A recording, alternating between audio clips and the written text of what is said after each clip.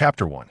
The Jiming tribe at 3 in the morning, the lights of the surgical room finally extinguished, the door swung open, and when Xiaoyu, clad in a white coat, emerged alongside several doctors and nurses.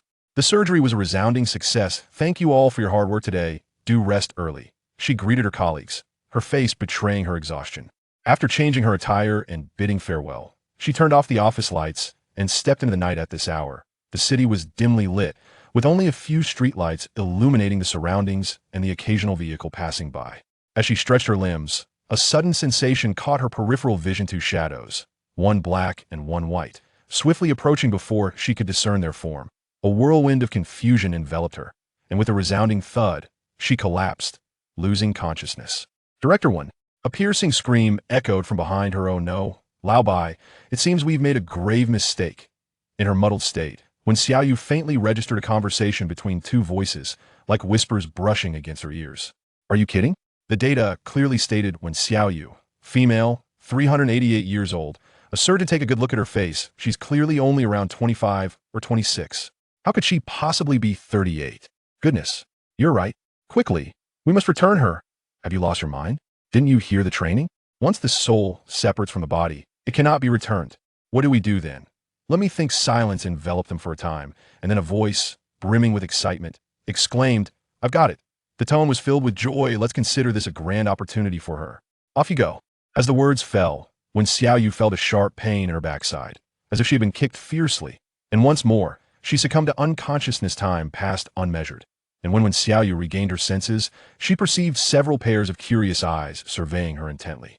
As she groggily opened her eyes, she was astounded by the sight before her. 5 or 6 towering figures, each approximately 6 feet tall, adorned with cat ears and tails, were gazing at her with intrigue. Their attire resembled fur skirts, leaving her uncertain of their authenticity. Cosplay. Yet upon closer inspection, it seemed as though these ears and tails were genuinely part of them, twitching slightly in response to their emotions, with their eye color shifting. In accordance with the light at that moment, a slightly stout, shorter individual with a cherubic face spoke. Is she the one mentioned in the prophecy? I've never seen a specimen like her before. Meow. Why doesn't she have fluffy ears and a tail? When Xiaoyu was taken aback, although he spoke a language unfamiliar to her, she comprehended every word. Why isn't she speaking? Meow. Could she be mute? The cherubic-faced one leaned in closer, his bright green eyes sparkling, sniffing the air around her. She smells quite delightful, he remarked, unable to resist licking his lips. In that instant, a shiver coursed through Xiaoyu and Yang. What have you done? Where on earth have you sent me?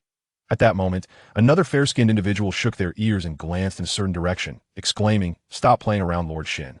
Tiger has arrived. When Xiaoyu instinctively turned to look, only to see several towering figures, clad in fur skirts. Approaching from afar, leading the group, was a well-proportioned male, with brown ears and eyes, and a powerful tail adorned with black and brown fur, exuding an aura of primal strength. As they drew within 10 meters, the 6 beastmen instinctively took several steps back, exclaiming in unison, Lord Shin Tiger. Everyone knelt on one knee, their expressions submissive. The pair of brown eyes lingered on Xiaoyu for a considerable time, not gazing at her face, but rather expressing curiosity towards the unfamiliar attire she wore. However, Shin Tiger soon maintained an impassive expression and gestured to those behind him. Take her away. Thus, when Xiaoyu was hoisted up like a chick by a towering male. Let me go. She could no longer suppress her struggles. Yet her strength was no match for the towering figure. The very act of her speaking astonished all the beastmen present. She can talk, and she's a female, quite pretty and fair, but unfortunately, she's rather deformed, lacking both ears and a tail. What exactly can she bring to our tribe? Disaster or prosperity? Who knows? I only heard that decades ago, a prophet foretold the arrival of an anomaly today, which would bring our tribe before he could finish. He departed with the beast father, said the cherubic-faced individual. In an instant, dozens of eyes were fixated upon her, some filled with malice, others with friendliness, causing Xiaoyu to feel utterly overwhelmed. Where on earth am I? She roared, a pang of anguish stirring within her. This is the Jiming tribe. The cherubic-faced individual spoke again. What breed are you? What on earth is the Jiming tribe? I am a human, not a cat. What breed of cat is a human? The cherubic-faced individual circled around her, suddenly enlightened. Because you lack the beastman's markings and are deformed, you can only be called human. Beastmen? When Xiaoyu felt an ominous premonition, yet she quickly suppressed it and looked toward their leader. Have you made a mistake in capturing me? Shin Tiger slowly turned his head, his brown eyes narrowing. This time, The gaze he cast upon her seemed to harbor a hint of dangerous hostility, causing Wen Xiaoyu to instinctively shrink back expecting him to say something. She was instead met with a cold sneer from the man referred to as Lord Shin Tiger, who made a gesture, moved forward at full speed. Hey, you really have the wrong person. Unfortunately, no one paid her any heed. The Jiming tribe resided atop a high mountain, featuring numerous square stone and wooden houses, while a few non-evolved feline creatures chased after a ball of twine in the open area not far off. Several humanoid figures with cat ears were engaged in a tussle, occasionally releasing blades of wind from their mouths, as if practicing. Wind blades? She must be hallucinating. Perhaps this world is nothing but an illusion, the realm of beastmen. When Xiaoyu glanced skyward and pinched herself fiercely, the pain eliciting tears from her eyes. Reality. With tears glistening in her gaze, she beheld the majestic structure before her. Resembling a grand palace, as she ventured deeper, she encountered an array of catfolk, each displaying a myriad of expressions, yet all shared a common trait. They scrutinized her. Hostile, benevolent, fearful, curious, astonished. Every emotion was representing Your Majesty. Xin who has returned. Xin who announced, bowing slightly as he addressed the elevated throne.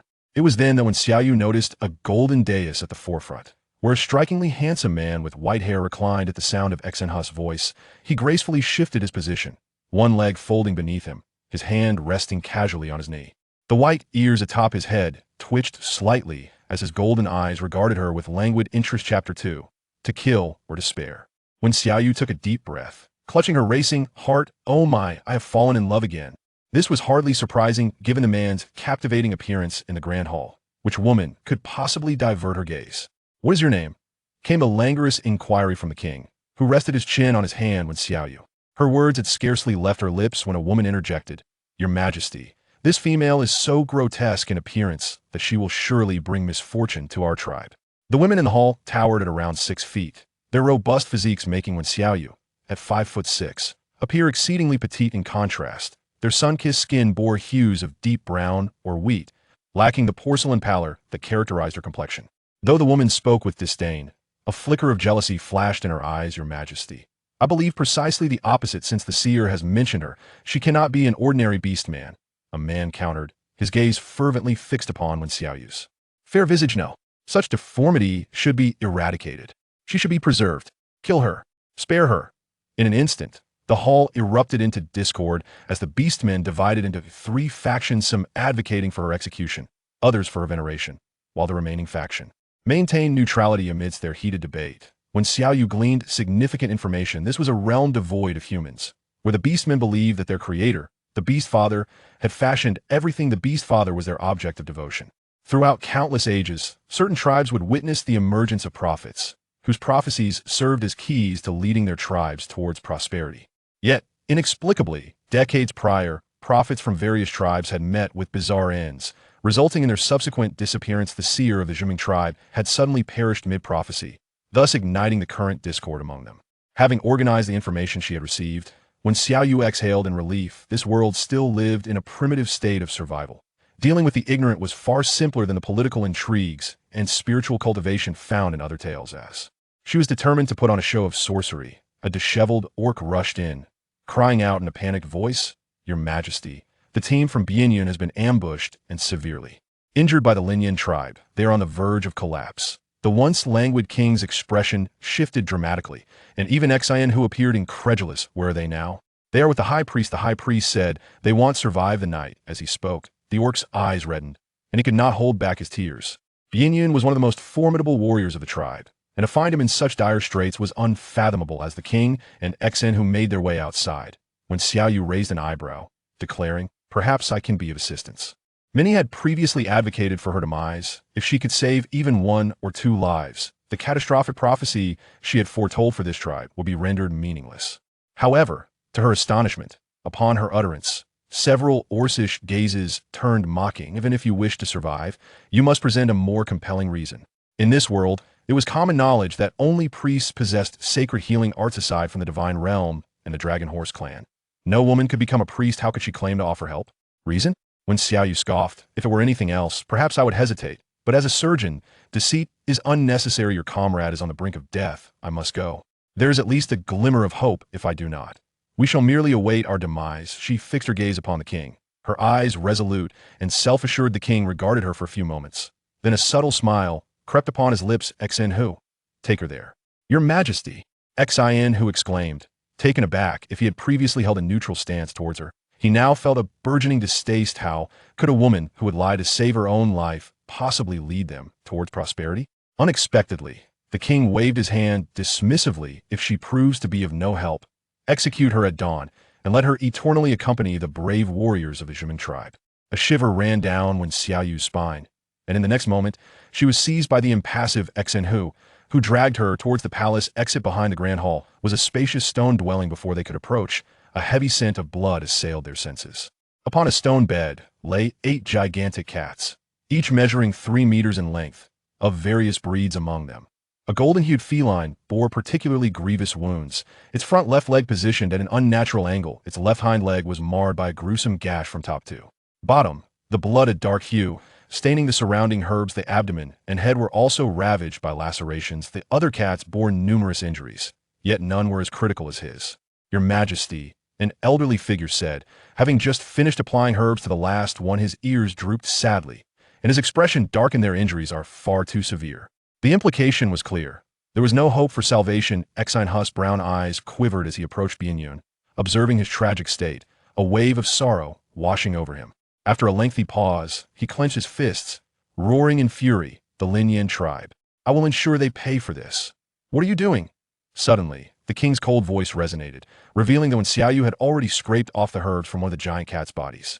This particular feline bore 2 gaping wounds on its back, seeping dark blood, accompanied by a faint, unpleasant odor. The surrounding skin had swollen significantly. These herbs alone cannot cleanse the serpent's venom. Although the reason for such extensive wounds was unclear, it was evident they had been bitten by a snake. If the toxins lingered within for an extended period, survival would be improbable. Nonsense. Upon hearing her medical expertise questioned, the high priest's face turned a shade of green, especially since it was a woman making the claim. In their previous confrontations with the Linran tribe, they had treated poison in this manner, yet this time they had been ambushed, resulting in severe injuries. When Xiao Yu disregarded him, directing her gaze toward the king, I require a sharp knife, scissors, hot water, high-purity alcohol, thread and needle, cotton cloth, sturdy wooden sticks, and hemp rope. She listed a dozen items in one breath, pausing only to add, and herbs that can induce unconsciousness. Having observed the transformed feline bodies, which appeared robust and exhibited signs of combating the toxins, she believed that with prompt medical attention, they might still survive, especially the golden gradient one. For time was of the essence. Why do you need alcohol and cloth? Upon hearing these 2 items, Xin Hu became immediately wary.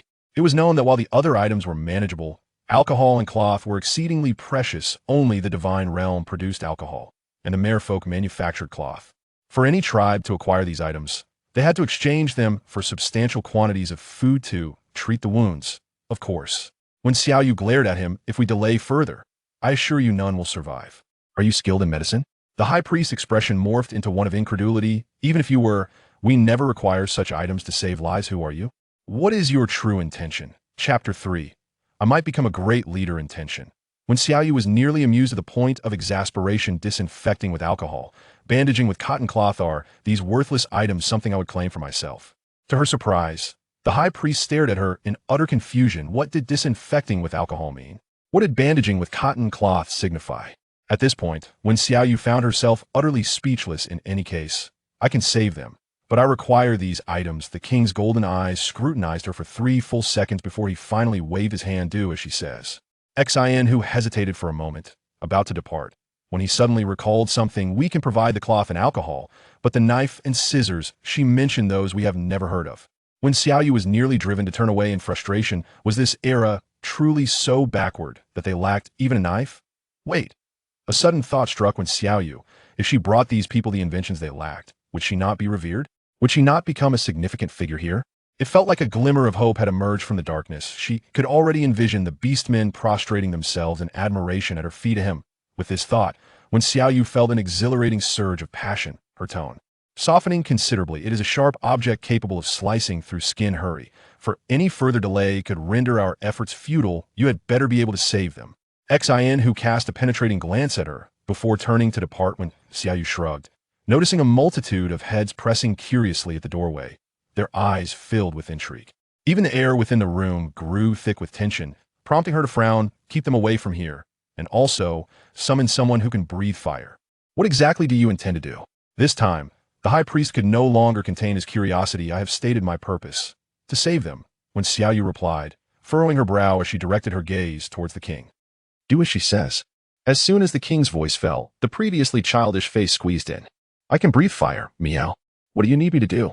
At this moment, under the king's command, the onlookers had to disperse. When Xiaoyu examined the structure of the house, made of stone, which should be quite fire-resistant. Use your fire to burn everything inside, but remember to avoid them. Zhugan glanced at the stone bed and nodded. All right, Miao. No problem, Miao.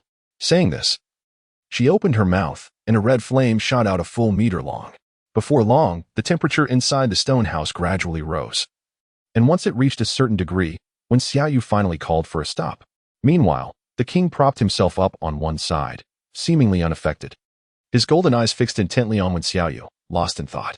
Soon, Xian who delivered the items, instead of scalpels, there were several sharpened stone blades, bone knives, and bone spurs. The alcohol was just a meager small jar. The cloth was rough and insufficient in quantity, but it would suffice. All right, from now on, do not move. As she spoke, she poured out some alcohol, soaked the stone blades and bone knives in it, and meticulously cleaned her hands before approaching the golden gradient. She disinfected the area around his wound with alcohol, took a look, and ultimately, with the bone knife in hand, she made a swift cut. Before the people in the room could react, a piece of blackened flesh had already been severed. A foul stench permeated the air. What are you doing? Xian, who was the first to react, astonished that she dared to cut into Bianyun's flesh right in front of them.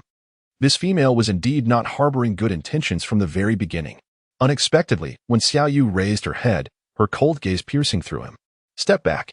At this point, the high priest was dumbfounded, completely unable to comprehend her actions, only knowing that, in his perception, she was harming Bianyun.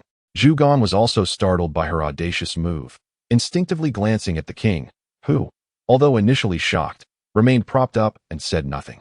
Goodbye, Wen Xiaoyu. After uttering this phrase, she focused intently on continuing the surgery. The leg wound was manageable. She released the black blood until red blood flowed out. And only then did she breathe a sigh of relief, threading the hemp rope through the bone spur to stitch the wound. When she cut open the abdomen, Bianyun suddenly convulsed, on the verge of waking up. Wen Xiaoyu swiftly pressed herbal medicine onto his face. Remarkably, the herbal remedy took immediate effect, causing the golden gradient to fall into a deep slumber, leaving the onlookers utterly astonished. The abdominal injury was relatively minor, and after she treated it, she turned her attention to the head, which was only lightly wounded.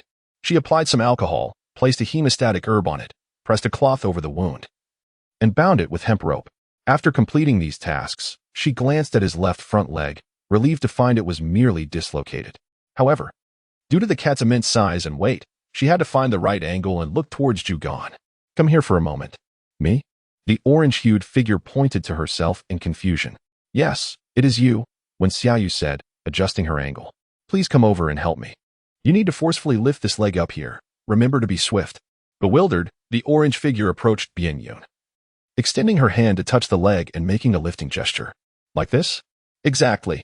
His leg is merely dislocated. Lifting it back should restore it. I lack the necessary strength. Wen Xiaoyu nodded. In comparison to these beast men, she felt as fragile as a chick, especially when faced with such a formidable creature.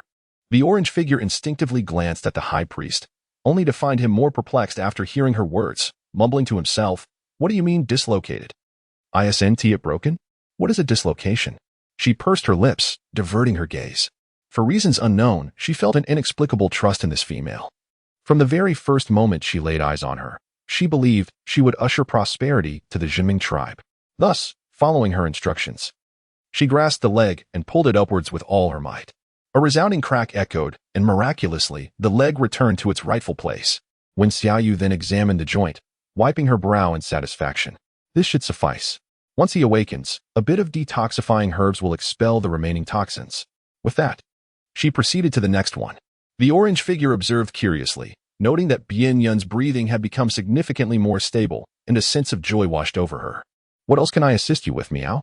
When Xiaoyu cast a glance, sensing his kindness, her expression softened considerably. After all, she had no resistance against the charming little cat. Please help me pass this, she requested. Certainly, Miao, No problem, came the reply. Thus, an unprecedented scene unfolded within the stone chamber. A disabled female, accompanied by a slightly plump humanoid cat, practiced her healing art. Hours later, when Xiaoyu finally concluded her task, feeling as if she had emerged from the depths of water. Please use fire to warm this area. I shall step outside for a moment, she said. Turning to the high priest, can you find a herbal remedy to counteract the snake venom? Chapter 4. One must be adaptable and resilient certainly, the high priest responded, utterly astonished. The condition of the cats had improved dramatically, leading him to ponder if this female hailed from the divine realm. For only women from such a domain possessed healing skills. Her appearance was certainly not of the Longma clan. The king and Xin who exited the stone chamber, only to find a throng of catfolk outside, eagerly awaiting their emergence. Your Majesty, what of this female? Shall she stay or depart? A female catfolk cast a jealous glance at Wen Xiaoyu's face. Despite her current disheveled state, her visage was undeniably striking, capable of capturing attention even amidst a crowd. Surely, her disarray must be a consequence of the astute king exposing her transgressions. What are you all saying, Miao? Bian Yun and the others have already been rescued. Zhu Jian shot an irritated glance at her, defending their companion. What? Not only the envious female, but the others were also taken aback. She had saved everyone? Those were the very individuals the high priest had deemed beyond salvation. How could it be possible for a disabled female? At that moment, the high priest, who had been administering medicine inside, suddenly dashed out in a flurry, his face pale as he addressed Wen Xiaoyu. They are running a fever. What have you done to them? Wen Xiaoyu, now thoroughly incensed, retorted, how can you claim to be a doctor when you do not even understand why they are feverish? The reason is that their self-healing systems are still functioning. Simply fetch some ice to cool them down. Self-healing system? What on earth is that? The high priest was once again left in bewilderment. Wen Xiaoyu suddenly felt an overwhelming sense of powerlessness. How antiquated are their medical practices? It seems I must take the time to enlighten them. With a sigh, she decided to find some ice.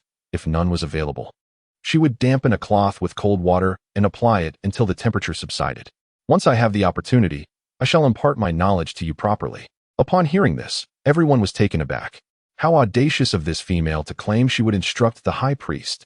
It is well known that their high priest is among the most distinguished of all the surrounding tribes. Such arrogance is unfathomable. To their surprise, however, the high priest nodded, seemingly in understanding, and turned to seek ice. This left the catfolk utterly bewildered. Some questioned how she could dare raise her voice at the high priest, while others outright refused to believe she had just saved a life. A few launched into a tirade against her. You speak nonsense. It was she who saved Bianyan. And she is also adept at brewing and weaving. Zhu Gan, in a fit of exasperation, stood protectively in front of Wen Xiaoyu, engaging the catfolk in debate. In an instant, the atmosphere fell silent once more. She can brew? She can weave? Such blatant fabrications. Your Majesty, do not allow yourself to be deceived by her. Observing the fervor of the catfolk, Wen Xiaoyu felt a mix of incredulity and amusement, turning to the king, who was equally fixated on her. Do you have anything to say?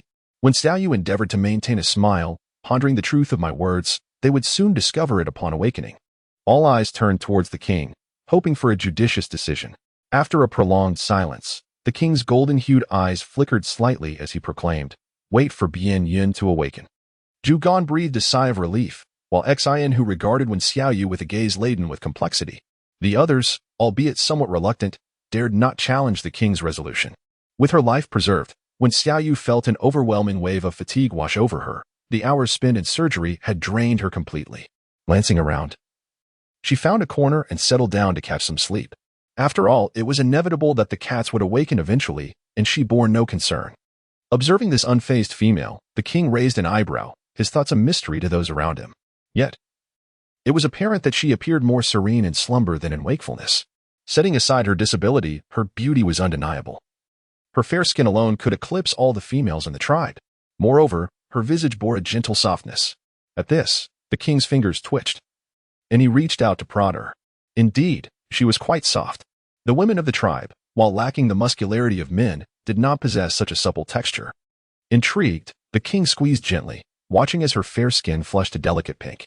In her dreams, Wen Xiaoyu muttered in discontent, prompting the king to retract his hand. His expression inscrutable as he observed her.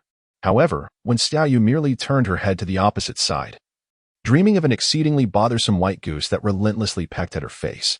Damn it! Will you compensate for my ruined looks? She fumed, having already retreated. Yet the creature continued its pursuit. In exasperation, she swatted at it. A resounding slap echoed, jolting when Xiaoyu awake. Upon opening her eyes, she was met with the visage of a strikingly handsome face mere inches from her own, with golden eyes reflecting a flicker of anger. Recalling the sensation from her dream, a chill ran down her spine. Oh no, had she just struck this individual in her slumber? But why, pray tell, are you appearing before me in such a manner? When Xiaoyu felt overwhelmed, her heart heavy with the mounting wrath emanating from the other party, making it difficult for her to breathe. I didn't mean to. She pleaded, forcing a smile that was more painful than tears. What do you think? She nearly spat through clenched teeth as the words escaped her lips with great effort. While the king's face was a mask of fury, to be struck down by a female was a profound humiliation. In this era, females were scarce. Yet that did not mean he held them in high regard. Only the formidable beastmen possessed the merit of survival.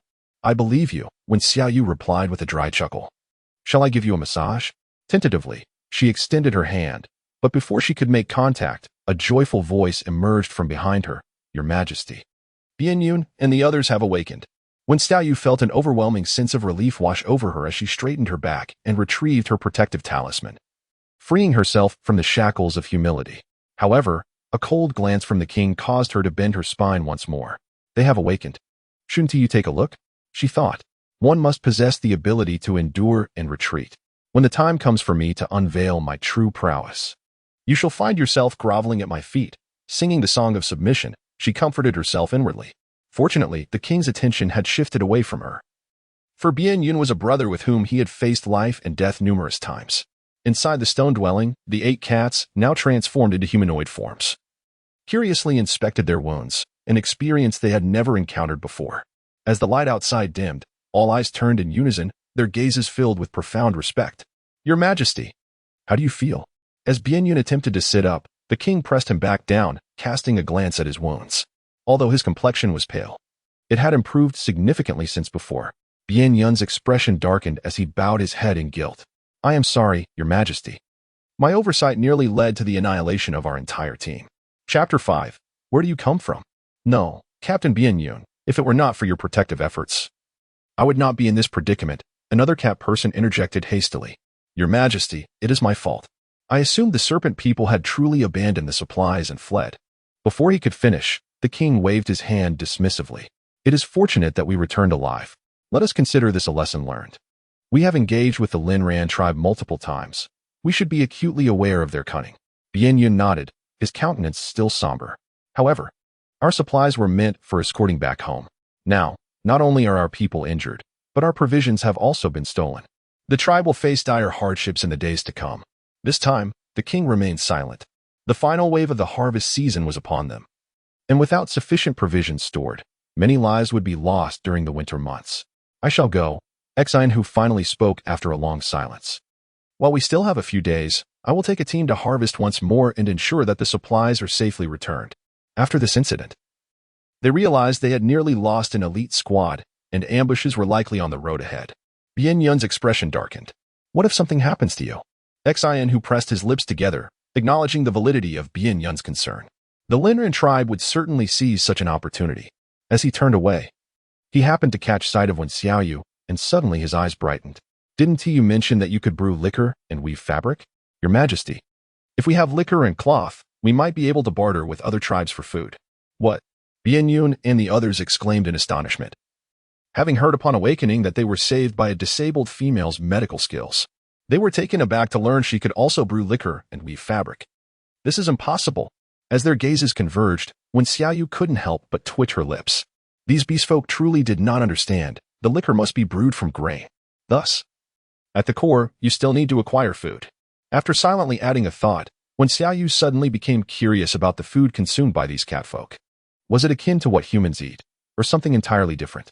Recalling her initial awakening surrounded by towering trees, she felt that the sustenance they referred to could not be so simple. What if she found it unpalatable? This presented a significant dilemma. She had been quite the foodie in her modern life, and if she could not savor her beloved dishes, what meaning would life hold? So, what do you typically eat? She inquired.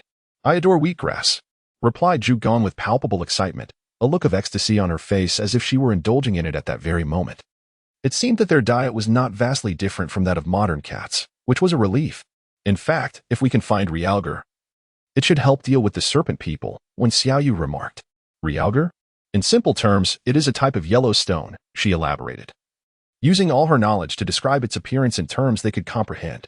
It is commonly found near volcanic regions, and with it, the serpent people should not pose a threat. I've seen that before, Zhugan exclaimed, suddenly animated, pointing towards the back mountain. I used to find it often while playing there. When burned, it emits a foul odor. Yes, when Xiaoyu nodded enthusiastically, pleasantly surprised by how easily the solution had come to light. But why would the serpent people fear realgar? Zhugan pondered, scratching her head in confusion, unable to grasp what was so intimidating about a mere stone. When Xiaoyu opened her mouth, gazing at the multitude of questioning faces before her, taking a deep breath, she likened their curiosity to the fascination one might have for catnip.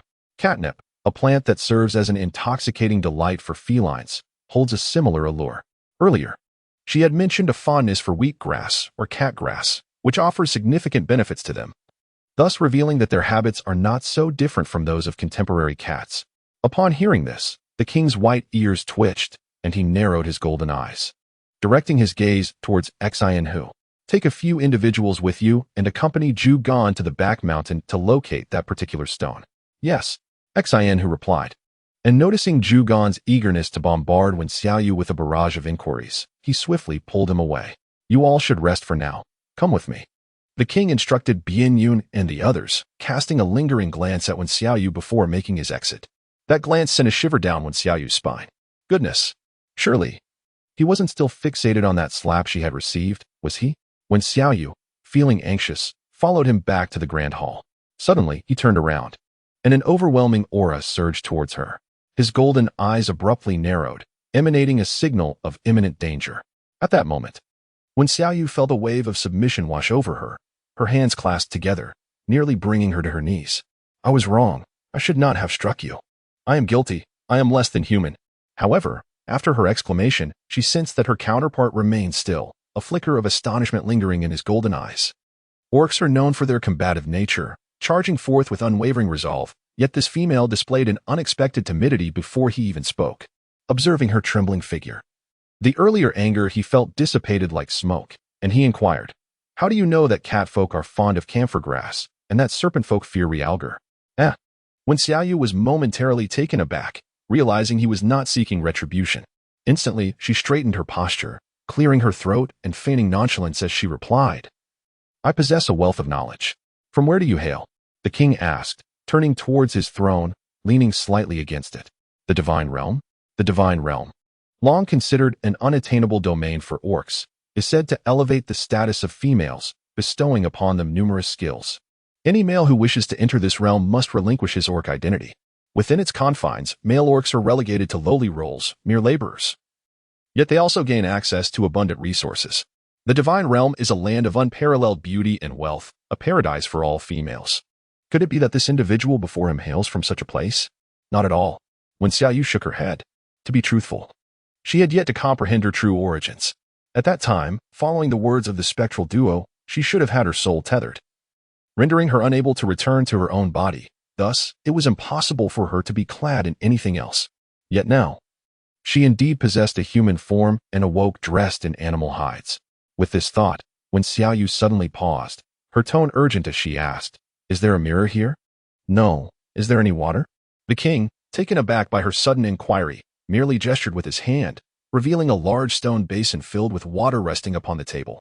When Xiaoyu stepped forward, and upon closer inspection, she was utterly bewildered. Though the reflection was somewhat indistinct, it was evident that the visage before her was not her own. Rather, it was a countenance far more exquisite than her original. Thus, she realized she had transmigrated.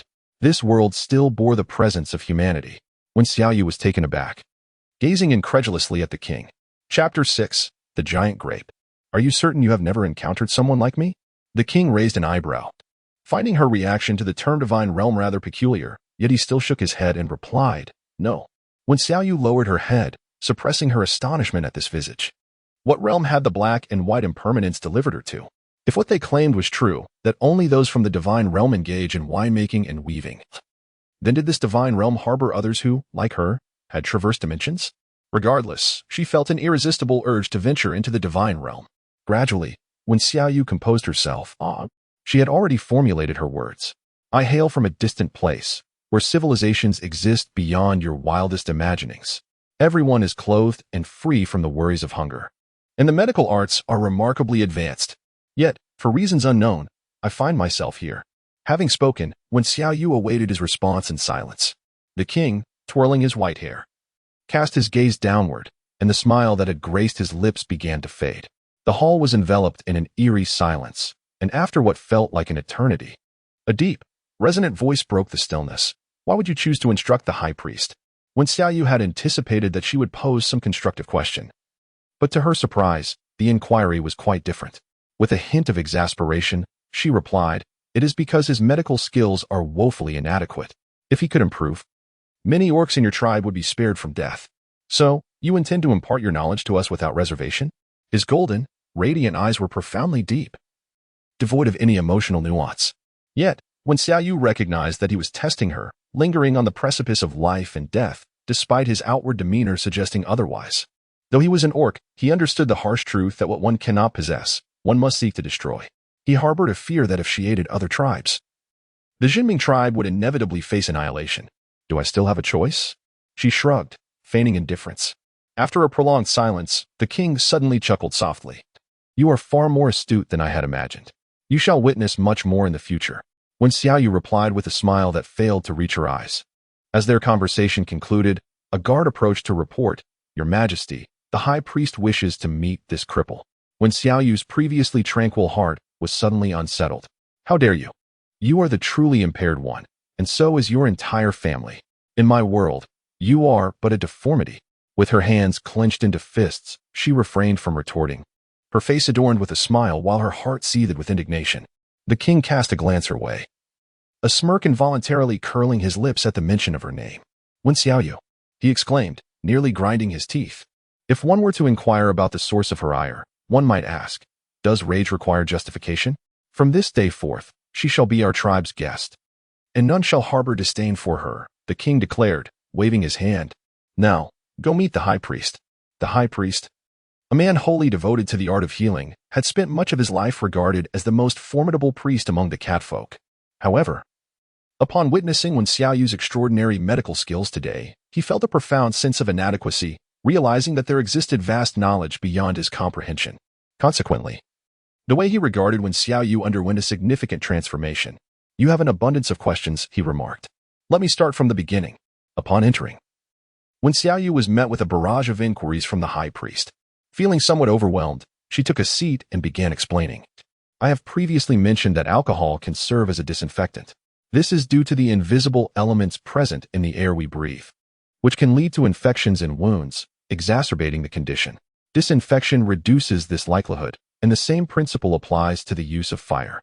As for why one must enlarge the wound, it is because failing to excise the affected tissue can cause healthy skin to deteriorate as well. Finally, suturing the wound with needle and thread facilitates swifter healing. The high priest listened intently, albeit with only a partial understanding, nodding in acknowledgement, causing his grizzled beard to tremble with fervor. But how do you accurately determine how much tissue to remove? What if there is excessive bleeding? Moreover, how do you know that Bian Yun's bone is not fractured? When Xiaoyu sighed, it's here, the 100,000 questions. She rose to assist the grand priest in taking a seat. Dear elder, I understand your insatiable thirst for knowledge. Yet what I share with you now may not be fully comprehensible at once. How about this? I shall begin teaching you fundamental concepts starting tomorrow. What do you think? Really? The grand priest's eyes sparkled with excitement as he regarded the seemingly frail young female before him, who radiated an astonishing brilliance. Indeed, when Xiaoyu nodded earnestly. Suddenly, a loud rumble echoed from her stomach. Gurgle. When Xiaoyu cast a fleeting glance at him, her expression fraught with embarrassment. The high priest immediately grasped the situation and chuckled. Ah, you're hungry. I'll have them prepare a meal for you right away. Before long, a female-kept person approached, carrying a platter of food. Upon seeing it, Wen Xiaoyu felt a twitch at the corner of her mouth. The tray was adorned with a heap of catnip and several shriveled, unidentified fruits. In that moment, she found herself yearning for rice, noodles, bread, braised chicken, pork ribs with potatoes, cucumber and ham, and soy sauce duck. Wen Xiaoyu, with a sorrowful expression, picked up the dark, fist-sized fruit and, with a mere semblance of intention, took a bite. The moment the juice touched her palate, her expression transformed into something nuanced. Goodness, this is unmistakably a grape. A grape of such magnitude? She stared incredulously at the fist-sized grape, disbelief etched on her face as she took another bite. Indeed, it tasted like grape, with a few more days of sun. It would surely turn into wine. The high priest, upon witnessing this, felt a flicker of joy. Initially, they had little interest in such fruits, but it seemed to have taken quite a liking to them. Earlier, the orc who had delivered the food received a sharp glare from the high priest. Yet no further words were exchanged, as it was unexpected that she would find such delight in them. When Xiaoyu remained oblivious to his thoughts, gazing at the colossal grape, she suddenly pondered whether other foods in this world could also be of such size. The cat grass was cut into inconspicuous segments, prompting her to inquire, "Is there more of this grape?" "There should be, though I'm not entirely certain." "Why do you ask?" "Of course, it can be used for winemaking." As she spoke, she took another bite. Although it was nearing the stage of a raisin, its flavor remained rich and robust. If used for crafting wine, it would undoubtedly possess an exquisite taste. At this revelation, the high priest was utterly astonished. "Are you suggesting that wine is made from this?" he exclaimed. "Goodness! How much have they wasted in the past?" These fruits are primarily favored by the newly born kittens due to their sweet and tangy flavor. Yet such tastes are not suited for the adult catfolk. When Xiaoyu felt somewhat weary, "What I mean is, it can be utilized for brewing wine. But your wine is not necessarily produced from it." Upon speaking, she inevitably noticed the dazed expression of the high priest, prompting her to add, "Many foods can be used for winemaking." Chapter 7.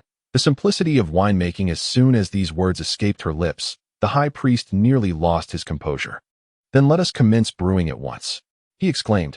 "Not so fast," when Xiaoyu replied, "I must first examine what provisions you have here." As she finished the last grape, albeit excessively sweet, it was better to have something to eat than nothing at all. The provisions of the cat people were divided into 3 storages. Yet the supplies had dwindled significantly, as when Xiaoyu expressed her desire to enter, the vigilant guards, wary of her pilfering something, remained on high alert. Ordinarily, as an outsider, she would not have been permitted entry, but the high priest, eager to discover which foods were suitable for winemaking, insisted on bringing her inside. A cursory glance revealed that nearly half of the contents consisted of catnip, with some of the grass reaching nearly half a person's height. Additionally, there were some unidentified meats, and in one corner, a few giant grapes alongside obscure fruits. "Have you made any discoveries?" the high priest inquired with palpable excitement. "Most of these fruits are viable, though the purity of the wine produced may not be particularly high.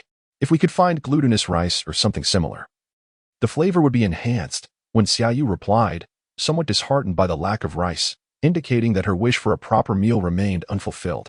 "Then let us hasten to begin." The high priest, upon hearing this, was nearly propelled into a leap of excitement, eager to witness the wine she had described. When Xiaoyu nodded slightly and pointed to a pile of grapes in the corner, with the assistance of the high priest, they swiftly cleaned dozens of oversized grapes. Although the fruits appeared somewhat withered, they were still usable. After peeling the grapes and removing the seeds, she was preparing to crush them when the high priest intervened. When Xiaoyu cast a puzzled glance at him, noticing his exceedingly serious expression, "You lot, take these to the king's chambers," the high priest commanded the nearby catfolk, who had gathered to watch, their faces falling in disappointment. They had anticipated witnessing the winemaking process, only to be let down. Upon arriving at the royal chambers, they found the king resting. When informed that when Xiaoyu intended to brew wine, he expressed mild surprise, asking, "Can you really make wine with these?"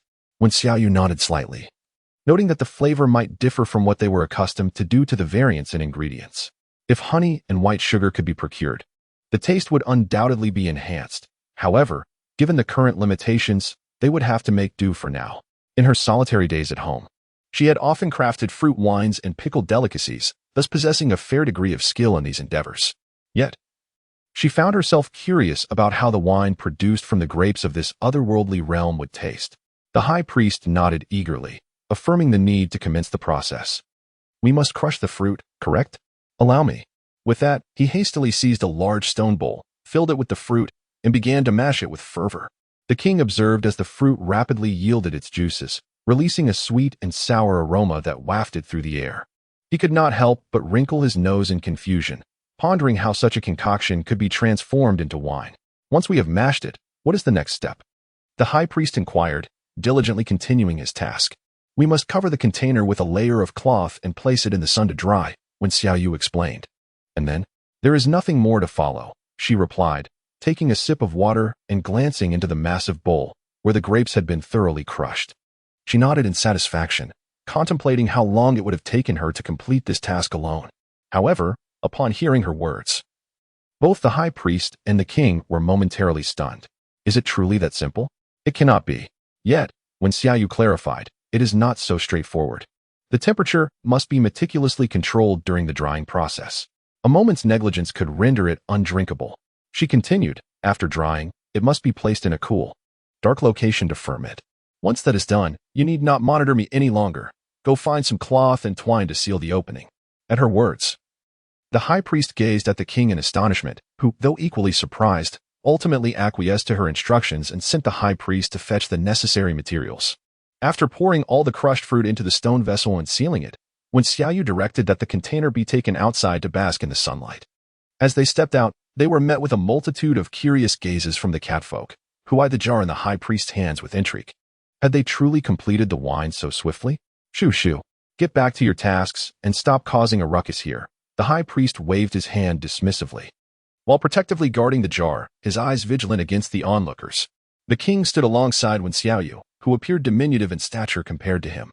In this world, females of such a slight build were often not favored by males, as they posed a higher risk of mortality during childbirth.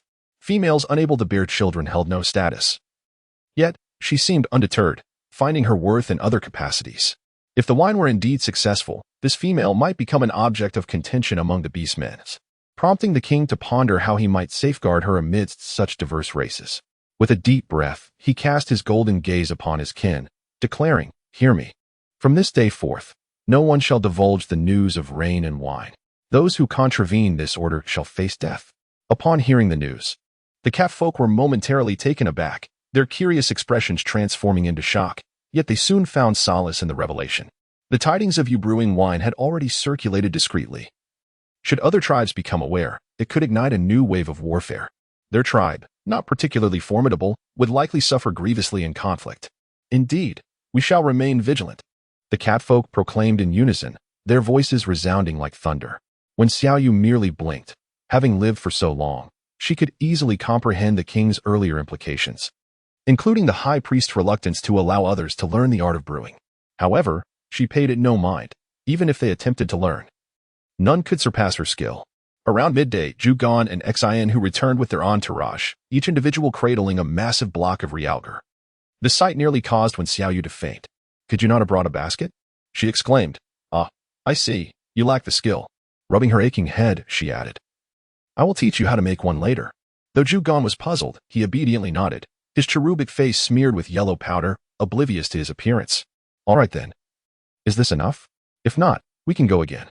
"This is more than sufficient," Wen Xiaoyu replied hastily. "First, crush these stones. The finer, the better. Take some with you as you head out." Zhu Gan, thrilled by the instruction, eagerly began hauling the large chunks of realgar, calling to the other catfolk as they departed. Xian who cast a curious glance at the high priest guarding the jars but refrained from further inquiry. At that moment, Wen Xiaoyu pondered a certain matter, and once resolved, she turned to the king and asked, "May I accompany you while foraging for food?"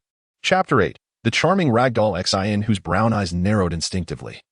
A note of caution in his voice. "You intend to escape." Wen Xiaoyu could not help but roll her eyes.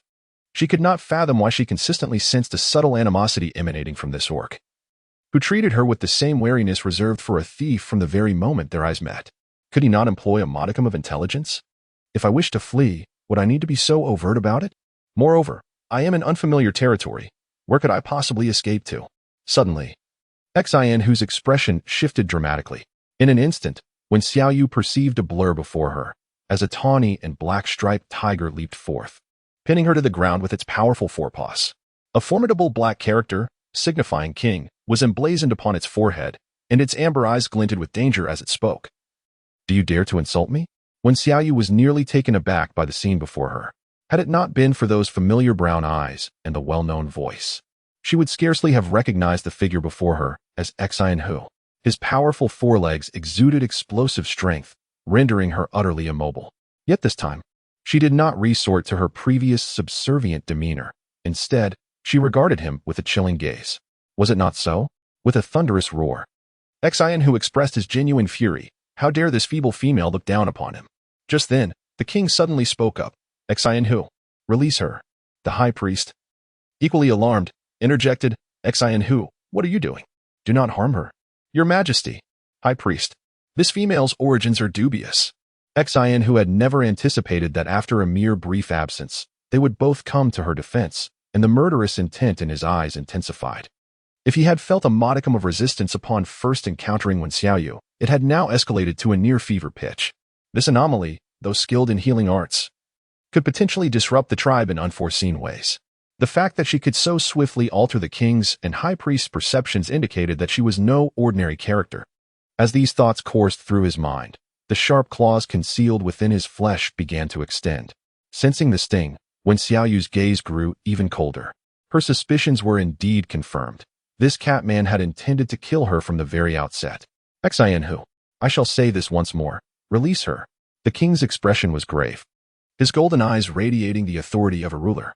Xian, brown eyes narrowed repeatedly before he gradually retracted his forepaws, transforming into his humanoid form, and coldly regarded Wen Xiaoyu on the ground. Wincing in pain, she touched her shoulder. If her assumptions were correct, that last strike had indeed broken her skin. Fortunately, the wound was not severe, though she was left uncertain about the risks of tetanus or rabies. Depart for now. Sensing Xian, unsettling demeanor, the king issued a command, and the high priest promptly guided him away. You are indeed audacious, the king observed her expression, recalling how she had once desperately sought to ingratiate herself to save her own life. He wondered what had emboldened her to stand her ground under Xian claws.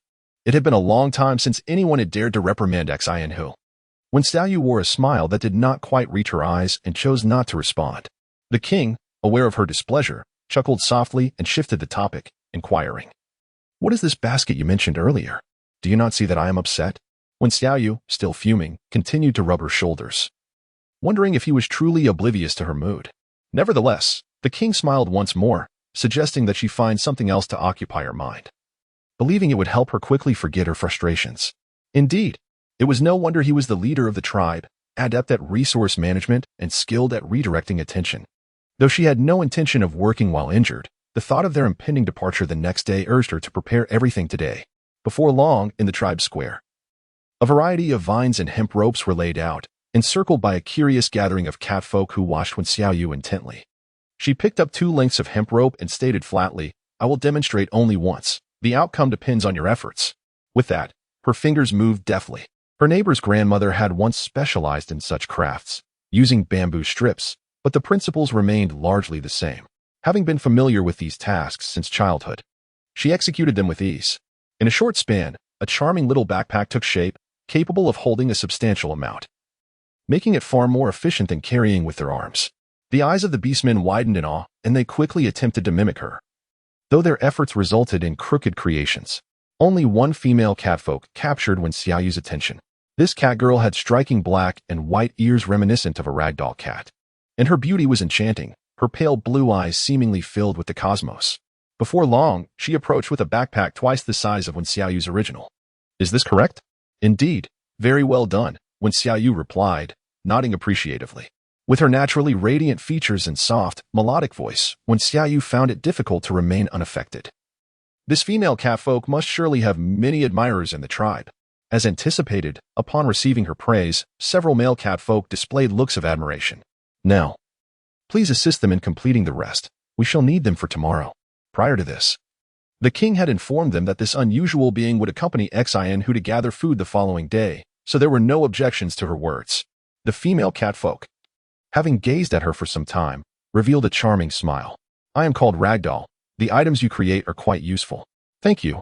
I am Wen Xiaoyu. You may call me you. I will go back to work now. Ragdoll smiled again and turned to continue assisting those catfolk who had yet to learn the art of weaving. Wen Xiaoyu nodded, found a comfortable spot to recline, and then closed her eyes to rest. Until the evening, when a sliver of twilight still lingered on the horizon, dozens of large baskets appeared before her. Wen Xiaoyu stretched contentedly, loosening her limbs, and thought to herself, well, my task is complete. As night descended, she found herself assigned next to the royal chamber. Such an arrangement sparked envy among the other feline women, for the king had remained without a companion until now. It would indeed be a lamentable loss if this unusual being were to seize the opportunity first. After indulging in a few grapes, when Xiaoyu felt overwhelmingly tired and decided to settle down on the bedding for a good night's sleep, the animal hide was thick and provided warmth, proving practical in such weather. Time passed, though she could not discern how long, when a deep voice echoed through the darkness. "What is your world like?" When Xiaoyu stifled a yawn and turned over, even in the evening, light persisted. She savored exquisite dishes while donning elegant garments, engaging in song and dance. Each day, she toiled diligently for her work, free from the struggle for sustenance, as everyone cherished peace. Work? Indeed, it is the task at hand. Only by fulfilling it can one earn money to procure food. When Xiaoyu murmured in a daze, overwhelmed by fatigue, "Isn't it said that one need not worry about clothing and food?" The king queried, somewhat perplexed. Chapter 9. The Serpent Man Lin Yua. Society does not support the indolent. As long as one is industrious, starvation is not a fate that befalls them. However, inaction guarantees deprivation. "Well, I truly must sleep now," when Xiaoyu mumbled, covering her ears, clearly uninterested in his inquiries. Meanwhile, the king lay in bed, gazing out at the moonlight, yet sleep eluded him. The night deepened, and the dew thickened. Autumn had arrived. And soon the bitter chill of winter would ensue. Each year, during the frigid season, the Jiming tribe would face starvation, and those deemed weak, unable to contribute to the tribe's prosperity, were inevitably abandoned. The king turned over, illuminated by the moonlight, and regarded Wen Xiaoyu. A glimmer of hope ignited within his golden eyes. Perhaps one day, with her assistance, the tribe would no longer witness the perishing of beast men nor endure the ravages of war. The following morning, Wen Xiaoyu felt an incessant poking at her face as she groggily awoke, only to be startled by a handsome visage with striking white ears looming mere inches from her own. "What are you doing?" Though undeniably attractive, anyone would be taken aback to see such a face so close upon waking. To her surprise, the king, with an air of curiosity, calmly stated, "It is time for you to rise. You must join them in their departure." He then rose and returned to his fur-covered seat. When Xiaoyu cast a doubtful glance, finding nothing amiss, instinctively she touched her face, wondering if it was merely an illusion. We have come to fetch you. Are you ready?" At that moment, the excited voice of Jijin echoed from outside. As when Xiaoyu stepped out, she was greeted by a dozen robust beastmen standing behind him. Having learned from Bian Yun's earlier admonition, they had reinforced their ranks within the team. Carrying the basket she had woven the previous night and filled with ample arsenic in the leather pouches at their waists, Xian, who stood at the forefront, his expression inscrutable. Yet he did not cast a glance in her direction. The king emerged, surveying everyone with an authoritative gaze, his voice resonating with gravitas. "You are the last hope of the tribe. This time, it is imperative that you return with sustenance, otherwise, many of our kin shall depart from us this winter." "Yes," Xian who responded, standing tall. "Let us depart." With the king's words hanging in the air, Xian who was the first to turn and leave. Upon witnessing this, Wen Xiaoyu said nothing further and followed behind. As Zhugan walked ahead, she intentionally lagged a few paces, bending down to glance at her and whispering, "We are still quite afar from the food harvesting spot. How about I carry you, meow?" With that, a radiant smile blossomed upon her face, complemented by her doll-like features and orange cat ears, melting Wen Xiaoyu's heart. "Is that all right?" "No problem, meow." "You aren't heavy at all," Zhugan replied, her smile widening as she cheerfully handed the basket to the cat person in front. Then, she squatted down and patted her shoulder, saying, "Although I may not possess the combat prowess of Lord Xian Hu, I can still carry you." Wen Xiaoyu was immediately touched and leaned closer, exclaiming, "What a wonderful person.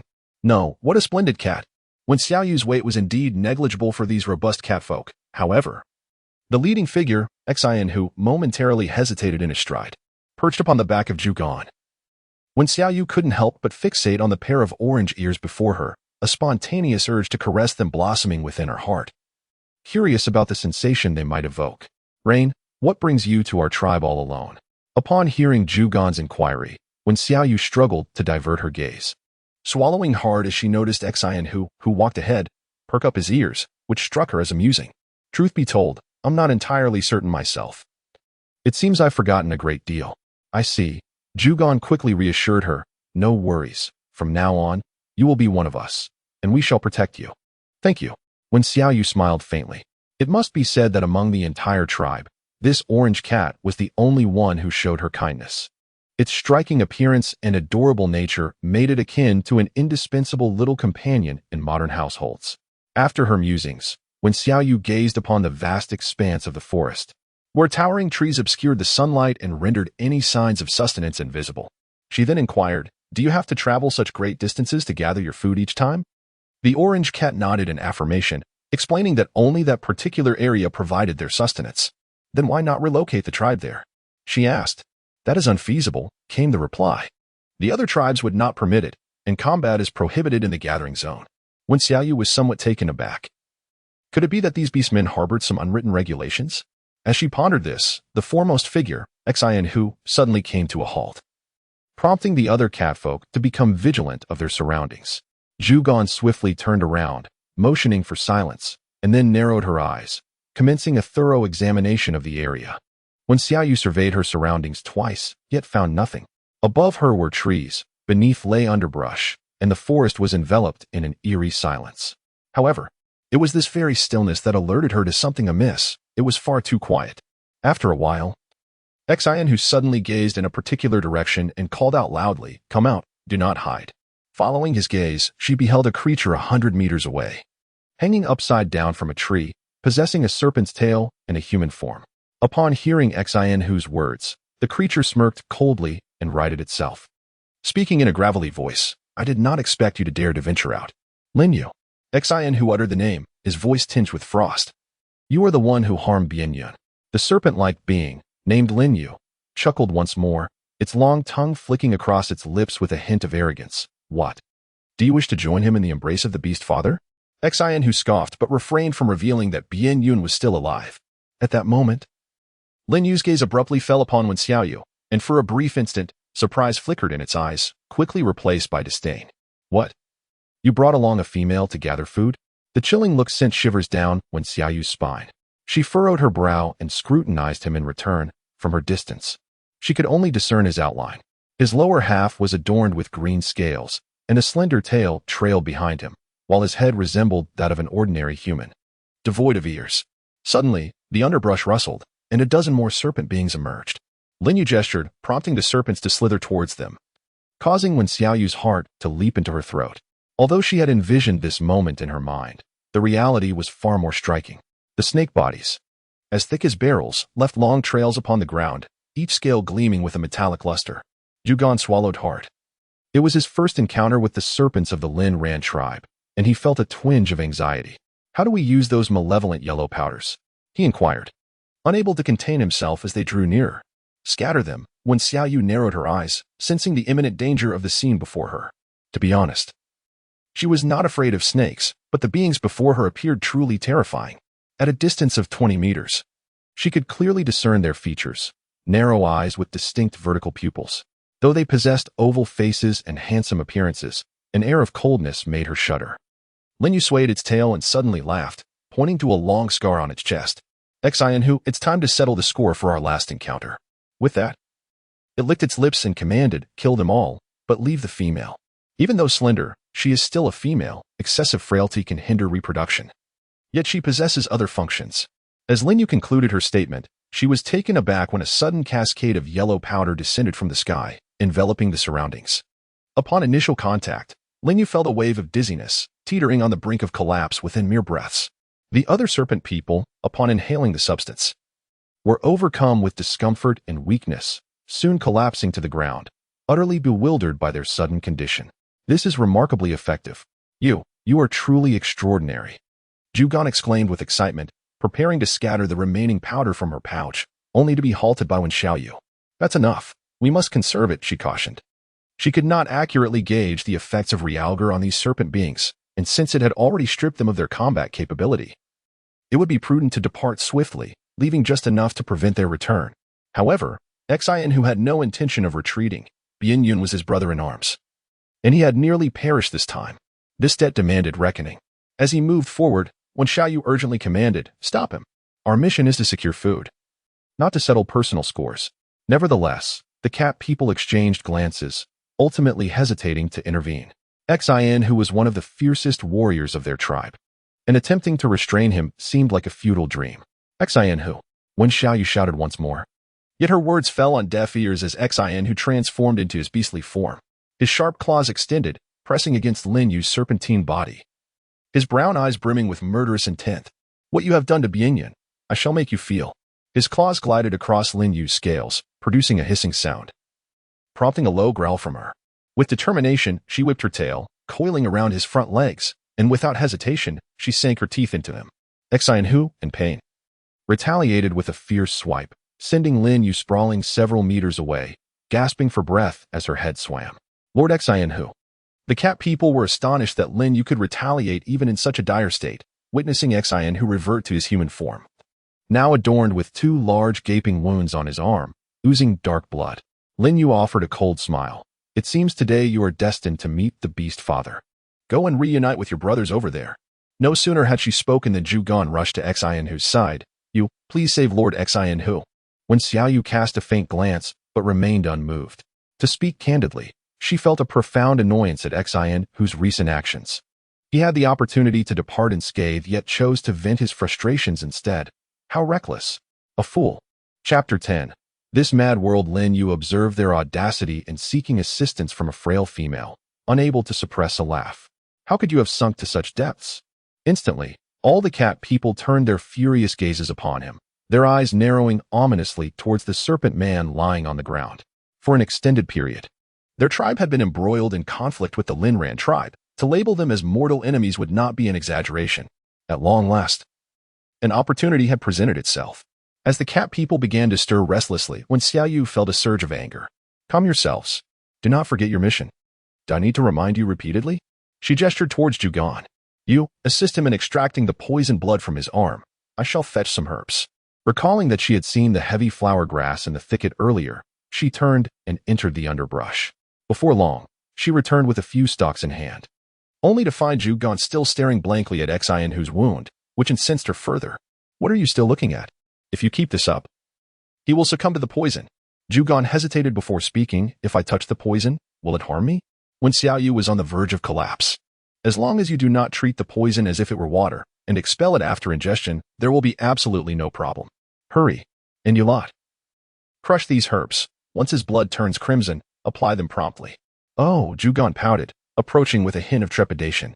The remaining cat folk did not dare to delay, swiftly following her instructions to strike the herbs with their fists. Upon witnessing the scene, when Xiaoyu found herself at a loss for words, her heart weighed down with exhaustion. If this continued, she would surely be driven to despair by these beast men. Meanwhile, Lin Yu remained oblivious to their actions, but was strangely intrigued to observe that these cat-like beings were heeding the words of a female. It appeared as though she was performing a form of healing on Xin Hu. How could a female possess such medical prowess? Lin Yu's pupils narrowed to a pinprick. Yet the manner in which they conducted themselves was strikingly reminiscent of their high priest healing practices. Who, then, was this enigmatic female? Soon, Zhu Gan extracted the poisonous blood, while the other catfolk applied the crushed herbs to Xin Hu's arm. When Xiaoyu gazed coldly at him, stating, if you still wish to seek revenge, so be it. Should you find yourself injured again, do not expect my assistance. I have always detested those who refuse to heed counsel. Upon finishing her words, several catfolk trembled and cast wary glances at Xin Hu. Even the king seldom spoke to him in such a manner. Indeed, this cripple possessed remarkable audacity. However, to everyone's astonishment, Xin Hu did not retort this time. He lowered his head, covering his wound, and after a fleeting glance at her, silently rose to his feet. Let us go, the leader commanded, prompting the remaining catfolk to refrain from further discussion and swiftly follow suit, leaving Lin Yu and a group of feeble snakefolk behind. As they vanished from sight, one of the snakefolk mustered the strength to speak. Should we pursue them? Lin Yu narrowed his elongated eyes. Surveying the powder that clung to him, it made him exceedingly uncomfortable, and he surmised that his recent incapacitation was due to this substance. Yet, despite years of conflict with the Jinming tribe, he had never encountered such a thing. Could it be a result of that crippled female? Contemplating this, Lin Yu found the notion rather absurd.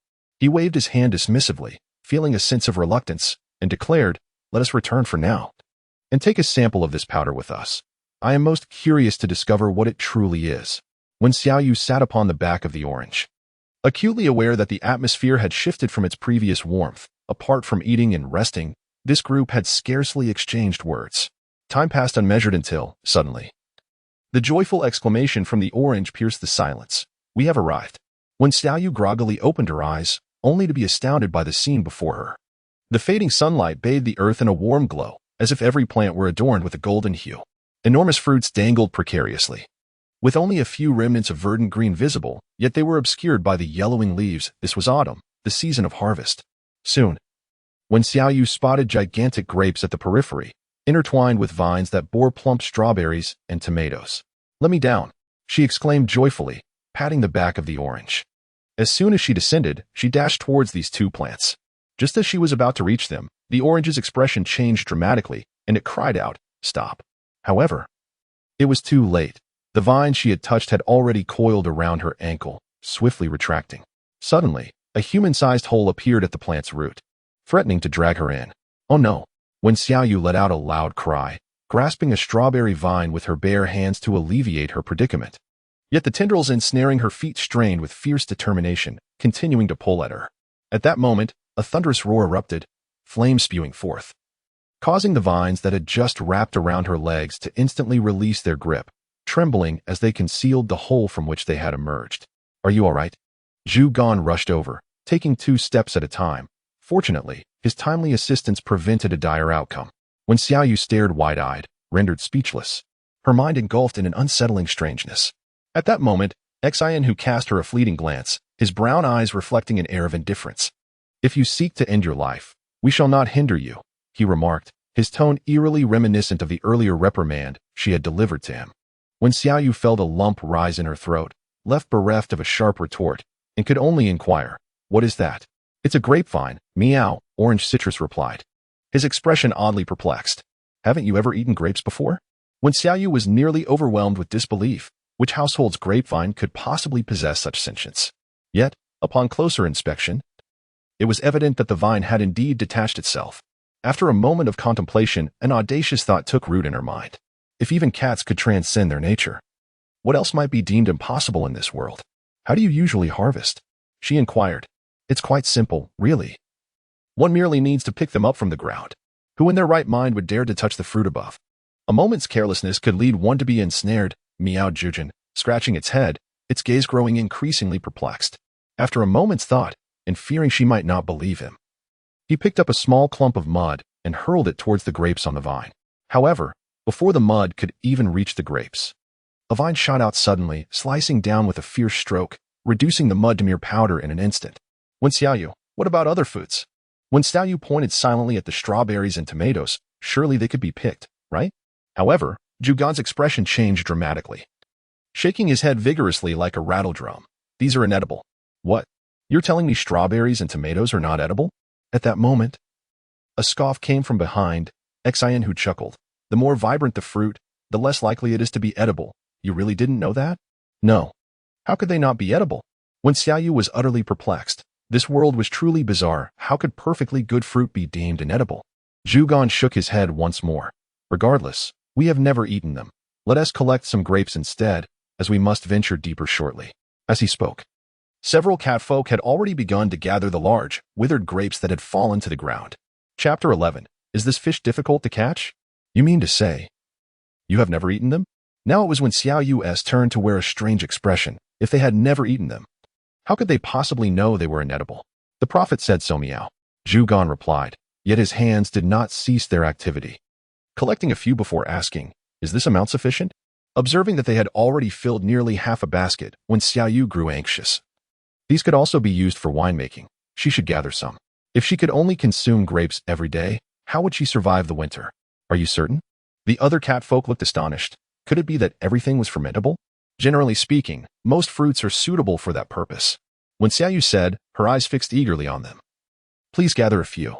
Zhu Gan and the other catfolk immediately glanced at Xian Hu, who frowned slightly before ultimately saying, "You'd best be sure they are edible," and then proceeded deeper into the woods. When Xiaoyu swiftly turned her gaze towards Jujin, who scratched his head and ultimately nodded. With a swift motion, he opened his mouth, unleashing a torrent of flames that instantly reduced the tomato plant to ashes, rendering the tomatoes themselves charred and exuding a delightful sweet and sour aroma. The other catfolk, not to be outdone, unleashed their own gusts of wind blades and water swords, knocking the tomatoes from their perch. Observing the roasted tomato, when Xiaoyu licked her lips in anticipation. As Jujin picked it up, she eagerly accepted it and took a vigorous bite. This tomato was nearly the size of a football, and with each bite, the juice flowed forth, illuminating her features with sheer bliss. The other catfolk watched with bated breath, anxious for her well-being. As she devoured more than half of the tomato, letting out a satisfied burp without any signs of distress, Jujin was overjoyed. She truly can eat, huh? Indeed. If only there were sugar, a sugar-coated tomato would taste even better. Scrambled eggs with tomatoes is simply divine. When Xiaoyu smacked her lips, savoring the lingering flavors. In her era, tomatoes were artificially ripened and notoriously firm, lacking this exquisite texture. Let us go see what else there is to eat. Having filled her stomach. When Xiaoyu felt considerably uplifted, humming a tune as she followed behind them. The deeper they ventured, the more wondrous this world appeared, reminiscent of Gulliver's travels, where every plant seemed magnified. As they journeyed, the catfolk harvested catgrass, and suddenly, when Xiaoyu's eyes sparkled with excitement, rice. It's rice. She thanked the heavens. Finally able to taste the bliss of rice. Not far ahead lay a small rice paddy, each grain the size of a fingernail, plump and ready, swaying heavily in the gentle breeze. Can that be eaten? Someone queried. When Xiaoyu nodded enthusiastically, eager to approach for a closer look. However, recalling her earlier experience, she turned back to ask, is there anything wrong? Jujin gazed incredulously at the rice field, contemplating, perhaps I should demonstrate it for you. Upon finishing his words, he bent down to pick up a small clod of earth.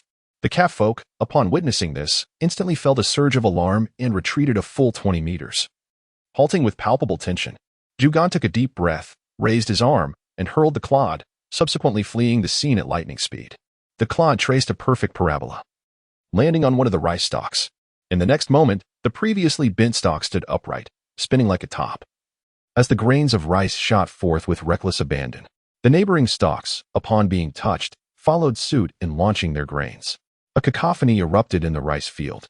Some of the rice grains soared far, brushing past when Xiaoyu's cheek and stirring a gust of wind. Approximately 2 minutes later, a significant portion of the grains had vanished from the ears, and the flurry gradually ceased. All right, now I can gather them. How many shall we take? Jugan then sauntered forward, gingerly touching the line of blood that had been drawn on his arm, and licked it with his tongue. At this moment, when Xiaoyu was rendered speechless, her lips rigid, feeling as though a herd of wild horses was galloping through her heart. She could not discern whether it was the former world that had deceived her or if this world was simply too deranged. Nevertheless, throughout their journey, anything edible they encountered seemed to be subject to manipulation. Eventually, the group arrived at a lake, where the eyes of all the catfolk gleamed with excitement as they stood eagerly at the water's edge. It appeared that Xin, who had been there for quite some time, for beside him lay several large fish, marked with traces of blood, each roughly the thickness of an adult's forearm. When Xiaoyu curiously followed behind and caught a glimpse, only to discover a multitude of fish swimming beneath the surface. Her mouth watered instantly at the sight. Meat. Do you also have a fondness for fish, meow? The vibrant orange cat, with its round, emerald green eyes, appeared exceedingly adorable. When Xiaoyu nodded repeatedly, her gaze fixed on Xin, who as he suddenly opened his mouth, unleashing a blade of wind towards one of the fish with astonishing speed. Yet, in the next moment, the fish flicked its tail and evaded the attack with remarkable swiftness. How swift! When Xiaoyu was left utterly astonished, as the fish's speed surpassed her comprehension. Meanwhile, Jugan also nodded in agreement, acknowledging the difficulty of capturing them. Soon, several other catfolk prepared themselves, waiting for the opportune moment to unleash their wind blades and water swords, yet their accuracy was alarmingly low. Moreover, the fish seemed to taunt them, swimming back and forth with their tails swaying, appearing quite carefree. As dusk approached, they had scarcely managed to catch around 20 fish, when Xiaoyu found the situation quite intriguing. As her gaze casually swept across the backpack, a sudden thought struck her. She retrieved some food from one of the baskets and tore a half-eaten tomato into pieces, placing it inside before making her way to the riverbank. What are you doing? She was asked. Fishing, came her reply without turning around. She submerged the basket in the water, leaving only a small opening exposed. Xin, who cast a glance her way, his expression unyielding as he warned, you'd best not cause any trouble. When Xiaoyu immediately rolled her eyes. It must be said that this fellow held a grudge quite well. However, she couldn't be bothered to engage in pointless banter with him. Just as she observed a curious fish swimming around the edge twice, it finally succumbed to the sweet temptation of the tomato and ventured in. In the next moment, With a flick of her arm, the edge of the basket emerged from the water, and the fish was dragged to the surface. The cat folk, when Xiaoyu remarked, "Wasn't it said that it is quite difficult to catch them? How is it that there seems to be no technical skill involved at all? Do you perhaps harbor misconceptions about these fish?" To demonstrate that her catch was not a mere stroke of luck, when Xiaoyu set the fish aside and plunged the basket back into the water. Within 3 seconds, 2 more fish swam into it. Orange, momentarily caught off guard, broke into an awkward smile, acknowledging just how impressive Rain truly is. With a slight smirk at the corner of her mouth, when Xiaoyu provocatively glanced at Xian who remained expressionless but soon turned to grab a backpack. Chapter 12. One should not recklessly touch ears and tails with a demonstration at hand. The act of fishing became considerably easier. It seemed that these fish had been trained by their methods, as they showed no resistance to the new approach. As night fell, they continued their journey with the heavy backpacks, evidently planning to spend the night there, under the twinkling stars. When Xiaoyu encountered numerous plants that did not belong to this season, as well as some normally sized animals, such as rabbits, chicks, bees, and owls, which struck her as peculiar. Why had they not transformed into beastmen? Zhugan turned back to see her staring in a daze at a passing wild rabbit and couldn't help but chuckle. "We beastmen are quite different from beasts, didn't you know?" "Huh? There's a distinction?" "Of course. We were created by the Beast Father," Zhugan proclaimed proudly. "Beast Father?" When Xiaoyu tilted her head, momentarily at a loss for words. Alas, this world is filled with numerous mysteries beyond her comprehension. Perhaps it is best to unravel them gradually. Soon, Xian led them to a halt in front of a grove of banyan trees, their expansive canopies casting shadows over the ground. Nestled among the branches were quaint wooden cabins, where many orcs, unable to return promptly after foraging, would spend the night. You should stay in the topmost cabin," Zhugan suggested, pointing to the charming little house perched high above. "The view is splendid, and at night, you can listen to the nightingale's song." "All right," when Xiaoyu replied, marveling as she gazed upward. The small dwelling was at least 20 meters above the ground, requiring quite the ascent. Fortunately, with Zhugan, the warm-hearted gentleman, by her side, she need not worry. Before she could begin her climb, he inquired whether she needed assistance. Thus, when Xiaoyu found herself blissfully perched on his back, transported to the door of the cabin. "All right, I shall descend now. If you need anything, just call for me," Zhugan said. His cheeks dimpled as he prepared to turn away. "Wait." When Xiaoyu exclaimed, her gaze fervently fixated on the orange triangular ears atop his head. "May I, just for a moment, touch your ears? Just once. If I ask for more, you may punish me. Heaven knows." This desire had been repressed within her for quite some time. However, as soon as her words left her lips, all the orcs, including Xian cast her complex glances. Zhugan's sun-kissed complexion flushed a deep crimson in an instant, his orange ears twitching before drooping slightly, as he shyly responded, "Well, I'm not quite ready for that." When Xiaoyu was immediately filled with confusion, questioning why one would require preparation merely to touch an ear. Perhaps sensing her bewilderment, the nearest cat person spoke up. "Only a partner is entitled to touch the beast ears and tail. Do you wish to bond with Jujian?" "What?" When Xiaoyu's lips twitched slightly. "Okay, I apologize. I was unaware of that. I'm sorry for my earlier remarks." How could she have known such rules existed? No wonder they reacted as they did. Fortunately, after uttering these words, Jujian visibly relaxed, still blushing as she glanced at her. "You should rest early. Tomorrow we must journey to a more distant place." With that, she hurriedly dashed away, nearly colliding with the individual who had spoken earlier. The swiftness of her departure made when Xiaoyu ponder whether her words had irreparably severed their friendship. She truly had not intended any harm. Though the catfolk possessed striking appearances, marrying an orc felt rather peculiar, didn't it? What sort of offspring would result from such a union? With this question in mind, when Xiaoyu gazed at the scenery until she gradually succumbed to slumber. In the Lin tribe, several clusters of firelight flickered. Lin Yu knelt on one knee, silent. Before him stood a tall, strikingly handsome yet androgynous serpent man. This serpent man was none other than Silver Ring, the leader of the Lin tribe. On the table beside Silver Ring lay a small stone jar, quietly containing realgar powder. On the opposite side of the table sat an elderly man, his brow furrowed in concern. Despite the jar being tightly sealed, its presence unsettled him. After a long pause, the elderly man, with a grim expression, spoke. "From my observations, this powder possesses immense irritant properties, not only affecting us, but also having the same effect on insects and ants. Prolonged exposure, even if it does not cause immediate harm, can render one in a state of weakness for an extended period. A warrior without strength is merely prey, so how could the Jiming tribe possess such a terrifying substance? The atmosphere grew increasingly oppressive as Silver Ring rhythmically tapped his slender fingers on the table. After an indeterminate time, the tapping ceased, and a low, sultry voice emerged. If you wish to understand why this is the case, simply locate that female. But Shino has her well protected, Lin Yu replied solemnly, and with this powder in hand. We cannot approach her. Silver Ring's elongated eyes blinked, a faint smile curling at the corners of his mouth. As long as she is not bound to him, we will find an opportunity. He continued, for the time being, let us refrain from any further conflict with them. Winter is approaching. We must prepare for the upcoming exchange meeting. Lin Yu wished to say more, but the elderly man shook his head, and the two ultimately withdrew, leaving Silver Ring alone, propped up on his hands as he gazed out the window. After a lengthy silence, a mocking voice broke through, a female without beast ears and a tail, indeed. In her dreams, when Xiaoyu envisioned herself as the mother of 5 tiny kittens, who mewed pitifully, clamoring for her attention as they crawled over to nurse, their little paws scratching her until she bled. Oh no, stay away. When Xiaoyu suddenly sat up, only to realize it had been a dream. Just then, a voice from below called out, Rain, we are about to set off. Startled, she vigorously slapped her cheeks and wiped away the cold sweat, and upon regaining her composure, she stepped outside.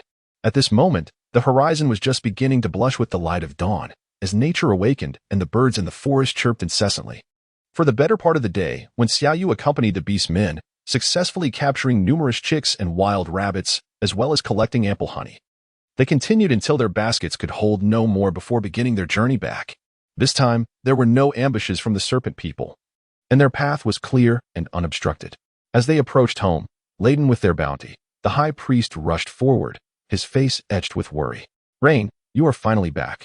What happened to the jar of wine? The jar of wine has been ruined by a few little rabbits. The high priest lamented, his heart heavy. They took advantage of my moment away to relieve myself and managed to break open the wine. When Xiaoyu initially believed it to be a matter of great significance, but upon hearing the truth, she sighed in relief and comforted. It's merely a trivial issue. However, the high priest continued, no, they have also urinated inside. Can that wine still be consumed? When Xiaoyu's lips curled in a subtle grimace, her expression shifting as she lifted her gaze. All the orcs in the tribe watched her with bated breath, eagerly awaiting her verdict. She inhaled deeply, then reluctantly remarked, if you all enjoy wine infused with the essence of young boy's urine, then it is of no consequence. However, I suspect the flavor may not be particularly palatable. Chapter 13. Doubts without evidence. The high priest was on the brink of tears, lamenting the situation that had arisen, all due to those few mischievous youngsters. At that moment, from the crowd emerged 2 pairs of orcs, remorsefully cradling the still innocent kittens that had yet to transform. We apologize, high priest. It is our failure to properly discipline our children that has led to this. They are at fault, and we shall bear the consequences without a hint of hesitation. Let us pay with our lives, but please spare the children. A female cat person fell to her knees, tears streaming down her face. The high priest regarded them with a serious demeanor. Wine and cloth were among the most precious commodities. To dare destroy them would warrant severe retribution. Yet, observing the expression on Yu's face, it seemed there might still be a glimmer of hope. When Xiaoyu observed the 2 pairs of parents lamenting dramatically and, somewhat at a loss for words, stepped forward to assist them in rising. The loss of wine was not insurmountable. It could be brewed anew. The notion of death was not as dire as they perceived. The female catfolk, still with tears glistening on her face, looked incredulous. After all, it was wine. Could it truly be remade? Of course, it could, as long as there was sustenance. Brewing was merely a matter of time. As she spoke, when Xiaoyu gently patted the head of a small kitten, its soft and silky fur filling her with satisfaction. It's not a grave issue. Let us disperse now. Really? Does this mean we will all have wine in the future? Can we drink it regularly? The catfolk, wide-eyed in disbelief, clamored with questions. When Xiaoyu found herself answering one by one, her throat soon parched from the incessant inquiries. Upon lifting her gaze, she noticed the king approaching, his splendid, flowing silver hair catching the light. With a languid gaze and graceful stride, he was truly a sight to behold. In modern times, he would undoubtedly be the world's top model.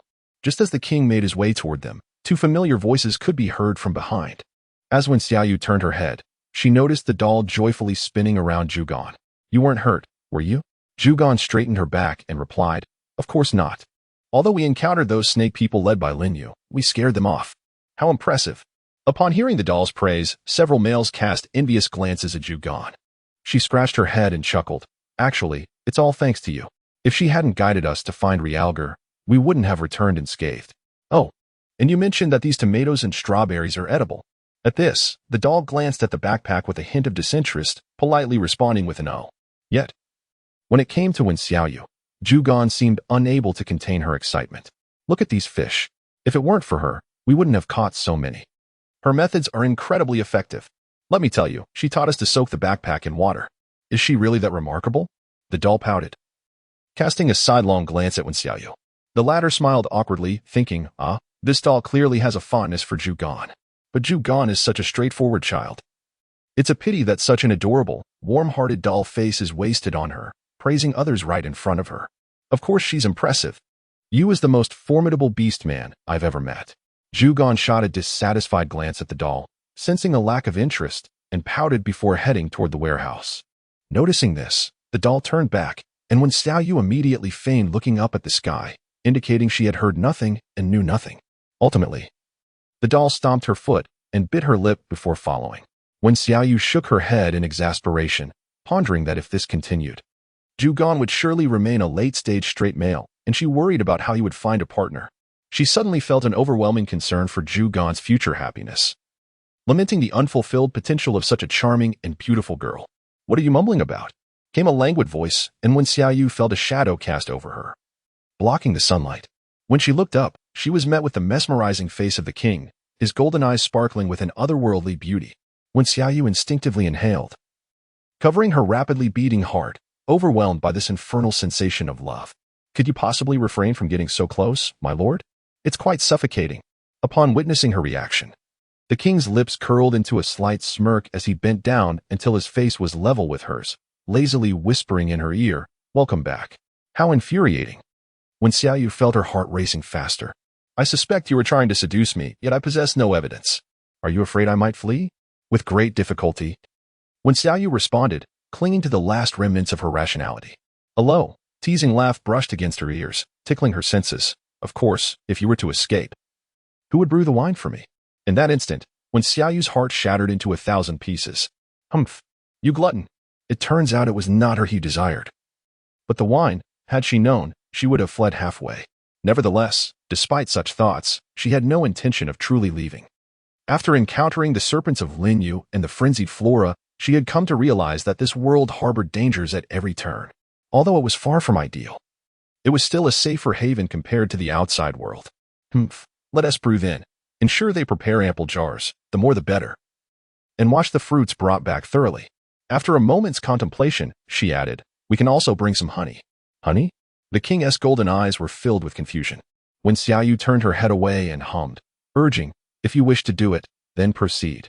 At that moment, the cat person, who had been eavesdropping nearby, could not restrain a gasp of astonishment. How audacious of her to command the king in such a manner. However, to everyone's surprise, the king, upon hearing her words, did not express anger but instead replied, very well, I shall have them comply. As the king departed, Wen Xiaoyu intended to find a place to rest. Yet, upon turning around, she was met with the sparkling eyes of the high priest, who was observing her intently, causing her to feel quite uneasy. What do you intend to do? She inquired. The high priest chuckled, rubbing his hands together. Did you not promise to teach me the ways of the priesthood? We have already lost 2 days since your departure. Wen Xiaoyu found herself in a delightful, yet exasperating situation. You truly are diligent and eager to learn, she remarked. For the sake of the tribe's development, it is indeed commendable. With a sigh, she added, well, let us proceed. That night, Wen Xiaoyu spent the evening in the high priest's quarters, passionately enlightening him about the intricacies of human anatomy. She covered the internal organs, skeletal structure, and blood, discussing even the most fundamental aspects. The high priest was so enthralled that he remained awake throughout the night. As dawn broke the following day, Wen Xiaoyu was roused from a dream of indulging in a lavish banquet by the high priest's relentless shaking.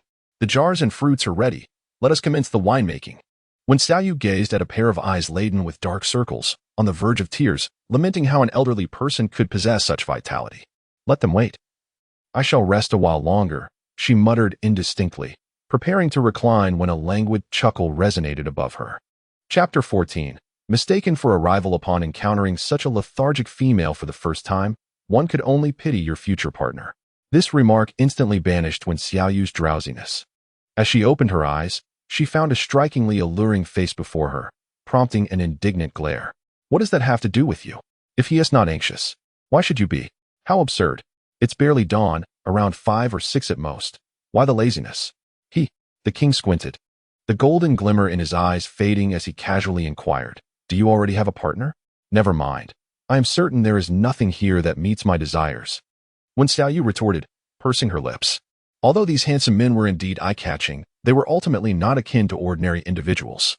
The king flicked his white ears and settled beside her, one leg slightly bent, propping himself up on his hand as he looked at her. Are your expectations truly that lofty? Of course. First and foremost, he must be a normal person, she proclaimed. Noticing his playful smirk, Wen Xiaoyu shot him an irritable glare. What are you laughing at? In our world, beings like you are considered anomalies. Unfazed, the king continued to smile. Yes, a normal person, and what else? He must be handsome, wealthy, physically fit, ambitious. Let me think if there is anything else. Aside from wealth, it seems your criteria point directly at me. Do you, perchance, harbor ulterior motives? The king raised an eyebrow, his golden eyes twinkling with mirth. Wen Xiaoyu's lips twitched slightly. Brother, what I have said seems to apply to all the males in your tribe, does it not? Must you be so shameless? A low chuckle escaped his lips as the king switched hands to support his head. However, what you refer to as money, what exactly is it? It is a currency that can be exchanged for goods, Wen Xiaoyu replied without hesitation, but noticing his continued confusion, he eventually sighed and said, All right. I understand that you engage in barter, but do you not find it rather cumbersome to always have to carry items for exchange? The king pondered for a moment before nodding. Can you make the system more convenient? Certainly. If it were converted into money, one could simply carry it in their pocket and exchange it for whatever they desire. Oh, such a wonderful thing exists. Where might one find it? Upon hearing this, Wen Xiaoyu realized once again that he had misunderstood. This concoction was indeed a creation of their own making. Sighing, she pondered how best to articulate her thoughts. Deciding it would be prudent to simplify matters, let us proceed to brew some wine. With that, she elegantly swung her legs and descended from the bed. Stepping outside, she arrived at the square, where all the catfolk stood poised and ready, their expressions grave as if awaiting her inspection. Rain, we have prepared everything, meow. May we commence? Orange Tangerine approached her with a spirited enthusiasm. Must you all gaze so intently upon the hundreds of jars? I am at a loss for words, Wen Xiaoyu remarked, feeling somewhat overwhelmed.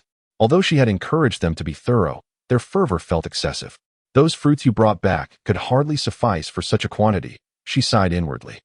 Surveying the mound of fruits before her, she waved her hand in resignation. Please sort the fruits by type, peel the grapes and crush them into the jars. The strawberries can be added whole, and remember to remove the seeds from the apples before placing them in. She meticulously instructed them on each fruit. And once they had sprinkled honey over the mixture, she deemed the task complete. The high priest standing behind her felt a pang of concern. This girl truly showed no fear in revealing the secrets of winemaking. Once everything had been executed according to her directions and the lid sealed, all the catfolk gazed at her with unwavering attention. Wen Xiaoyu, once again filled with exasperation, remarked, Do not gaze any longer. It will not conjure wine at this moment. We must wait for a fortnight. It requires time to ferment. What is fermentation? Must we truly wait so long? Will it not spoil? In a flurry, a multitude of questions flooded her mind. Hastily, she turned on her heel, gathering her breath, and dashed back to the high priest's dwelling, disregarding the clamor outside, resolute in her silence. Fortunately, the noise diminished after a brief interval. She resolved to indulge in a brief slumber, yet at that moment, the puppet entered. Its pale blue eyes no longer bore the friendliness of before, as it proclaimed, Do not presume that your ability to brew wine renders you formidable, Wen Xiaoyu remarked. In any case, keep your distance from him. The soft and tender voice of the doll was laced with unwavering determination. This adorable demeanor nearly melted Wen Xiaoyu's heart. My goodness, little beauty, have you perhaps misunderstood something? Recalling the unyielding straight man. A mischievous smile suddenly graced Wen Xiaoyu's face as he leisurely crossed his legs and gazed at her. What if I were to say no? The doll clenched her delicate little fists, her beautiful face suffused with indignation. With your physique, you are incapable of bearing offspring for him. Cough, cough, cough, cough, cough, cough, cough, cough. When Xiaoyu was suddenly choked by her own saliva, her face flushing a deep crimson as she coughed. The plush toy bit her lip before continuing. With your abilities, you could attain so much, and the king treats you exceptionally well. Please, refrain from competing with me any further. If you refuse to agree, what will you do? The plush toy fell silent, her pale blue eyes filled with sorrow. If you do not consent, I am at a loss. Whenever he mentions you, his joy is palpable, a stark contrast to his former self. Do you still wish to be his partner? Coughing, she abruptly halted, exclaiming, this truly was an unintentional mistake. When Xiaoyu replied, her embarrassment evident, I genuinely had no knowledge of your customs. In truth, I yearn to touch your ears as well. This is merely a misunderstanding. I swear. In an instant, the plush toy gazed at her in disbelief, her black and white ears twitching vigorously, and the expression in her eyes grew increasingly peculiar. Sensing something amiss, when Xiaoyu attempted to clarify, only to witness the plush toy turning and fleeing. Hey, don't run away. Yet, upon hearing her call, the plush toy quickened her pace, almost as if she were vanishing into thin air. When Xiaoyu, has there been some misunderstanding regarding this child? It seems that this time the misunderstanding has escalated, believing her to be involved in a same-sex relationship. When Xiaoyu gazed at the heavens, her heart brimming with unshed tears. Alas, it seemed that soon enough, those cat-like people would presume she harbored a peculiar fondness. Oh, the trials of existence, how arduous they are. Just as she pondered the complexities of life, a sudden snicker echoed from outside the window, and in the blink of an eye, a handsome silver-haired man took a seat before her. You truly are a female with unique tastes, he remarked. Good sir, I assure you, this is indeed a misunderstanding. Do you believe me? The king languidly stretched, his eyes narrowing with a smile as he inquired, what piques your interest in our ears? He had already heard of her desire to touch the ears of the orange cat in the picking area. Initially, he thought she was simply enamored with the creature. But after hearing her recent words, he could hardly believe she had no affection for it, had he not witnessed it with his own ears. When Xiaoyu continued to weep profusely, just consider me impulsive. Chapter 15. The cat plagued the king fell silent for a few moments before suddenly approaching with a smile. I can reluctantly allow you to give it a try. Surely there is no hidden agenda? When Xiaoyu instinctively recoiled, her wariness palpable. However, the king's golden eyes scrutinized her from head to toe, and he retorted, rest assured, I have no interest in someone so malnourished. The opportunity has been presented. Whether you seize it or not is entirely up to you. Yes, of course, she exclaimed. Why not take the chance? After all, no one is watching. Even if it were to come to light, as the leader of the cat people, surrounded by beautiful women, he certainly would not need to hold me accountable. As when Xiaoyu spoke, her restless little hands grasped the two pointed white ears. The softness and texture were simply irresistible, prompting her to involuntarily break into song. Come on. Let us draw a dragon on the left and a rainbow on the right. Let us go. Her thumbs danced in circles. 3 times to the left and 3 times to the right, embodying pure joy, utterly oblivious to the delicate face beneath those feline ears, which was gradually suffused with a rosy hue, even the breath growing slightly heavier. Having finished her playful assault, when Xiaoyu was not yet done, she extended her index finger to gently flick the tips of the ears, watching as they quivered with sensitivity. Oh my, if he weren't a cat person. I swear I would hold him close and thoroughly ravage him, not resting until I had my fill. Curiously, she mused, what breed are you? The texture is simply exquisite. As her fingers wandered, they slipped down his silvery locks. The initial touch was soft, followed by a smoothness akin to silk. How do they maintain such splendid hair without shampoo? Enough, the king's voice, slightly husky, broke through.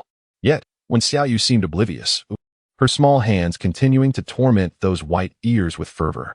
Feeling the light breath cascading over his head, the king suddenly shuddered, swiftly capturing her and pinning her down onto the stone bed. His originally golden irises had transformed into a dark golden hue, swirling with hidden currents. When Xiaoyu wore a bewildered expression, utterly confused. What are you doing? Do you wish to retract your words? This is a disaster. I never considered this possibility. If he were to fabricate a reason, claiming that she had acted frivolously towards him, it would be impossible to clear her name. Even if she jumped into the Yellow River. After a moment, the king, with his dark golden eyes, momentarily closed them before abruptly rising and striding towards the exit. His hoarse voice leaving behind but a solitary statement. This ends here. Huh? When Xiaoyu yearned to pursue him further.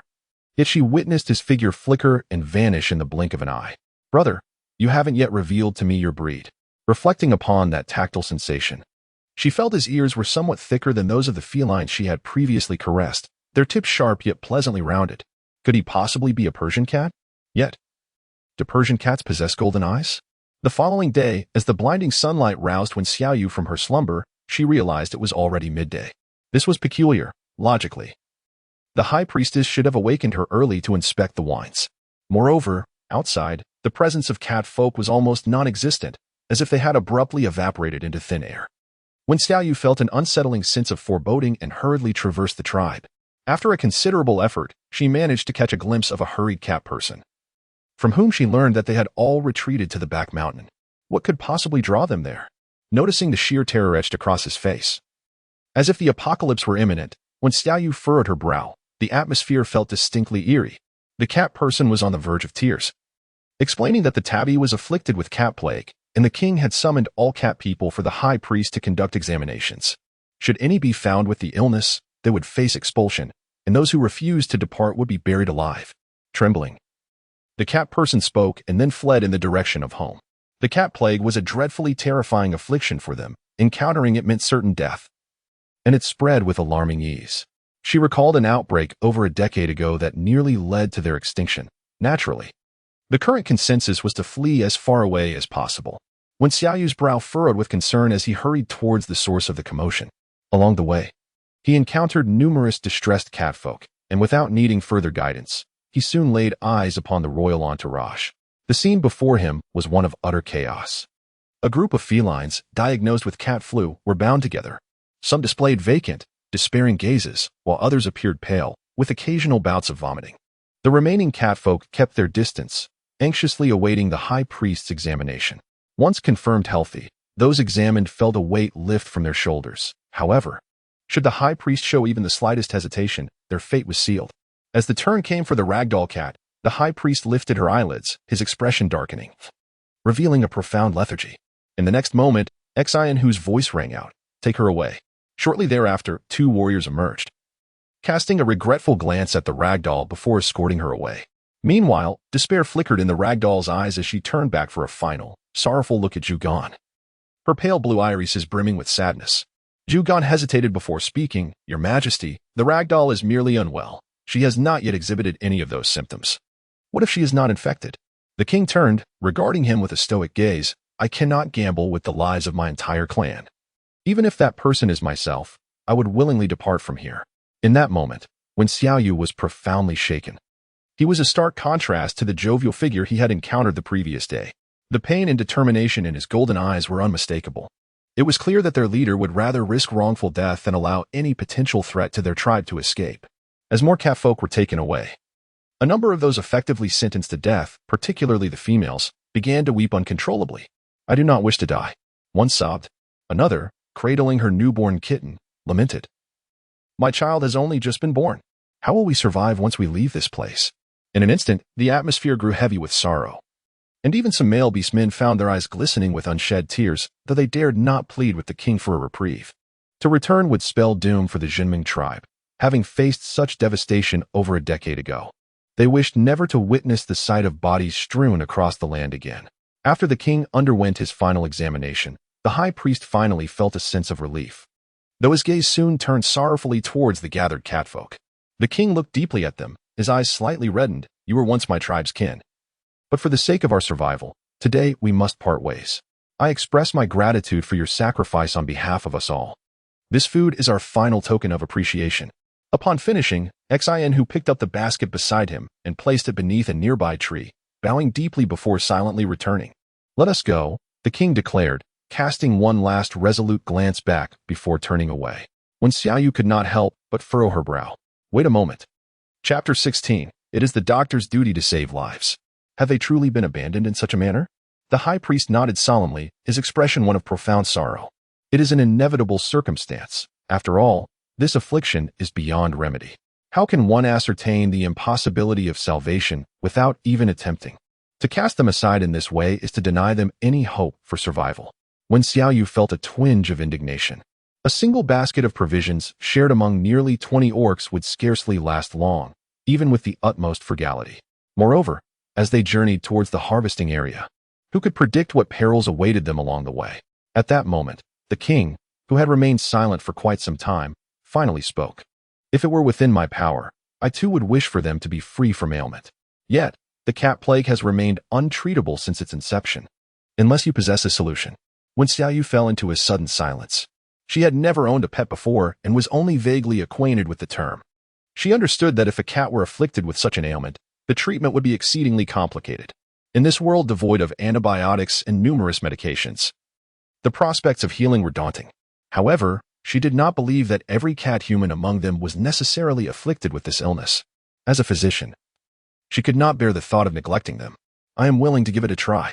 Upon uttering these words, Jiujin was instantly filled with immense joy. Really? You can cure them?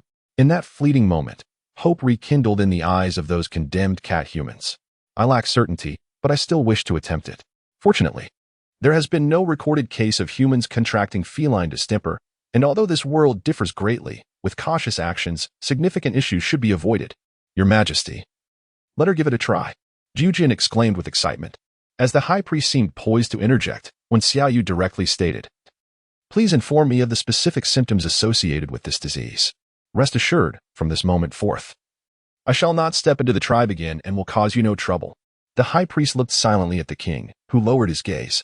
After a prolonged silence, he raised his head, his expression complex. Why are you so resolute?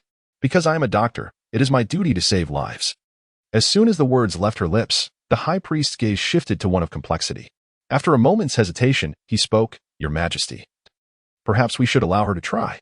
After a lengthy pause, the king lifted his gaze to study her deeply before turning to leave. Let her be. As he departed, the remaining beast folk dared not linger and hurriedly followed suit. Jiujin approached her, a hint of a smile gracing his cherubic face. I will return at this time each day. Should you require anything, do not hesitate to speak to me.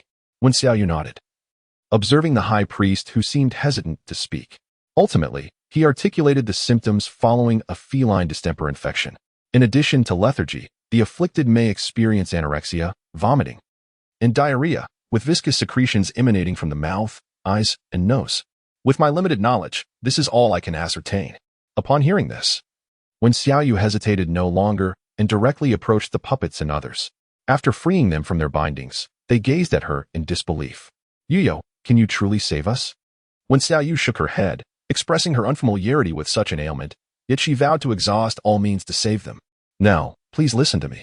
The reason for your vomiting and diarrhea undoubtedly stems from some issues within your gastrointestinal tract. Therefore, from now on, the water you drink and the food you consume must be subjected to high temperatures before ingestion, and anything you eat must pass my inspection.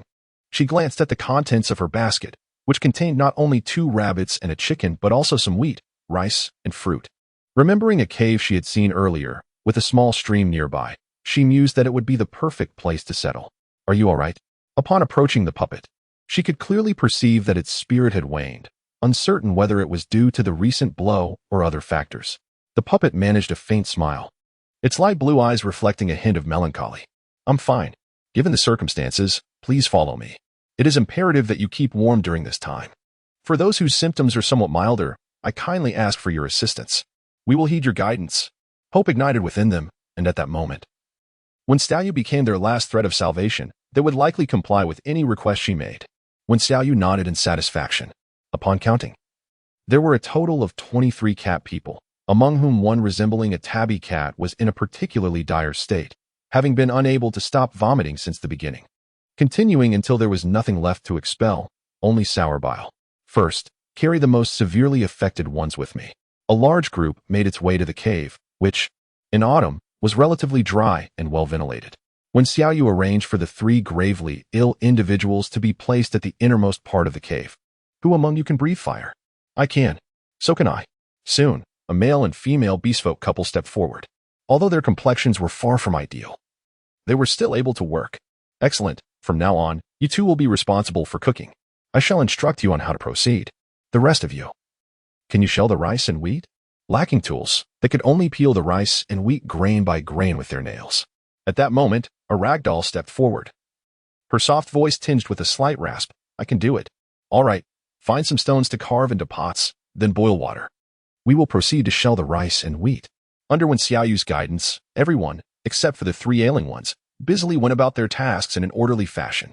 The rag doll sat opposite her, occasionally glancing her way, while Wen Xiaoyu remained oblivious, wholly focused on peeling the rice before her. Given the poor condition of their stomachs, they could not consume hard-to-digest foods. A diet primarily consisting of liquids would be best, but this was merely the first step. After much hesitation, the ragdoll could no longer contain her curiosity and asked, "Why are you helping us? You could have easily walked away. Silly girl. What would happen to you all if I left?" Wen Xiaoyu smiled, her hands never ceasing their task of peeling rice. "Among you, there must be some who are not ill. If I truly abandon you, there would be no path left to survival." The other cat people paused, touched by her words. "Aren't you afraid of being infected?" One asked. "Of course I am, but that is why I must work to heal you as swiftly as possible." Just then, the couple who were boiling water hurried over. "Rain, the water is ready. What should we do next?" "Pour the shelled rice into the pot and let it cook. Just let it simmer," Wen Xiaoyu instructed, pointing to a small mound of plump white grains on the ground. "Additionally, if you have time, gather some dry twigs and leaves." "Why?" one asked in confusion. "It's breezy here, and it will be very cold at night. Our fire must not go out.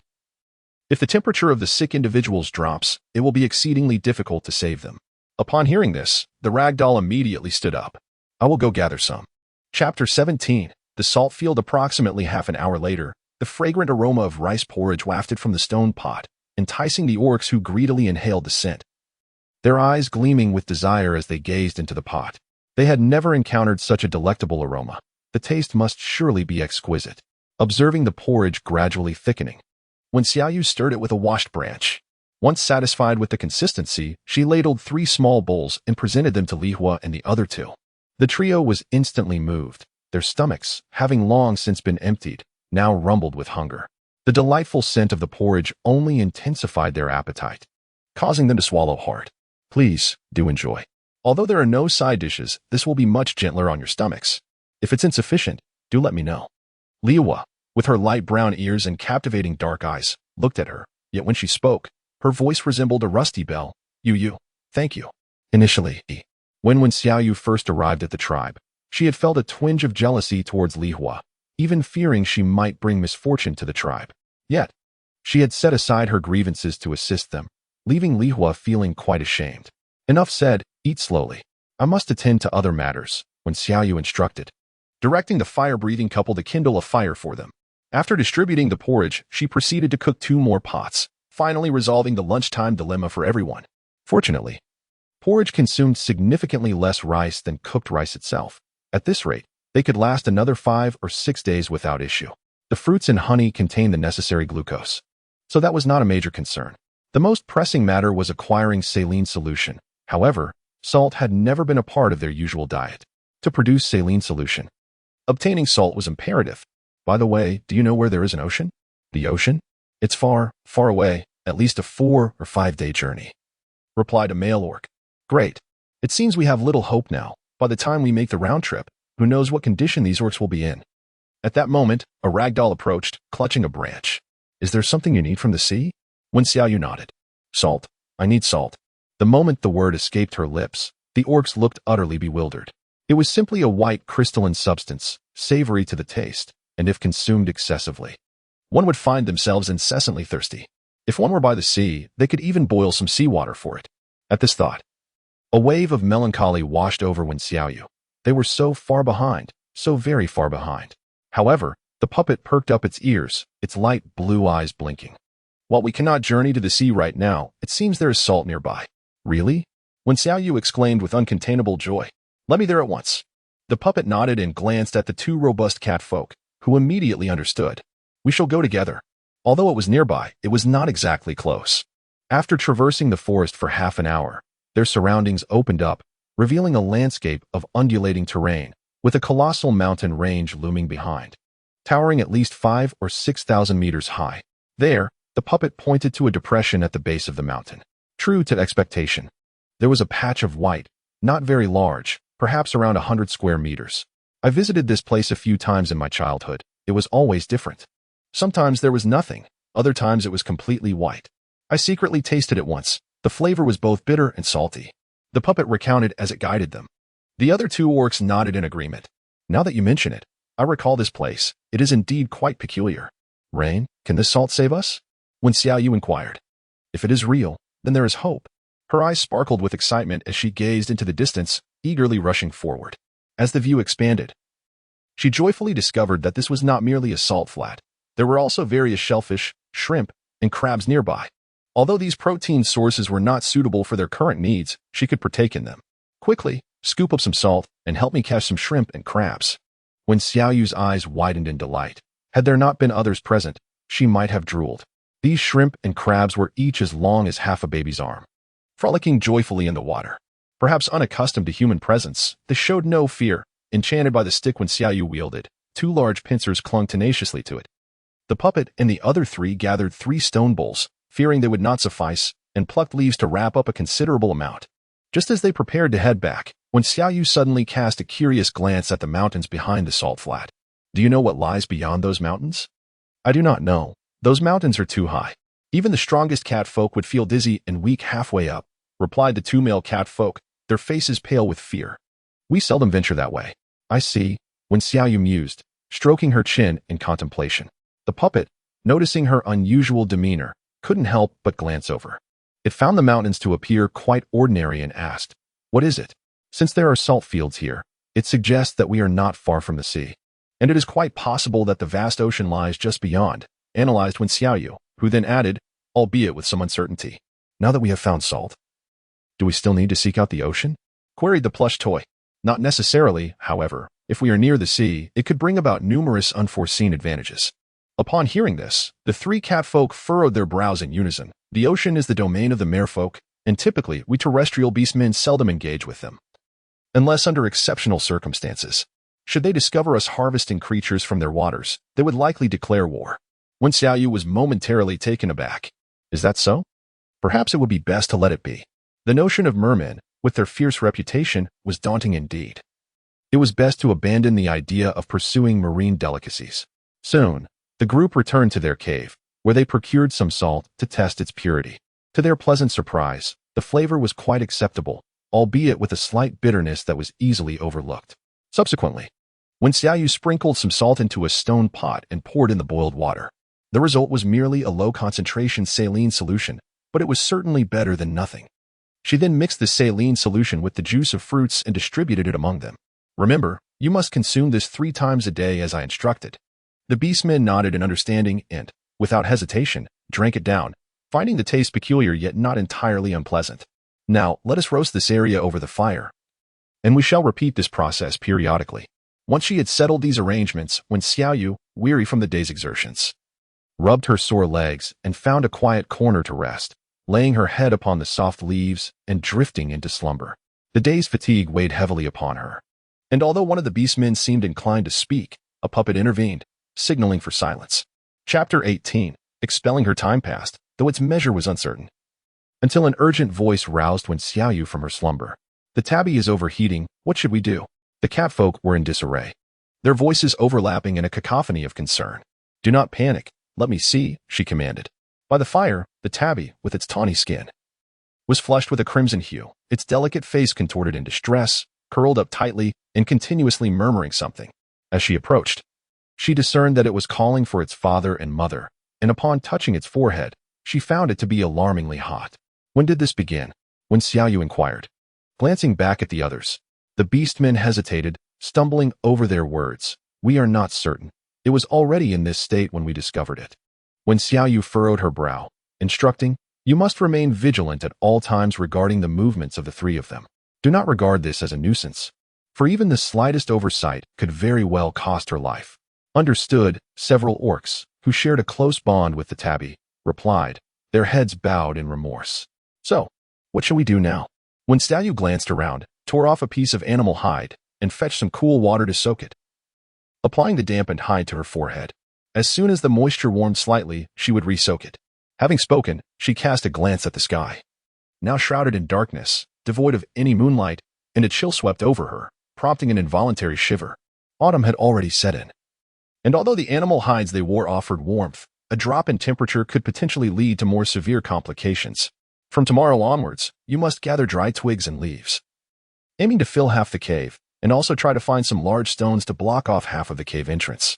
Just as she articulated this, a gust of frigid wind swept through, carrying with it a faint, unpleasant odor. When Xiaoyu wrinkled her brow and instinctively covered her nose. Do you usually relieve yourselves nearby? Relieve ourselves? You mean defecate? The catfolk felt a wave of awkwardness, yet one managed to respond. Yes. Is there a problem?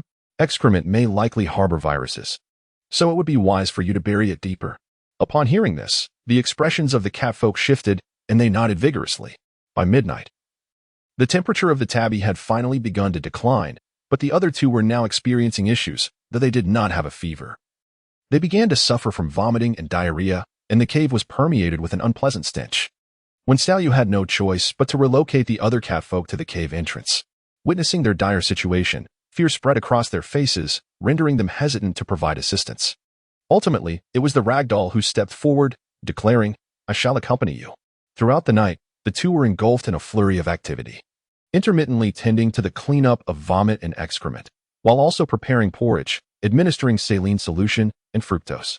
Despite the initially cool night, they toiled until they were drenched in sweat. At long last, dawn arrived, and their efforts bore fruit as the conditions stabilized, allowing them to gradually drift into slumber. When lunchtime arrived the next day, when Xiaoyu instructed them to simmer 2 chickens in the porridge for a full 4 hours. After adding a pinch of salt, a delightful aroma filled the air. As they served the chicken and porridge, the catfolk engaged in lively conversation. Rain, you are truly a divine being sent to rescue us. We are so fortunate to have you. I believe that tonight, the ailments of the tabby will be cured. Truly, you are the foretold savior. When Xiaoyu observed with a smile, listening intently, when suddenly, the puppet rushed over, panic evident on its face. Rain, their condition has worsened. As everyone turned, they were met with a foul odor, soon followed by the sounds of retching. In no time, the 3 catfolk were not only vomiting but also experiencing severe diarrhea, coupled with high fevers. By afternoon, one of the tabby cats had succumbed to dehydration and fainted from vomiting, while the other 2 began to pass blood. As night fell, their condition stabilized slightly, and they forced themselves to eat, only to relapse. Even more alarming, for additional catfolk displayed similar symptoms, though not as severe. It was enough to incite panic. In the ensuing days, more catfolk fell ill, and the cave became permeated with a noxious stench. The expressions of the catfolk began to shift. They no longer complied with when Xiaoyu, refusing the food she provided. On the 6th night, as when Xiaoyu and the puppet were sorting through the meager provisions brought by the oranges, the catfolk surrounded them with menacing glares. Why has the situation deteriorated? Did you not claim you could heal us? If it weren't for you, we wouldn't be in such dire straits. You are a harbinger of disaster. Leave at once. What do you intend to do? As they charged forward, the puppet rushed to intervene but was forcefully shoved aside by a brawny figure. The folded-eared catfolk seized Wen Xiaoyu by the shoulders, eyes wild with fury. I should have never trusted you. The grip was so powerful that she nearly fainted, while the puppet struggled nearby, held down by 2 female catfolk. Rain has sacrificed so much for us. How can you treat her this way? Sacrificed? If it weren't for her, would our plight be so dire? Indeed, we don't know where she sourced this hodgepodge of food. One irate individual knocked the remaining bowl of salt to the ground. Throughout the ordeal, Wen Xiaoyu remained silent, coldly observing the catfolk. What are you staring at? You brought us to this state, and you still dare to look at us. Stop wasting breath on her. Just expel her. The catfolk clamored, with the folded-eared one glaring at her. Do not blame me. Blame her for our suffering. With that, he grabbed her and began to drag her outside. The puppet struggled to protest, but their voices drowned out her cries. Puppet, think wisely. Will you stand with us or continue to be harmed by her? I told you she lacks the priestly skills. Last time with Bianyun was just a fluke. It was the high priest who saved us, yet you refused to believe. The catfolk holding a child lowered her head, her eyes red-rimmed. Her child's face was flushed with fever, breathing shallow. Suddenly, the puppet burst into laughter. Leaving everyone momentarily stunned, the 2 catfolk restraining her instinctively loosened their grip. The puppet slowly rose, dusting off her cheeks, and coldly remarked, You are truly laughable.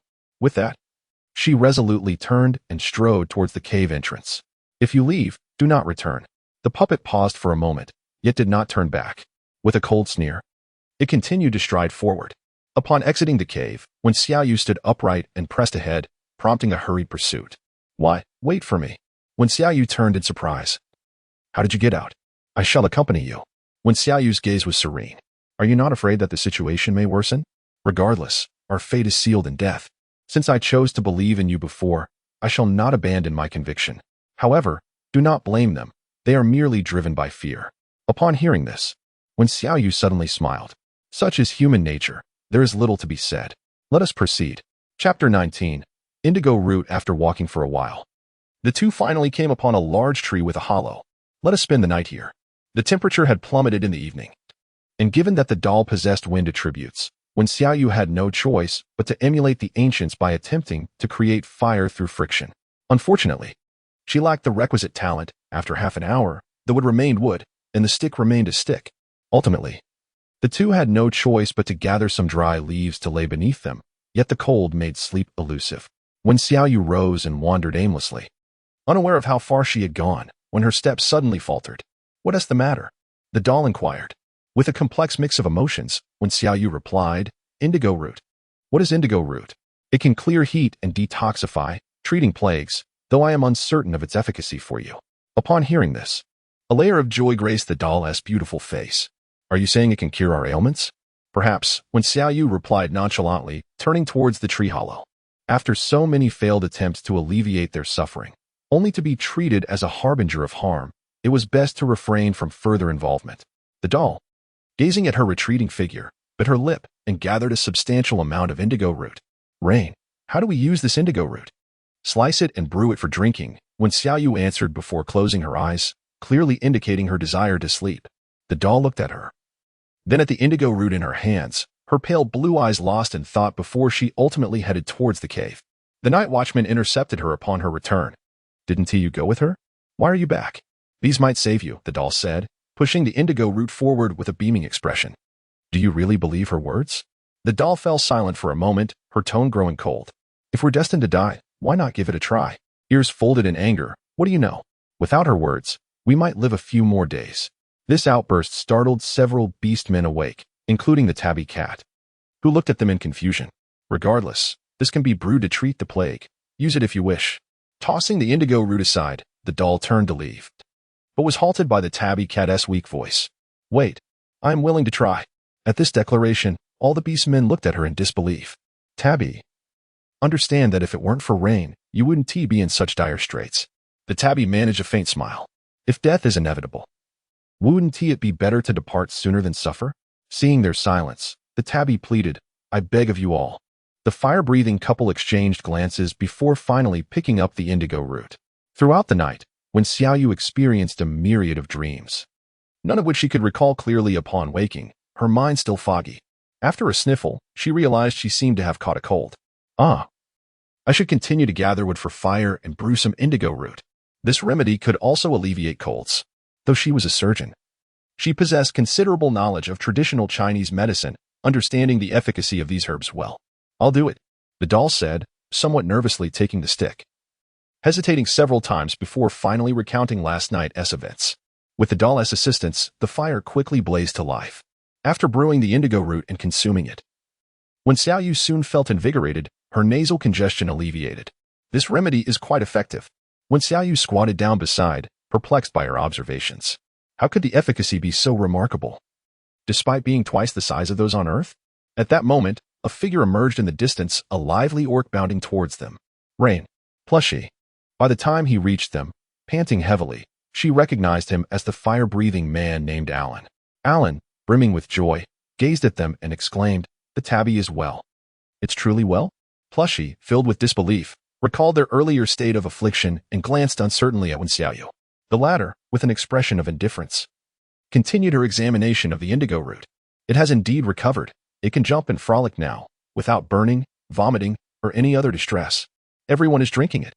Just don't get poisoned," when Xiaoyu suddenly interjected. Alan's smile faltered, replaced by a look of terror as he clutched his stomach, fearful of discomfort. Observing this, Plushie couldn't contain her laughter. If it were truly poisonous, Rain wouldn't have consumed it. "Rain has drunk it too?" Plushie nodded, recalling that her nose had been blocked upon waking, but after drinking, it had cleared up. Thus, the herb must surely be beneficial. "That is wonderful news." Alan scratched his head, eager to say more, but noticing Xiaoyu rising to head towards the cave entrance, he hastily retrieved half a chicken from his hide pouch and presented it to her. "This is the last half, though it is not much. Let us make do with it." Just as Plushie was about to accept, another figure appeared in the distance. This silhouette was all too familiar to her. and upon hearing him call Rain's name, she momentarily lost her composure.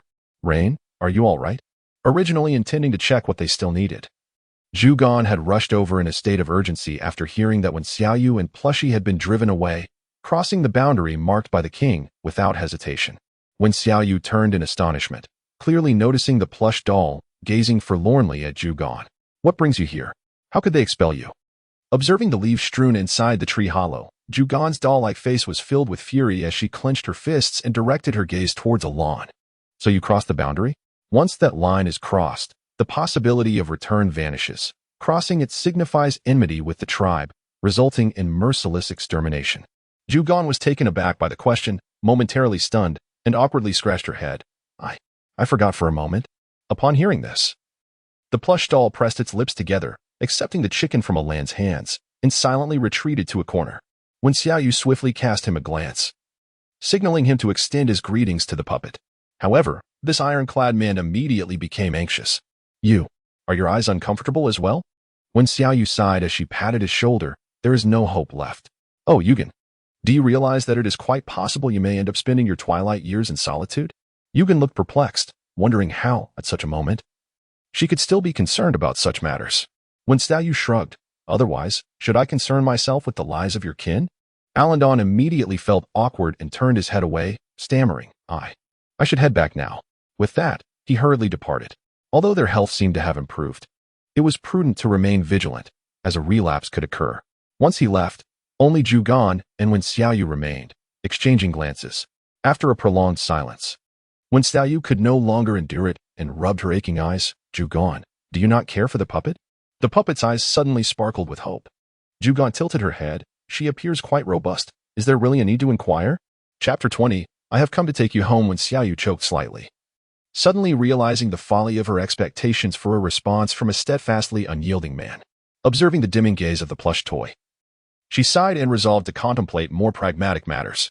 Frankly speaking, it would be disingenuous not to feel a twinge of gratitude for Zhugan's overstepping boundaries out of concern for her well-being. Yet, they were now confronted with a pressing dilemma: sustenance. How were they to consume a half-chicken of normal size? And once they had feasted, what then? You all go ahead. I just drank a bellyful of water and am not hungry. When Xiaoyu waved her hand dismissively, settling cross-legged by the fire. However, no sooner had she spoken than her stomach let out an unmistakable growl. This was quite the embarrassing predicament. When Xiaoyu gazed silently at the sky, the orange and tangerine plush toys exchanged glances, with the latter quickly offering a chicken, saying, you should eat. Sighing, when Xiaoyu decided to share the meal, thinking they could devise a plan after they had finished eating. Without further politeness, she divided the chicken into 3 portions and began to gnaw at it. Although the chicken lacked seasoning and carried a faint odor, she was too weary to care and forced herself to swallow. You should drink some indigo root as well. It can help prevent illness even if you're not sick, she advised. Once the two had finished their drinks, when Xiaoyu pondered aloud, is there any other source of food besides the harvesting area? She had observed a peculiar situation. The forest yielded only medicinal herbs, devoid of fruit trees, while the harvesting area provided food throughout the seasons. The laws governing this world eluded her understanding. Tangerine shook her head. We haven't ventured elsewhere. All the food we've consumed since childhood has come from there. Then how do we reach the harvesting area from here? When Xiaoyu inquired, Tangerine indicated the towering mountains behind them. We cannot traverse this mountain. To get there, we must pass through the tribe. However, the only route was blocked. When Xiaoyu fell silent, contemplating the grim possibility of perishing from hunger in this place. Just as this thought crossed her mind, a spark of inspiration ignited within her. No. Wait.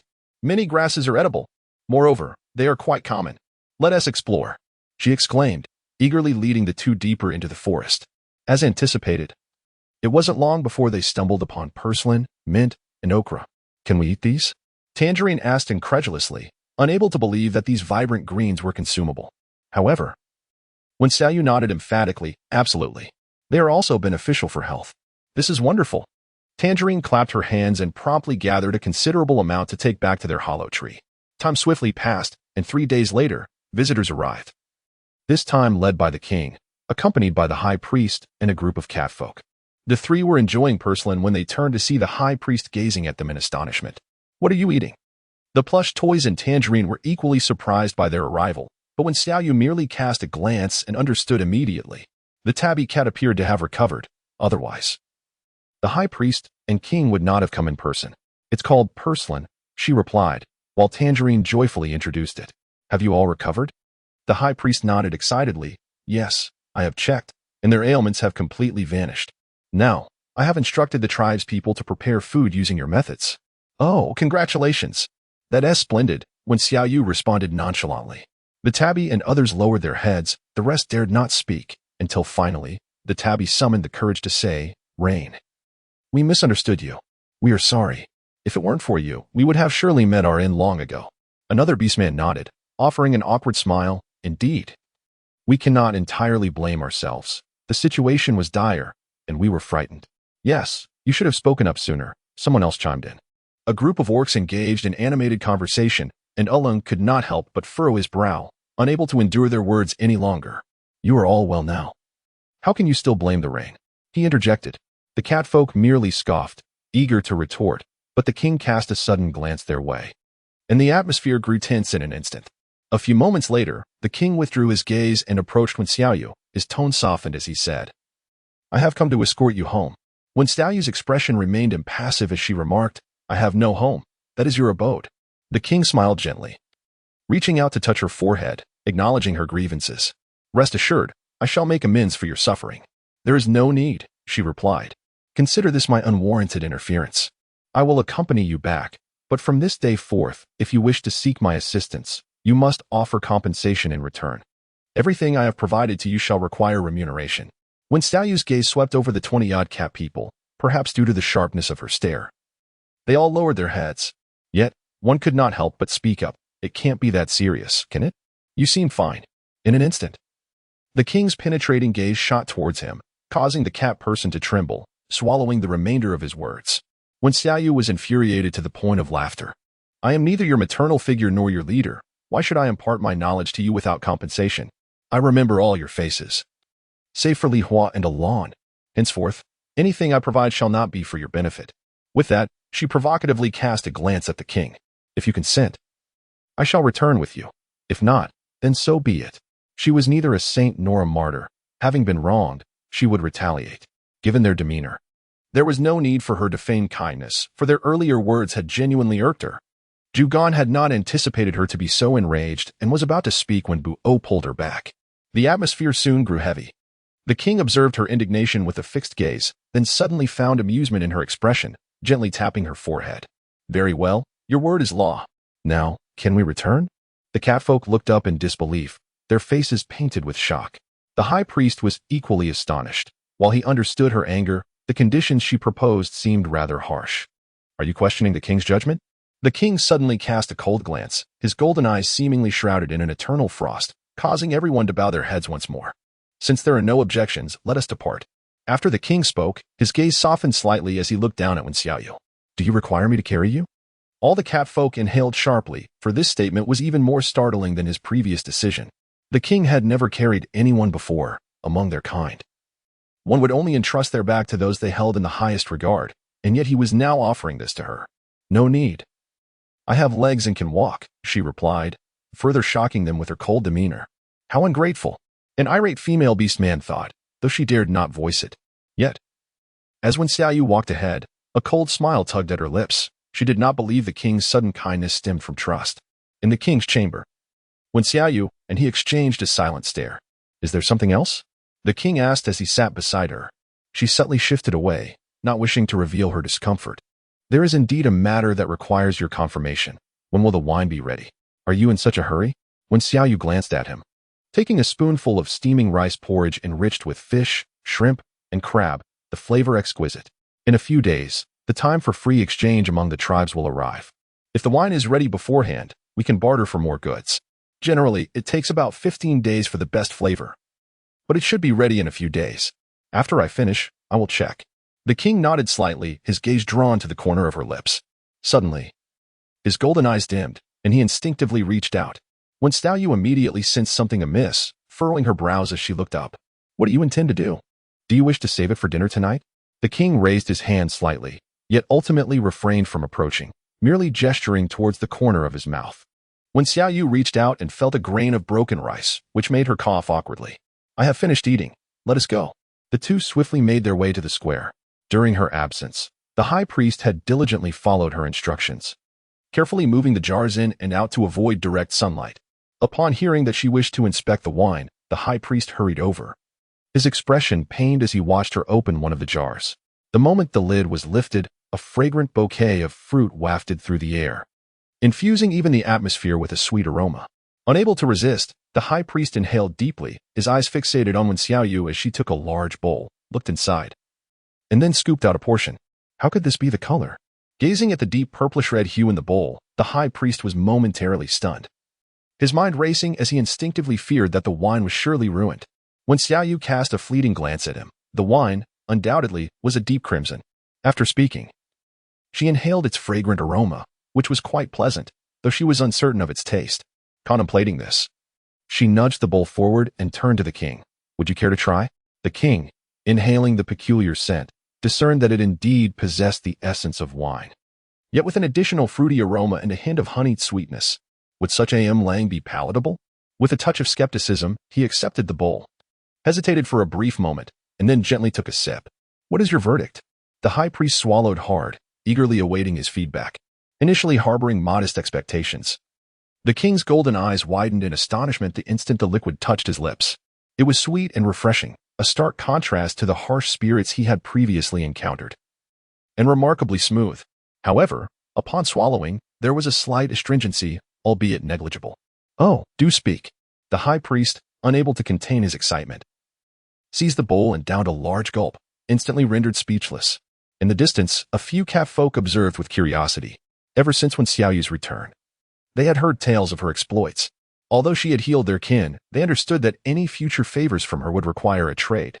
If she truly managed to brew this wine, given its preciousness, would she not gain dominion over the entire tribe? This flavor, it seemed, was distinctly unique. After a prolonged silence, the high priest smacked his lips, savoring the aftertaste, and then, unable to resist, took another sip, curiously noting that he seemed to prefer it even more. Upon hearing this, when Xiaoyu took a small bowl, scooped a little, and tasted it, instantly she frowned, realizing that it was indeed not yet time. I find it quite exquisite already. The high priest gazed at the wine in the bowl, and then at the remaining dozens of jars, a sudden surge of excitement coursing through him. In the past, they had always exchanged vast quantities of food with the denizens of the divine realm for wine, never anticipating that they would possess it themselves. At that moment, he envisioned the tribe returning triumphantly in a few days. Yet, the flavor of this wine was undoubtedly superior to that of the divine realm's brew. Why then did she claim it was not yet time? There was still a hint of astringency, which should improve in a couple of days. Overall, the wine could be deemed a success. When Xiaoyu remarked, without considering any alternative plans, that as long as the high priest took good care of the wines as she instructed in the coming days, there would be no significant issues. The king, appearing contemplative, suddenly inquired, do each of the wines possess distinct colors? When Xiaoyu nodded, indicating that the selection was primarily based on the hue of the fruits, as the beverages were crafted from them. Consequently, their flavor might not possess the richness one would expect. Nonetheless, these concoctions were more suitable for female consumers. With a glance at the array of wine jars, she continued, apart from this one, there are a total of 38 jars here. When these wines are uncorked, I shall require 10 jars. Her voice was barely above a whisper, yet the orc's acute hearing apprehended her words, causing him to involuntarily draw in a sharp breath. Even the high priest's expression shifted, his lips parting in hesitation as he grappled with his thoughts. However, she remained fixated on the king, patiently awaiting his response. He lowered his gaze, contemplating for a considerable moment before responding, at most, 5 jars. The jars themselves, even the smallest, stood at least 1.5 meters tall. Containing a substantial quantity, 5 jars were indeed a considerable request. Yet, when Xiaoyu shook her head resolutely, declaring that she would not accept anything less than 10 jars. As the atmosphere grew increasingly somber, the high priest forced a smile, saying, Rain? Surely that is excessive? Of course it is. When Xiaoyu responded with indifference. I firmly believe that if other tribes were to acquire such a bounty of wine, asking for 10 jars would be no overreach, even half would be a modest request. The high priest fell silent, for in their world, bestowing such a quantity upon a single tribe would warrant not merely sharing half, but rather elevating her to a position of reverence. Very well, 10 jars. However, I require your presence at the upcoming exchange conference. In the end, the king stipulated a condition. Without hesitation, when Xiaoyu acquiesced, sealing the agreement. Thus, the matter of the wine was momentarily resolved. That evening, when Xiaoyu had intended to spend the night at the high priest's abode, only to be summoned by the king. What could be the reason for calling me at such a late hour? She inquired, furrowing her brow and stifling a yawn, her expression tinged with displeasure. The king gestured towards the fur laid out on the ground, raising an eyebrow as he spoke in a languid tone. Sleep here. When Xiaoyu's cheeks twitched in disbelief. You summoned me in the dead of night merely to have me sleep here? I had hoped for a conversation, the king remarked with a smile. I believe there is little for us to discuss, when Xiaoyu retorted, her expression darkening. She walked over to the laid-out fur and lay down directly, pulling the furry hide over her body, on the verge of slumber. The king sat on the bed, propping his hand up, tilting his head as he gazed at her silhouette. Is she still upset? Chapter 22, The First Encounter with the Silver Ring. When Xiaoyu huffed softly, pondering what there was to be angry about, the king smirked. Is that so? You do tend to ramble quite a bit. When Xiaoyu let out another huff, burying her head deep into the blanket, expecting the world to fade into silence. However, she was soon met with a sigh. In truth, there are many things I am compelled to endure. When Xiaoyu fell into a brief silence, her tone indifferent, it matters not to me. Do as you please. The king cast a helpless glance her way, ultimately shaking his head with a smile before reclining. In the days that followed, when Xiaoyu spent her nights here, while during the daylight hours, she ventured to the back mountains with the plush orange cat, gathering various herbs. Upon their return, they would dry those that required drying and crush those that needed to be ground. In the tribe, there were occasional feline folk who sought her out for minor ailments, cautiously testing the waters, but when Xiaoyu would promptly state her required compensation, which deterred many. Unlike their previous experiences where the high priest never demanded anything in return for healing, her practices felt rather unfamiliar to them. When Xiaoyu was indifferent to the whispers behind her, she simply focused on pursuing her passions. Whenever she felt joyful, she would offer guidance on identifying various herbs, of course, free of charge, which nearly incited envy in the high priest. Before long, the day of the exchange conference arrived, and the king personally selected several warriors to accompany Wen Xiaoyu on her journey. The exchange site lay 4 to 5 days away from their tribe, situated in an expansive grassland, where meandering rivers wound their way through the terrain. In the distance, a number of rudimentary shelters constructed from animal hides had already been erected along the riverbanks. As when Xiaoyu gazed upon the scene, she couldn't help but notice a resemblance to modern tents. Before she could draw nearer, she spotted a multitude of diverse beast men, the antlered deer folk, the peacock people with their splendid tails, and the frolicking sheep men. Most disconcertingly, however, was the presence of the serpent folk, whom she dreaded encountering the most. Upon entering the grassland, an instinctive sensation alerted her to 2 pairs of eyes fixated on her. After a brief search, she discovered 2 serpent men stationed not far from her, one wearing a smile, while the other bore a menacing glare. The latter, she recognized as Lin Yu, with whom she had a previous altercation. The other, with an effeminate appearance, was unfamiliar to her. Upon their initial encounter, when Xiaoyu instinctively frowned and took a step back, the serpent man's gaze made her feel as if she had been targeted, as though she had become his prey, a most unsettling sensation. Although he was remarkably handsome, with a flawless oval face, high cheekbones, and elongated eyes seemingly adorned with natural shadow, his lips resembled blood-red roses, tempting one to succumb to their allure. His lower half starkly contrasted with Lin Yu's, interwoven in black and white, creating a jarring effect that was distinctly unnerving. Ah, it has been a while. Silver Ring remarked with a soft chuckle as he approached, his slender eyes glancing over Bien Yun before raising an eyebrow. I didn't expect you to evade a calamity. Bien Yun stepped forward but was halted by the king, who smiled yet bore no mirth in his languid gaze. It seemed the warriors of his tribe had considerably diminished in combat prowess. Otherwise, he would not be so sprightly. Silver Ring, you must ensure your subordinates do not grow complacent. Chief Shiming, you jest. If it weren't for the inexplicable treasure that your tribe suddenly acquired, Bien Yun would not be standing here today, he replied, casting a pointed look at Wen Xiaoyu. The king subtly moved forward, shielding her behind him, his golden gaze suddenly igniting with a murderous intent. You should be grateful that the exchange gathering forbids combat. Silver Ring couldn't help but chuckle, his slender eyes sparkling with light. Chief Shiming should also count his blessings. Otherwise, today would mark the annihilation of your tribe. Oh, Chief Silver Ring certainly exudes confidence. Naturally. Upon concluding their exchange, their expressions remained unchanged. Yet when Xiaoyu understood that they had engaged in countless silent skirmishes, neither yielding an inch. "Let me see what treasures you have brought this time," Silver Ring declared, flicking his black and white serpent tail and approaching Zhugan. The latter immediately braced himself, wary of the newcomer, oblivious to the fact that Silver Ring was using this moment to assess when Xiaoyu. "Linyu, is this the priestess you mentioned last time?"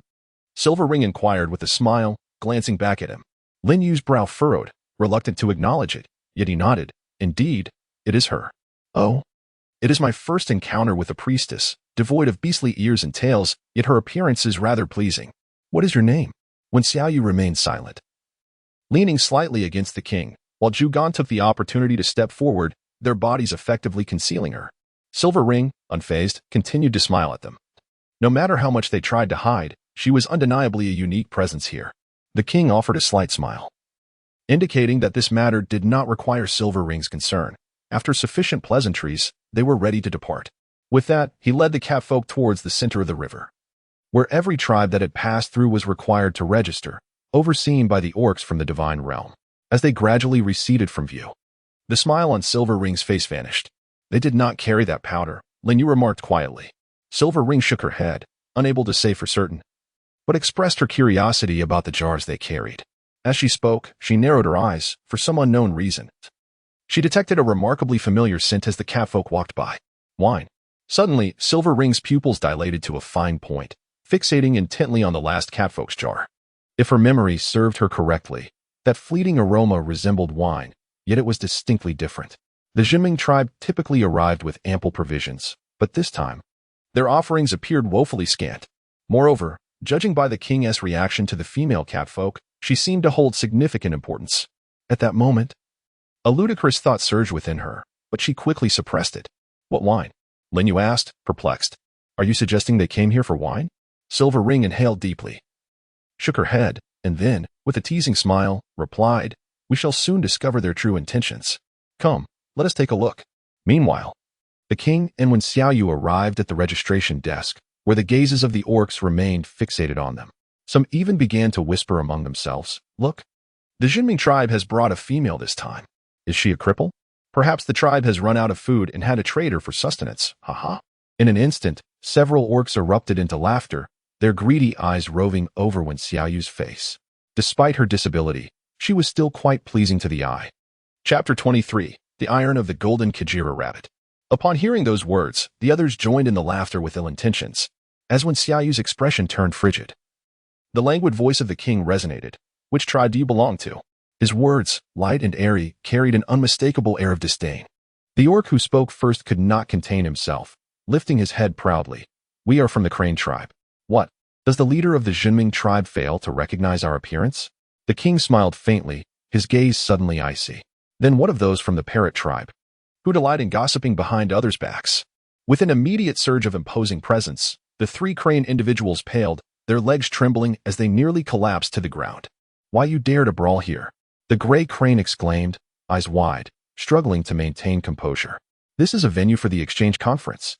The king cast a glance, a cold smirk dissipating his overwhelming aura as he continued in his languid tone, "Truly timid, like a mouse, I have no interest in the weak." The gray Crane attempted to retort but was tugged back by a companion.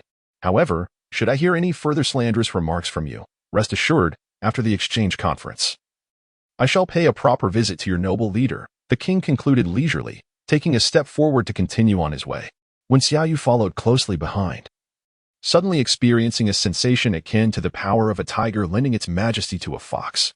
Although the three beastmen continued to regard her with peculiar glances, they refrained from uttering any further unpleasant remarks. The registration area comprised a rudimentary tent constructed from wooden beams and animal hides, where several diverse types of beastmen were seated upon the ground.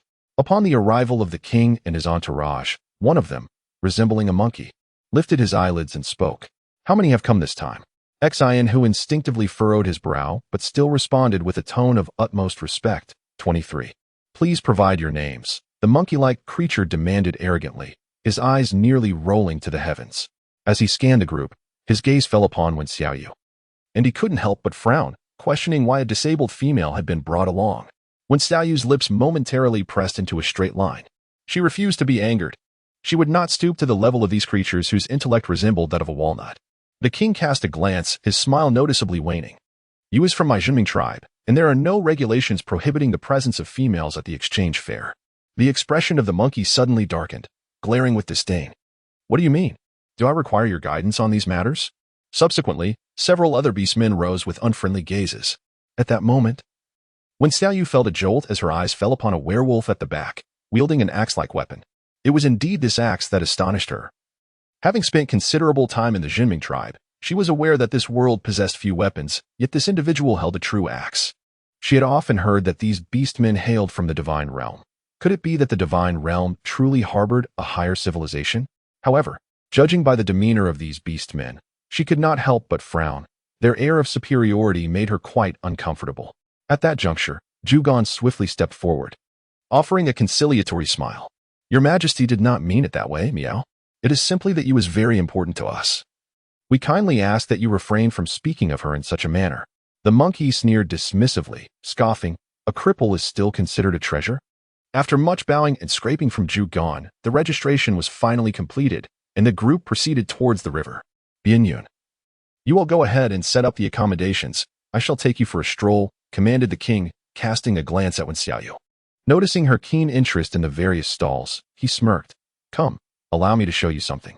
At the exchange fair, every beastman would set up a small stall, laying out a hide and displaying items available for trade, awaiting those who sought to barter. Most of these stalls offered food, along with furs, horns, and oddly shaped stones. When Xiaoyu stumbled upon a rather unremarkable black stone at one of the stalls, its diameter approximately 1 meter. At first glance, it seemed inconspicuous, but as she approached, subtle details began to reveal themselves. Surrounding the stone were numerous fine black powders, seemingly adhering to its edges as if magnetized. The stall owner, an elderly man with rabbit-like ears, casually munched on a large carrot and, upon noticing their approach, rose with evident delight. Ah, warriors of the Zhenming tribe. Are you interested in this stone? His curious gaze briefly assessed Wen Xiaoyu, devoid of any prejudice, and he offered her a gentle smile, exclaiming, You are truly beautiful. Thank you. What girl does not relish the sound of compliments? A smile blossomed on Wen Xiaoyu's lips as she crouched beside the stone, examining it closely. What is so special about this? King glanced over, clearly uninterested. Yet, as Wen Xiaoyu continued her scrutiny and touched the powder beside the stone, her expression transformed with excitement. It's iron. Iron? Wen Xiaoyu nodded emphatically, acknowledging the significance of the item. While speaking, she cast a glance at the elderly rabbit before continuing, in any case. I require it. With iron, I could forge surgical instruments and craft numerous other tools, such as the axe wielded by that orc earlier. Observing her animated demeanor, the king turned to inquire, How do we proceed with the exchange? The elderly rabbit immediately extended 5 fingers in response. 5 pieces of premium beast skin. As the transaction began to unfold, nearby vendors could not resist joining in on the spectacle. One of them jested, Jinjila, you were quite audacious, daring to trade a mere stone for 5 exquisite pieces of beast skin. Clearly, you aim to swindle. He then beckoned to the king and Wen Xiaoyu, suggesting, Why not come over to my stall?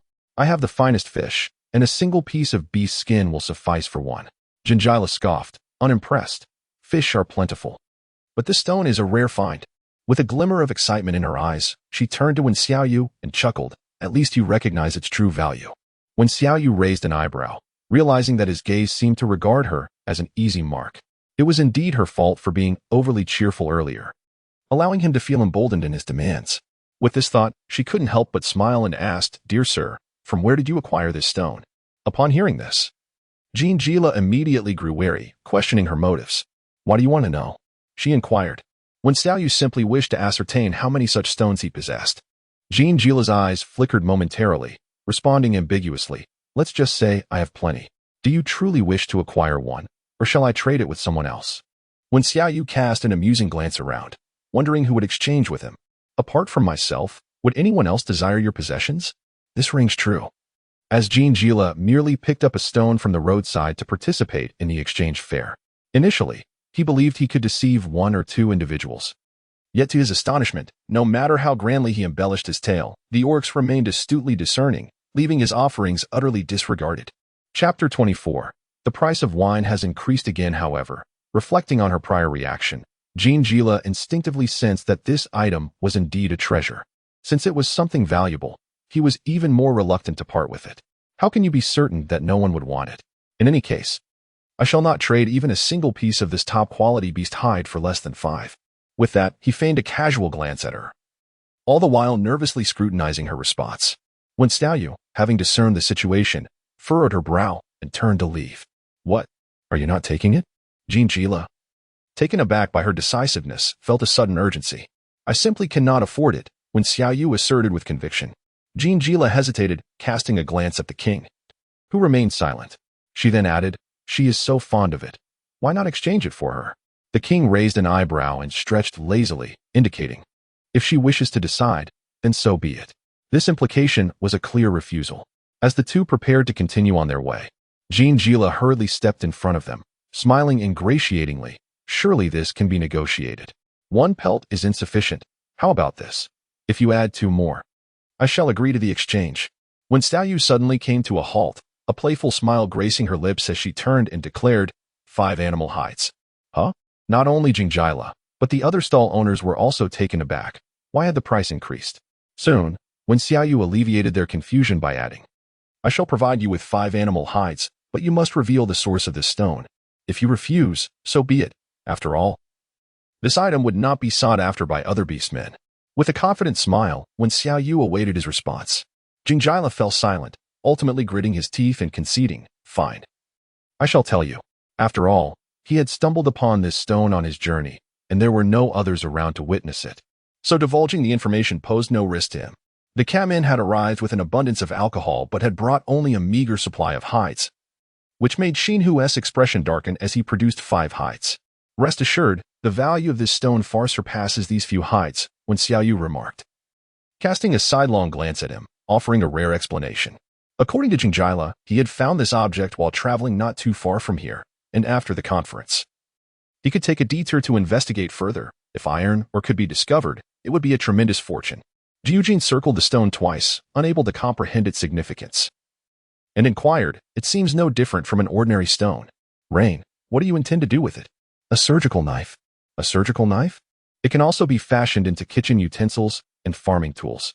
With the prospect of obtaining iron ore, when Xiaoyu's spirits lifted considerably. Previously, she had cherished her surgical knife as one would a beloved child, and now, being here, her longing for it was palpable. The catmen, however, were left bewildered. Until when Xiaoyu clarified, with the surgical knife in hand, I can treat your injuries with greater precision. The kitchen utensils will enhance the flavors of the meals we prepare. And as for farming tools, with them, there would be no need to venture to the picking grounds. We could cultivate our own crops. As her words hung in the air, a collective gasp escaped the mouths of all the kamen, the king's eyes reflecting a profound astonishment. How can we forge such tools? Utilize a great fire, and after applying high temperatures, continuously hammer the material to eliminate impurities, shaping it into the desired form. However, the temperature must be exceedingly precise. The king suppressed the glimmer of excitement in his gaze. This female had already brought him countless surprises, and an instinctive feeling whispered that this was merely the beginning. While all the beastmen were engrossed in her revelations, the outside world suddenly erupted with activity, and at that moment, Bianyun approached to report, Your Majesty. The wine from the holy city has commenced its exchange, seemingly of greater value than last year's. Understood. The king nodded, then turned to Xinhu, instructing, Keep 5 here to guard this stone. The rest will accompany me outside. When Xiaoyu, exasperated by his undue attention, merely rolled her eyes in silence, lacking the motivation to voice her thoughts. Upon exiting the tent, she beheld a multitude of beastmen gathered not far away, with one in particular, whom she had encountered earlier at the registration desk, standing at the center. Leading the assembly were several beastmen who had emerged from the divine realm, proudly positioned before a series of wine barrels. When Xiaoyu gazed intently, her eyes suddenly fixating on the fabric beside the wine jar. The craftsmanship was rather rudimentary, yet it still had the power to drive countless beastmen into a frenzy. Atop the pile lay several pieces of white cotton cloth that appeared to be of slightly better quality, along with 5 finished garments. When Xiaoyu's eyes suddenly gleamed as she glanced at the animal hides draped over her. It had been ages since she last donned such warm attire. At that moment, the king turned his head and caught sight of her expression, unable to suppress a light chuckle. Among these items, the most precious stood out. And this young female certainly possessed a discerning eye. Do you wish to acquire them? A languid voice resonated from above. Instinctively, when Xiaoyu nodded.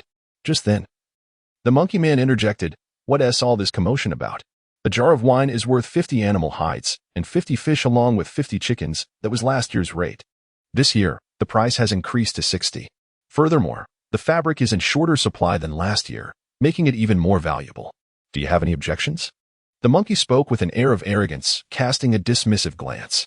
Though he posed the question, he was indifferent to any dissent. They could take it or leave it. Instantaneously, the orcs erupted in uproar. "Such prices are beyond our means. 50 was already a stretch. How can it have changed this year?" One protested. "We had planned to exchange for 3 jars this year, but at this rate, we cannot trade for anything else." The changes each year were perplexing. Could they not provide some certainty? Seeing the chaos unfold, the monkey man paid them no mind, leisurely picking at his nails, his expression rife with mockery. A bunch of simpletons.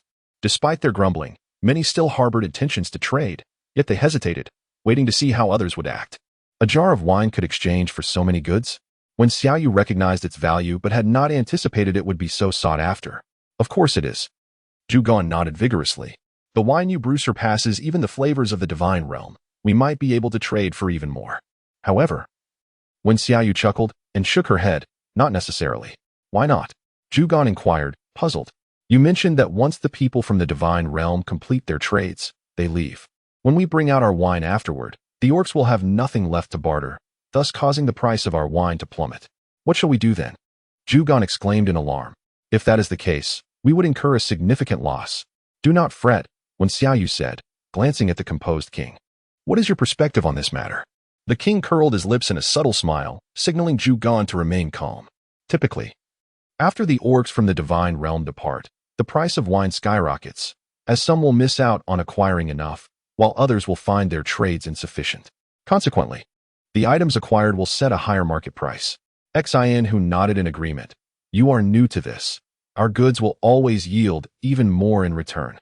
Chapter 25. The nine-tailed fox of Qingxiu. When Xiaoyu raised an eyebrow, surprised that these two individuals perceived the situation so acutely.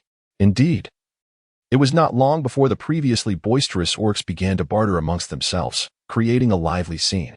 Meanwhile, the serpent folk of the Linran tribe silently stood to the side, observing as the supply of liquor dwindled. Linyu, growing anxious, urged, "Chief, shall we not make a trade?" At that moment, Inhuan narrowed his eyes, a hint of perplexity gracing his delicate features. From the instant the king and others had appeared, he had noticed them. Traditionally, they would have eagerly rushed to seize a few jars of liquor, yet this year, they remained stationary, engaged in conversation with that female. "Linyu, what do you suppose is contained within the jars of the Jinming tribe?" Linyu, overwhelmed with urgency, retorted. "There is no time for such considerations, Chief. If we do not act soon, the liquor will be gone." "There is no rush," Inhuan replied, his gaze still fixed on the king's vicinity. The inaction of both tribes intrigued the ever-watchful Jiawei, whose captivating eyes blinked playfully, a smile gracing his lips. How peculiar it was that neither the Jinming tribe nor the Linran tribe had sought to exchange for liquor. Jiawei, the leader of the Fox tribe, maintained connections with both groups. While aware of their past grievances, he had never offended either, finding himself in a position of neutrality. At that moment, a fox approached with a report. "Chief, we have exchanged for 2 jars of liquor. Shall we procure more?" Jiawei tilted his head, arms crossed over his chest, his sultry voice resonating. "Not just yet. Let us observe the situation first." "And the cloth?" "Exchange for 3 pieces." "Yes." The fox swiftly departed, and Jiawei, contemplating the leaders of the 2 tribes, made his way toward the king. "Your Majesty, it has been a while." Jiawei smiled as he surveyed the unmoving catfolk, his gaze ultimately lingering on Wen Xiaoyu, a flicker of curiosity evident in his eyes. Simultaneously, when Xiaoyu appraised him, her eyes sparkling with astonishment, he was stunning, so breathtakingly beautiful. His visage was alluring yet refined, striking yet not overwhelming, every gesture imbued with an irresistible charm, complemented by his sultry, magnetic voice. When Xiaoyu instinctively clutched her chest, feeling her heart thumping with fervor, her small face tilted at a 45-degree angle towards the sky. "Oh my, I have fallen in love again." Above her, a pair of pure white triangular ears graced the head of a figure, distinguishable from the slightly curved ears of the king. The fluffy white tail behind him was also quite different from the king's slender appendage. It was almost immediately apparent that he was a fox. Goodness. No wonder he is so alluring. It turns out to be a little fox. Oh no. Given his stature and size, it should rightly be called a large fox. Before she could await the king's response, the nine-tailed fox was already amused by her rich array of expressions. Nodding slightly as his enticing voice rang out once more, leader of the Qingxiu tribe, Nine Tails. Ah, hello. My name is Yu. When Xiaoyu chuckled, scratching her head, her eyes never straying from his face. He's incredibly handsome. Who could possibly resist such a lure? Despite the lack of overt actions, it felt as though he were casting a spell of seduction. Was Nine Tails perhaps a nine-tailed fox? Yet, observing his tail, it appeared to be only one, burdened with questions. When Xiaoyu grinned foolishly, this expression elicited a furrowed brow from the king, who stepped forward to shield her behind him. Why have you come here instead of fetching what you need? Sensing the king's rejection, Nine Tails smiled even more, finding the situation amusing. It seemed the king regarded this little female quite differently. Previously, whispers had floated about how he had brought a female to the exchange gathering, and upon seeing her today, she indeed was quite charming, though the rest. The king's words saddened me. As a good friend, I naturally wished to extend my greetings. Once the pleasantries are exchanged, you may take your leave, he stated casually, glancing back at Wen Xiaoyu, who remained entranced, her expression still starry-eyed. He frowned slightly and instructed Bian Yun, go tell them we no longer require the cotton fabric. Why?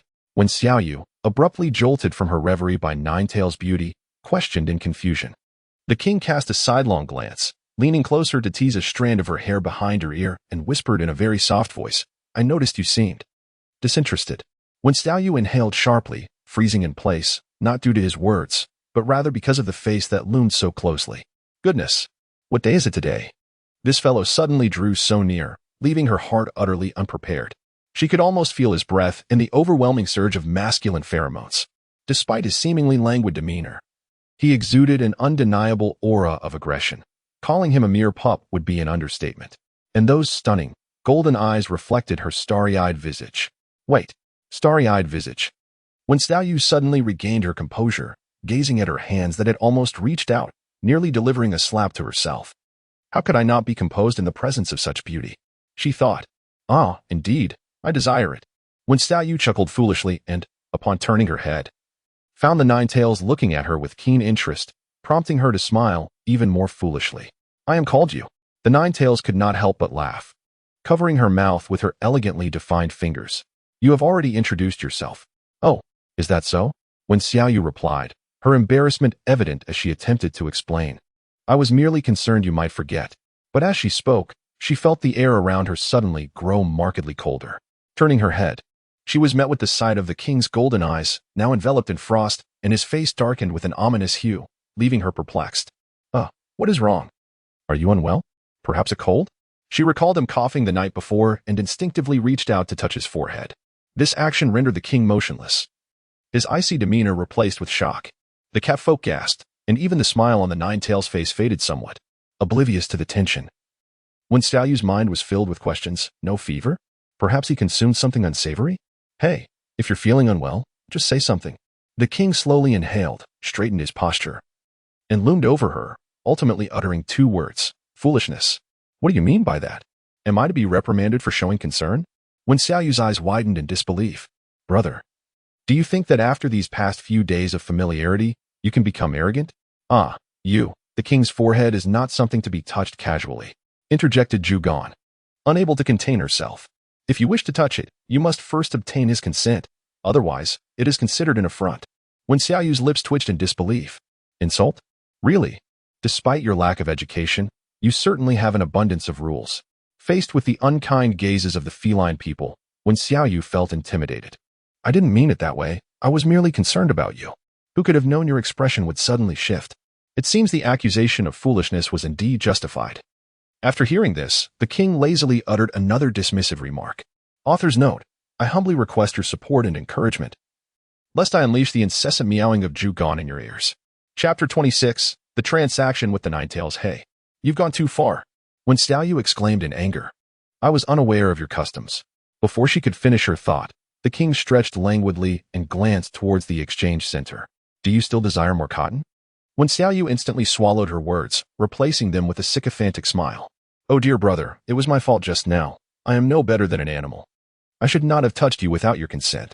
Should the beast father grant me a chance to start anew, I would cherish it dearly. I wish to atone for my previous misstep. I am willing to comply with any request you may have. Will you forgive me?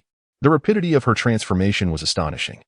Leaving the catfolk in disbelief, their jaws nearly dropping to the ground as they cast scornful glances in her direction. Although she possessed the sacred art of the priestess, brewed fine wines, and even cured the cat plague which had baffled the high priest, why did her current demeanor provoke such disdain among them? Nevertheless, the king merely cast her a sidelong glance. Anything, you say? Theoretically, that sounds agreeable, but if you were to propose something beyond my capabilities, that would not do. Would it? When Xiaoyu continued her ingratiating demeanor, the king's lips curled into a sly smile as he appraised her from head to toe before suggestively stating, tonight. Continue to massage this king until I say stop. When Xiaoyu's smile abruptly froze, her heart devoid of any turbulence, and she felt an urge to curse. Ever since she had given him a massage last time, he had been demanding her assistance for every trivial matter. After having refrained from mentioning the cat plague recently, he was back at it again. Damn. Men truly are like houses that will collapse if not beaten for 3 days. Just wait until I acquire the cotton-padded coat. Then you shall see how you beg me. Oh, fine, fine. As long as you are pleased, it is merely a massage. When the time comes, I shall make you call me mother. After that internal monologue, her mood lightened considerably. However, upon turning her head, she noticed the various expressions of the catfolk observing her. There were looks of shock, ambiguity, despair, and complexity, an array of gazes indeed. At that moment, the Ninetail suppressed her smile, realizing that the king's companion was present. Huh? When Xiaoyu's mind was suddenly filled with confusion, and just as she was about to speak, the king had already commanded, go fetch 2 cotton-padded coats. Bian Yun nodded, refraining from further inquiries, but cast a deep, complex glance at Wen Xiaoyu as he departed. Before long, he returned with 2 coats. At this point, the exchange with the divine realm was nearing its conclusion. Under the king's orders, another jar of wine was exchanged, marking the end of that phase. Meanwhile, Shiryu, who had been vigilantly observing them, could no longer contain herself. Leader, we have only exchanged 2 jars of wine and 2 pieces of cloth this time.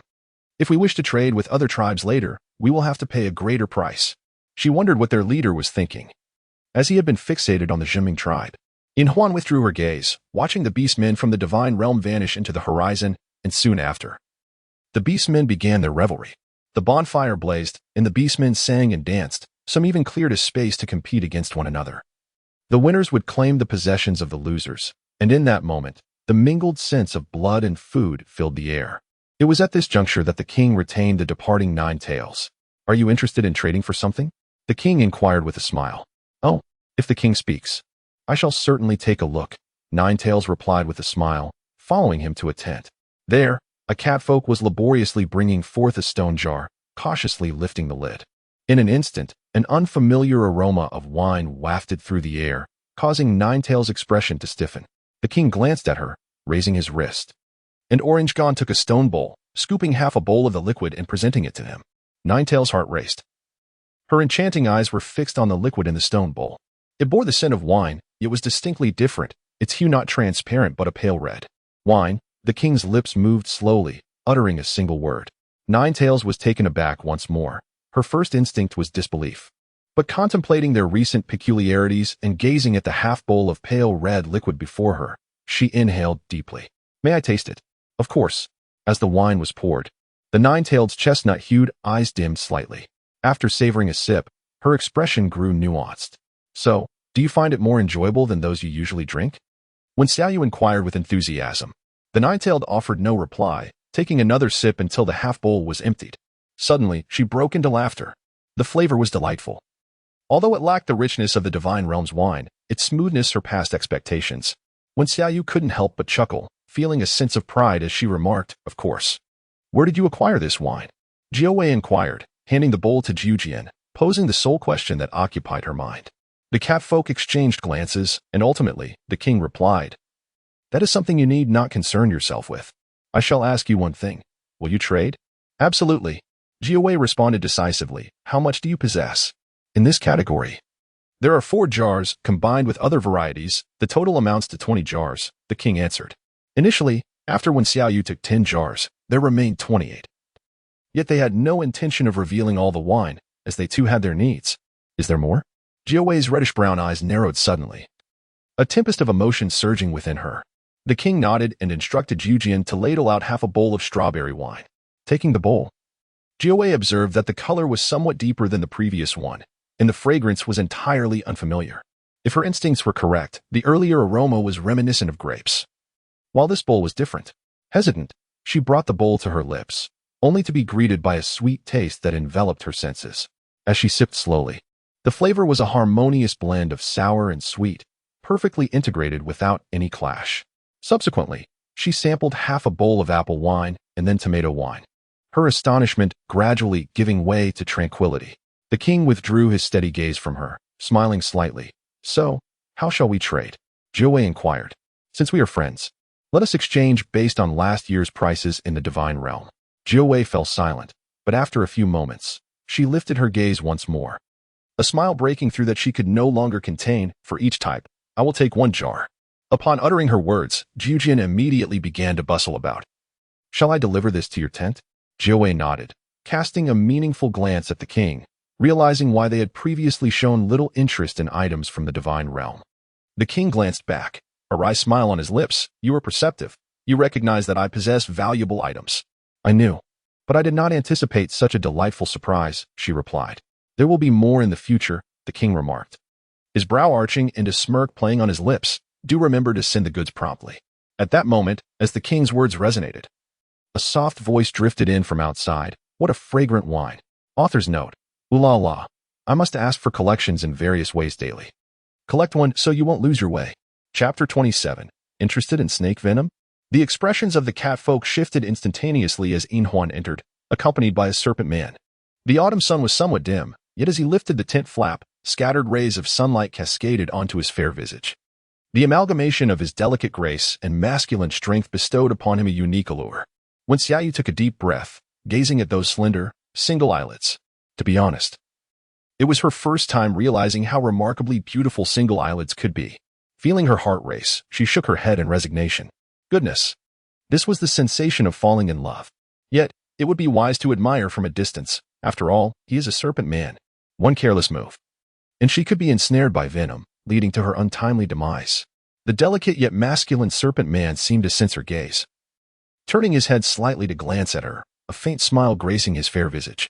When Xiao Yu couldn't help but gasp, instinctively retreating a step. My goodness! Why did she feel as though there was a certain intriguing glint in his gaze that sent chills down her spine? Soon, Silver Ring turned his head back, his narrowed eyes fixating on the remaining jars, surprised to discover that the chief of the Zhenming had such remarkable treasures. The catfolk were poised for action, their eyes brimming with combat readiness, yet they refrained from making the first move due to the regulations of the exchange conference. Hiki, since Chief Silver Ring has arrived, I shall not disturb your proceedings. Upon seeing this, Jiao Wei waved his hand, instructing his subordinates to take the wine away. The king, aware of Jiao Wei's temperament, could not be bothered to say more and turned his gaze to Silver Ring, his expression cold. Chief Silver Ring, this is not a place for you. In response, Silver Ring offered a coy smile. Since this is an exchange conference, it is naturally centered around mutual benefit, is it not? Furthermore, dear little kitties, please do not glare at me with such fierce eyes. I am rather timid by nature. If I am startled, who knows what I might do after the exchange conference? The king appeared unfazed by his veiled threat, letting out a cold laugh. Was the Zhenming tribe even willing to trade with the Linen tribe? Surely. Chief Silver Ring had some awareness of that. Silver Ring, undeterred, asserted, I have come with ample sincerity this time. How about snake venom? I wonder if Chief Zhenming has any interest? Snake venom. The catfolk's eyes widened in surprise. The Linran tribe rarely offered their snake venom for trade, and it was well known that applying it to certain tools could lead to a significant chance of causing death upon contact with an enemy's wound. For a long time, the Linran tribe had maintained strict control over the dissemination of their snake venom. Therefore, not only the others, but even when Xiao Yu felt a spark of intrigue. Snake venom. Its potential uses were immense. As she stepped forward, preparing to urge the king to reconsider, she was taken aback when he spoke first. No need. The Zhenming tribe will not engage in business with you. After the king's declaration, Bianyan and Xinhu were already restless. Still not leaving? Are you waiting for us to entertain you? Xinhu remarked coldly, his brown eyes glinting ominously. Lin Yu snorted softly and was about to step forward when Silver Ring halted him. Since the Jinming tribe looks down upon our exchange, then so be it. With a smile, Silver Ring cast a glance at Wen Xiaoyu before turning to leave. How regrettable. As the serpent folk departed, the atmosphere within the hall quickly returned to calm. However, watching Silver Ring's retreating figure, the king couldn't help but furrow his brow. Bian Yun sensed something was amiss. Your Majesty. To my knowledge, Silver Ring has not engaged in much trade with the divine realm this time, and his departure seems unlike his character. Given the long-standing enmity between their tribes, witnessing so much wine would surely compel Silver Ring to take action. Yet, strangely, after being rebuffed, he simply walked away. Zhu Gan expressed her confusion. Could it be that he fears the regulations of the divine realm? This time, no one responded. There may be reasons for this. Yet a feeling of dissonance lingered. At that moment, when Xiaoyu, who had been silent, spoke up, we could have exchanged with them just now. As soon as the words left her lips, the catfolk erupted in anger. Do you have any idea how deep the enmity runs between the Linran tribe and us? Indeed. Dream on if you think you can barter with us. Observing the scattered and infuriated catfolk, Wen Xiaoyu could only muster a sardonic smile. Are you intrigued by snake venom? At that moment, Zhu Gan, who had been standing nearby, noticed her sudden unease upon hearing the words snake venom uttered by Yin Huan. As expected, Wen Xiaoyu nodded, casting a glance at the ignorant catfolk, and slowly remarked, snake venom possesses unique properties effective against numerous ailments. Its applications are indeed vast. However, since you have already refused, I shall refrain from providing examples. Upon hearing this, the king's eyes flickered with interest. Instead of clarifying, he inquired, do you have a pressing need for snake venom? If available, that would be ideal. If not, then so be it. Wen Xiaoyu replied before lifting the tent flap and proceeding towards other stalls. After all, they had their own opinions. And she was disinclined to intervene. She preferred to search for treasures instead. Zhu Gan quickly followed her, sensing an unusual tension in the atmosphere. Scratching his head, he asked you, are you upset with the king? What is there to be angry about? He is the king. The Jinming tribe is under his command, not mine. Wen Xiaoyu pursed her lips, unwilling to elaborate, and made her way towards a particular stall. Before her stood a dazzling array of stones. Strikingly different from the iron she had purchased earlier, these were of various vibrant hues. To her surprise, nestled among them were golden pearls, instantly capturing her interest. She picked one up, examining it closely. The pearl was roughly the size of a fingernail, not perfectly round, yet it was a rare find in this context. The stall's proprietor, a she-folk, beamed at her and exclaimed, you truly have an eye for beauty. This is the legendary tear of the mermaid, exceedingly rare. He then turned to Zhu Gan and said, if your partner wears this, she will surely outshine all other females. Zhu Gan awkwardly scratched his head. As he was about to respond when a light, melodic laugh floated from behind. Without needing to guess, it was clear that the newcomer was Jiao Wei. Do you fancy this? Jiao Wei smiled, gliding gracefully towards Wen Xiaoyu. He had donned a simple white cotton garment. Yet it clung to him in a manner reminiscent of an international model strutting down a runway. Wen Xiaoyu turned around to behold a delightful scene, instantly clutching her chest. Brother, please hold your tongue for a moment. Allow me to guess. Your visit must surely be with ulterior motives. How about I gift this to you? The nine-tails stood before her, bending slightly at the waist to meet her gaze. This tear of the merfolk would beautifully complement your complexion. This assertion held truth. For Wen Xiaoyu's skin was already fair, and adorning herself with this golden pearl would undoubtedly enhance her radiance.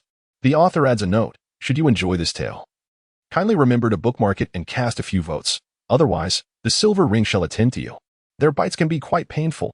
Chapter 28. The essence of acetic acid. No need. Thank you. Wen Xiaoyu struggled to swallow, placing the pearl aside. Though she had an affinity for handsome men, she was not naive. Having just returned with wine, discovering her here, one would be hard-pressed to believe there were no ulterior motives at play. Zhu Gan could not help but furrow her brows, clearly displeased with the nine-tails' excessive attentiveness. Isn't the leader supposed to deliver the exchanged items? Haha. Such matters require only their efforts. There is no need for this leader to intervene personally, the nine-tails replied with a smile, picking up the pearl and inquiring, what shall be the exchange for this? Upon hearing this, the she-man brightened, exclaiming, 20 fine hides. Such a steep price. Zhu Gan frowned once more. The tear of the merfolk was indeed rare, yet 20 hides did not seem exorbitant. The nine-tails smiled slightly and addressed the she-man. You shall retrieve 20 hides from my clan. I shall take this tear. Splendid. The she-man exclaimed, his excitement palpable. He had not anticipated such a swift transaction. Despite the allure of the tear, many had questioned its value, feeling that 20 hides was too steep. The visitors were all male beast men. Even if they wished to procure something to please their partners, they could hardly afford such extravagance. That female truly was fortunate. The Ninetails regarded the pearl thoughtfully, extending her fair fingers. "This is for you." With a raised eyebrow, when Xiaoyu chose not to respond, recalling that he had previously assumed she was the king's companion. He had consequently distanced himself. How could he, after merely one outing, revert to his previous affections? It is often said that foxes are cunning. She must remain vigilant. No merit should be received without labor, and this was something she could not accept. Little did she know that shortly after the Ninetails departed, a clan member reported on Wen Xiaoyu's situation, having inquired among the catfolk. Although the king held her in high regard, he had never contemplated making her his consort. How amusing it is to consider this as merely a first encounter, what might be an appropriate gift between friends. The Ninetails smiled gently. But upon noticing her reluctance to accept, his gaze turned somewhat forlorn. It seemed she did not intend to regard him as a friend. That look in her eyes, that voice, when Xiaoyu nearly reprimanded herself for being so foolish. After all, it was merely a pearl, accepting it would not lead to her demise. In an instant, she dismissed her earlier suspicions regarding his intentions and, almost snatching the pearl from his hand, said apologetically, "No, you are so handsome. Of course, you are my friend. I mean, we have always been friends, haven't we?" The Ninetails' gaze flickered with a glint of mischief, his reddish-brown eyes sparkling as he maintained a gentle smile and nodded. He then inquired, "I do not believe we have met before. Which clan do you belong to?" "Ah, that is a long story, better left untold," Wen Xiaoyu replied cheerfully. "I still intend to explore a bit, so you shall accompany me." Noticing her reluctance to elaborate, the Ninetails refrained from pressing further and walked alongside her in the orange tangerine as they meandered about. Before long, the gaze that had been fixed upon the trio from a distance shifted away, heading in the opposite direction. Within the tents of the Lin and tribe, Lin Yu knelt on one knee, while Yin Huan sat with closed eyes, seemingly in a meditative state. After some time, a soft voice spoke, by the timeline. "When you clashed with Bianyun, this female had not yet appeared. The last encounter was when Xian who brought the catfolk to the harvesting area, and shortly after, the Zhiming tribe acquired the wine. Is it possible they received a significant boon from the divine realm to obtain such wine?" Lin Yu pondered. For to suggest that this female was the source of it would be too shocking. After all, it was wine, a substance exclusive to the divine realm. However, Yin Huan shook her head. "You just observed that the Ninetails has already engaged with her, which indicates that he harbors ulterior motives towards her, even questioning whether the wine originated from her." Lin Yu was momentarily stunned. Could she have emerged from the divine realm? If she were indeed a female from the divine realm, she would not behave as she did. Yin Huan slowly opened her eyes and cast him a sidelong glance. "Do you remember what the last female from the divine realm was like?" Lin Yu fell into a brief silence. He certainly remembered, as if the memories were vividly etched in his mind. The status of females in the divine realm was indeed as the legends foretold, with those male beasts fawning over her, while she carried herself with an air of haughtiness that was utterly appalling. When considering this disability, the disparity became even more pronounced. Even if the wine was not brought by her, it undoubtedly bore a connection to her. At this point, Yin Huan seemed to have made up her mind. Her expression shifted as she straightened up and beckoned him to come closer. Meanwhile, Wen Xiaoyu, accompanied by two handsome men, had explored at least half of the stalls. Though her haul was modest, the presence of such captivating companions made the experience delightful. As mealtime approached, Wen Xiaoyu reluctantly bid farewell, expressing, "I must return now. Shall we arrange to meet again tomorrow?" Jiu Wu inquired, her enchanting eyes sparkling with allure. Wen Xiaoyu nodded eagerly, expressing her delight. "All right, we shall meet again tomorrow." With that, she joyfully took hold of Zhu Gan's hand, bouncing back with exuberance. As they distanced themselves, the smile in the Ninetails' eyes turned mischievous. He watched their retreating figures for quite some time, stroking his chin before departing with a smile. On their way back, Zhu Gan felt a twinge of dissatisfaction. "Rain, why did you arrange to meet that fox tomorrow? Is it not permissible?" Wen Xiaoyu replied cheerfully. "The Ninetails is handsome, possesses a good temperament, and is quite generous. Why not get to know him better? Furthermore," she continued, "since the king maintains a favorable relationship with him, it is essential for us to cultivate diplomatic ties as well." Zhu Gan sighed, listening to the clinking sounds from her leather pouch, and for some inexplicable reason, an ominous premonition began to stir within him. Just as this thought crossed his mind, A chilling gaze pierced through the air. Jugon looked up to find the king standing not far from them. What was the distance, one might wonder? It was certainly not far at all. In fact, he could see the pores on the king's face. The king, with an impassive expression, glanced at them and remarked, "You both seem to be having quite a splendid time." When Xiaoyu nodded vigorously, a silly smile gracing her lips. "It's fine," she replied. "Is it because of the nine-tailed prince?" A chilling voice echoed. When Xiaoyu looked up in confusion, only to meet that frigid gaze, which sent a shiver down her spine. "Is my character commendable? Am I generous in my actions?" She coughed softly. "Do you believe that my relationship with him is quite close?" As she spoke, the king stepped forward, almost brushing against her face as he inquired. When Xiaoyu instinctively attempted to retreat, it was ensnared by a strong, powerful hand gripping her waist. The golden-hued eyes glimmered with a hint of danger. "Answer me." When Xiaoyu, if she was not mistaken, there seemed to be a waft of acetic acid in the air. But that was odd. What could this fellow possibly be jealous of? Chapter 29. Capturing a Stray One. Sensing the chilling aura emanating from him, a fierce instinct for survival compelled Wen Xiaoyu to exclaim, "Brother, remain calm. How could he possibly be more handsome than you? It's a jest. Your character surpasses his by leaps and bounds. And when it comes to generosity, just look at the warm coat you gifted me. Does he even compare to your magnanimity?" She breathlessly articulated her thoughts, her innocent eyes twinkling with sincerity, as if fearing he might doubt her. She added earnestly, "Truly, I swear. But what value does a vow hold? When it's time to be timid, one must indeed be timid."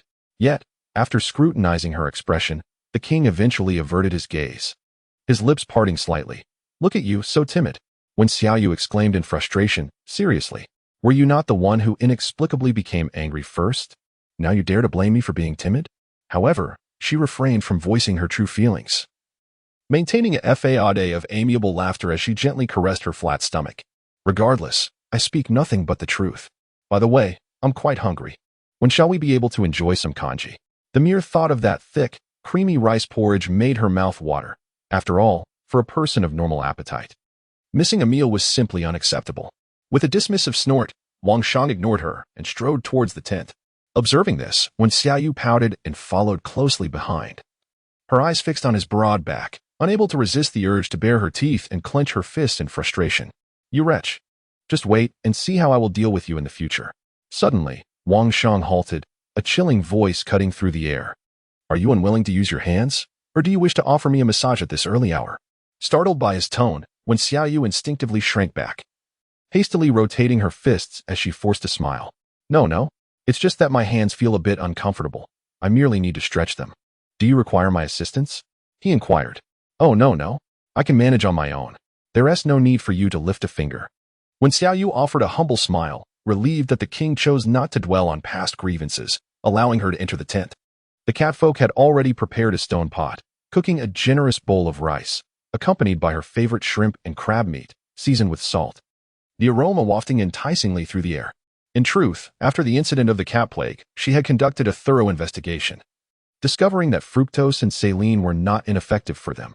Rather, the dosage had been insufficient.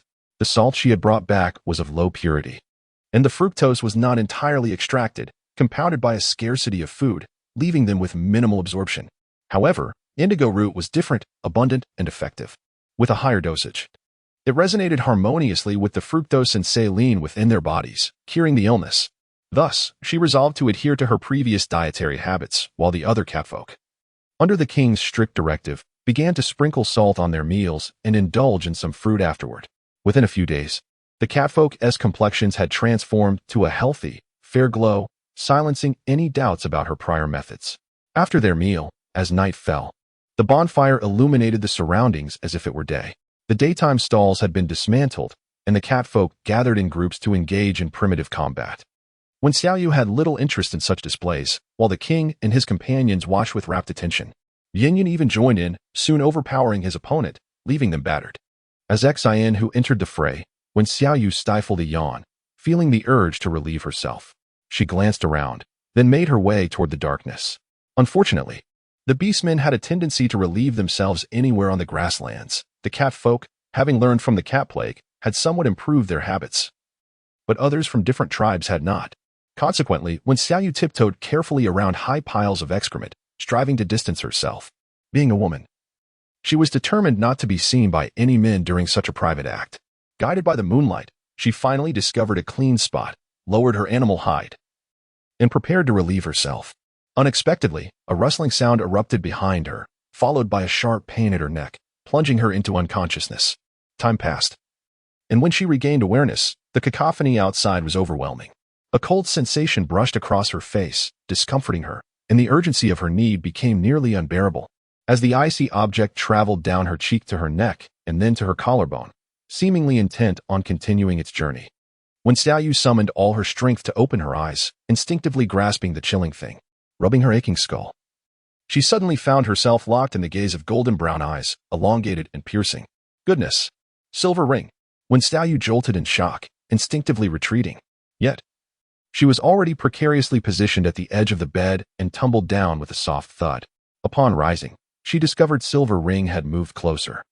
His voice sultry and smooth. What's this? Surprised?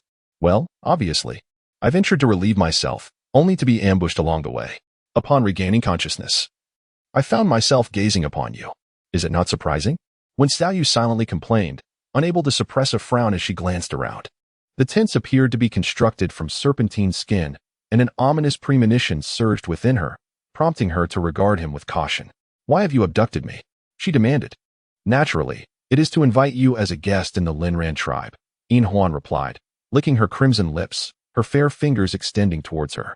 Just as they were about to brush against Wen Xiaoyu's face, she instinctively recoiled, her gaze drawn to the black and white striped tail at his waist, sending a shiver down her spine. Is this your way of hospitality? Wen Xiaoyu retorted. Yin Huan smiled faintly, retracting her hand and gesturing towards the bedside. The king is unwilling to let you go.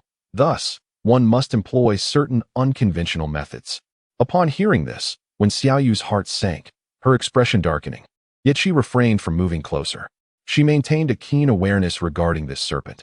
If he believed he could threaten her to manipulate him, he was gravely mistaken. Do you truly underestimate me by employing a female to intimidate others? Yin Huan remarked coolly, coiling her serpent tail as she lay on the bed, propping her head in her hand to observe her. I recall your name as you. When Xiaoyu remained silent, which could be interpreted as tacit acceptance. Shortly thereafter, he remarked, those powders in the wine are indeed connected to you. This was not a question but a definitive statement, causing Wen Xiaoyu's expression to darken further. It appeared that this serpent man had come to settle a score regarding the realgar powder. However, when she had ventured out to witness the commotion, she had been in the company of the king and had forgotten to bring the realgar powder, leaving her utterly powerless against him. Noticing her furrowed brow, Yin Huan smiled faintly and spoke in a low voice. You need not be afraid. Since I have invited you as a guest, that matter is now in the past. At this moment, I merely wish to know how you acquired those powders and the wine.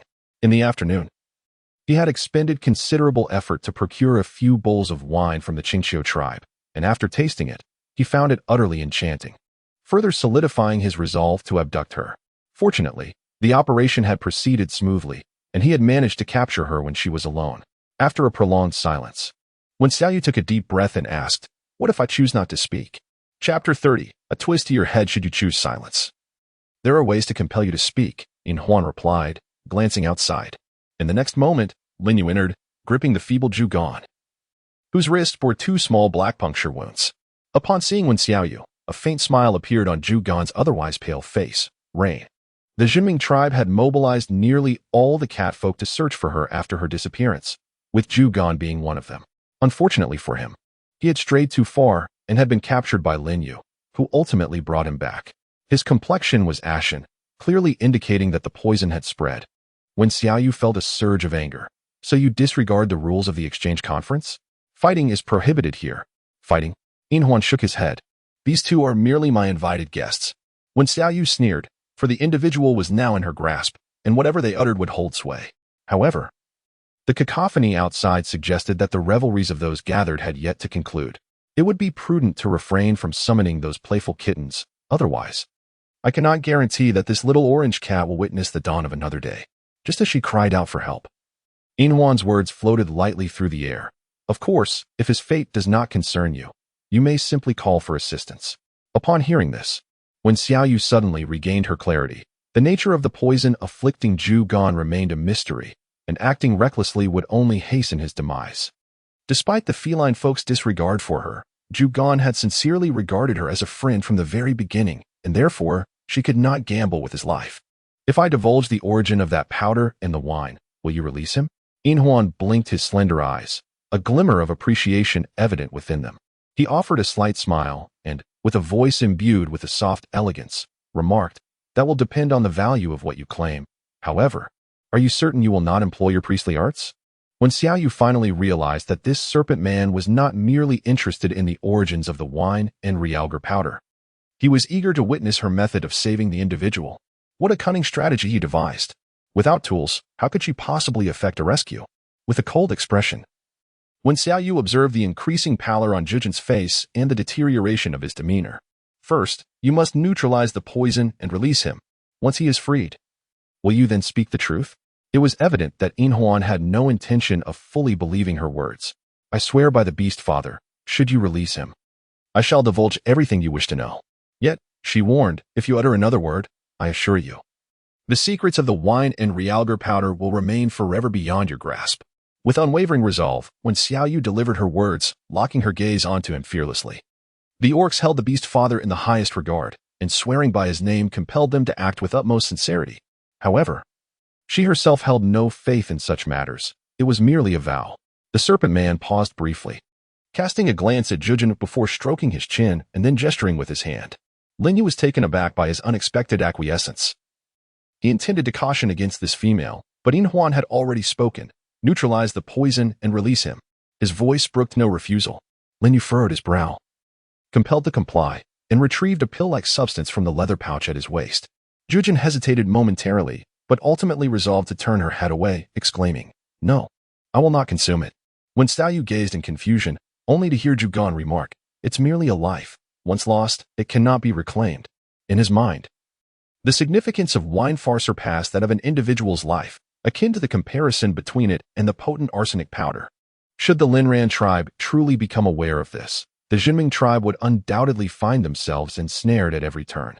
When Xiaoyu rolled her eyes in exasperation, speechless and unwilling to engage further, she stepped forward, seized the small pill, pried open his mouth, and unceremoniously tossed it inside. "Rain, your well-being is paramount. Nothing else holds greater significance. One day, you shall comprehend this." When Xiaoyu remarked coolly, glancing back at him before addressing Huan, "Release him." The latter nodded in agreement, choosing not to elaborate. Approaching Gan, one might have expected a few words, yet instead, with a mere wave of his hand, he rendered him unconscious. When Xiaoyu was suddenly filled with fury, "Do not be impatient. I shall undoubtedly release him. However, it depends on when those cat people manage to locate him, which you conveniently omitted to mention earlier." Huan chuckled softly, revealing a set of pearly white teeth. Noticing when Xiaoyu's gaze narrowing sharply, he continued with a smile. "Or perhaps, you intended from the outset to compel me to set him free, thereby enticing the king to come here?" When Xiaoyu let out a cold hum and chose to ignore it. However, she noticed that the unconscious orange tangerine's complexion was improving, and surprisingly, there was no rebuttal. Soon, Linyu dragged the orange tangerine away, and she seized the opportunity to glance at the doorway, where a multitude of serpent people stood densely clustered. In the distance, the orcs remained as boisterous as ever, completely unaffected. At this moment, the silver ring returned to her bed, gazing at her silhouette. "Can she speak now?" When Xiaoyu turned her head, her expression indifferent. Before speaking, there was one more matter to address. "I need to relieve myself." The 4 words, delivered without a trace of emotion, momentarily stunned Huan, who then couldn't help but chuckle. Initially, she thought when Xiaoyu intended to seize the opportunity to escape under the guise of needing to urinate. However, upon witnessing the restraint in her eyes, her mood brightened. She then tossed over a pouch made of animal hide. "What do you mean?" When Xiaoyu furrowed her brows. "Of course, it is to resolve that issue. Otherwise, do you think I would allow you to leave and provide you with an opportunity to flee?" The glimmer of amusement in Huan's elongated eyes revealed that this female was indeed rather intriguing. When Xiaoyu gritted her teeth, silently picking up the beast's skin bag and casting him a frosty glance. He, too, regarded her with keen interest. 5 seconds passed. 10 seconds elapsed. Half a minute went by. The silver-ringed one raised an eyebrow. "Aren't you in need of a restroom?" When Xiaoyu gritted her teeth, nearly crushing them, and managed to utter a few words through clenched jaws. "How can I possibly urinate with you here?" Indeed, Huan seemed to have a sudden realization, and then, With a mischievous glint in her eyes, she cast a lingering glance at her chest before turning away, a smirk playing at the corners of her lips. Rest assured, I have no interest in a female who is in the midst of relieving herself. What the heck? When Xiaoyu was nearly infuriated to the point of turning away. I have my dignity. Do you understand the concept of dignity? Whoever suggested that you have any interest in me? Is your head wedged in a door? Or do you simply have an inflated sense of self-worth? After venting her frustration, she felt an overwhelming urge to relieve herself and ultimately could no longer hold back, shouting, "Get out." In Huan shrugged nonchalantly but remained unmoved, realizing that no matter what she said, this person was not going to leave.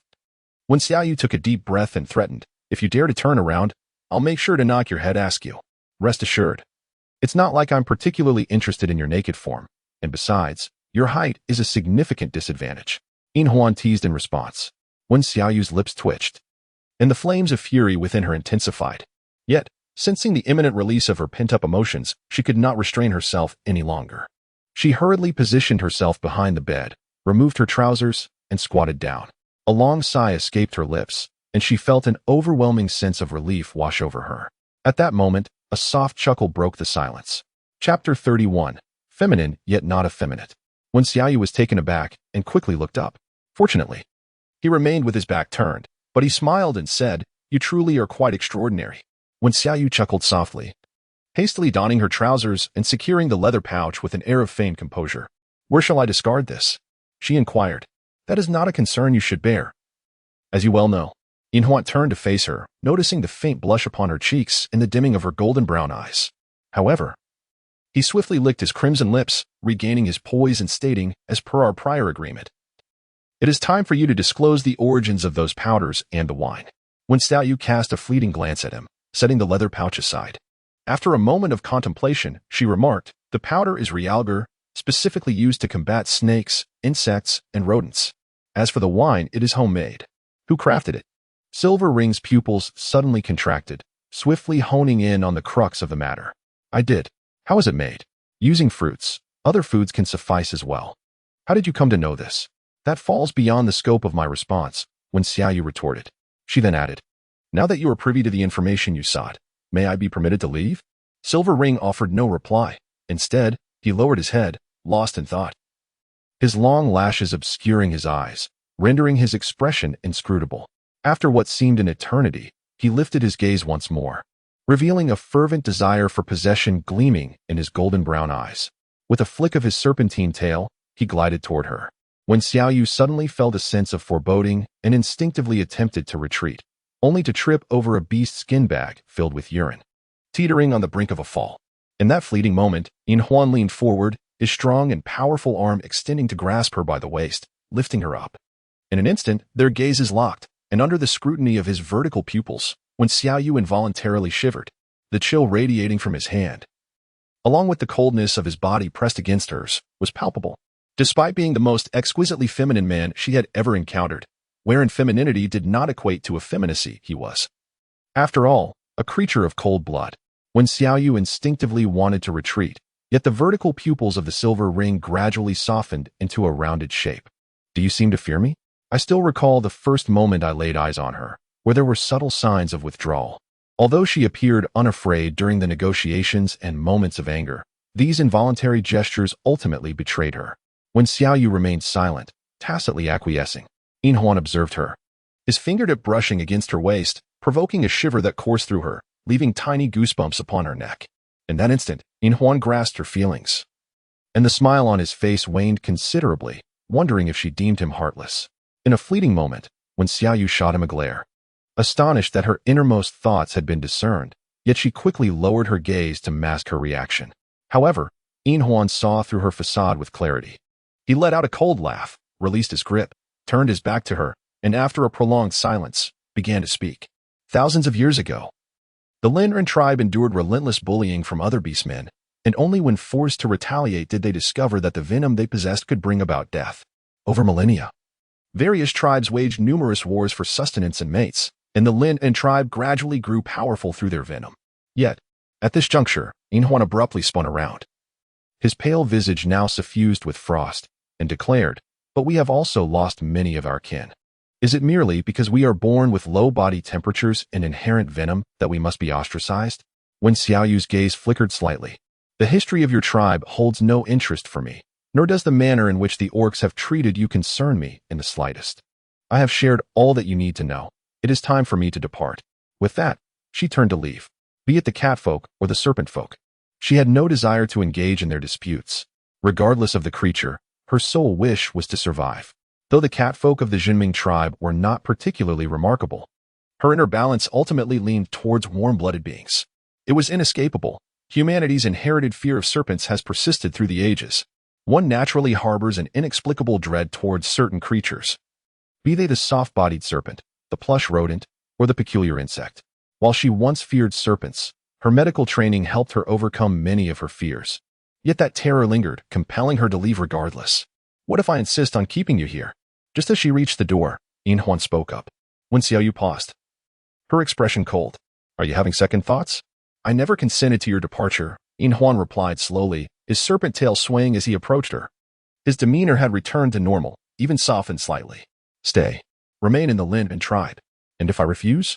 A strange sensation stirred within Wen Xiaoyu. Her instincts ringing alarm bells. Almost instinctively, she turned to flee, her mouth opening to scream.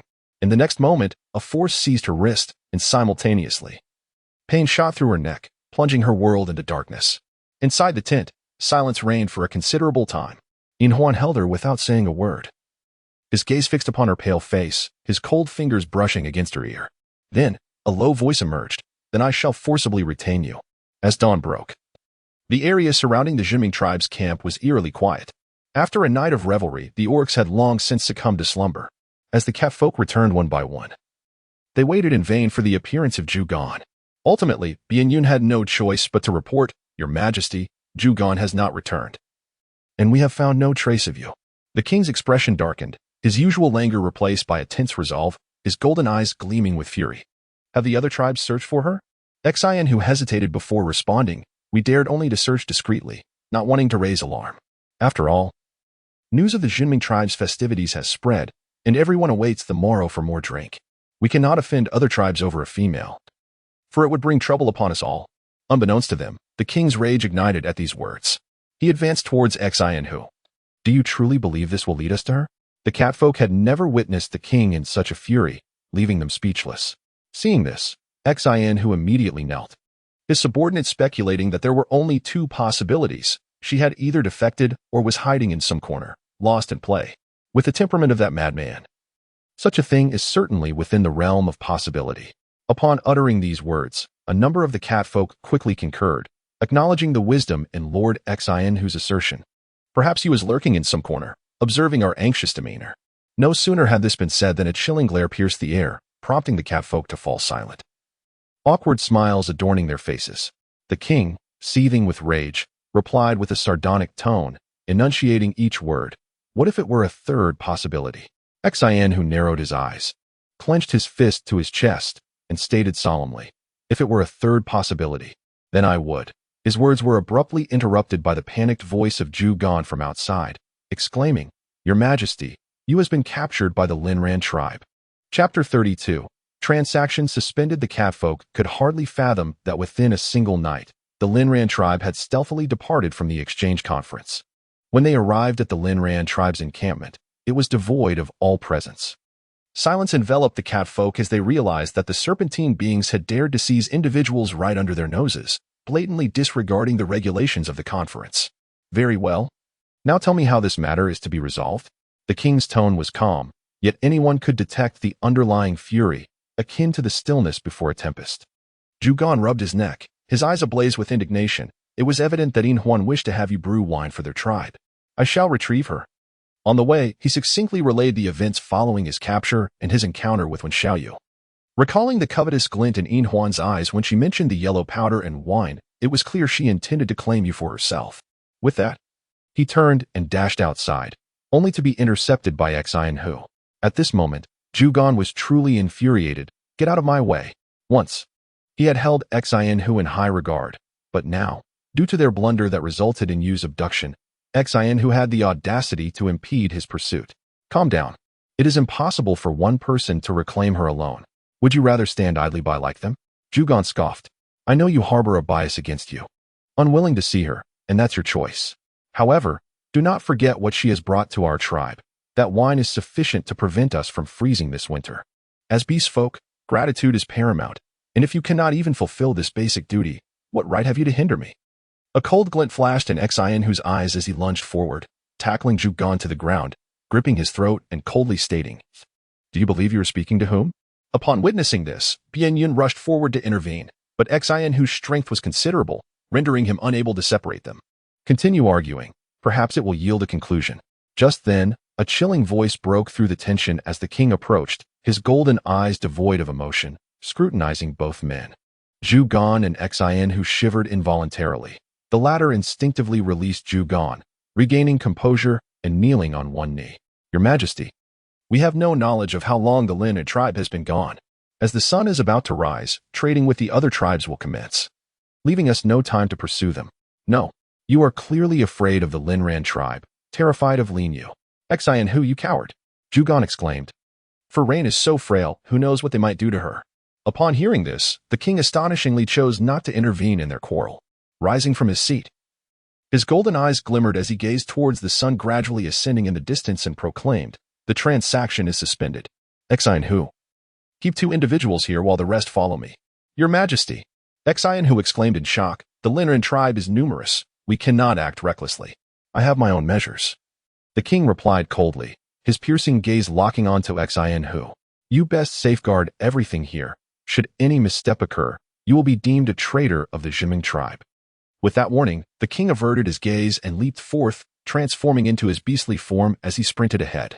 Once the transaction was put on hold, the other tribes would undoubtedly not acquiesce peacefully. Despite the constraints imposed by the divine realm's regulations, chaos could still ensue. Among the beasts, the weight of promises is paramount. Upon learning last night that the Zhiming tribe had wine, these beastmen nearly fainted from joy, yet upon the Dawn's arrival, the truth would likely bring despair. However, Rain must be retrieved. He had long regarded this female as a member of the Zhiming tribe, for both pragmatic and emotional reasons. She must not fall into the hands of Inhuan. Zhugan, realizing the urgency, was about to follow suit when a thought struck him. He turned to Bianyun and said, I will go ahead. Remember to return for the realgar powder. Having experienced its potency firsthand, they had brought ample supplies this time. Little did they expect that they would need it before the exchange convention concluded. Thus, early that morning, many tribes witnessed a peculiar sight. The catfolk of the Zhiming tribe transformed into their beast forms, following the river away from the grasslands. Wait, departing from the grasslands. Leading them appeared to be a silver-white lion. That is the king. By the beast father, what on earth is happening? Upon witnessing this, the beastmen went into a frenzy. Some transformed into their beast forms without a second thought and pursued, while others, slightly more composed, dashed towards the Zhiming tribe's encampment. The catfolk paid no heed to those pursuing them. Naturally swift, they soon left the beastmen far behind. Since the snake people had not departed long ago, a lingering, repugnant scent mixed with Rain's fragrance still hung in the air. Having become well acquainted with Rain's scent over time, they followed it without hesitation across the plains and into the forest. By the afternoon, the king's pace quickened once more. He was just ahead. Meanwhile, not far from them, Lin Yu grew anxious. Chief, those catfolk have caught up. Silver Ring had already sensed the change, casting a glance at the unconscious when Xiaoyu cradled in his arms. He gradually slowed, preparing for battle.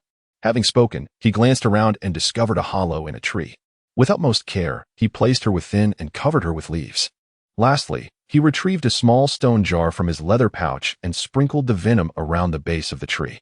The catfolk were exceedingly sensitive to toxins and would not approach easily. Moreover, the potency of the venom would mask her scent, ensuring that even in the event of mutual destruction, they would remain oblivious to her whereabouts. Having completed these tasks, Inhuan led the serpent folk in a different direction, their pace considerably slower than before. Lin Yu understood that a confrontation was inevitable, yet hesitated. Chief, if they still possess the powder from last time, we should strike preemptively. Inhuan then swam towards a large tree, opened his mouth, and let 2 streams of venom drip from his fangs onto the branches. Observing this, Lin Yu immediately comprehended and followed suit, applying the venom to the tree limbs. Once they had nearly finished, Inhuan remarked, The high priest has studied this. Inhaling even a small amount of that powder will not instantaneously incapacitate our fighting capabilities. If we remain vigilant, we can avoid that outcome. Indeed, the serpent folk echoed, then retreated, striving to conceal their forms. Remember, no matter the cost, we must bring her back to the tribe. Seeing the forest fall into a hush, Inhuan issued his final command. Lin Yu hesitated for a moment, recalling the words spoken earlier. Despite his doubts about the female's formidable nature, he resolved to unconditionally trust Inhuan's judgment. Yes, Chief. Chapter 33. The Battle of Cats and Serpents. As they entered the forest, the king's movement slowed, his eyes reflecting vigilance. The pursuing orange tangerine sensed something amiss, and, looking around, remarked, "Your Majesty, it appears they are waiting for us up ahead." The king nodded slightly. The area was eerily quiet, indicating that the adversary had made thorough preparations. Casting a glance back at the 15 warriors following him, he hesitated not a moment and continued onward. As the king and his entourage gradually approached the trap's radius, maintaining a watchful eye on their surroundings, Inhuan discreetly signaled. In an instant, the serpent folk swung their arms, severing branches overhead. With a commanding shout, the king urged the cat folk to distance themselves. Unfortunately, some of them still fell victim to the venom. The toxic liquid splattered onto branches and leaves, dispersing violently. Those unable to evade in time found it seeping onto their bodies, even with their thick fur as protection. The moment they came into contact with the venom, it corroded their coats and penetrated to the flesh beneath, releasing a foul stench. The afflicted catfolk let out a muffled groan, swiftly digging away the flesh contaminated by the poison. Prolonged battles with the serpent folk had taught them survival tactics, the quickest and simplest being to remove the corroded flesh to prevent further spread. Thankfully, this was not a bite. Otherwise, the venom would have entered their bodies instantly, and even flesh removal would not suffice. On the branches above, the silver-ringed serpent's tail coiled around the limbs, its elongated eyes coldly observing the group of catfolk below. "You certainly possess audacity, daring to pursue with such numbers," it mused. If memory serves, the Jinming tribe had 23 members, including Wen Xiaoyu, suggesting that some were left behind. A ratio of 20 to 16 seemed favorable. With this thought, the silver ring licked its lips, a hint of amusement gracing its pale visage. "If you have come to meet your demise, do not blame us for being ungracious." Lin Yu smiled in agreement, caressing the scar on her chest, her gaze suddenly fierce. "Let us settle old scores along with the new. Where is she?" The king squinted, scanning the surroundings but failing to detect Wen Xiaoyu's presence or even her scent. Observing the unfriendly expressions of the serpent folk, he realized with a start that they had been outmaneuvered. "Her? You mean that little female?" The silver ring chuckled, a glimmer of seduction flashing in its slit pupils as it stroked its flat abdomen. "I was too hungry along the way and could not resist. I devoured her." The eyes of Zhu Gan narrowed to pinpricks. "You ate you." "Indeed, and I must say, it was quite delectable," the silver ring replied, licking its crimson lips as if to validate the claim, a look of rapture on its face. "I will kill you." Zhu Gan's fury erupted, and with a powerful leap, he charged toward the serpent. "Zhu Gan, come back." The king's voice boomed, positioning himself in front of Zhu Gan in an instant, delivering a forceful blow that sent him sprawling aside. After tumbling through the air, Zhu Gan landed heavily, stirring up leaves and soil, looking puzzled as he steadied himself and gazed at the king. The latter, however, did not return his gaze but remained fixed on the silver ring. Having gone to such lengths to capture her, it was unlikely that she would be swiftly killed. "Silver ring, shall we propose a trade?" The silver ring scoffed. "You are rather amusing. During the exchange conference, this leader wished to negotiate with you, yet you refused. Now that you are in a precarious position, you seek to engage in trade? Alas, I am no longer interested." As the words fell, the silver-ringed figure waved its arm, and the poised serpent warriors instantly transformed, their upper bodies morphing into serpentine forms, their sizes enlarging by more than double. Upon closer inspection, one would discern that these colossal serpents bore triangular heads, a telltale sign of their venomous nature. Hissing, 20 giant snakes flicked their tongues, their tails twisting as they surged forward, jaws agape, venom spewing forth. "Scatter," commanded the king, directing the feline warriors, who swiftly evaded the onslaught. The serpent warriors, undeterred, continued their assault. The silver-ringed figure had already locked onto him, refraining from further words, and with a flick of its tail, struck with a sound akin to the parting of air. Boom. Trees toppled one after another as the king dodged while assessing the situation of his fellow catfolk. With 15 against 20, they were at a distinct disadvantage. Prolonged engagement would surely lead to their downfall. Thus, The urgency to conclude this battle became paramount. With this thought, the king's gaze sharpened, and he commenced gathering his strength. Crackle! The air around him crackled with the faint sounds of thunder, accompanied by flickers of lightning, signaling the culmination of his charge. With a roar, he unleashed a spherical object imbued with electricity from his mouth. Roar! The electrified sphere hurtled towards the silver-ringed figure with astonishing speed. So swift that onlookers merely beheld a white, electric streak racing forward, almost instantaneously reaching its target. The latter, well prepared, exhibited a flicker of derision in its golden brown eyes as its serpent head reared back, unleashing a ball of wind in retaliation. Bang! The two spheres collided, causing an instantaneous cataclysm, obliterating everything in the vicinity. Leaves and trees were reduced to charred fragments. Wind, possessing a natural cutting ability, interacted with the lightning, acting as a catalyst, slicing the energy-laden sphere into myriad pieces. As the battle ignited, the forest erupted into flames, only to be doused by torrents of water and ice descending from above, turning the earth into rolling rocks that rained down upon the foes. Trees were annihilated. Clouds of dust billowed forth, and amidst the flames, the unmistakable scent of blood pervaded the air. This was no mere skirmish akin to those at the exchange meetings. This was a fight fought with utmost fervor. After several dozen exchanges, the king's once pristine white fur had transformed, marked by cuts from wind blades and bruises from serpent tails. Likewise, the silver-ringed figure was not faring any better. Numerous scales were stripped away, revealing raw, bloodied muscle beneath, with some wounds blackened, the remnants of electric strikes. Both sides panted heavily, surrounded by no fewer than 5 fallen bodies, both feline and serpent.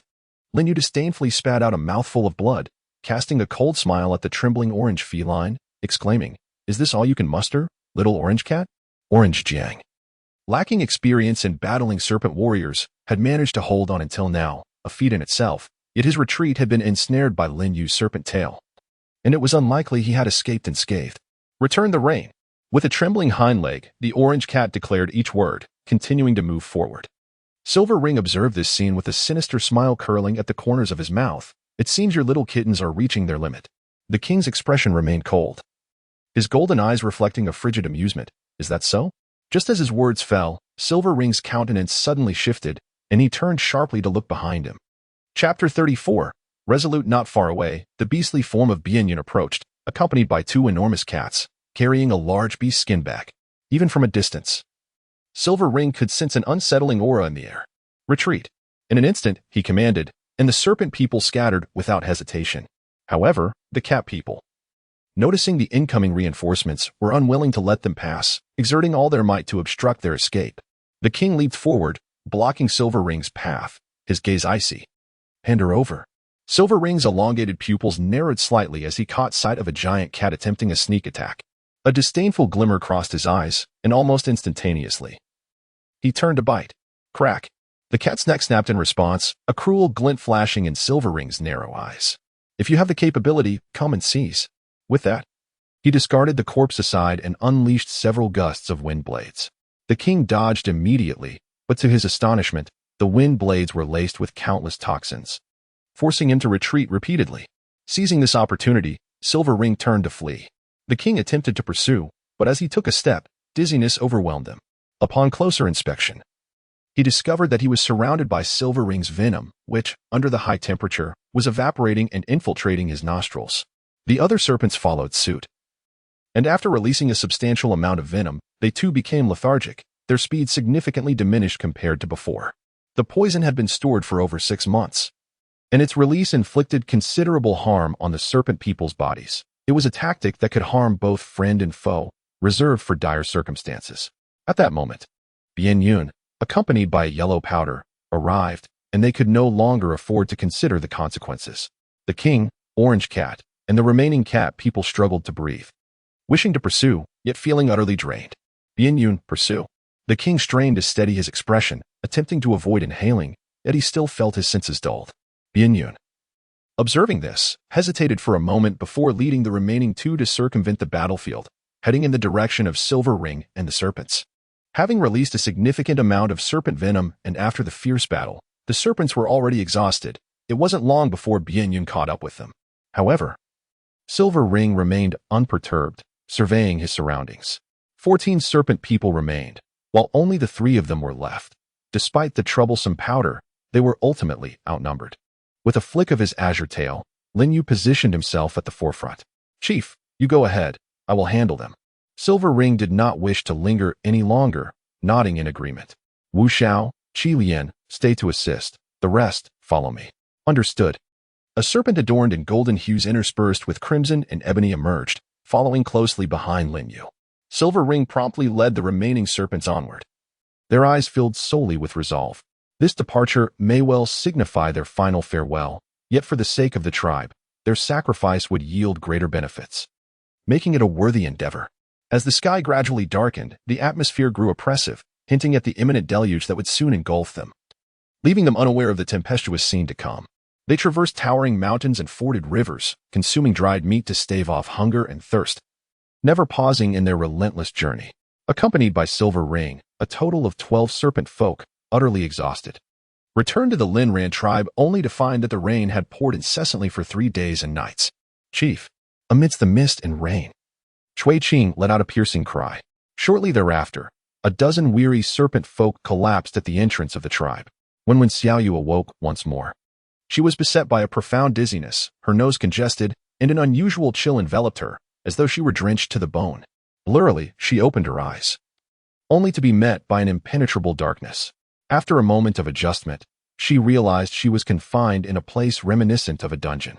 Soon, the serpent-like guard stationed at the door sensed a change in her presence and slithered inside, regarding her with a malevolent gaze. "You are awake?" Xiaoyu fell into silence. Throughout this journey, she was well aware of the fierce conflict between the serpent folk and the cat people, yet she found herself utterly powerless to escape, as these serpent beings were relentless in their determination to return her to their tribe. Given the circumstances, there was no need for speculations. She had indeed arrived at the Linyan tribe. "Where's the Silver Ring?" she inquired softly, once she had ascertained her surroundings. The serpent man immediately erupted in fury, exclaiming, "Our chief is undergoing treatment, and it is for your sake, you cripple, that we have sacrificed so many warriors." Xiaoyu cast a fleeting glance and, with a pronounced nasal tone, coldly remarked, "This inquiry ought to be directed towards your leader. Your kin need not sacrifice themselves. It is he who insisted on bringing her here, resulting in such tragic fatalities, and yet, in the end, he seeks to cast the blame upon her. Your leader has awakened and wishes to see her." At that moment, a melodious female voice resonated from outside, and in the next instant, a serpentine woman with a vibrant green tail glided into the room, her obsidian eyes scrutinizing Xiaoyu with a detached expression. Her raven hair cascaded down to her waist, and she bore emerald scales adorning her cheeks.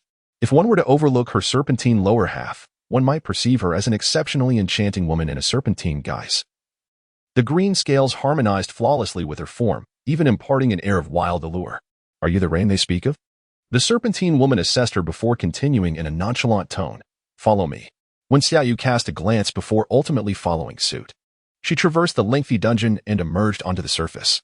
The lair of the serpent folk bore stark differences from that of the cat people, as both had constructed their abodes by burrowing into the earth. To visit a neighboring dwelling, one must first ascend to the surface and then navigate their way to the desired residence. The ground was a quagmire, and following the heavy downpour, the temperature had significantly dropped. As she walked outside, Xiaoyu couldn't help but shiver. She recalled that day when she had deemed her cotton clothing too bulky and planned to alter it before wearing it again. Believing that the evening's bonfire would suffice to keep her warm, little did she know, she would never have the opportunity to wear it again. Clad only in animal hides, she found them insufficient against the biting cold, and despite her journey, she trembled incessantly.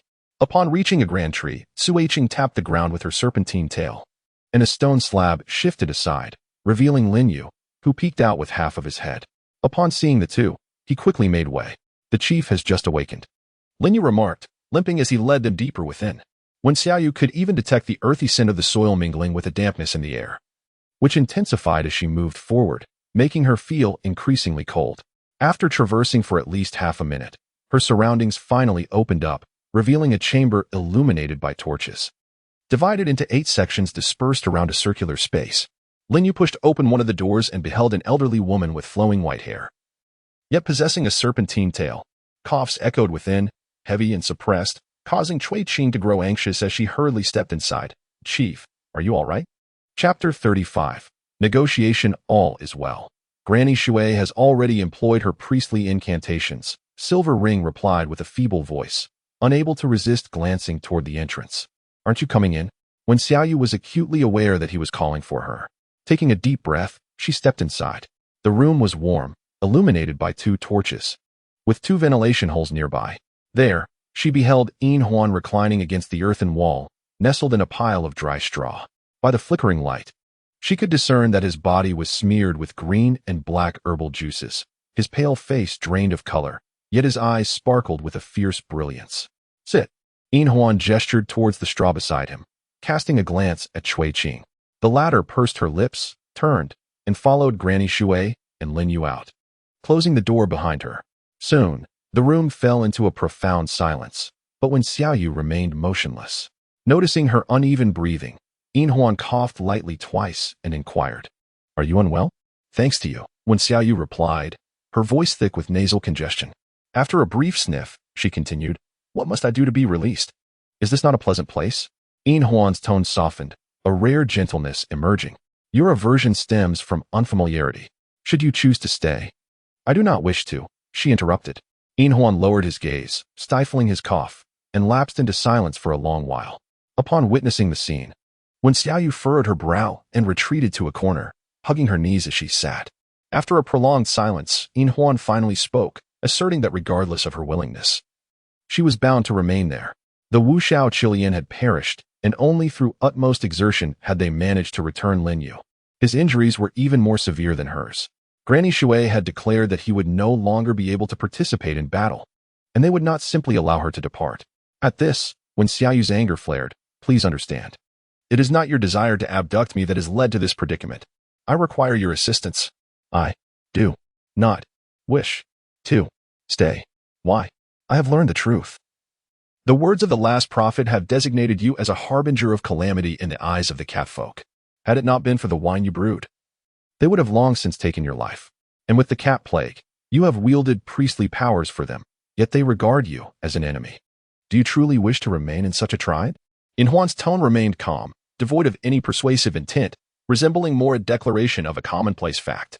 After absorbing her words, when Xiaoyu fell silent for a moment, before responding, "Indeed, they have treated me poorly, yet there are those who have shown kindness. The orange cat doll, good or bad, I refuse to cast judgment indiscriminately. You claim you will not judge hastily. Why then do you resist the Lin Ren tribe so vehemently?" Yin Huan inquired, her golden brown eyes fixed intently upon her. When Xiaoyu found herself momentarily at a loss for words, realizing that she had indeed exhibited a rather severe double standard. With a huff, she refrained from responding. After all, admitting a fear of snakes would only portray her as cowardly.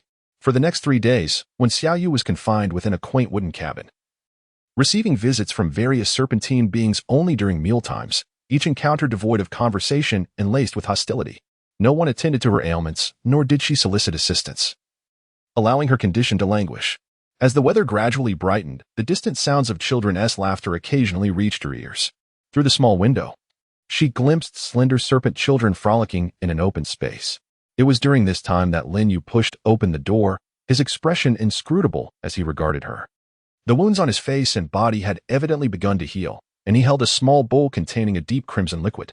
In an instant, when Xiaoyu recognized it as the wine she had crafted, Lin Yu extended the bowl towards her, his tone brusque. "I have heard that your wine can alleviate nasal congestion. This is a gift from the chief." He was perplexed, unable to comprehend why they had gone to such lengths to secure this female, providing her with ample sustenance and trading valuable resources with other tribes for a jar of wine, only for the chief to think of her first. Yet, until now, she had not divulged the secrets of winemaking or how to combat the bothersome powder. When Xiaoyu was momentarily taken aback, silently accepting the offering and drinking it in one go. Indeed, when consumed correctly, wine can alleviate a cold, though it is not merely about drinking it. She was too indifferent to elaborate. After finishing, Lin Yu departed with the bowl, and by afternoon, when he returned with food, he brought an additional small bowl of wine. The serpent people primarily subsisted on fruit, occasionally indulging in meat. However, due to a poor catch this year, their food supply was scarce, leading Wen Xiaoyu to subsist solely on fruit for several consecutive days. She nibbled at the food aimlessly, yet left the wine untouched. Casting him a glance, she finally spoke. "I wish to see him.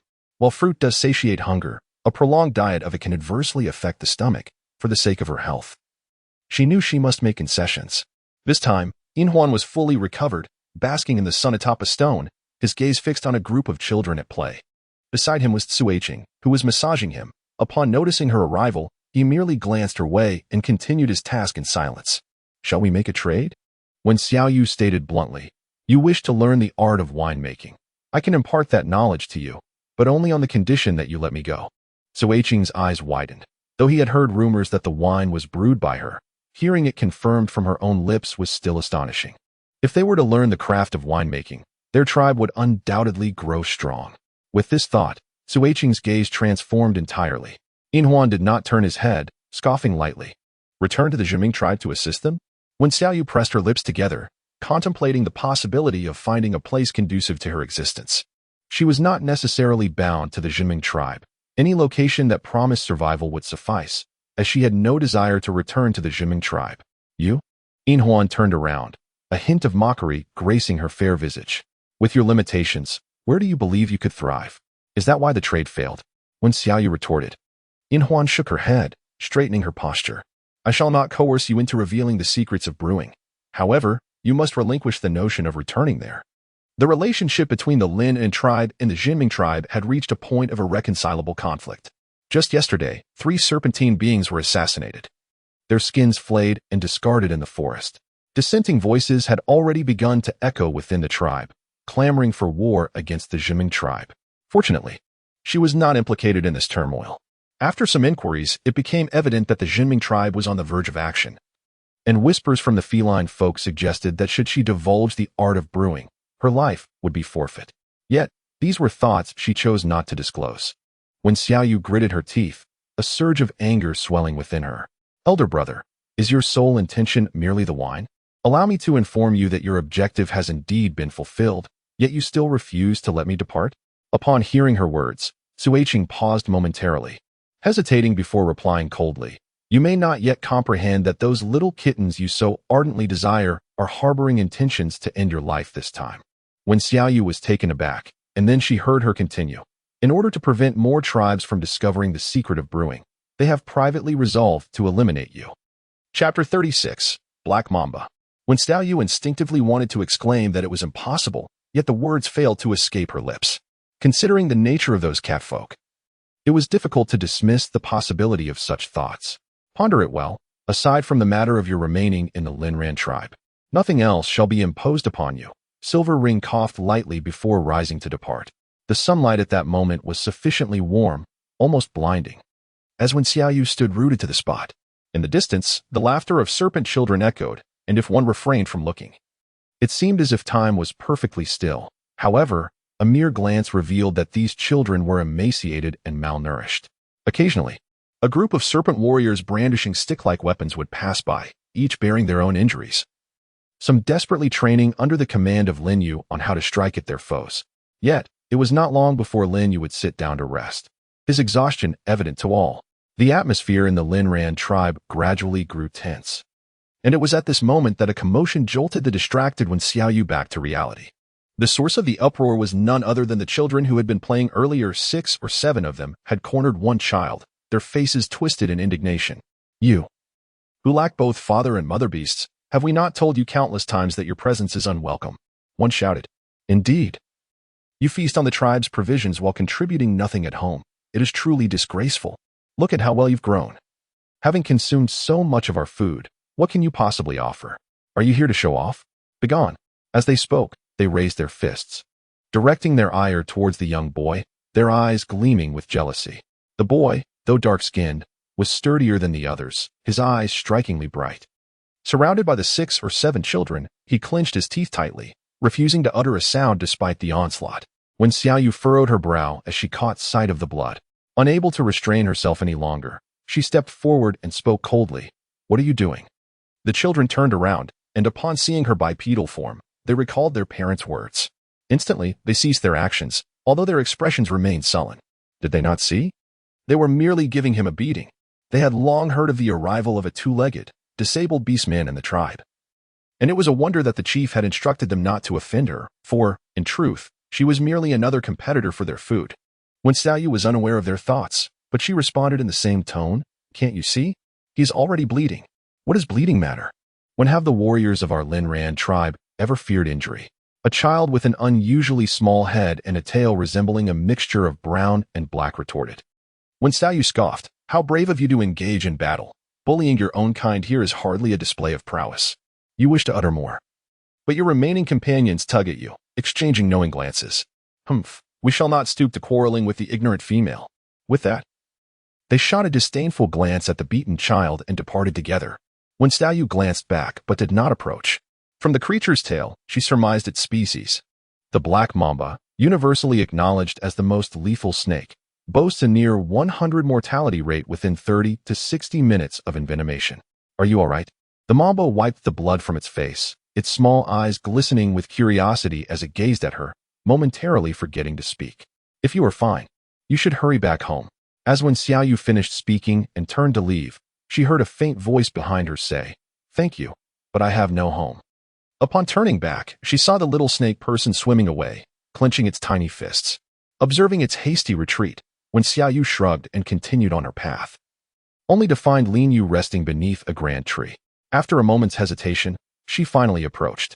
Lin Yu, upon noticing her proximity, immediately detected her presence, his eyes reflecting a hint of hostility. Yet he made no move and simply watched her approach in silence.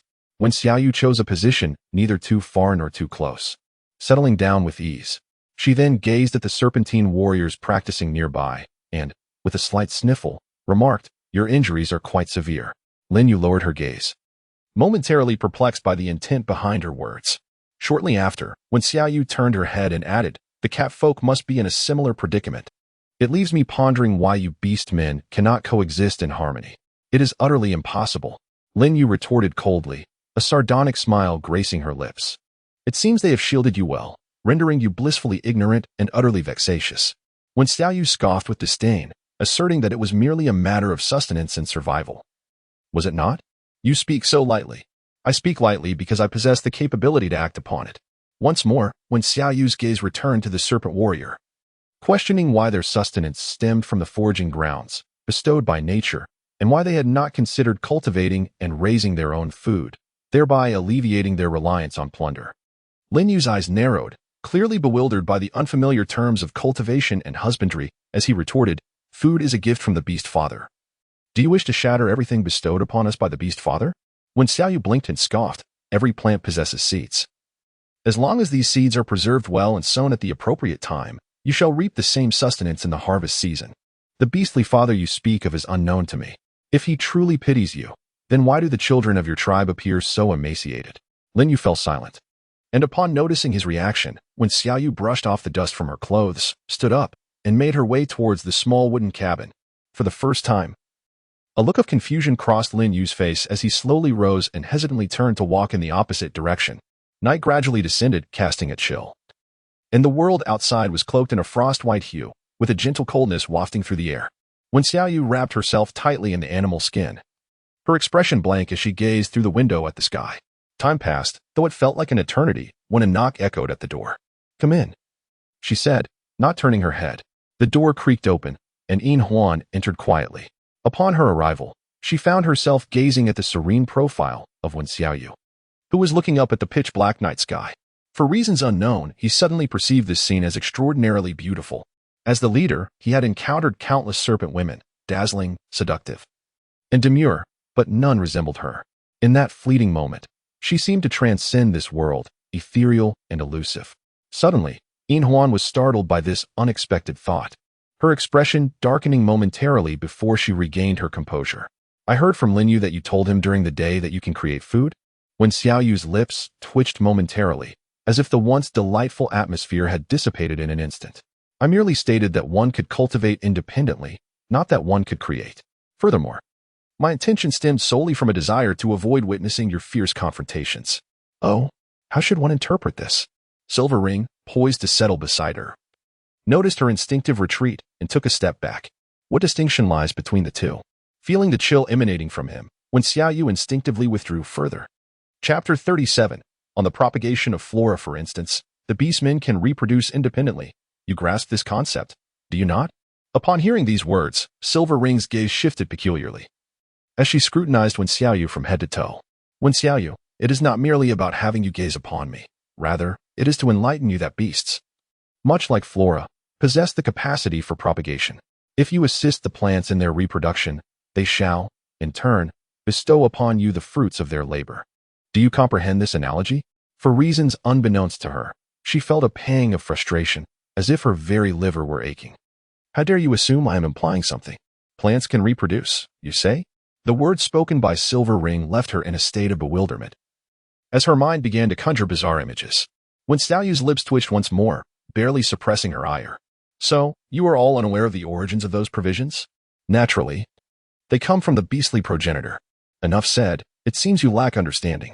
Seizing the moment before he could continue, Wen Xiaoyu gestured for silence and remarked, "What I fail to comprehend is how, after all this time, none of you have taken the initiative to observe how plants bear fruit." Yin Huan pondered for a moment, raising an eyebrow. "You just mentioned that they reproduce through mating to bring forth the next generation." Wen Xiaoyu clenched her teeth. Although the statement held some truth, it incited an inexplicable urge to strike him. Is that not correct? Yin Huan tilted his head, a slight frown adorning his brow. Wen Xiaoyu took a deep breath, massaging her aching temples. "All right, perhaps that is the essence of it," she inquired.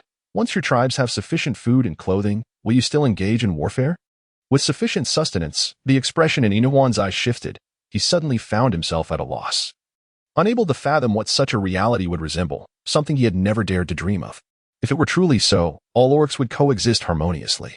His voice was barely a whisper, as if afraid to shatter this idyllic vision. At that moment, an urgent voice pierced the air outside. "Chief, the High Priestess sent word.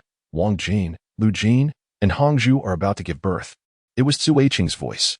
Yin Huan's expression changed dramatically. He abruptly straightened his posture and turned to leave. After a moment's contemplation, he added, "Let us continue this conversation upon my return." With that, he departed without a backward glance. The birthing of the serpents was fraught with peril, compounded by the scarcity of food, leaving little nourishment for the expectant mothers. Even if they managed to deliver, a considerable number would perish within 7 days, with only a few fortunate enough to survive. Thus, each time the serpents were in labor, Yin Huan would be present, for it was a matter of the tribe's future. Wen Xiaoyu ultimately succumbed to slumber before his return. The following morning dawned with persistent rain, a fine mist enveloping the world in a shroud of ambiguity. Upon closer inspection, she realized that her cold had worsened. Recalling the whereabouts of the old woman known as Granny Shui, Wen Xiaoyu braved the downpour, stumbling her way towards her abode, only to be met with a locked door. At that moment, Granny Shui was in the delivery room assisting expectant mothers far from home. Yet, Wen Xiaoyu understood that only she possessed the medicinal remedies needed for her ailment. After inquiring with several serpent folk, she finally discerned the location of the delivery room. Upon her arrival, she found the passageway teeming with serpent people, all bearing expressions of profound sorrow. The dense crowd quickened her heartbeat. Yet she maneuvered her petite frame to the forefront, though her head felt heavy and her legs weak. After much effort, she located Yin Huan amidst the throng, his countenance equally grim. As Wen Xiaoyu opened her mouth to call out, she was suddenly beset by a wave of dizziness, causing her to collapse. When she regained consciousness, she was unaware of how much time had elapsed. Granny Shui was beside her, administering a bitter herbal concoction, while Su Eiqing sat quietly, awaiting her recovery. As Granny Shui leaned in closer, Wen Xiaoyu finally discerned her true appearance. This was no ordinary elderly woman. A patch of snake skin was distinctly affixed to her visage, and for reasons unknown, the edges of the skin had begun to curl, lending an eerie quality to her countenance. You are awake?" Upon speaking, Wen Xiaoyu was further astonished, for the voice that emerged was unmistakably masculine. What could be the meaning of this? "It seems you are on the mend." Granny Shui set down the bowl and offered her a smile, though the curling snake skin rendered the expression quite unsettling. Su Eiqing approached, noticing Wen Xiaoyu's look of shock. Instinctively, she glanced at the elder's face and pointed, saying, "Granny, your face." "Oh." Granny Shui quickly reached up to touch her face, smoothing down the snake skin with urgency. She then apologized. "It appears I have frightened you." With that, she extended the bowl of medicine towards Wen Xiaoyu. Wen Xiaoyu, still shaken, found the situation quite peculiar and refrained from approaching. Granny Shui chuckled softly, assuring her, "It is merely a desire to emulate my late husband, dear girl. There is no need for fear." Observing her explanation, Su Eiqing could not help but furrow her brow, yet refrained from voicing her thoughts. once Granny Shui departed. She stepped aside and inquired, "What did the leader say to you that day?" When Xiaoyu looked at her in confusion, slightly perplexed, Suiqing, with an impassive expression, continued. "The leader has been obsessively checking the granary for the past few days, even asking me whether I believe you can create food. What exactly did you tell him?" Realizing this was the crux of the matter, when Xiaoyu felt an overwhelming fatigue, she thought to herself, why couldn't he just tell you? She had already repeated this twice and was reluctant to utter it a third time. Noticing her demeanor, Suiqing's fist clenched tightly. "Aren't you skilled in priestly arts? How could you fall ill? Moreover, you constantly assert that you can brew wine, yet you have failed to disclose how to do so. What is your true purpose in coming here?" After noticing something amiss with Yin Huan, she had subtly advised him. But he not only ignored her, but also claimed that the Lin and tribe would not only lack ample food, but also clothing made of fabric. At that moment, Suiqing realized that her leader had truly been brainwashed. Faced with her 3 inquiries, when Xiaoyu was momentarily speechless. "Sister, does knowing priestly arts guarantee one does not fall ill? I previously mentioned wanting to barter with your leader, exchanging the methods of brewing for my freedom, but he refused to let me go. Lastly, let me reiterate once more. It was your leader who abducted me. I had no intention of coming here, let alone any ulterior motives. You seek death." Suiqing's eyes narrowed as she coldly advanced, seizing her collar. "Before your arrival, the leader was not like this. Before I came, my life was not like this either." When Xiaoyu, feeling an unfamiliar surge of anger, perhaps due to her recent convalescence, shouted, "Who in their right mind would wish to come here? Are you all insane? What kind of nonsense are you throwing at me?" Suiqing was taken aback by her audacity. In the Linren tribe, aside from Yin Huan, who would dare speak to her in such a manner? With a snarl, she revealed her sharp, white fangs, threatening, "Do you believe I won't kill you right now?" Chapter 38. You won't leave, will you? Let me die then. When Xiaoyu suddenly burst into laughter, "I've had enough." Suiqing finally felt the stirrings of murderous intent, her fangs poised to strike at Xiaoyu's neck with blinding speed. Suddenly, a fierce shout erupted from behind, and in the next moment, Suiqing was struck by an immense force, sent crashing against the wall before collapsing to the ground. Yin Huan appeared before Xiaoyu in an instant, wrapping his arms around her waist. Seeing her unblemished neck, he let out a sigh of relief, then turned his gaze to Suiqing, eyes filled with venom. "What were you trying to do just now?" Struggling to rise, Suiqing glanced at her injured arm. Disbelief etched on her face as she looked at him. "You actually struck me for her? I ask you again, what were you trying to do?" Yin Huan's voice was cold as ice. "What did I tell you from the very beginning?" Suiqing's eyes turned a furious crimson, nearly deranged. "You have never laid a hand on me." Seeing her repeatedly evade the question, Yin Huan's icy aura intensified. "Suiqing, do not test my limits." "Limits? She has only been here for a few days, and already she has become your bottom line?" Suiqing's venomous gaze directed towards when Xiaoyu was suffocating. In that instant, when Xiaoyu felt as though she was ensnared in the depths of hell, the hatred in those eyes was overwhelming, accompanied by a palpable intent to kill. With a swift motion, Yin Huan positioned himself behind her, shielding her from that menacing gaze. Upon witnessing this, Suiqing erupted into a maniacal laughter, declaring, "You've lingered in the granary with a madman for 2 days, and now every serpent person is secretly questioning you. Do you even realize this? So you presume to make decisions on my behalf?" Yin Huan's expression darkened, growing increasingly sinister. "Considering this is your first offense, should there be a next time?" Suiqing interjected with a cold smirk. "Next time? Huh, next time." Her eyes, filled with malice, bore into him as if she sought to penetrate through him to the person behind. Yet, she could not surpass him. Ultimately, clutching her injured arm, she made her way towards the door. The room fell silent. When Xiaoyu stared blankly at the doorway, and from that frenzied gaze, she suddenly realized that Suiqing harbored feelings for Yin Huan, thus she would not tolerate any doubts cast upon him. Already, some serpent people had begun to question Yin Huan, and naturally, Suiqing placed the blame squarely upon her shoulders. "Are you all right? Is there anywhere else that hurts?" Yin Huan turned back. The earlier malevolence in his eyes vanished, replaced by a wave of anxiety. Faced with this unfamiliar side of him, when Xiaoyu instinctively stepped back, "I'm fine." Yin Huan nodded, observing her pale face, his gaze revealing deep fatigue. "As long as you're fine, you should return to rest. Be cautious these days. It would be best if you refrain from going out." When Xiaoyu remained silent, having no intention of uttering another word, and began to walk away. As she reached the doorway, a voice echoed once more, "You are not truly leaving, are you?" When Xiaoyu merely paused her steps, yet did not acknowledge the interruption, continuing to forge ahead. To be candid, at this juncture, she found herself at a loss regarding the intentions of this serpent man. Initially, if his intention in capturing her was for the betterment of his tribe, he could have easily acquiesced to her proposal, perhaps demanding a bit more in return. However, he chose not to do so, and just moments ago, he had reacted to her aggression towards his companion. Was he attempting to win her over in hopes that she would willingly contribute to the Linen tribe? If that were indeed the case, their performance was nothing short of remarkable. Yet, apart from this, she could conceive of no other rationale. Upon her return to the wooden dwelling, when Xiaoyu sat in a corner, her head throbbing as she pondered for an extended period, just as she was about to succumb to slumber, a peculiar sound resonated from outside the door. It resembled something scratching against the entrance, and her heart immediately raced, recalling the gaze of Suiqing as she departed. Instantly, she became alert. Who could it be? The scratching ceased abruptly for a few seconds, and then a jubilant voice called out, "It's me, Miao. Rain, are you in there?" It was Jujin. When Xiaoyu never anticipated it would be his voice. Upon opening the door, she beheld a figure with only its head and cat ears visible, its lower half ensconced in a lengthy serpent skin. The cherubic face bore the marks of scabs, and with both hands clutching the serpent skin at its chest, a pair of bright emerald eyes sparkled with joy as they gazed at her. "You are really here." In an instant, when Xiaoyu was filled with delight, yet she managed to retain a measure of composure. After surveying her surroundings and confirming the absence of any snake people, she exerted herself to pull him inside. "How did you sneak in without being discovered?"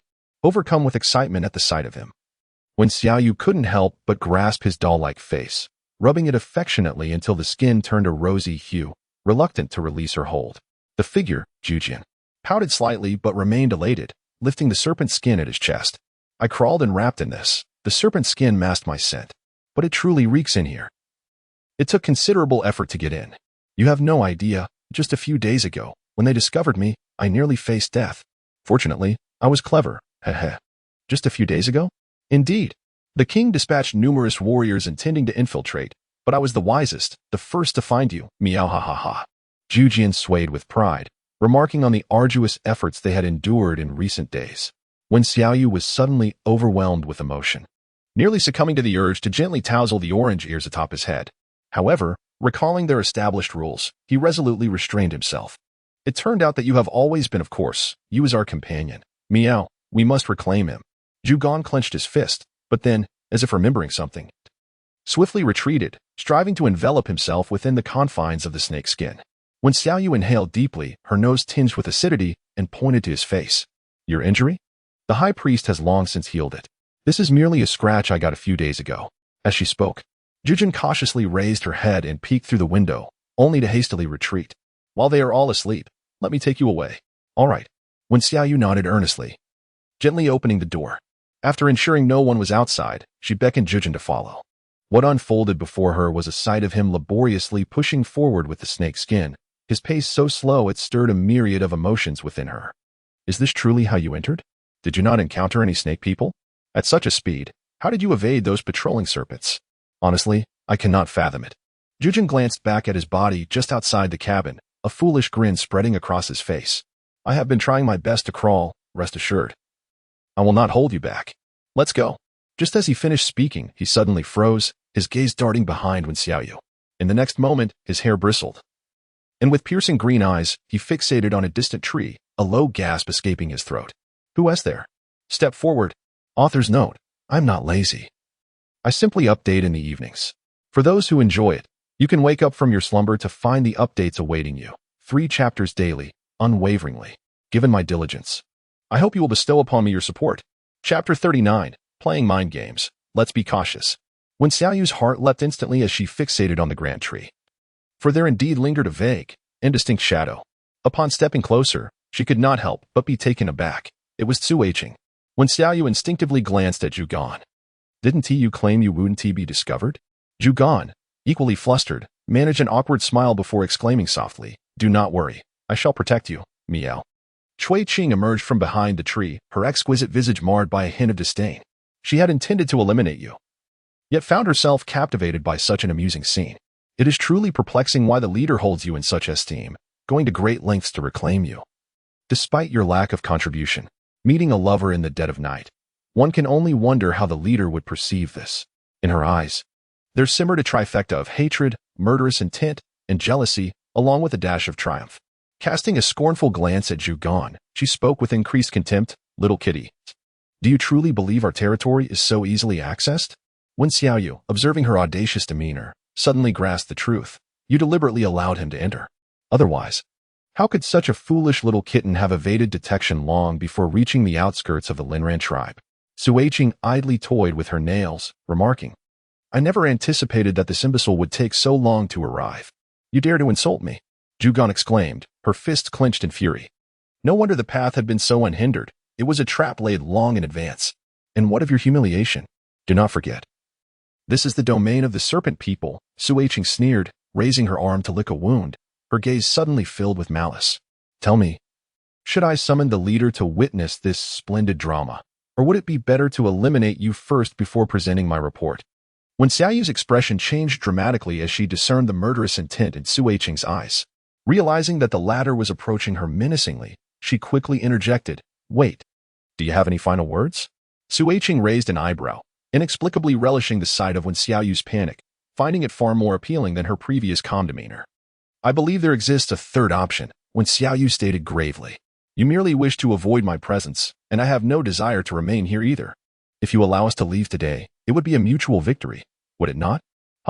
Would it not be better for me to eliminate you both, thus preventing any future encounters? Moreover, you have squandered so much food from the tribe.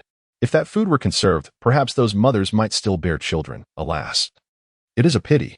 As Suiqing drew ever closer, the orange cat bristled with alarm. When Xiaoyu surveyed her surroundings, feeling the weight of numerous gazes lurking in the shadows, her heart sank, and she whispered, "What if I were to offer the method of brewing alcohol in exchange for 2 lives? How does that sound?" Suiqing's eyes narrowed, her serpentine form halting in place, her expression inscrutable, yet turmoil surged within her. "No." The orange cat panicked. This was an exceedingly valuable piece of information, far too precious to be handed over to their sworn enemies. However, when Xiaoyu gestured for silence, "I have told you. This knowledge is not as rare as you might think." She then turned to Suiqing and asked, "So, what do you say? Will you trade? How can I ascertain the truth of your words?" Suiqing wavered. If she could truly learn the art of brewing, then this knowledge could be exchanged for an abundance of food. Had she known how fearful of death Wen Xiaoyu was, she would have threatened her life much earlier. Wen Xiaoyu discerned the flicker of uncertainty in her gaze, prompting her to declare, "I swear by the beast father that I shall harbor not a trace of deceit." In the shadows, 2 serpentine figures, cloaked in gray, glided towards Taiqing, their eyes ablaze with intensity as they whispered a few words into her ear. A sly smile danced upon her lips, a glimmer of cunning flashing in her eyes. "Very well, then do share your thoughts." Wen Xiaoyu could hardly overlook their subtle maneuvers. With a smile that did not reach her eyes, she remarked, "How can I trust that after divulging the brewing method, you will indeed spare us? You dare to play mind games with me? Can you not be a bit more sincere? At least show some respect in my presence. What do you propose then?" "Simply put, I swear by the beast father that the brewing technique I reveal will be accurate, but you must also pledge to allow us to depart unharmed." Suiqing narrowed her eyes and glanced at the 2 snake men, observing them nod in agreement. Ultimately, she smirked, "You are quite clever. Very well. I swear by the beast father that as long as you disclose the brewing method, I shall ensure your safe passage from the Linran tribe." When Xiaoyu raised an eyebrow, gesturing towards the remaining 2 as well as those lurking in the shadows behind them, insisting that they too must swear an oath. Suiqing's expression darkened, her murderous intent intensifying. Unfazed, when Xiaoyu met her gaze and declared, "You may disagree, but during my winemaking, I have always done so in secret from them. Therefore, should you choose to take my life today, even if you subsequently annihilate the Jinming tribe, you shall never find another orc capable of brewing this particular wine. If you doubt my words, feel free to test it." Suiqing, initially consumed by a desire to kill, was restrained by the 2 serpent people beside her upon hearing this. "Very well, it is merely a matter of allowing you to depart. We shall swear an oath." They valued the wine far more than 2 lives, for in this land, wine was infinitely more precious than life itself. Soon, after the orcs had sworn their oaths, when Xiaoyu revealed the methods of brewing grape wine without reservation. Of course, there was only this singular method. Upon hearing it, the serpent people were taken aback. Was it truly that simple? Indeed, it was. "Now that I have imparted the knowledge unto you, it is time for you to fulfill your promise. Do not tell me you intend to renege. The beast father is watching you," she warned, her tone grave. She had certainly noticed the restless emotions flickering in the eyes of the serpents. Of course, you may choose to backtrack, but I wonder how you will face the beast father then. At her words, the serpents turned to look at Suiching, who raised an eyebrow and smiled. Orcs never betray their oaths. Let them go, but you must ensure that you never appear before the silver ring again. That is easily arranged, when Xiaoyu replied eagerly, as she had no desire to return to this cursed place ever again. Suiching lowered her gaze, her fingers subtly moving. The two serpent people understood and stepped forward, their tone firm as they commanded, "Let's go." When Xiaoyu spoke no more, leading the orange tangerine under the guidance of the two serpent men as they ventured towards the outskirts of the tribe. Unbeknownst to them, a cold smile curled at the corner of Suiching's lips as they turned away. The path leading to the Lin and tribe was relatively easy to traverse, and before long, the two were escorted to the edge of the tribe. "Well, we have fulfilled our oath by seeing you off," they declared, their gazes filled with malice. "Remember, should we meet again, it will be a matter of life or death." With that, the two serpent men cast a venomous glance before departing.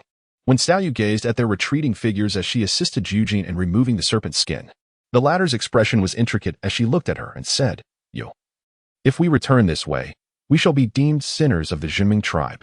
Authors aside, I find myself rather muddled. Should there be any typographical errors, kindly assist me in correcting them, and I shall certainly amend them. Chapter 40. With such a stench. Do not enter my dwelling. It was merely a commonplace method of brewing. When Xiaoyu cast the serpent's skin aside, surveying the encompassing darkness with vigilant eyes.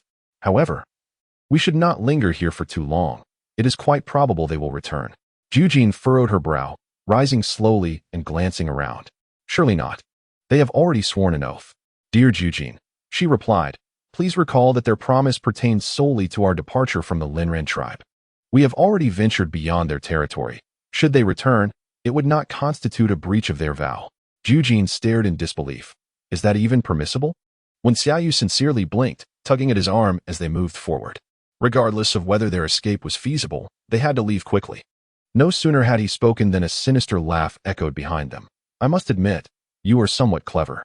The branches overhead rustled ominously as two serpent-like beings descended, their deadly gazes fixed upon the pair. "Unfortunately for you, this is where you shall meet your end."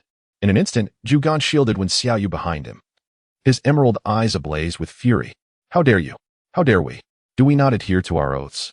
Since you have uncovered the secret to brewing, you both must perish." The gray mouse licked its lips, and without hesitation, unleashed a water sphere with astonishing speed, the air crackling in its wake. Fortunately, Zhugan reacted swiftly, pulling Wen Xiaoyu aside just in time to evade the attack, countering with a burst of flame. However, Wen Xiaoyu was not so fortunate. He was abruptly yanked upwards, nearly suffocated by his collar. Cough, cough, cough. The gray mouse, witnessing this, smirked, not bad for a reaction. "But I wonder how long you can hold out with this burden." With a glance exchanged with his companion, the serpent beings simultaneously struck, one aiming directly for Zhugan's face, while the other lunged toward Wen Xiaoyu. As the two figures approached with lightning speed, their forms loomed larger in Wen Xiaoyu's vision, leaving him no time to react. Zhugan, without a moment's hesitation, cradled her in his arms and rolled to the side. But misfortune struck as the gray mouse's claws grazed his back. The serpent's nails were razor-sharp, and the strike left a gaping wound, eliciting a muffled grunt of pain. "Zhugan!" Wen Xiaoyu gasped, struggling to inspect his injury, only to be restrained by Zhugan's firm grip. Turning his head, she saw his emerald eyes burning with rage. "Oh, the little kitten is angry. If only I didn't know the brewing method, I might have considered keeping you as a pet," the gray mouse chuckled, dismissing Zhugan's fury. With a low growl, Zhugan bore the pain from the bleeding wound on his back, which only fueled his wrath further. The two serpent beings ceased their banter and, without further ado, launched another coordinated assault, this time with a speed that surpassed their previous attack. While Zhugan cradled Wen Xiaoyu, he was caught off guard once more, sustaining another deep gash from his arm to his back. Wen Xiaoyu inhaled sharply, realizing that if things continued this way, they might truly meet their demise in this place. "Jujin, please set me down." "No. Listen to me, release me, and flee swiftly. I possess a means to ensure they do not take my life."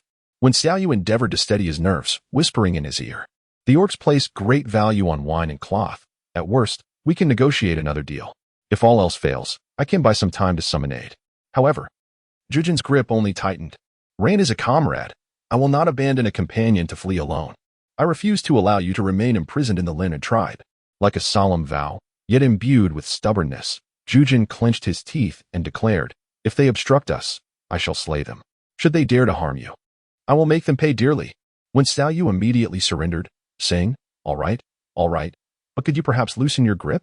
I fear I might be choked to death before they even lay a finger on me. Zhu Gan was momentarily taken aback. Upon glancing down and seeing her rolling her eyes, he hastily released her, flustered and concerned. Are you all right? I'm fine, though it was a close call. When Xiao Yu exhaled deeply, out of the corner of her eye, she caught sight of the two serpent beings launching another attack and shouted, be careful. Just then, the sharp fangs of a gray rat nearly sank into her neck, the icy sensation spreading throughout her body. In a flash of light, when Xiao Yu heard a deafening roar. And in an instant, that chilling touch vanished. Your Majesty! Zhu Gan was the first to react, looking in disbelief at the king and the others, exclaiming in surprise. When Xiao Yu fixed her gaze upon the scene, the two serpent beings had already been subdued beneath the colossal forms of Bian Yun and Xian Hu, one on either side, while a faint scent of realgar wafted through the air. Are you all right? The king, having transformed back into his feline form, descended like a celestial being, treading upon clouds with each graceful step. His silvery locks swayed with his movements, and his once menacing visage had softened into one of gentleness. His golden eyes surveying her intently. I am fine. When Xiao Yu was unsure whether it was the earlier roar that had left her dazed or the emotional impact of his timely arrival that caused her words to falter. At that moment, Bian Yun cast a cold glance at the gray rat beneath his feet and remarked, no wonder Zhu Gan managed to infiltrate so effortlessly. It appears you have orchestrated this deliberately. Initially, they had reveled in Zhu Gan's successful entry, but it soon became apparent to the king that something was amiss. The surroundings of the Lin and tribe were as impenetrable as a fortress. It was inconceivable that they would allow entry so easily. After scouring the area for half the night, they finally discerned the sounds of battle, realizing that Zhu Gan and you were being pursued. Humph. You possess quite the audacity to venture near our tribe. If you wish to avoid demise, release us and depart swiftly. Otherwise, when the chief arrives, negotiations will no longer be amiable. The gray rat sneered, its eyes glinting ominously. Xian Hu, with an impassive expression, regarded the serpent being before him. Let us see whether you perish first or if we capture you all. Upon finishing his statement, his claws struck down with ferocity, causing the serpent being to spit forth a stream of blood instantaneously. When Xiao Yu instinctively furrowed her brow, yet refrained from uttering a word. She was no saint, and naturally, she would not show mercy to those who sought her demise, nor would she plead for leniency. The king extended his calloused hand to her face, inhaling deeply, his golden eyes instantly filled with disdain. You are unscathed, yet reek of foulness. Return and cleanse yourself thoroughly. Otherwise, do not even think of entering my chamber. When Xiao Yu's lips curled in disdain, as the warmth in her heart vanished without a trace. What? Do you think I wish to sleep in your room? Moreover, where is there any foul odor? When Xiao Yu let out a small hum, instinctively sniffing her arms. To her surprise, there was indeed a pungent odor. After all, it had been many days since she last bathed. And wearing this animal hide constantly certainly did not help matters. Chapter 41. I am not a spoil of war. You, a grown man, had just displayed such tenderness. Akin to a celestial being descending to earth, yet in a mere second, your facade crumbled. Is this truly acceptable? Yet, when Xiao Yu dared not voice these thoughts openly. After all, he had arrived just in time to save her life. Instead, she forced a grim smile and turned to assess the injuries of the orange tangerine.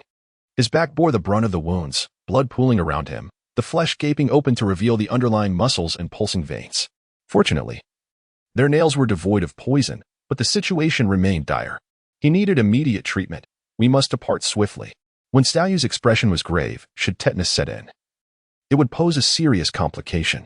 The king nodded slightly, glancing at Bian Yun and Xian Hu, who immediately understood and prepared to eliminate the gray rat and the serpent man. From the depths of the forest, a sinister voice echoed, Zhenming leader. How bold of you to venture into the territory of my Linran tribe. Upon hearing this voice, when Xiao Yu felt her heart leap into her throat, the next moment, she witnessed 30 or 40 serpent men swiftly encircling them. At the forefront was Yin Huan, and beside him, Su Eiching bore a conspicuous gash on her neck. Her gaze toward when Xiao Yu filled with venomous resentment. The cat folk instinctively huddled together, their backs facing each other, vigilantly watching the serpent men. Yin Huan lifted an eyelid, a cold smirk tugging at his lips. Su Eiching, should I severely punish you, or bestow upon you a fitting reward?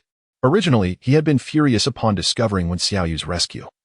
But to his astonishment, following the pursuit, such a significant gain had materialized. Su Weiqing remained silent, her icy stare fixed on Wen Xiaoyu. The king smiled faintly, stepping forward to shield her behind him, his eyes a chilling void. I thank you, Leader Yin Huan, for your care of you these past days. However, I believe she has had enough of your hospitality. It is time for her to return with me, and there is no need for you to see her off. Oh, what if I wish to keep her a while longer? Yin Huan's narrow eyes flickered, his gaze towards Wen Xiaoyu now frigid. Do you truly wish to depart so soon? Wen Xiaoyu pressed her lips together and nodded. What if I insist? In an instant, a fierce intent to kill was unleashed. And Silver Ring cast a glance at the dozen or so catfolk before smiling gently. Since they had come, they might as well stay. The serpent folk immediately surged forward, their eyes brimming with murderous intent. 40 against a mere 10, there was no chance of victory. Wen Xiaoyu's heart raced again. However, the king remained unfazed, a languid smile gracing his lips. Do you truly believe that I would come here unprepared? The nearest serpent folk froze, suddenly gripped by an overwhelming sense of dread. Indeed. The next moment, the king waved his hand, and a cloud of yellow powder descended. In almost no time, the catfolk drew out realgar powder from their leather pouches and flung it forth. This is bad. Hold your breath.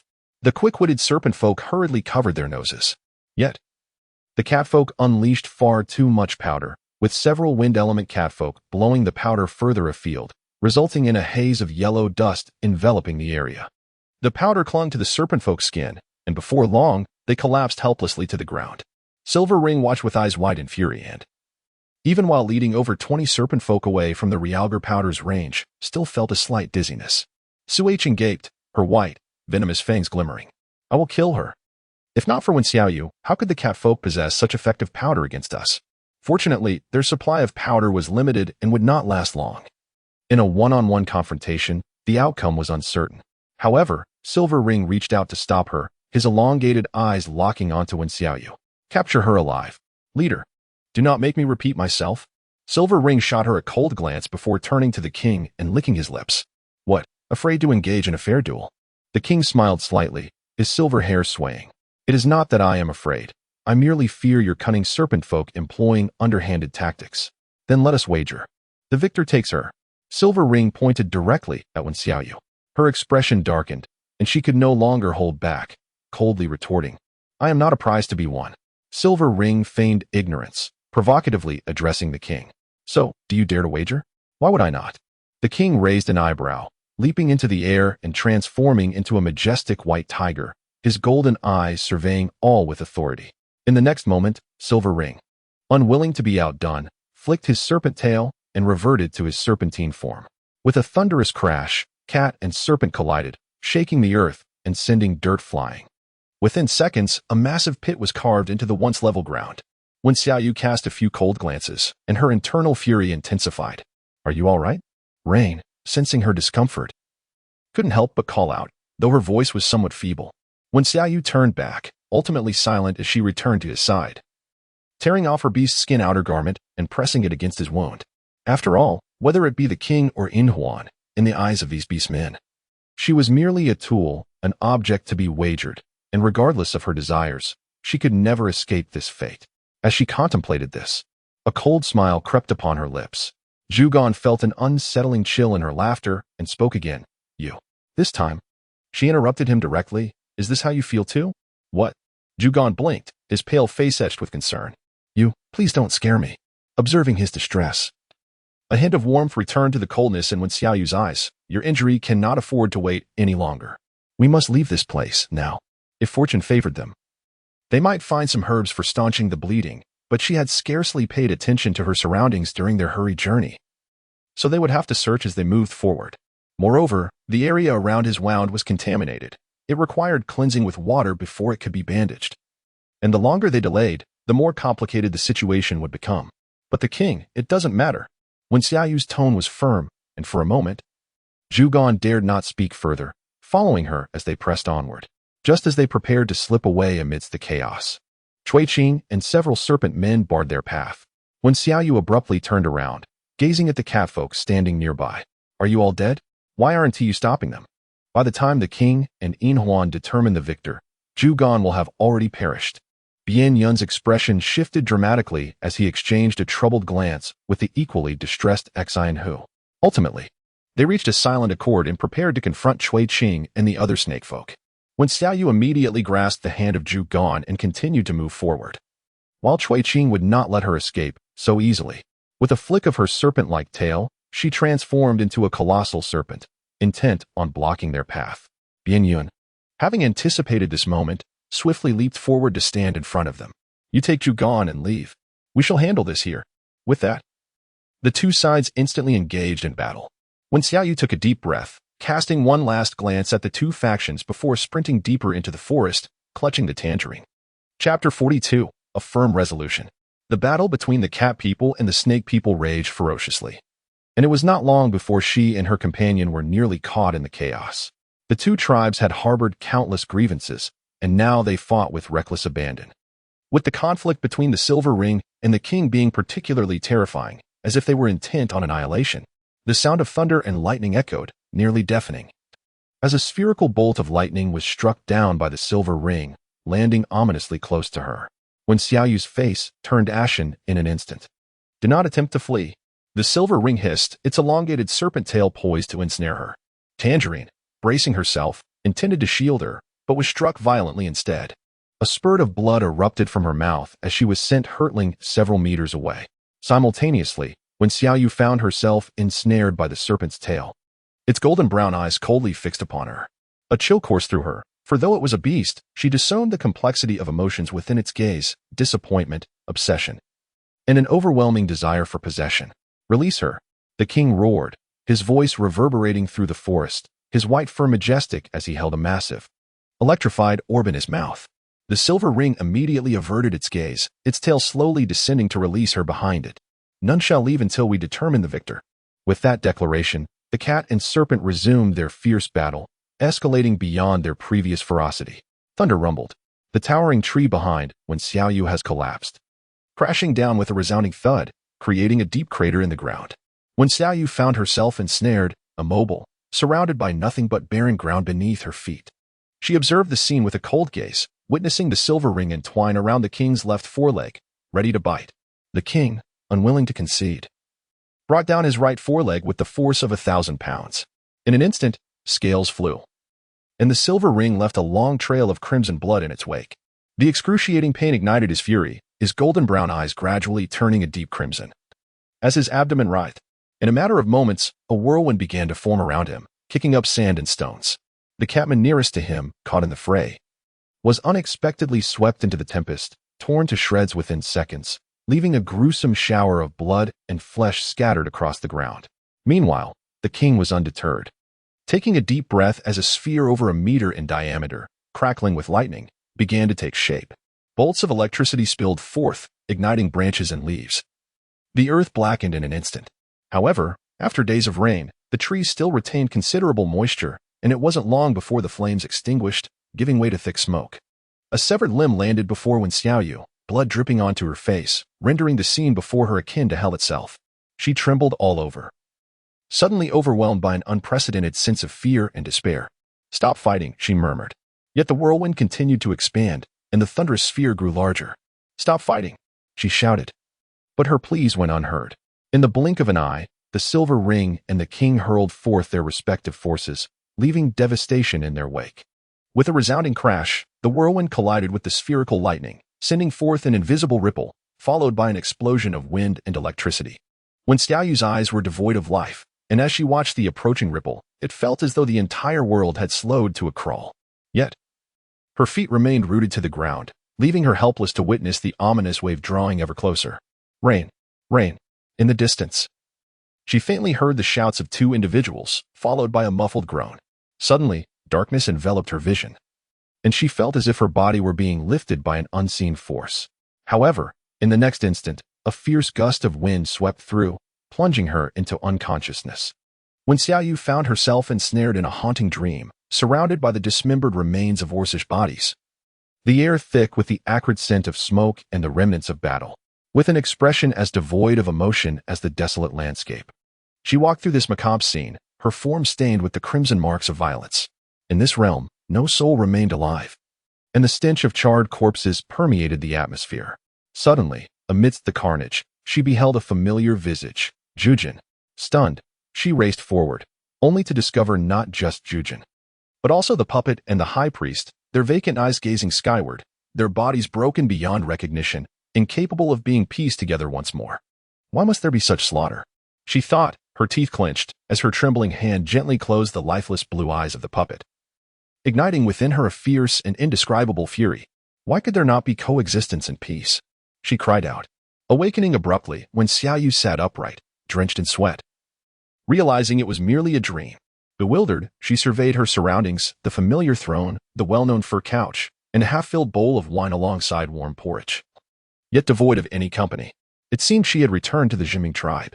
Reflecting on the nightmarish vision she had just experienced, she pressed her lips together in contemplation. In her own world, in her homeland, such atrocities could be averted. Upon further reflection, she recognized that other nations were not free from conflict. Her own realm remained at peace due to its strength and the support of those who bore the burdens alongside her. But here, who would seize the reins of order? Who would guide them toward civilization? Initially, her desire was merely to live a tranquil life while seeking a way back home. Yet now, she resolved that in the absence of order, she would forge it herself, cultivate civilization. Perhaps transforming them would prove arduous, perhaps they would not understand her intentions. But she could no longer bear to witness such scenes of devastation. Rain, you're awake. At the doorway, the puppet entered, carrying a prepared potion. Upon seeing her lost in thought, it rushed to her side with uncontainable joy. Are you all right? It is truly wonderful that they were able to bring you back. When Xiaoyu regained her senses and noticed a sharp pain radiating from her arm, upon glancing down, she discovered it had been meticulously bandaged with cloth, smeared with a verdant medicinal salve. I am fine, she managed to force a smile, her mind wandering back to the moments before her unconsciousness. It seemed that the king had arrived first, cradling her in his arms, but that muffled groan. Was the king injured? The puppet's hands paused in their task of unwrapping the bandages, its pale blue eyes quickly clouding with tears. The king? Oh, the king. He might not survive much longer. When Xiaoyu rose abruptly, her expression darkening. What about Orange and the others? They were gravely injured, and the high priest had attended to them for an entire day and night without any improvement. The high priest had stated that only she could save them now. The doll's eyes were red-rimmed. Fortunately, she had learned some techniques from Wen Xiaoyu a few days prior, which could assist the high priest to some extent. However, their wounds were indeed too severe, and the methods available could merely prolong their lives, not restore them to health. When Xiaoyu squinted, her small face icy cold. Had those serpent people perished?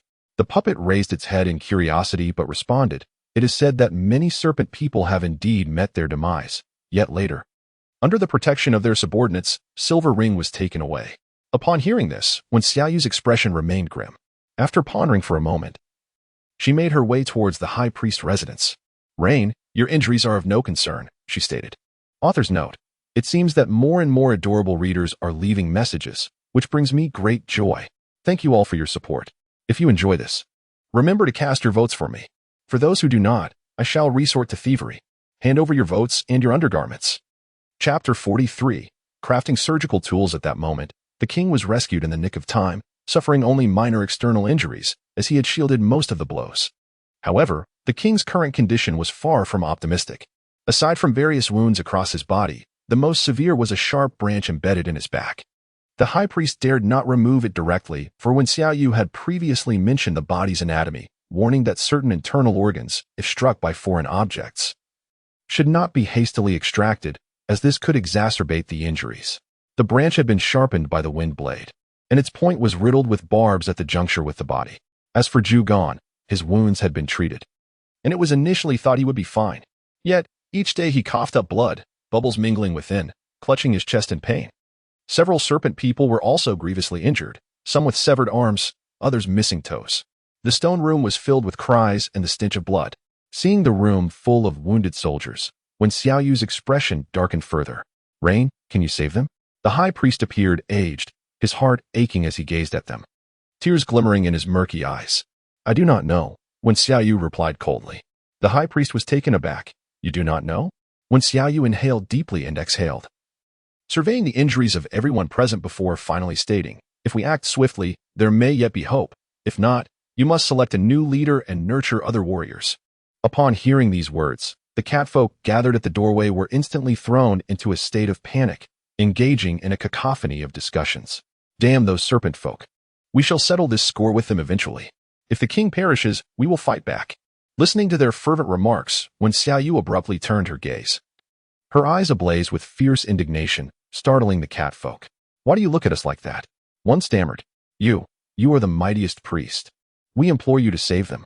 We cannot be without our king.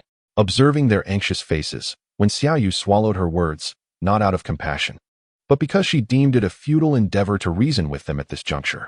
What about the black stone from the exchange conference? She inquired. It is secured in the warehouse. I have stationed warriors to guard it, the high priest hurriedly replied, with an impassive expression. When Xiao Yu surveyed the room filled with the wounded and coldly commanded, extract it, and then summoned several fire elementals, a wind elemental, and a strong catfolk. The high priest found her words peculiar, wondering how this related to their efforts to save lives. However, he refrained from further inquiries and promptly instructed others to comply. He had faith in her. She was their only hope for salvation. Soon, the iron stone was retrieved and placed in the square. Among the fire elementals stood the Allens, who regarded her with profound respect. Rain, what do you require of us? She asked. First, slice the stone open, then use your fire to ignite it. And those with strength, strike it continuously. As when Xiao Yu spoke, she began to draw on the ground with a twig.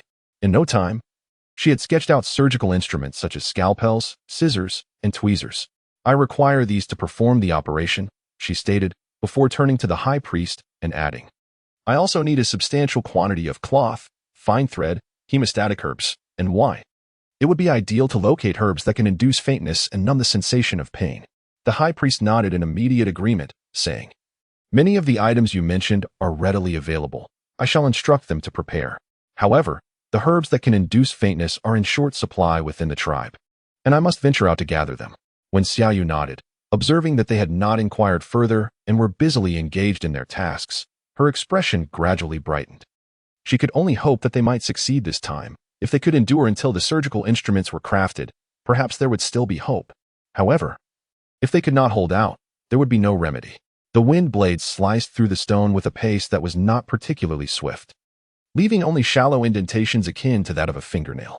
Nevertheless, the advantage lay in the number of hands available, and after approximately half an hour, a substantial block of stone was divided into over a dozen pieces, which were then methodically forged.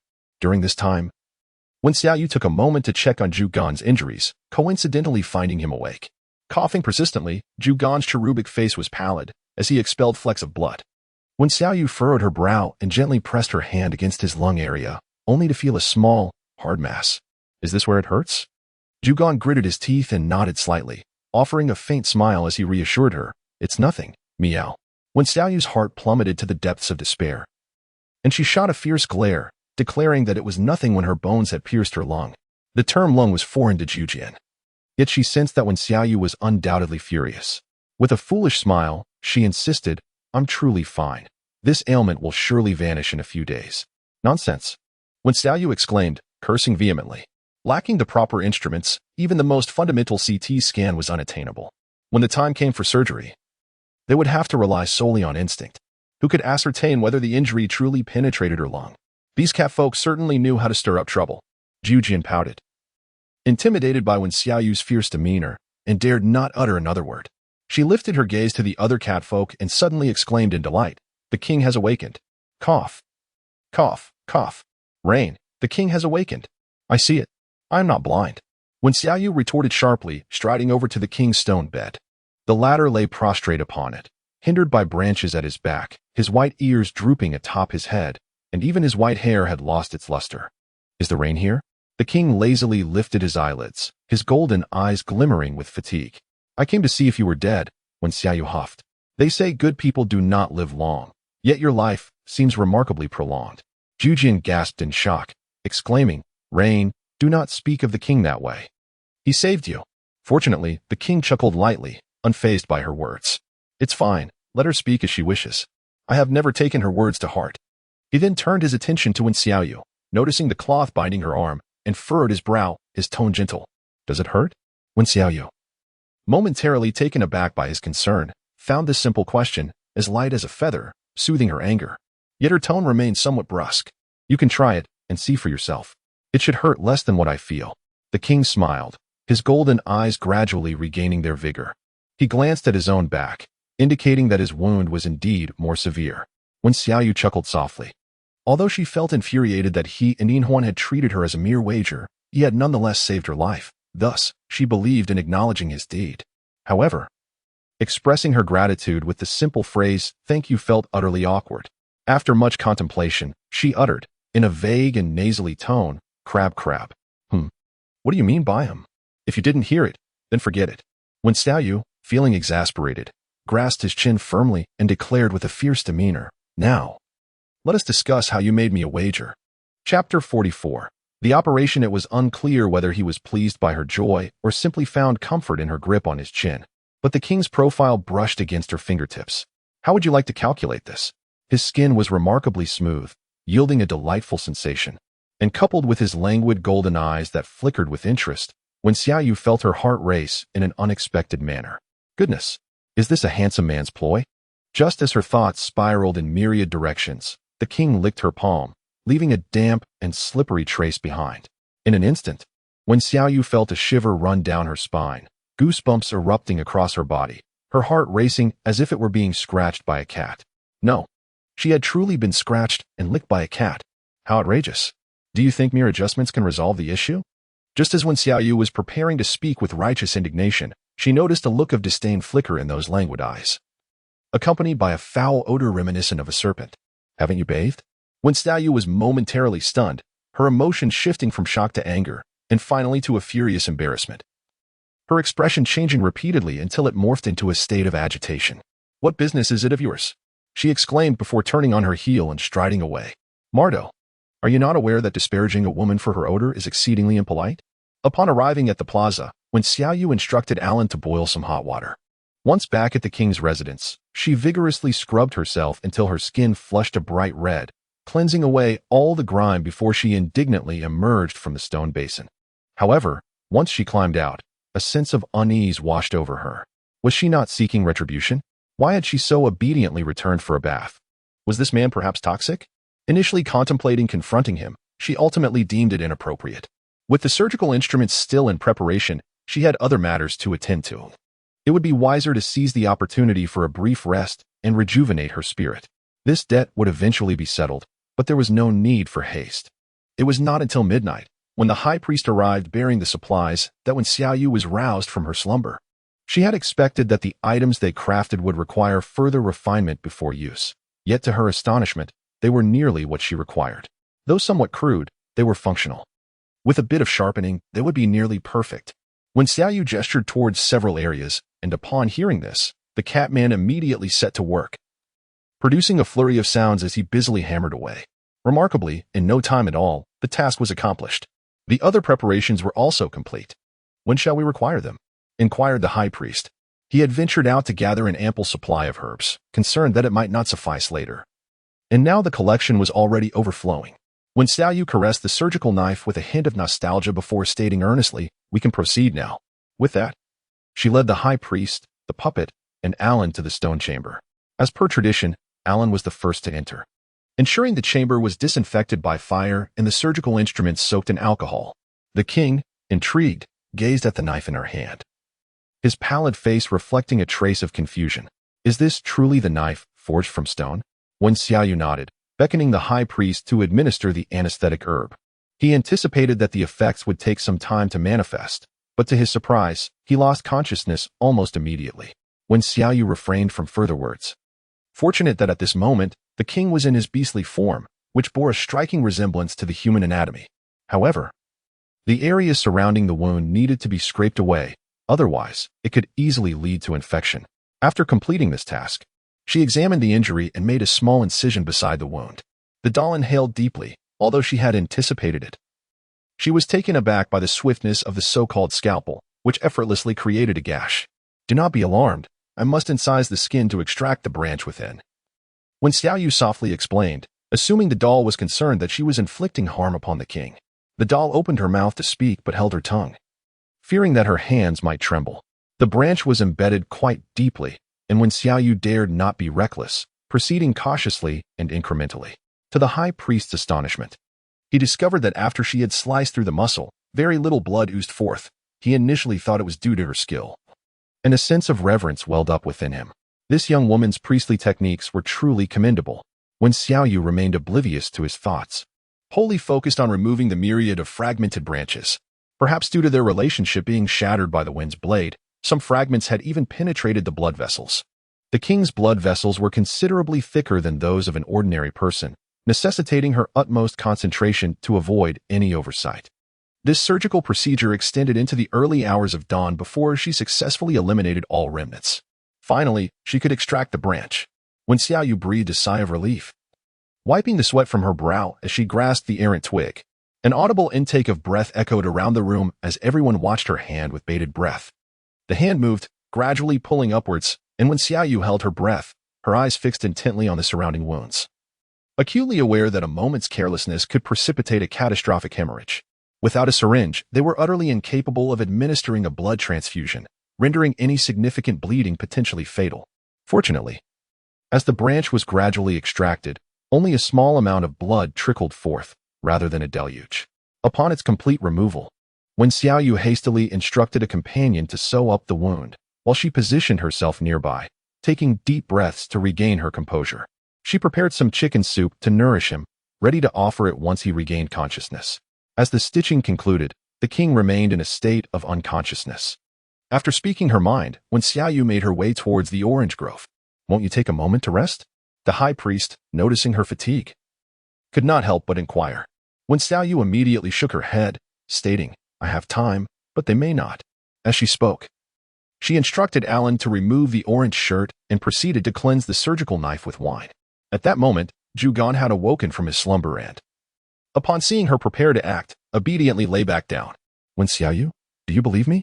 Zhugan responded with a silly smile, coughing slightly as he said, "I believe you. You need not fear. Even if you cannot cure me, I shall not blame you, meow." When Xiaoyu fell silent for a moment, then replied, "I will exert my utmost effort." Zhugan nodded and said, "It's all right. Just come with peace of mind. As long as you remain in the Zhiming tribe, I will be very pleased." When Xiaoyu nodded, refraining from further words, he administered the anesthetic herb and carefully probed for the location of the bone, making a precise incision.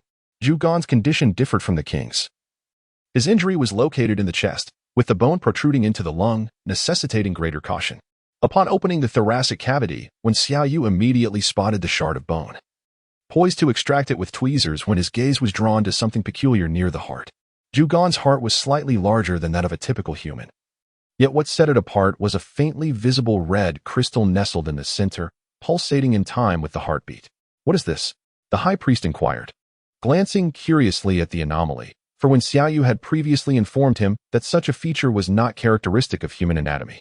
When Xiaoyu turned around and noticed that his peculiar gaze did not seem to be deceitful, this led her to ponder whether their ability to breathe fire and wield wind blades was somehow linked to the crystal. However, if that were indeed the case, why was the high priest unaware of it? Logically, given the numerous battles the orcs had fought, they should have discovered the significance of the crystal long ago. What on earth was going on? Chapter 45, The Thoughts of the Various Tribes. Have you never seen it? When Xiaoyu inquired, the high priest, looking utterly bewildered, shook his head. Suddenly, his expression shifted dramatically, as if a revelation struck him. Could it be that something had grown on his heart? She recalled having mentioned that if any peculiarities developed within one's internal organs, it could spell considerable trouble, leading to a gradual deterioration of the body. When Xiaoyu furrowed her brow, contemplating briefly before extending her fingers gently towards the crystal. The moment she made contact, the already fainted Zhugan's entire body trembled, and her doll-like face contorted in evident distress. Hesitant to touch again, when Xiaoyu redirected her focus to the shattered bones. Fortunately, the remaining fragment was merely lodged against one side of the lung. Upon extraction, it bled a little but posed no further complications. As she prepared to suture the wound, the high priest grew anxious, exclaiming, "What shall we do about the object on his heart?" When Xiaoyu shook her head, uncertain of what it was, she dared not act hastily and decided to observe for a while longer. This entity was indeed peculiar. If she could procure a corpse for study, perhaps she might uncover some clues. The high priest was at a loss and could only instruct the puppet to stitch up the wounds of the orange. After 2 surgeries, it was already afternoon. Once she had ensured that the other injured would not face grave complications, she returned to rest. In the Linran tribe. At the end of a dim corridor lay a pool of green water, its hue appearing rather sinister under the flickering torchlight. More unnerving was the sight of a gigantic serpent submerged within, its eyes tightly shut, leaving its state of life or death indeterminate. Its back was marred by a multitude of scars, with several areas stripped of scales, revealing the exposed, charred muscle beneath.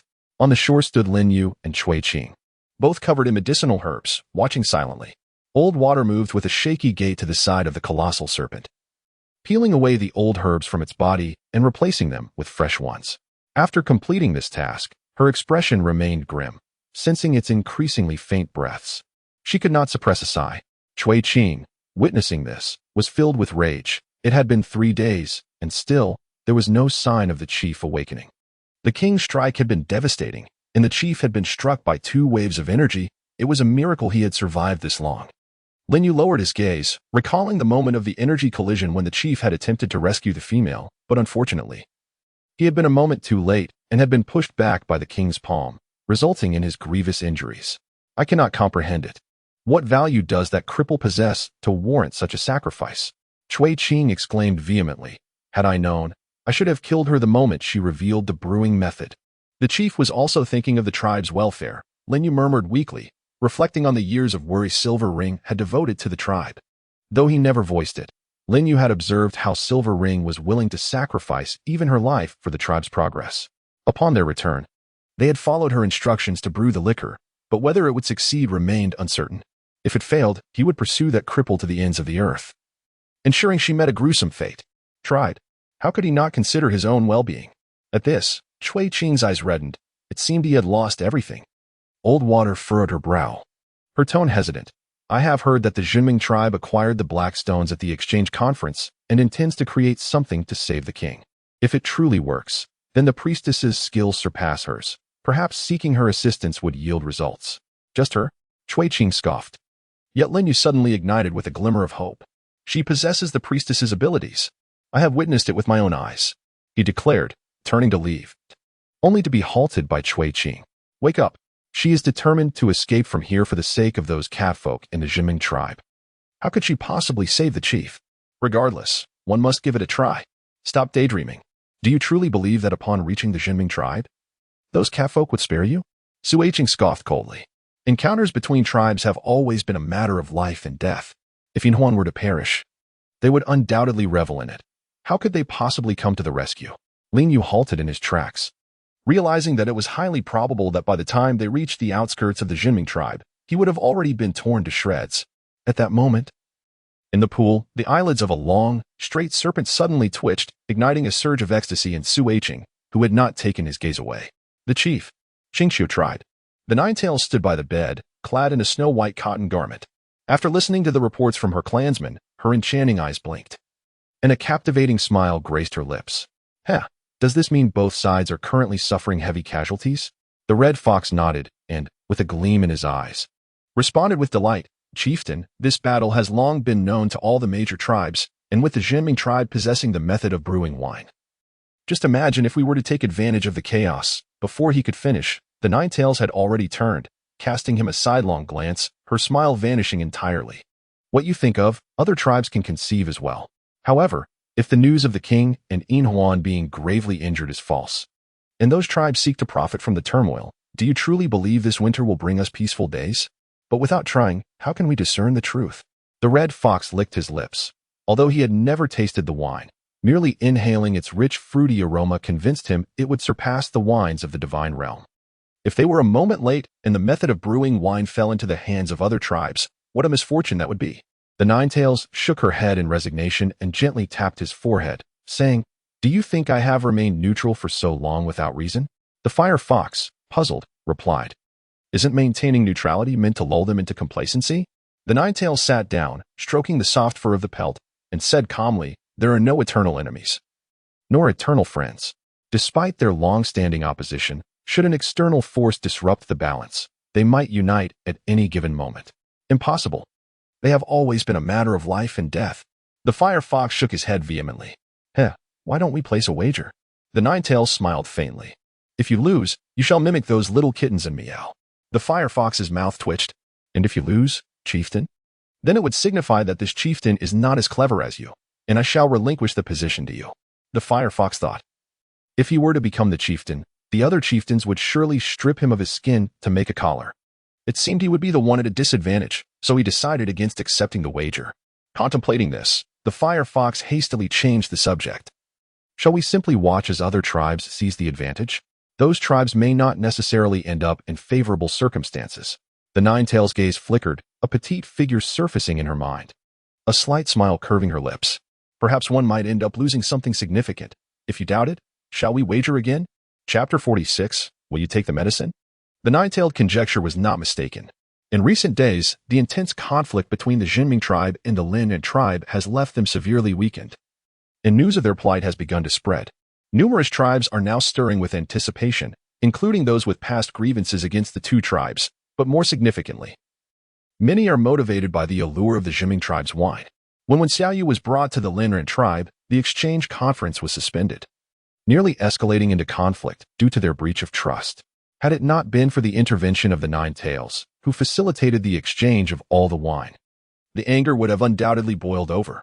Despite their efforts, they were unable to ascertain any information regarding the wine from the Jinming tribe, and it was initially presumed they would be at their mercy.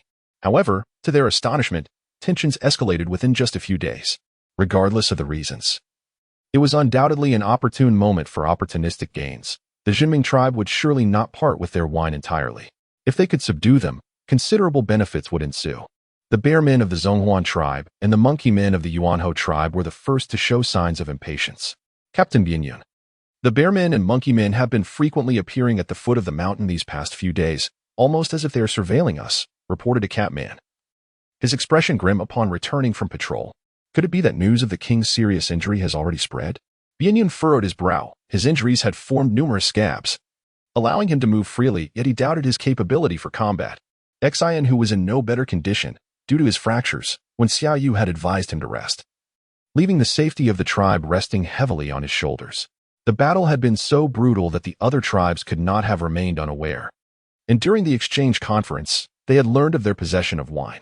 Naturally, they sought to investigate the situation. Bianyun analyzed the situation further. Increasingly alarmed, if they were to initiate warfare at this juncture, it was likely they would be unable to withstand the onslaught.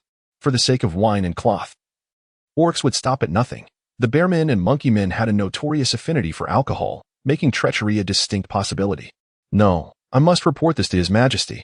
You all must remain vigilant over the next few days. Report any unusual activity immediately. Yes. After issuing his orders, Bianyun hastened to the king's residence.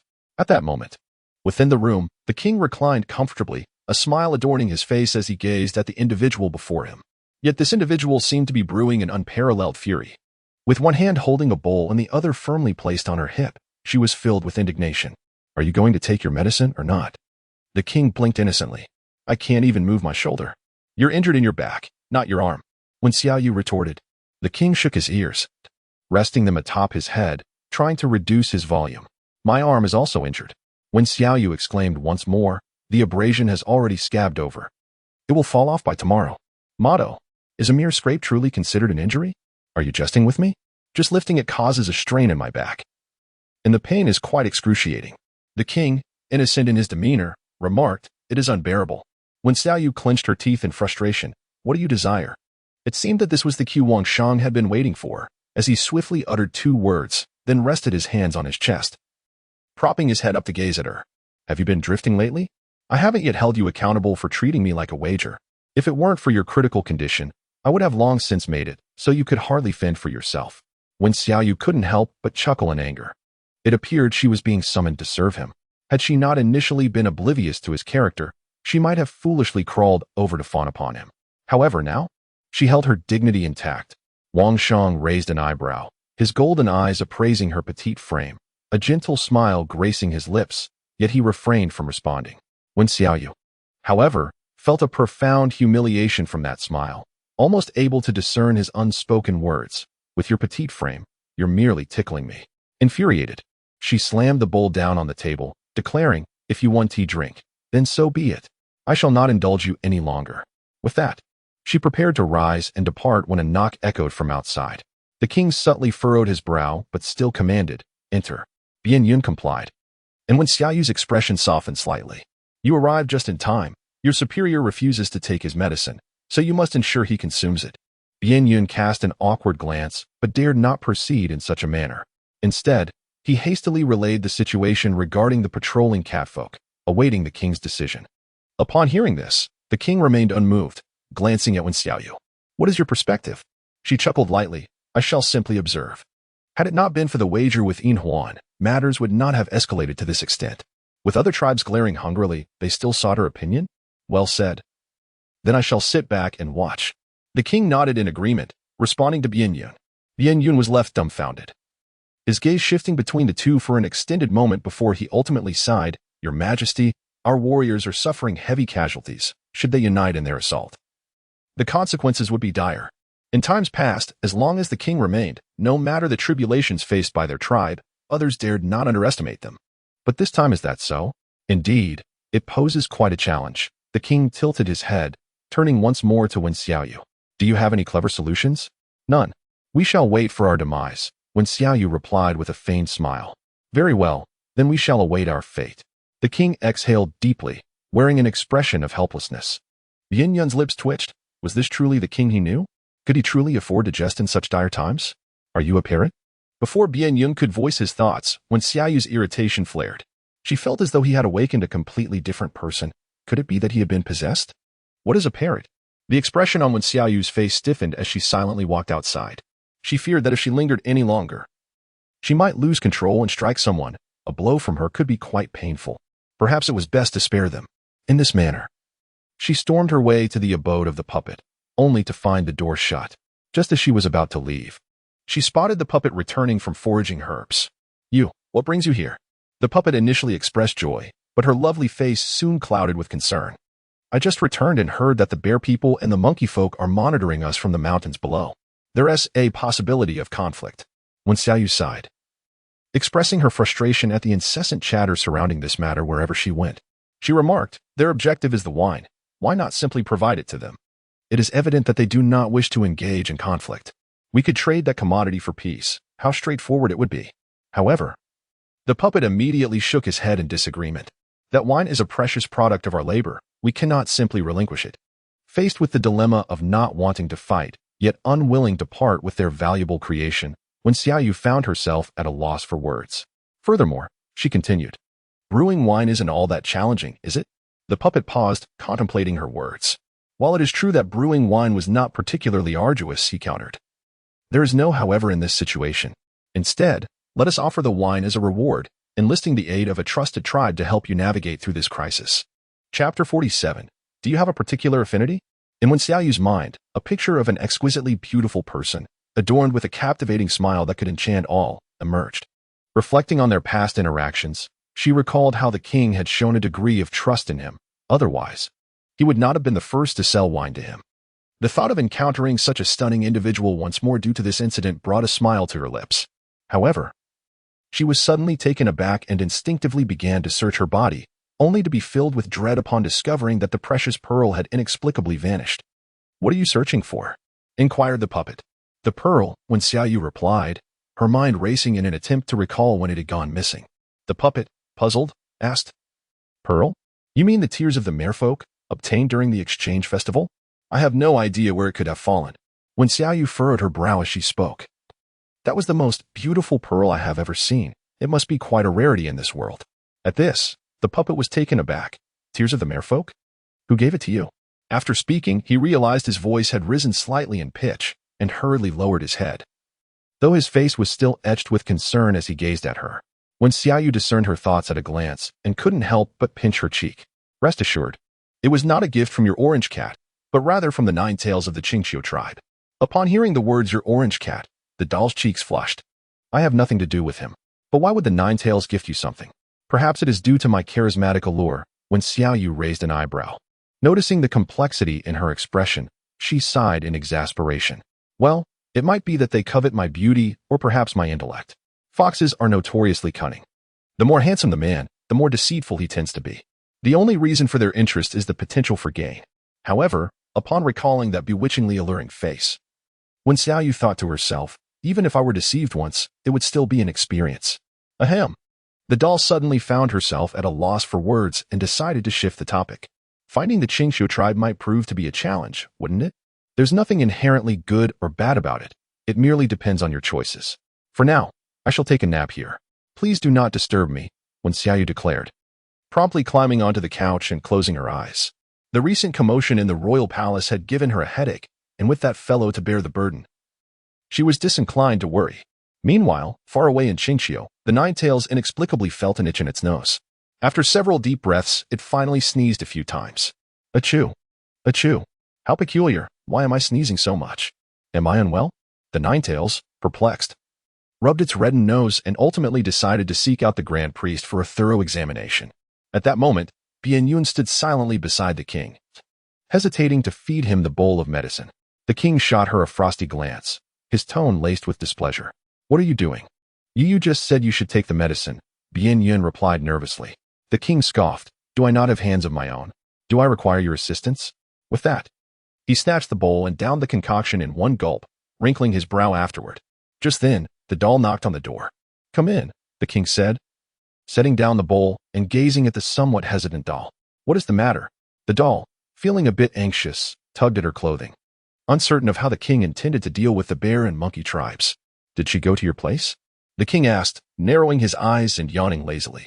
Upon her nod, he inquired further, what did she say?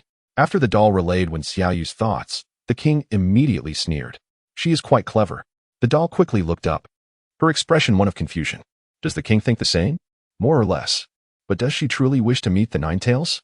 The king raised an eyebrow, his displeasure evident. The doll exchanged a glance with Bianyun, who appeared innocent and bewildered. Since the king's awakening, his mood had become unpredictable, and she found it challenging to discern his thoughts. Humph, Bianyun, at your service. Ensure that someone is always monitoring the movements of the bear and monkey tribes. At the slightest hint of activity, send a swift messenger to Qingxiu to inform the Ninetails and offer 3 jars of wine in exchange for their assistance. As the words fell, Bianyun was taken aback. 3 jars. Although Wen Xiaoyu had continued to brew with the food they had exchanged upon returning. 3 jars seemed rather excessive, did it not? Do you think that Fox would complain about an abundance? It is quite possible that it might demand 5 jars at a later time. The king huffed. If he disagreed, he would simply inform him to trade with another tribe. Indeed, Bianyun refrained from further inquiries. Since the king had already made a decision, he should not harbor doubts. After Bianyun departed, the puppet glanced around and hastily prepared to leave, only to be called back by the king. Is there anything else you wish to command? The puppet inquired respectfully. The king cast a glance at the injury on his back, his golden eyes blinking. My back is in great pain. Go fetch her back. Yes. Thus, Wen Xiaoyu, who was sound asleep while gnawing on a chicken leg, was abruptly awakened, her hair in disarray as she stormed out, kicking the door open in a huff. Are you out of your mind? Complaining of pain here and there all day long, yet where's the sound of Zhu Gan crying out in discomfort? A glimmer of amusement flickered in the king's eyes at the mention of Zhu Gan. He would dare to utter a word and see what transpired. However, faced with the fury of Wen Xiaoyu, his golden eyes reflected a sense of injury as he twisted his back, feeling as though there was still a thorn lodged within. If you do not search carefully, how will you find it? Is another incision required? Wen Xiaoyu felt a sharp pain in her liver. Astonished by the peculiar nature of this man, she had encountered those who feared pain, yet never one who appeared to revel in surgical procedures. Could it be that he harbored an unusual penchant, perhaps akin to a hidden masochistic tendency? You are the priest. Your word is law, the king remarked with a smile, his gaze shifting, revealing a glimmer of mischief in his eyes. During the operation, you did indeed explore my back thoroughly. And so? Hence, I believe it is only fair for me to reciprocate. Otherwise, I can't shake the feeling of having been shortchanged. Are you openly flirting with me? Wen Xiaoyu could hardly believe her ears. The king contemplated for a moment before shaking his head, concluding that, on the whole, it was not the case. Wen Xiaoyu's teeth clacked together, her mind clouded by rage, causing her to forget any semblance of decorum. She stepped forward, seizing his ear and bellowing. What do you intend to do? Do you believe I won't twist your ear right off? The king, feigning pitifulness, replied, do ease up a bit. If you truly twist it off, I shall be the subject of ridicule. Are you still concerned about mockery? You appear to be enjoying yourself thoroughly, Wen Xiaoyu retorted, twisting the ear vigorously until it flushed red. Only then did she huff. Now speak. What nonsense did you utter upon regaining consciousness? The king's countenance immediately returned to normal, shaking off the redness from his ear. A hint of a blush crept onto his cheeks as he languidly regarded her. "It seems you have a fondness for my ear," he remarked. "Do maintain your dignity. Do not overthink it. I merely relish tormenting you." Chapter 48. Join me as my partner. What are we waiting for? The king relaxed, letting his hands fall as he reclined, presenting himself as if for the taking. When Xiaoyu recalled that she had merely undergone surgery on her back, it had not affected her brain in any way. After a prolonged silence, the king withdrew his hand, questioning her silence. "Are you contemplating whether your mind is impaired?" When Xiaoyu blurted out. The smile on the king's lips faltered momentarily, but he quickly regained his composure. "Do you realize what you just did?" "What?" "You caressed my ear." He gazed at her with a significant expression, as if to imply that she had forgotten the implications of such an act. When Xiaoyu was instantly enveloped in embarrassment, having seemingly ravaged his ears just moments prior. "Yet, what of it?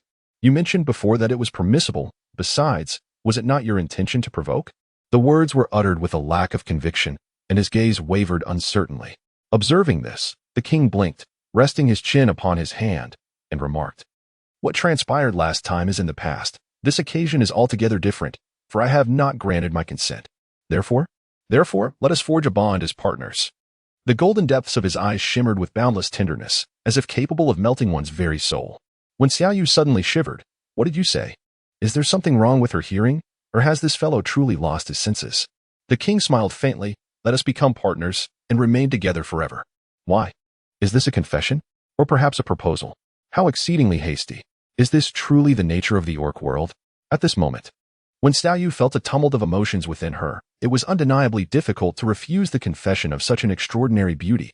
Yet, another voice within her urged her to remain calm, to maintain her composure, for this sudden declaration might conceal ulterior motives. After all, in this realm, she was widely regarded as disabled, petite and frail, and certainly not suited for procreation, making her an unlikely candidate in the orc's considerations. "Because you possess such qualifications," he said languidly, gazing at her with a smile. When Xiaoyu instinctively furrowed her brow and shifted back slightly, the term qualification evoked a rather unpleasant sensation. Having witnessed numerous declarations of affection, some born of love, others stemming from the charm of the beloved, and still others rooted in the joy of companionship, she had seldom encountered the phrase qualification. "Do you not hold the Zhiming tribe in high regard?" the king retorted.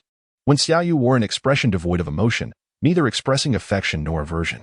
"Once you and I become partners, they will not treat you as they did last time," the king remarked with a smile, gently tapping her forehead, only to be met with her evasive sidestep.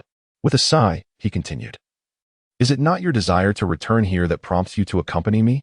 I can offer you the most esteemed position, one that every feline humanoid dreams of." However, before he could finish, a cold laugh escaped when Xiaoyu. "I apologize, but you do not include me among those you speak of." In that moment, she understood that his intentions were not rooted in affection or any other sentiment, but rather in her perceived worth. She possessed the ability to provide the tribe with both wine and cloth, and to perform intricate surgeries, skills that the former high priest could not offer. The most effective way to win over someone like her was to integrate her into the tribe, and the simplest method to achieve that was through union with a feline humanoid. The king's calculations were astute, even aware that she might not bear children. He still sacrificed his own happiness to keep her close. Such selflessness was indeed commendable. However, as these thoughts crossed her mind, when Xiaoyu's smile grew colder, "You are merely afraid that one day I might fall into the hands of another tribe and become their ally, are you not? Hence your question about whether the Zhiming tribe is unsatisfactory." How ironic. The king's smile faded, and he turned his gaze to the square outside, where some feline humanoids were weaving baskets, others were mashing fruit, and still others were crafting stone jars. When he turned back, his eyes were serious. "The best way to protect you is at this." When Xiaoyu's smile turned even more sardonic. "I appreciate your concern. However, there is no need for it. Feel free to speak your mind." With that, she walked away without looking back. After a lengthy pause, the high priest entered the room, sensing an odd atmosphere. Upon seeing Wen Xiaoyu's distant figure, he couldn't help but wonder, "What did you say to her? She appears quite upset."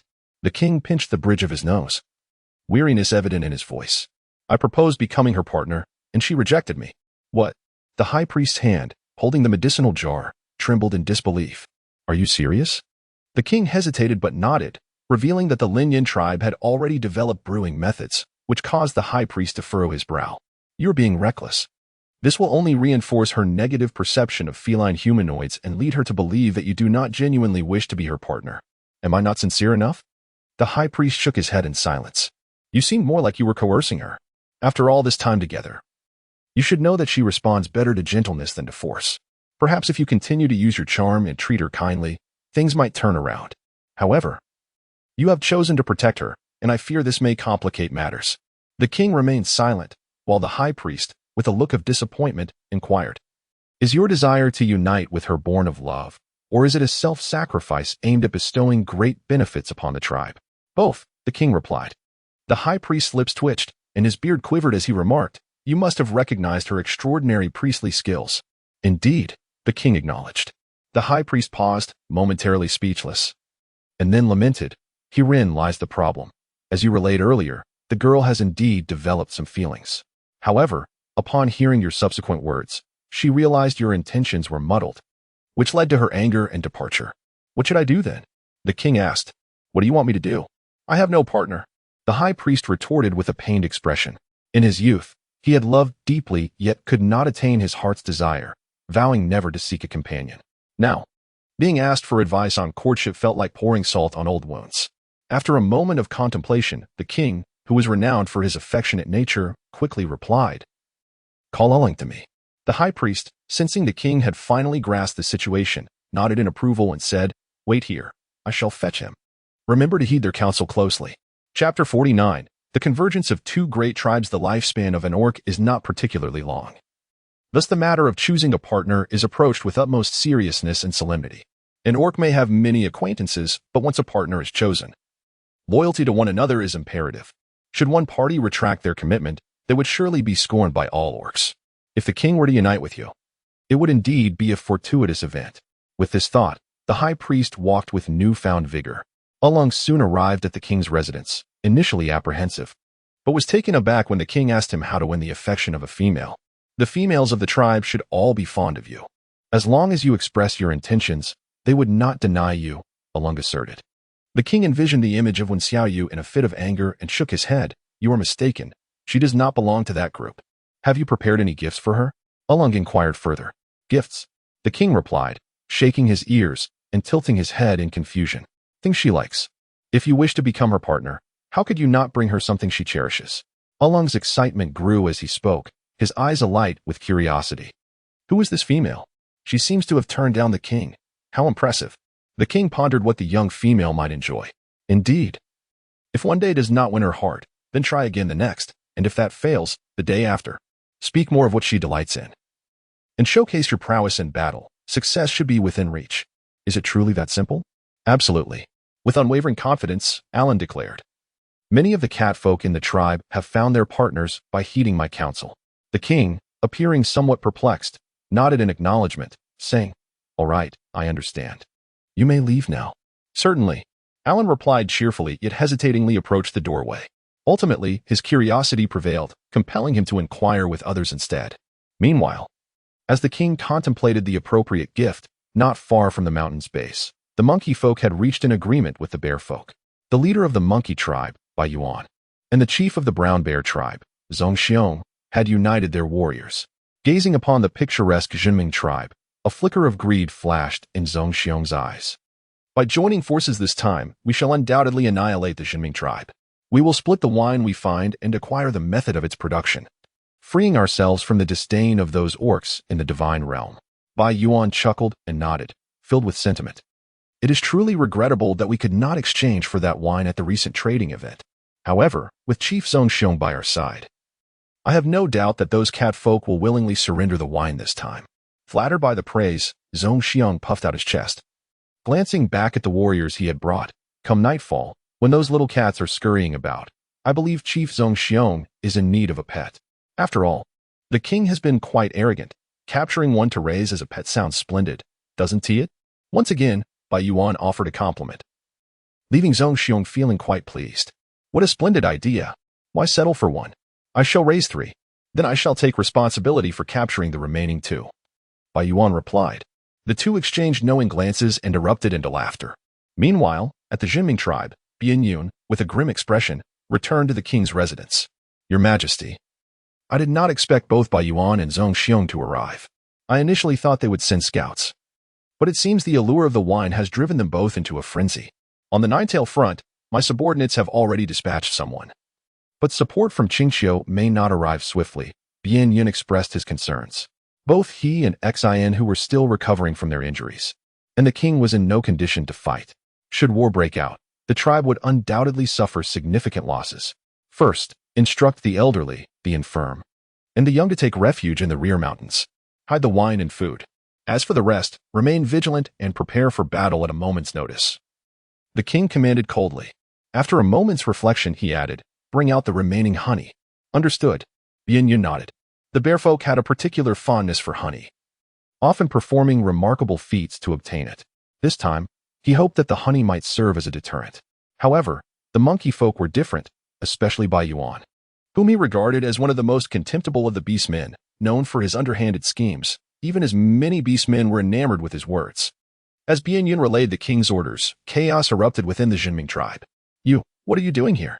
Quickly, come with me to the rear mountains.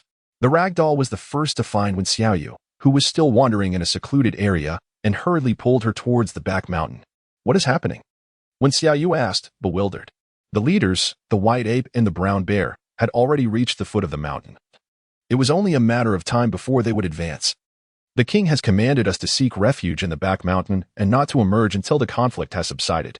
As the ragdoll spoke, her pace never faltered. In the tribe, female cat folk cradled their wailing children, elderly cat folk were being assisted, and injured juju was also being supported, all heading in the same direction, the back mountain. Is it truly that terrifying? Wen Xiaoyu frowned. How many have come? At least 100, but I cannot say if more will follow, the ragdoll replied, her expression tense. Upon spotting Juju, she hurried to join him. At that moment, Juju did not appear to be in good spirits. His speech was labored, suggesting a lung injury that would require considerable time to heal. Most of the food has already been relocated. Let us depart, Juju said weakly. Wen Xiaoyu remained motionless, instead inquiring, how many warriors from the tribe are capable of engaging in battle? Excluding the injured, there are likely only a little over 40, replied Zhugan. Her gaze cast downward, a visage of indignation adorning her face. They certainly know how to seize an opportunity. 40 against 100 appears to hold no chance of victory. Rest assured, we shall undoubtedly endure until the arrival of the Qingxiu tribe, Zhugan hastened to reassure, emphasizing that their current task is to avoid hindering progress. Though the desire to partake in the conflict burned within, their bodies ultimately would not permit it, as the high priest had decreed that none among them who bore grave injuries were allowed to proceed. Wen Xiaoyu squinted her eyes, recognizing the difficulty of the impending battle. Moreover, with the king injured, their ability to instill fear in the two tribes had significantly diminished. The opponents were not fools. They would not grant them the luxury of time to react. With that thought, Wen Xiaoyu turned on her heel and said, you all head to the back mountain. I will seek out the king, regardless of the circumstances. A strategy must be devised to minimize casualties. Upon entering the king's residence, she found him in discussion with Bian Yun regarding the current planning and deployment. At the sight of her entrance, the king frowned, his expression far from pleasant. Did I not instruct you to retreat to the back mountain? He questioned. Now, recount your plans to me. Upon entering, Wen Xiaoyu hastily gulped down a glass of water from the table, panting as she began to speak. Chapter 50. Firebreak. Bian Yun glanced at the king, who nodded in affirmation, before continuing. We have a total of 43 individuals available for combat. Aside from the 3 who will guard the entrance to the back mountain, we have divided the remaining 40 into 2 groups to confront the monkey and bear tribes. After delivering this information, Wen Xiaoyu nearly choked in disbelief. Is it truly that simple? Simple? Bian Yun replied with a perplexed expression. Given our current numbers, facing them is anything but simple. I meant to say, your deployment strategy is far too simplistic. Wen Xiaoyu took several deep breaths, fearing she might suffer a stroke from their naivete. It seemed these beastmen were quick to resort to conflict, entirely disregarding the importance of strategy and cunning. But then again, if they were adept at such tactics, they would not have failed to establish civilization over the course of several centuries. What suggestions do you have? The king inquired, having discerned her thoughts. This little female had always proven to be more astute than he anticipated and had a knack for creating miracles. Thus, he held hope for unexpected gains this time as well. While it was indeed challenging to confront a larger force with fewer numbers, Suffering significant losses during their ascent would be even more detrimental. When Xiaoyu blinked, recalling that the tribe possessed an abundance of stones and timber. Recently, the cat people had been busy quarrying stones for pots and gathering wood for closures, and these resources were plentiful. And how would we utilize them? Bianyun still wore a look of confusion. When Xiaoyu sighed and gazed at the king, who pondered for a moment before raising his head, his tone wavering. Are you suggesting we use stones and wood to strike them? Upon her nod, the king continued, such minimal harm would hardly suffice. The orcs could cleave through it with wind blades, rendering our efforts futile. Would you not consider placing stones among the ignited wood to create fireballs to hurl at them? When Xiaoyu rolled her eyes. The Jinming tribe was well fortified, with terrain that was easy to defend yet challenging to assault. Moreover, at the moment the fireballs struck, they could use wind blades to spread the flames. However, she realized, if the mountain were to catch fire, their own survival would be jeopardized. The numerous lakes on the back mountain would ensure they would not perish in flames. Besides, they could simply blow wind downwards from above. The orcs were not divine beings. The dense forests at the mountain's base, once ignited, would leave any attackers scrambling for their own safety. Bianyun fell silent, feeling the plan was excessively perilous. A forest fire was no trifling matter. He had witnessed entire tribes perish due to wildfires. A single misstep could lead to their demise as well. What if, in the end, we cannot contain the flames as they spread here? The king suddenly inquired, striking at the crux of the issue. Fortunately, when Xiaoyu had already contemplated a solution to create a firebreak at the mountainside. A firebreak? Both men echoed in unison. Indeed. By clearing all the trees at the halfway point and digging ditches to channel water, we can eliminate any flammable materials, thus preventing the fire from reaching us. However, you must act swiftly, for they may not remain idle. Recalling news of numerous forest fires abroad, where nations had created fire breaks along the path of the flames to halt their spread, she added, moreover, among the cat folk, there are those with water and ice abilities, which would further assist in preventing the fire's advance, as the trees above are not nearly as dense as those below. At this revelation, the king's understanding deepened, and he promptly commanded, Bianyun, go instruct all the warriors to establish a firebreak and fill it with water. Bianyun said nothing further, as the critical issue of controlling the fire had been resolved. Now, it was a matter of racing against time. Initially perplexed by the king's decision, the catfolk gradually comprehended the rationale as Bianyun elucidated the plan, their expressions shifting to admiration. The king was truly astute. Even if those ruffians managed to ascend the mountain, they would be significantly weakened, thus becoming our vanquished foes. Now, hasten to prepare. Let us not waste another moment. Bianyun furrowed her brows as she gazed down the mountainside. As you had mentioned, their hope of receiving support from Qingqiu hinged entirely upon the success of this plan. Inside the room, when Xiaoyu stood by the window, her view encompassing the dense forest below, however, her eyesight was insufficient to discern the lurking dangers concealed beneath the trees. The king observed her silhouette in silence, pondering the peculiarity of such a small frame housing an abundance of strange and wondrous thoughts.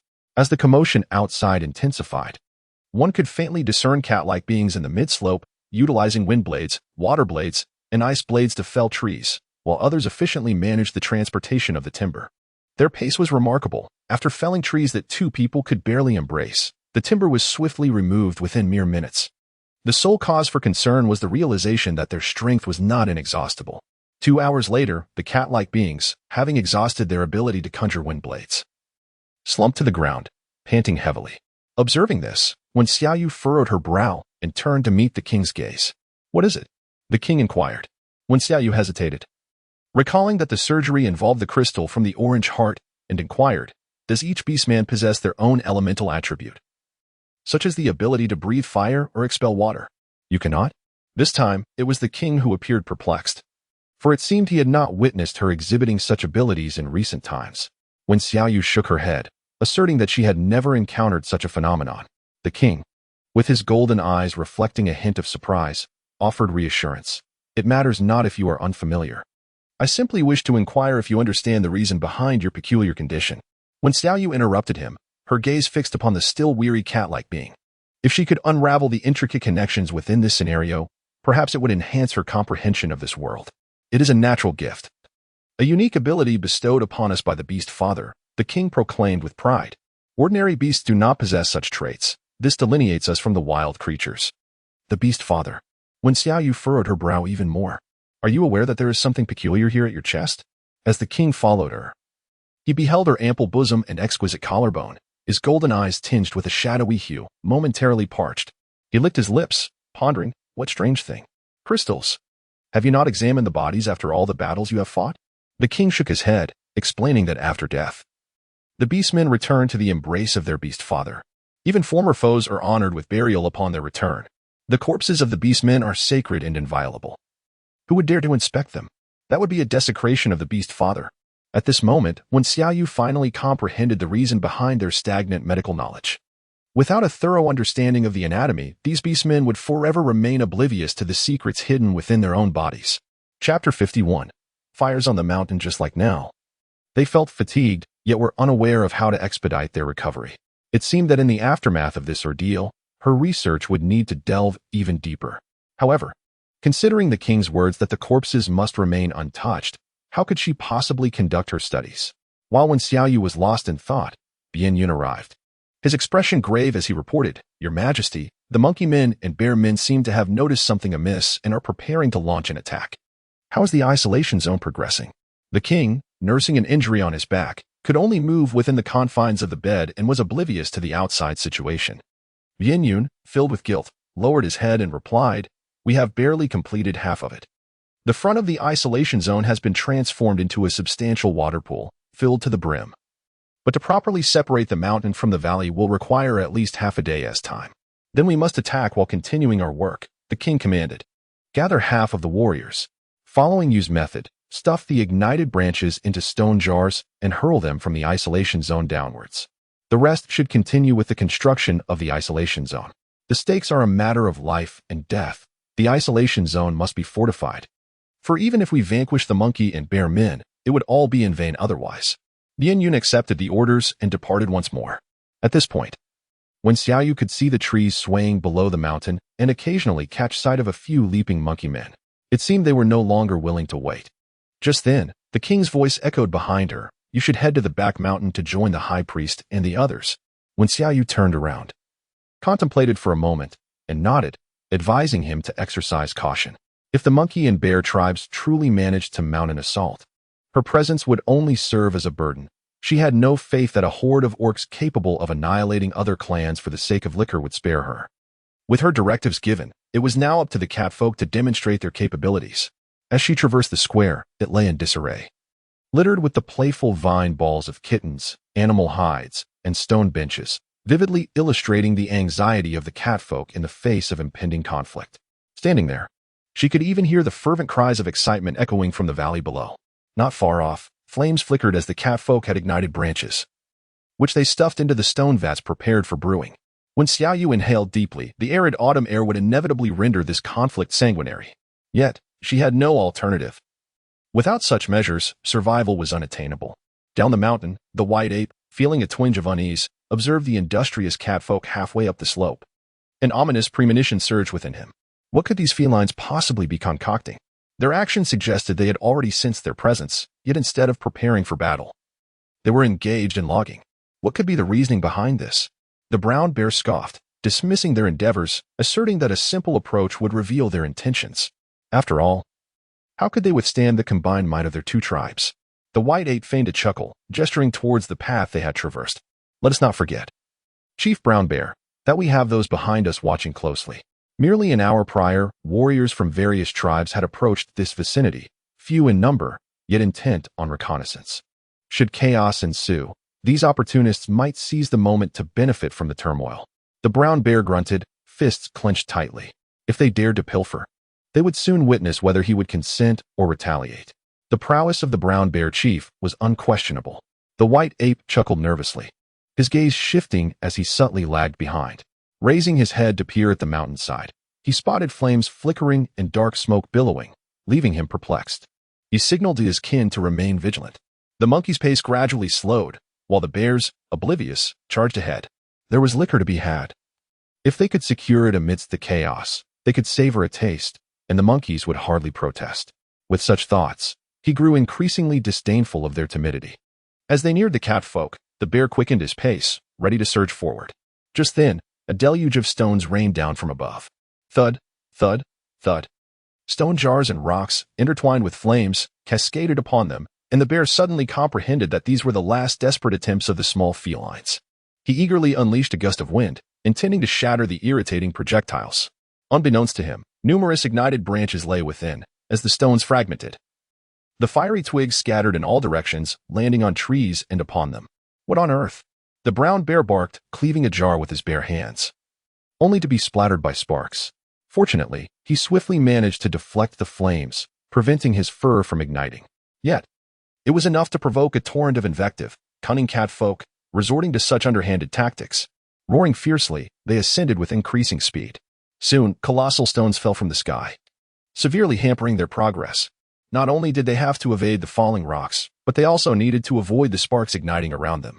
This predicament significantly hindered the movements of the two great tribes of orcs, and despite the considerable distance yet to cover, they had already suffered injuries among their warriors. The bearmen bellowed, with one brown bear even allowing a water-type bear to surge forward, spewing water. Halfway through, the white ape was the first to sense the impending danger. Observing the raging wildfires around them, his pupils suddenly constricted. Stop. As the brown bear turned to mock, his smile froze instantly.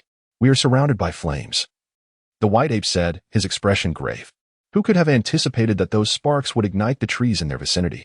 Recent rains had left the trees somewhat damp, and though some remained unburned, thick smoke billowed from them. Yet, this was not the most dire threat. The catfolk on the mountainside utilized the wind to intensify the flames. Thus, they found themselves completely encircled by fire and smoke. If they did not devise a means of escape, they were likely to perish here. How could the king conceive such a perfect strategy? The white ape squinted, his vision obscured by the dense smoke, rendering the path ahead invisible. Did they not fear that the flames would spread and consume them as well? The brown bear, filled with rage, roared while dodging the falling branches that had been scorched. Such debris was merciless. White ape, do something. Many bearmen were struck while trying to evade, and in an instant, flames engulfed their bodies, transforming them into flaming figures, their wails piercing the air. No.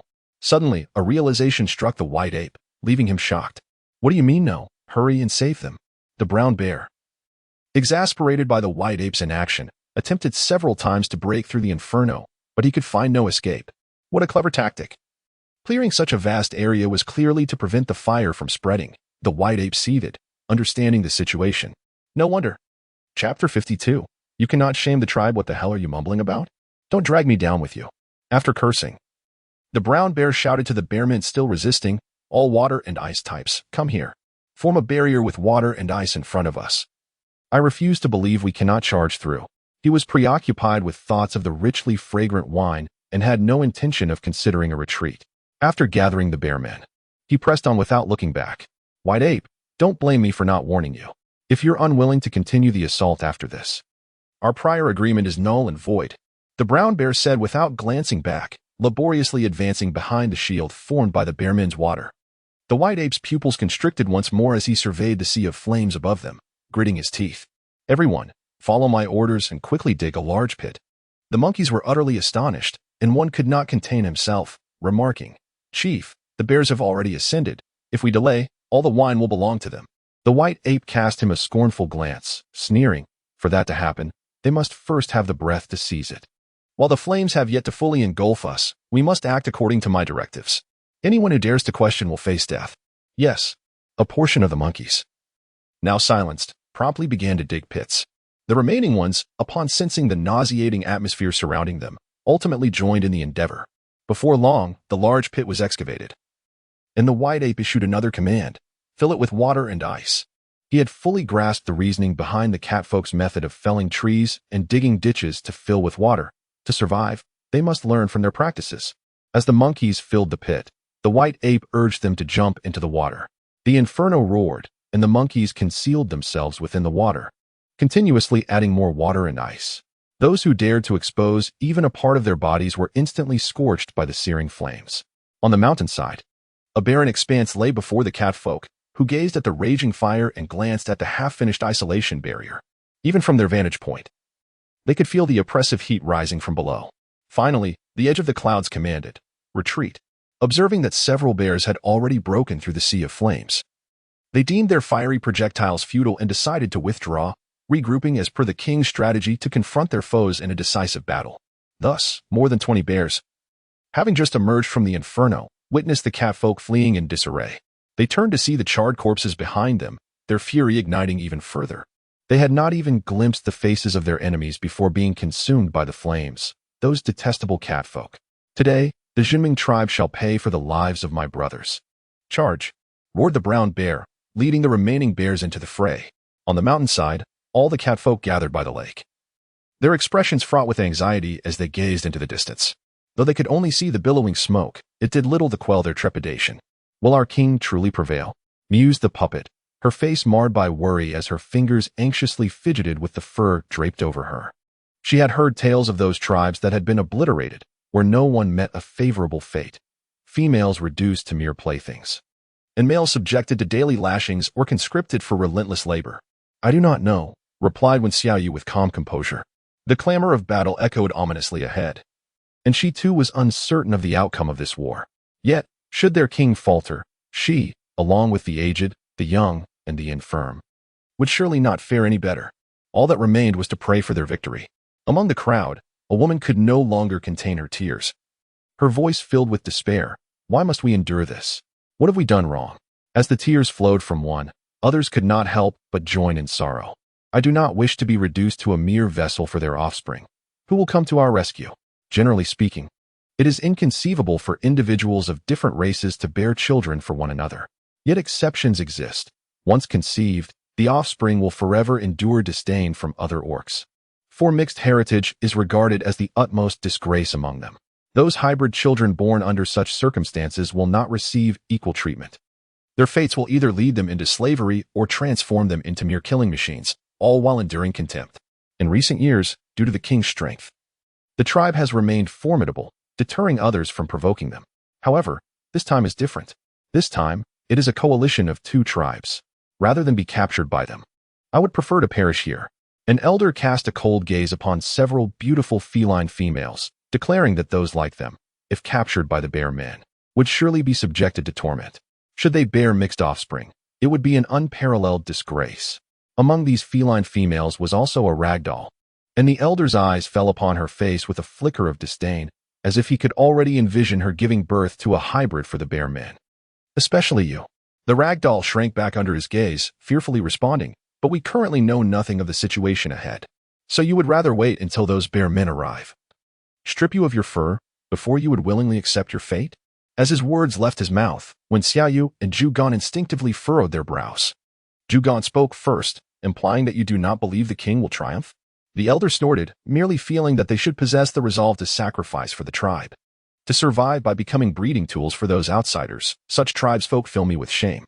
Seeing his self-righteous demeanor, Wen Xiaoyu could only laugh in indignation, exclaiming that it is you who should feel shame for your sanctimonious stance. You. The elder glared fiercely, his white beard quivering with indignation. Do not think that just because you have contributed to the tribe, I will hesitate to speak against you. When it comes to death, you must be the first. Oh, were it not for your brewing, would those beasts have dared to approach? The elder grew increasingly agitated, his fist clenching involuntarily. And you were even captured by the Lin tribe. Perhaps it was you who incited them to unite against us.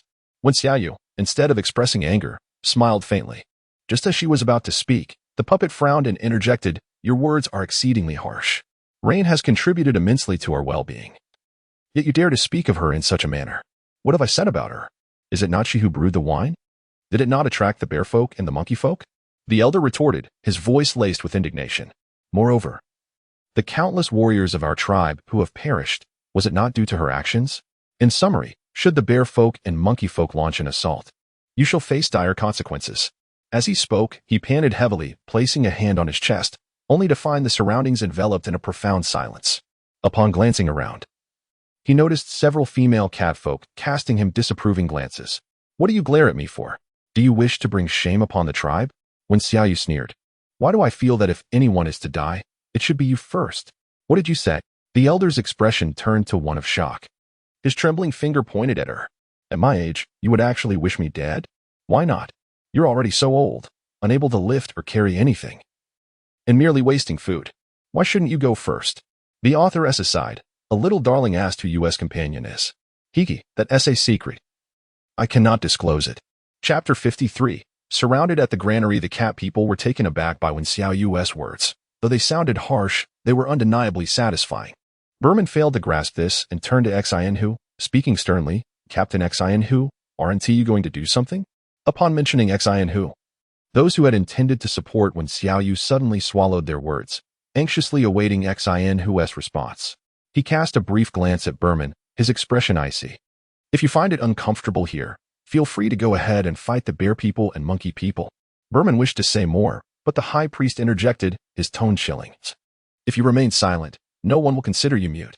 Berman, having been in the tribe for so many years, I hope your intentions are truly for its benefit." Berman, catching the weight of that meaningful gaze, felt a jolt of alarm and quickly turned away, his tone considerably softened. "Of course, I have the tribe's best interests at heart." After the commotion, the previously weeping female had ceased, and all eyes were fixated on the singular entrance. As darkness enveloped the sky, the flames from the front mountain illuminated half of it, yet the sounds of battle gradually faded away. After waiting a long while without anyone emerging from the entrance, whether cat people or otherwise, time seemed to come to a standstill, awakening suddenly in the middle of the night.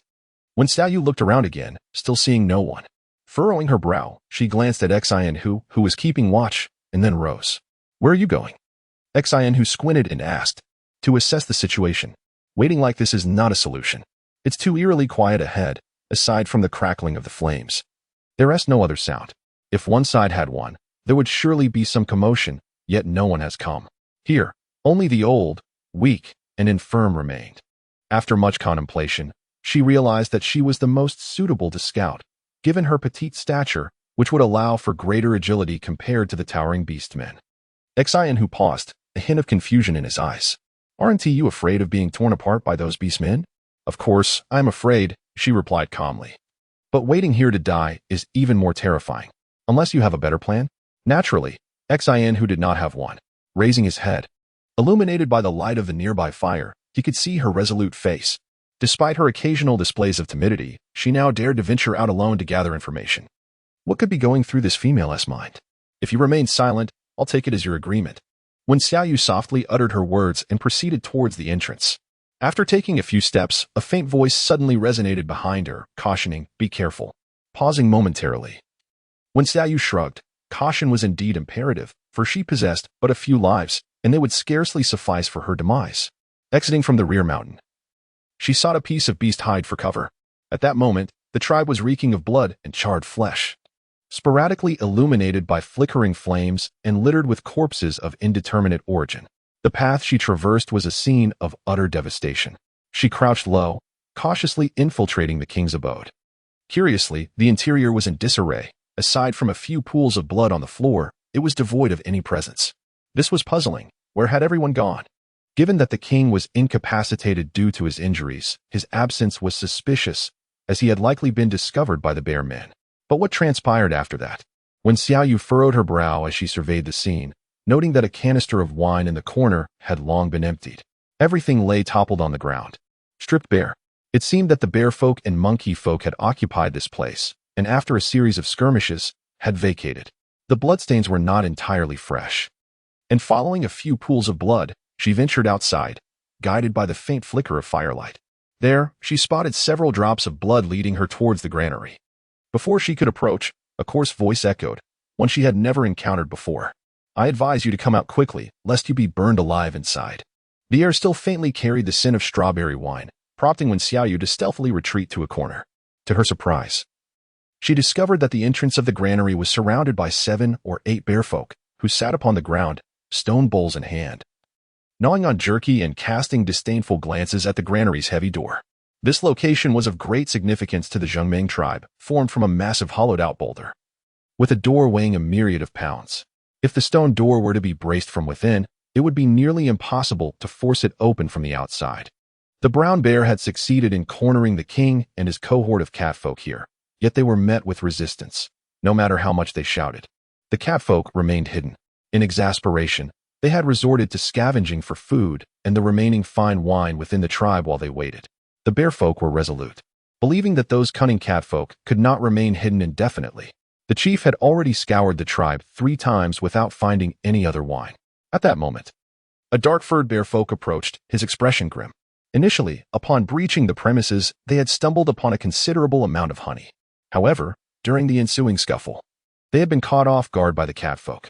Yet soon, the brown bear recalled their kin who had perished in the flames, and his bravery surged. With the king and Bien Yun rendered incapable of combat, the catfolk retreated under the relentless assault. Seizing the opportunity, the bearfolk discovered a small stash of strawberry wine at the king's quarters, believing it to be a promising start. To their dismay, their search yielded only this meager amount. Strangely, the females were nowhere to be found. The entire tribe seemed comprised solely of these warriors. Habing surveyed the surroundings, intending to caution the chief to be wary of the absent females. Yet in the eyes of the brown bear, those entities were of lesser value than the wine. So you still haven't devised a means to draw them out? The brown bear scoffed, draining his bowl in one swift motion. Instantly, a wave of unknown fruity aroma flooded his senses, smooth and gentle on the throat, laced with hints of honey. The brown bear was utterly enamored with this wine. Regrettably, the container was now empty. His subordinates had attempted to breach the door from the outside, but the stone structure was unyielding, proving impossible to open. Habing glared at the door, filled with rage, sensing that the coveted wine must surely be concealed within. Otherwise, why would the king and his companions steadfastly guard this place? Initially, they intended to incinerate them from the outside. However, once the flames ignited, the liquor within would also be consumed, leaving them in a precarious predicament. Upon realizing this, when Xiaoyu, who had been tense all along, felt a significant relief wash over her, understanding that both sides had been stalemated until now. This situation was not entirely adverse. The bear men could not infiltrate, ensuring the safety of those inside, provided they could wait for the arrival of the Ninetails. Just as this thought crossed her mind, when Xiaoyu suddenly sensed something amiss, glancing around to confirm that only bear men were present. Where, then, had the monkey men gone? At that moment, a cacophony erupted behind her, startling her into dropping to the ground.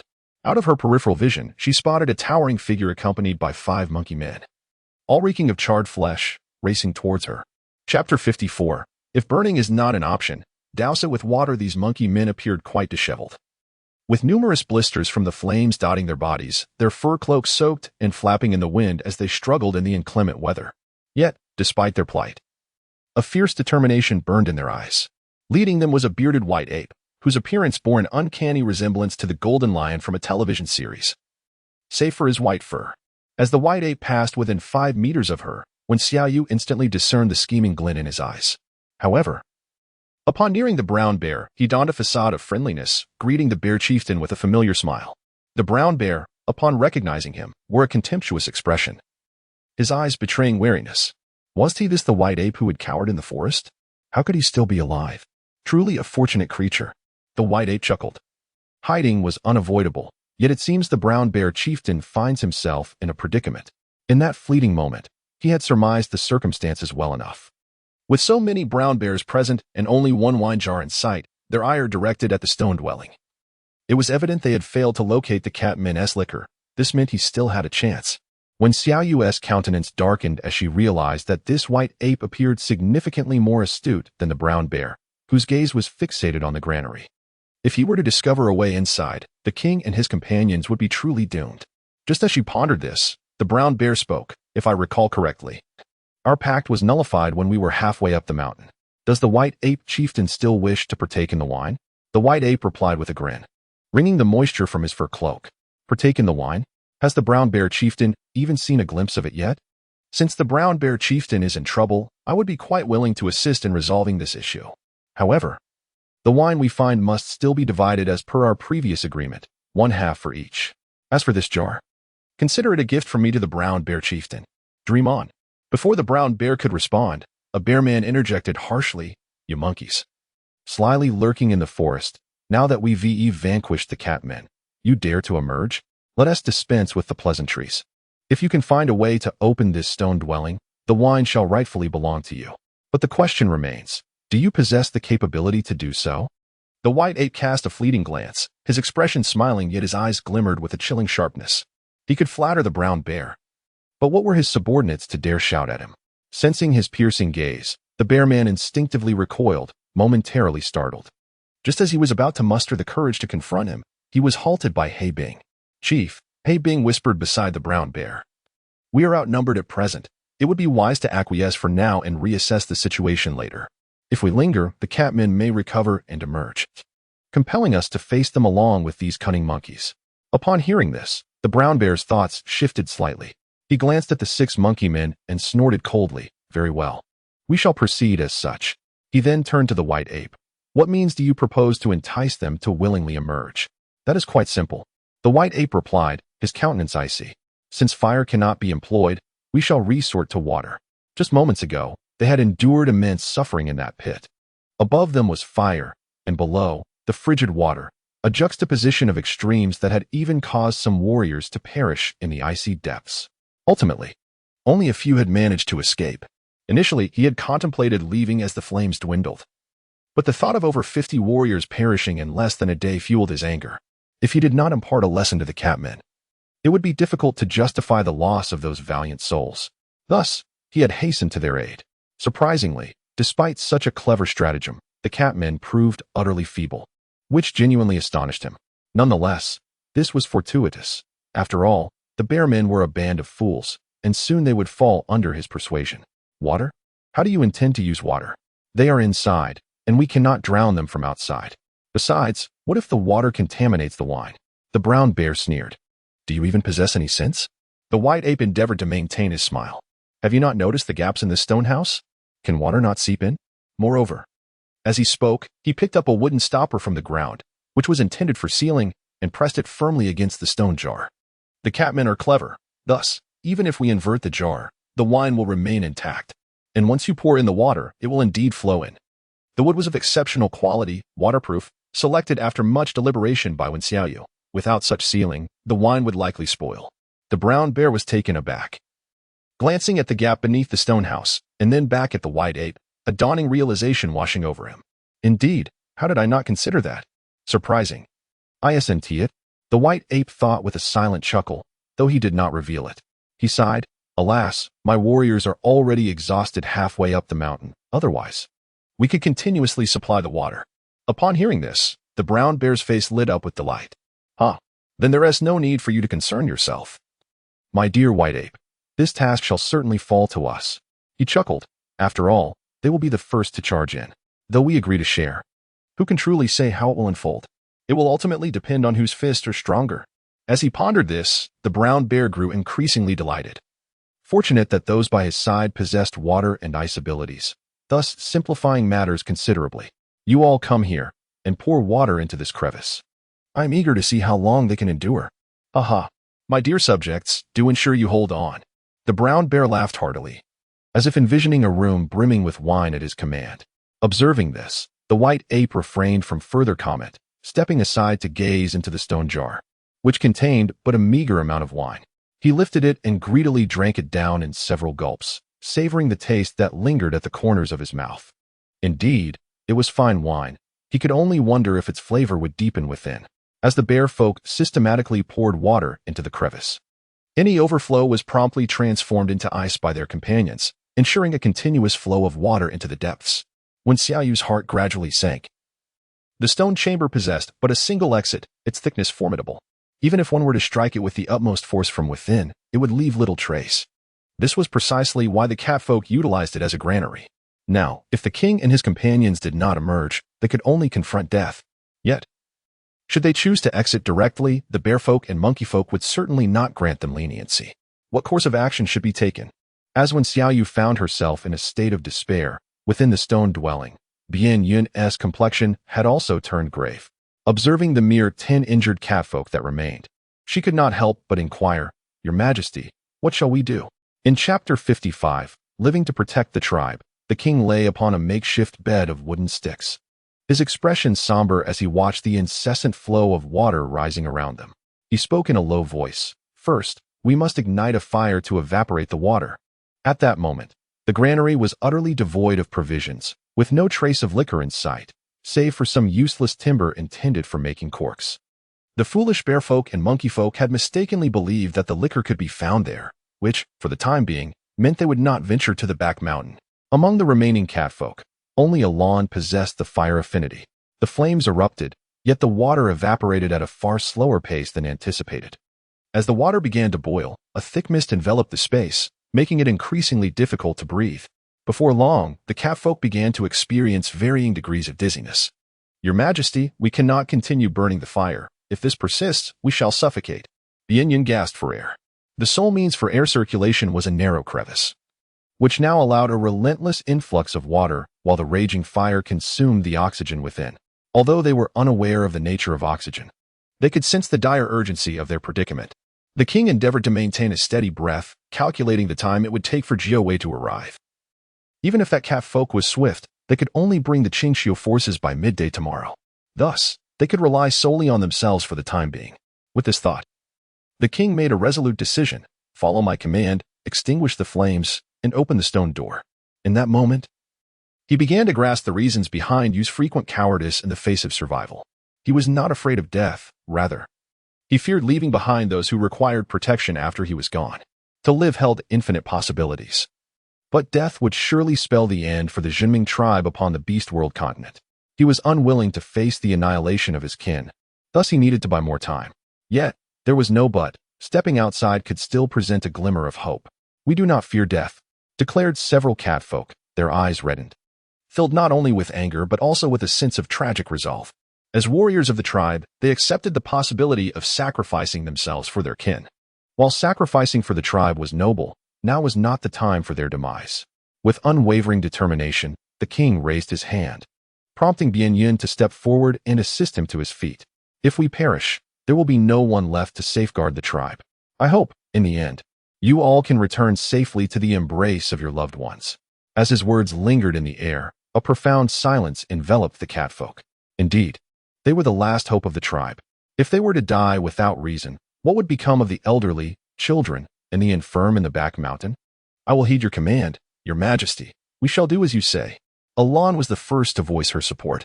"Is it not simply yielding? For their sake, what does it matter? Indeed, perhaps in the end, it will be those bear folk who meet their demise." In an instant, the catfolk eagerly expressed their sentiments, their excitement rendering their breaths all the more labored. Observing this, the king nodded slightly, his golden eyes reflecting a flicker of complexity as he regarded the varying degrees of their injuries. Ultimately, he gestured with his hand, commanding, "Open the door." With a thunderous rumble, the stone door creaked open from within, revealing knee-deep water that emanated a hint of warmth. 12 catfolk appeared at the threshold, stepping onto the water's surface with stoic expressions. The cool air filled their lungs as they inhaled greedily, as if reborn.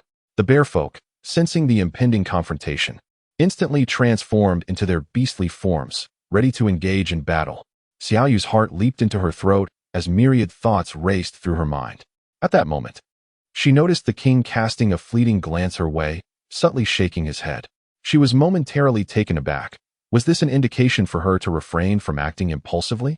Initially, she had intended to emerge and negotiate with the white ape, even contemplating revealing the brewing methods, believing it might buy her some time.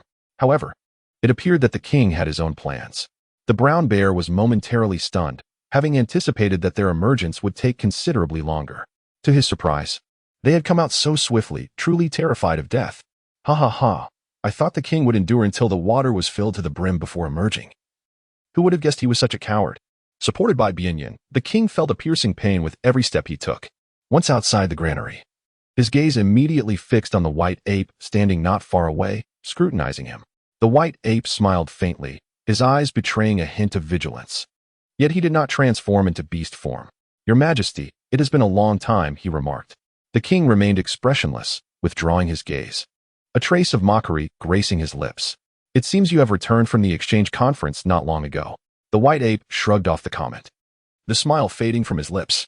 He licked the blister on his arm. The searing pain still instilled a sense of dread within him. He wished to never experience that brush with death again. Although he had little interaction with the Jinming tribe, he was well aware of the king's wisdom. The fire down the mountain was undoubtedly not of his doing. Just as he was about to inquire further, the brown bear, impatient, prepared to seize the liquor. "Your Majesty, you have burned so many of my brothers. Now, not only shall you perish here, but I shall also claim your liquor." The brown bear shouted excitedly, ready to pounce. The king cast a dispassionate glance his way and replied, "Who told you the liquor is inside?" The brown bear halted abruptly, skidding to a stop, mud splattering beneath his feet as disbelief washed over him. "No liquor inside? How could that be?" The king, along with Bianyan and the others, shifted aside to reveal the granary, which was completely devoid of any liquor, save for some wood floating in the water. The brown bear was stunned, enraged, and subsequently despondent. "Where's the liquor? You presented so much at the exchange conference. It is impossible that none remains. Speak, where is the liquor? Otherwise, I shall kill you right now." In an instant, the brown bear lunged forward, but fortunately, Alan reacted swiftly, stepping in front. However, his strength was no match for the brown bear, who pinned him against the stone house. Blood spewed forth as Alan, weakened, gazed at the brown bear with unwavering resolve. "Let him go, and I will tell you." The king spoke expressionlessly, leaving the catfolk momentarily stunned. They had not anticipated he would trade liquor for a life. Those liquors were clearly with their kin. Revealing their location would only plunge the Jinming tribe into even greater peril.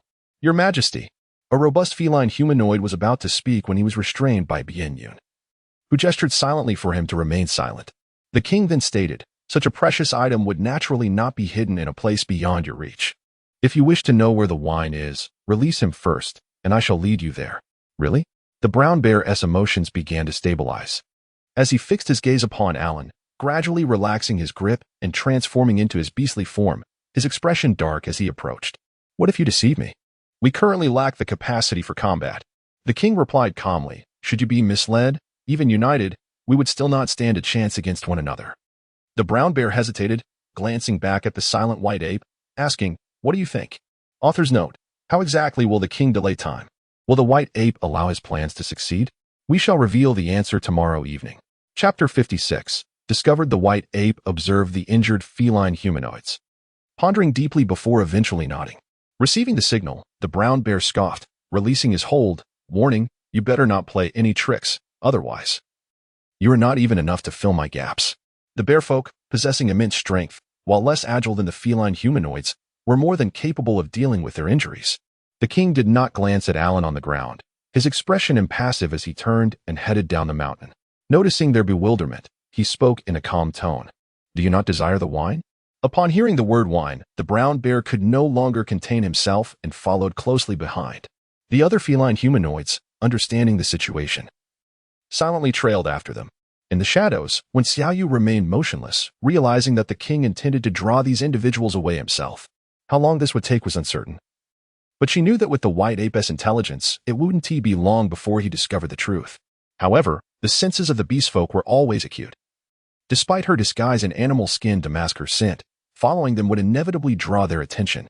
Thus, she could only watch as they made their way up the mountainside until they vanished from sight, at which point she cautiously rose. Regardless of the circumstances, she needed to follow. If the king failed, she would be his last line of defense. Due to his injuries, the king could barely take a few steps without pausing, which greatly irritated the brown bear. "Stop dawdling and hurry up," he exclaimed, reaching out to push him, only to be intercepted by Bien Yun, who regarded him with an expressionless stare. "Chief of the brown bears, our physical condition truly renders us unable to proceed. Unable to walk, yet you cannot guide us?" The brown bear retorted. In response, the king let out a dismissive laugh, his voice slightly breathless as he replied, "Do you truly believe I would divulge the location of something so significant?" The brown bear was about to retort when he was pulled back by He Bing, his clenched fist alternating between tight and loose, ultimately striking the nearby tree with a resounding blow. "If I discover that you dare to deceive me, this will be your fate." With a thunderous crash, the great tree toppled, sending tremors through the earth. The king withdrew his gaze, clearly disinterested in further discourse. Advancing forward, they reached the isolation zone, where the white ape observed his silhouette, puzzled. While concealing liquor near the tribe might be understandable, this location was far removed from the Jinming tribe. Beyond this point lay a sea of flames. An instinct warned him of something amiss, prompting him to halt. "Should we proceed?" The king paused, turning his head, his golden eyes devoid of any hint of uncertainty. "What do you think?" The white ape licked the blister on his arm, glancing at the inferno, a peculiar smile gracing his lips. "If we venture further, we shall surely enter. The liquor is buried at the mountain's base, and to acquire it, one must traverse the flames." The king remained expressionless, while the other feline beings bore expressions of impending doom. What appeared normal to the brown bear appeared altogether different through the white ape's eyes. Noticing the silence, the king glanced at a nearby stone and settled down. "You now have two choices. One is to brave the sea of flames, and I shall lead you to the liquor. The other is to wait until the fire subsides, and then I will guide you." After articulating the options, the king awaited their responses in silence. The brown bear grew anxious. Though the flames were not as fearsome as before, they still posed a significant threat, and passing through would entail considerable risk. Yet, the desire to proceed was almost unbearable. Oh! Upon hearing this, the white ape's suspicions deepened. The king, who typically advanced without retreat, was willingly offering such a valuable prize. Our lives rest in your hands. What choice do we have? The king scoffed, asserting that no matter how precious the treasure, life itself held greater importance. Upon hearing his words, as if to validate his claim, several feline beings echoed, "Indeed. Living is paramount. It's merely liquor. We shall give it to you, as long as you let us go," another beastman declared, a glimmer of pride flashing in his eyes. Unbeknownst to them, the king's strategy was remarkably astute. He was leading them in the opposite direction, regardless of their choice. It would buy him ample time, truly the mark of a king. However, this sense of pride did not escape the keen observation of the white ape. One could only remark on the clumsiness of these feline actors. The more they sought to affirm their position, the more flaws emerged. Suddenly, the white ape let out a cold chuckle, flicking his tail and transforming into his beast form, pouncing upon the king. His gaze bore into him, unwavering. "The liquor is not at the mountain's base, is it?" The king, taken aback by the certainty of the accusation, quickly replied, "Who said that?" "The liquor is indeed at the mountain's base." The white ape's eyes turned even colder. "But your king just stated that you have no knowledge of the liquor's whereabouts. Why then are you so certain?" At this, the feline beings grew even more flustered. It was the king who said it. I trust him. As these words were spoken, the king's gaze darkened, fully aware that the white ape had discerned his deceit. At that moment, even the brown bear sensed trouble, suddenly turning around to glare at the king, exclaiming, "You dare to deceive me!" With a furious roar, the colossal bear, nearly 4 meters tall, leaped down from above. Bien Yun immediately rolled on the ground with the king, but due to his unhealed injuries, their speed was ultimately compromised. The two were struck by the bear's massive paw and sent crashing into 2 great trees before finally coming to a halt, with a resounding thud. The impact caused the king's wounds to reopen, damaging his internal organs and resulting in a spurt of blood, leaving his complexion ashen. "Your Majesty."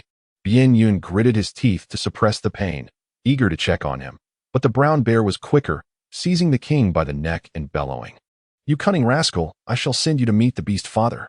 The bear's eyes blazed with ferocious fury, its shaggy brown fur bristling, and its expression was utterly menacing. The catfolk attempted to rescue him, but were swiftly intercepted by the remaining bear and monkey warriors, plunging into a fierce melee. Just as the brown bear opened its jaws, poised to devour the king, 2 voices rang out almost simultaneously.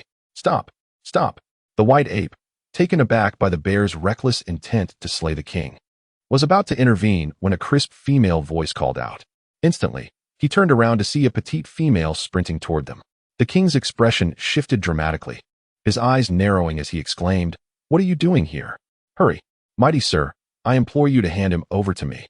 When Xiaoyu panted as she approached, only to be halted by a bear warrior. What a pitiful creature. The brown bear scoffed, glancing at her with blatant disinterest. He preferred the robust, voluptuous females, deeming her physique unworthy even as a mere plaything. Pitiful indeed. After silently cursing in her heart, when Xiaoyu forced a benevolent smile and addressed him, "My lord, let us strike a bargain." Chapter 57. The Oscar owes me a little gold man. Upon hearing this, the brown bear erupted into laughter, his grip loosening considerably. The other bearmen and monkey men regarded her with disdain, joining in the chorus of mockery. "You, a cripple, have no right to negotiate with me." The Rain King was about to intervene and urge her to escape, but he was taken aback as she suddenly fixed her gaze upon them, her eyes shimmering with cold fury. "You wretched creature! Silence yourself." The Catman? Her audacious demeanor left them momentarily speechless, their expressions reflecting disbelief. Had she just insulted the king? The white ape raised an eyebrow, recalling that this female had been seen at the exchange conference, accompanying the king. He wondered what ploy she intended to unveil now that she had stepped forward. Just as he pondered this, when Xiaoyu's icy glare transformed into one of indignation, she swayed, collapsing to the ground in despair, crying out, "At long last, you have captured him for me, that scoundrel. I am but a frail woman sent from the divine realm to perform a task. Who could have anticipated that this vile creature would ambush me, imprisoning me here and forcing me to assist him in brewing wine day and night? Fortunately, the beast father has shown me mercy by allowing me to encounter you. Otherwise, I shudder to think how long I would remain trapped in this wretched place. And what is even more despicable is that he has violated my very being to ensure my unwavering loyalty. O beast father above, I implore you, noble sirs, to show compassion and permit me to deal with this beastly fiend personally. I am willing to exchange my brewing skills for your favor. When Xiaoyu wept with a fervor that was both heart-wrenching and poignant, her trembling voice evoking a profound sense of compassion.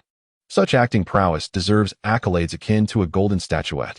Upon concluding her tale, not only were the cat folk astounded, but the bear folk and monkey folk were equally taken aback.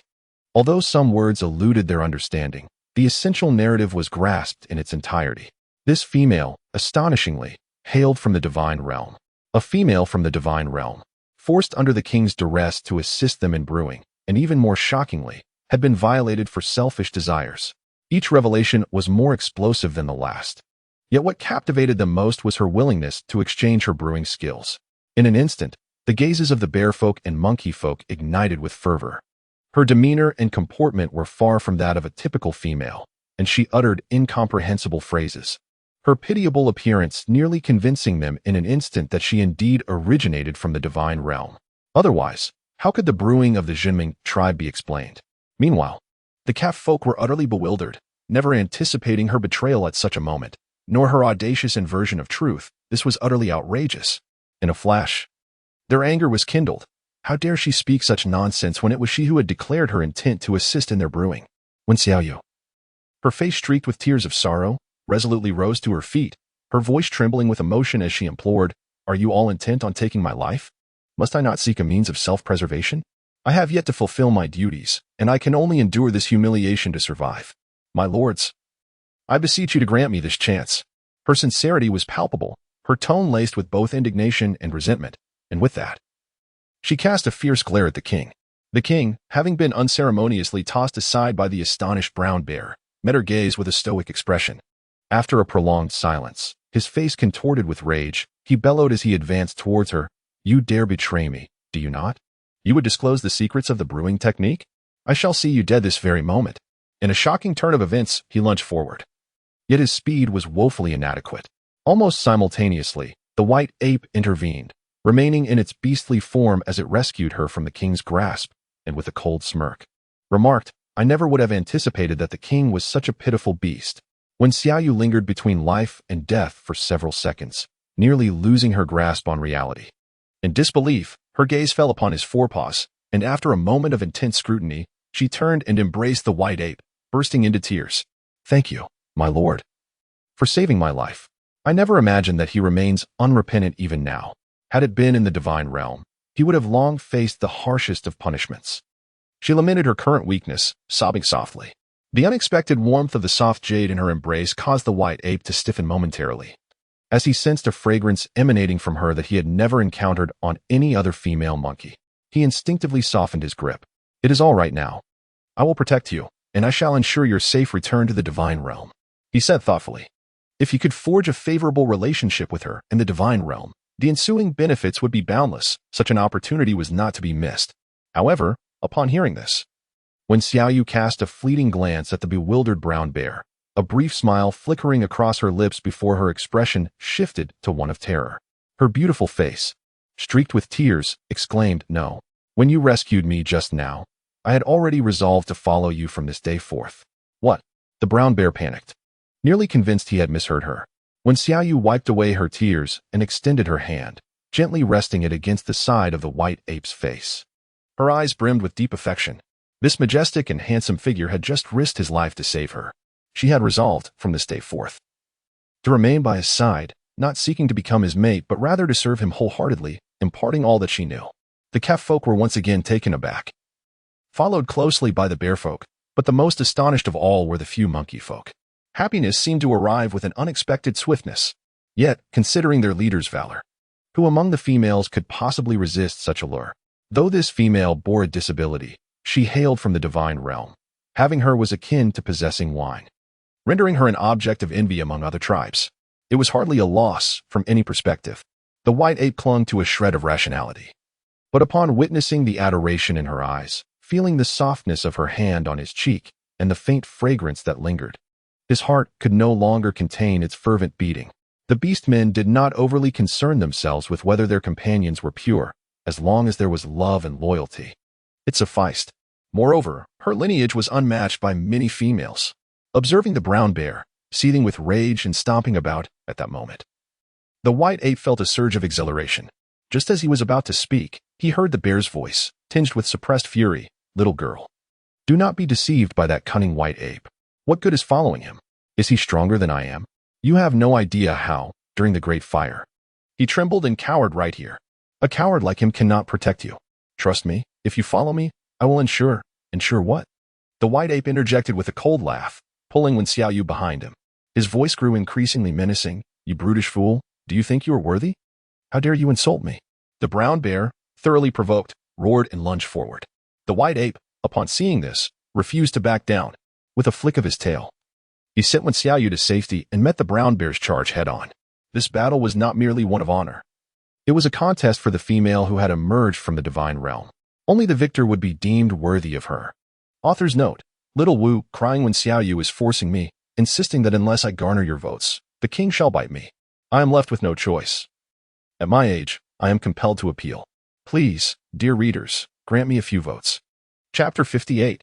We have been deceived. When Xiaoyu was fortuitously swept to a spot not far from the king, and she cried out with a heart-wrenching wail, "My lord, you must not perish. We still have to brew wine together and enjoy beautiful days ahead."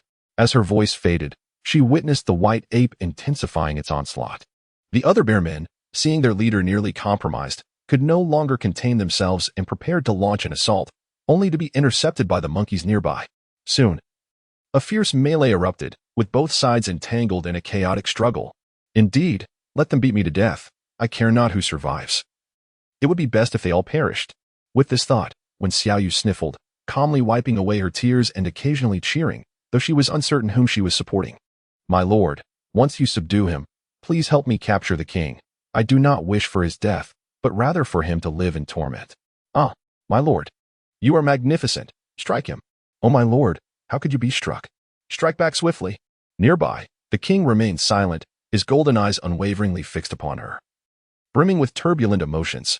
"What are you staring at?" When Xiaoyu glared back, wiping her nose, had she not seen him retract his claws, she might have feared for her life. Yet, truth be told, his acting was nothing short of remarkable, far surpassing the modern young idols. Could he be the best actor of the year? "I did not anticipate you possessed such talent." The king diverted his gaze back to the battlefield, nearly deceived even himself. Had it not been for his ability to decipher her eyes, he might have been misled. Fortunately, her scheme had succeeded, yet. The moment he recalled how the white ape had embraced her waist and her hand had brushed his chin, a flicker of malice flashed within his eyes. "Humph. It seems we are alike." When Xiaoyu brushed off the dirt from her rear, sensing the atmosphere shift, and took a step back, whispering, "Hey, I only scolded you to gain the white ape's trust. You are a true man and must not easily turn against me." Their exchange left the catmen bewildered, struggling to comprehend the situation. What on earth was happening? Just moments ago, she had clearly betrayed them by siding with the white ape, yet in a mere instant, the white ape and the brown bear were fiercely battling over her, and now she was conversing with the king in a manner they could not decipher. Were their wits insufficient? Bian Yun's expression grew complex, but after some time, he finally pieced together the puzzle. The two had, astonishingly, collaborated to deceive both the white ape and the brown bear. Despite not having communicated, how could they exhibit such remarkable synergy? This left him utterly astounded. "Enough of the shouting. If you linger here, once they determine the victor, they will come for you." The king, clutching his chest, leaned against a tree trunk. His sutured wounds already stained with blood, and due to excessive blood loss, his lips had turned pale. "My lord," Bian Yun exclaimed, hastily signaling another catman to assist in supporting him. "Cough, let us depart first." The king coughed weakly, gesturing towards Wen Xiaoyu, "Regardless of what transpires, ensure her safety at all costs." Understood. Although the catfolk did not fully comprehend the situation, it seemed evident that the rain favored their side, which alleviated much of their hostility. Under the guidance of their king, the catfolk neither retraced their steps nor advanced. Instead, they circled around the mountainside, taking a more circuitous route. This way, even if either the bear folk or the monkey folk emerged victorious, it would take them considerable time to track their scent. After all the turmoil, when Xiaoyu had already fallen asleep on the back of a cat person. Observing this, The king, who had been walking tirelessly, removed the fur cloak from his shoulders and, with a furrowed brow, draped it over her. He then cast a dissatisfied glance at the cat person carrying her, causing the creature to tense up, fearing it had erred in some way. Fortunately, the king merely glanced at it before continuing on their journey. The king's back wound caught Union's eye. Due to the relentless movement, blood continued to seep from it, staining his back crimson. It's nothing. We must buy more time, he gestured, glancing at the pale light of dawn creeping over the horizon, refusing to halt his pace. Before long, a brilliant sun burst forth from the horizon, casting a gentle golden light. The white ape, startled, turned to look, only to find that the cat person and Wen Xiaoyu had vanished without a trace. Humph! How dare they disregard me at such a time? The brown bear, mistakenly believing he was being slighted, struck the ground with a heavy fist in anger. The distracted white ape was sent flying, and as he prepared to retaliate, he bellowed. Wait. You didn't say that when you were competing with me for that cripple? The brown bear scoffed, bringing his hand down once more. This time, the white ape summoned all his strength to block the blow, yet was still sent sprawling by the overwhelming force. Look closely. Are they still here? We've been deceived. The thought that he had always toyed with other beastmen, only to be outmaneuvered by a mere female, filled the white ape with rage, his eyes turning crimson. The beast father realized that amidst the fight, he had begun to envision a life of endless wine and ease among the monkey folk. Yet, in the end, he had been duped by their alliance. The brown bear paused, surveying the empty surroundings. Aside from his subordinates still battling the monkey people, there was no sign of the cat person, fueling his fury further. It's you. You conspired with the cat people to deceive me. In a moment of confusion, the brown bear placed the blame squarely on the white ape. The white ape, having been caught off guard yet again, was struck hard, rolling against a stone and leaving his body battered. In a fit of rage, the brown bear seized him by the neck, his bloodthirsty gaze seeming to promise destruction. And he proceeded to do just that, using all his strength to wrench his arm violently. As Wen Xiaoyu awoke, the sun's rays gently caressed her face. Struggling against her discomfort, she opened her eyes to find the cat people seated nearby, seemingly at rest. Surveying her surroundings, she felt an undeniable strangeness, yet was relieved to see that the king and his companions were still present. Where are we? She inquired, her voice laced with confusion. The king cast a fleeting glance in her direction but offered no response. Instead, he posed a question of his own. Did you sleep well? Fairly well, Wen Xiaoyu replied, stretching languidly and feeling revitalized. It was then that she noticed the king slowly turning around, revealing a back marred by wounds that had begun to scab over. Can you tend to this injury? He asked, the sight of the gaping wound, mingling with blood and suture threads, appearing most grotesque. Wen Xiaoyu was startled and hurriedly approached to touch the area around the wound, her lips twitching involuntarily. You truly have a knack for putting me in difficult situations. The king turned around, offering a faint smile of weakness. Just as he was about to extend his hand, his eyes fluttered shut, and he fainted. Hey! Wen Xiaoyu was taken aback, instinctively reaching out to embrace him, only to be overwhelmed by his weight, leaving her dizzy and disoriented. At that moment, however, a rustling sound emerged from the woods behind them. Chapter 59. Mother, I am no longer pure at this juncture. Both the bear and monkey tribes would encounter considerable difficulties in their confrontation. The feline tribe was poised to respond to the threat, but unexpectedly, it was the clansmen heading to Qingxiu who emerged first.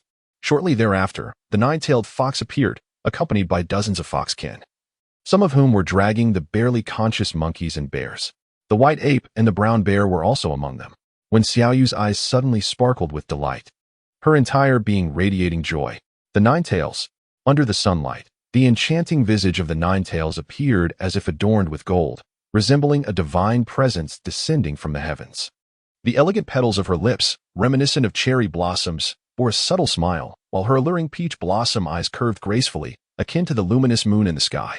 Upon encountering Wen Xiaoyu, she sensually toyed with her hair, a playful gesture. Ah, so it seems that you have such thoughts of me.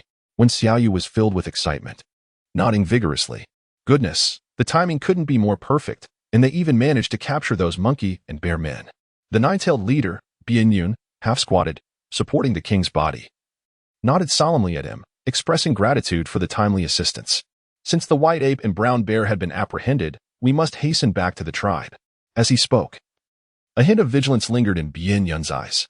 Although the nine-tails had arrived, he was equally concerned. Should the leader take advantage of the king's incapacitation to act against them, they would have no means of resistance. Yes, indeed, we must swiftly return to provide care. And for you as well. It was only then that when Xiaoyu reluctantly diverted her gaze from the handsome figure, the Ninetales cast a glance. And even the red fox beside him gasped in astonishment. Though they were aware of the king's injury, they had not anticipated its severity. The red fox lowered its head, contemplating new strategies. Chief, unexpectedly, before he could speak, the Ninetales had already interjected, instructing, "You few, go assist." The fox people were about to step forward. But Bianyun slightly retreated, offering a polite smile. "Thank you, Chief Ninetales, but I can manage." The Ninetales, noticing this, blinked his alluring eyes, still smiling. "Well then, let us proceed." With a mutual understanding reached, Bianyun and another cat person lifted the king, making their way up the mountain. At this moment, the flames below had diminished significantly, leaving behind a charred landscape. As they walked, the Ninetales lagged behind, walking alongside Wen Xiaoyu, casting a glance downward. "It seems you haven't brought the tears of the mermaid I gifted you." Wen Xiaoyu suddenly stiffened, the smile on her face becoming somewhat forced. What should she do? The gift had vanished within days. It would be absurd to claim it had been lost. Cough. That item is far too precious. I dared not carry it. It's safely stored away.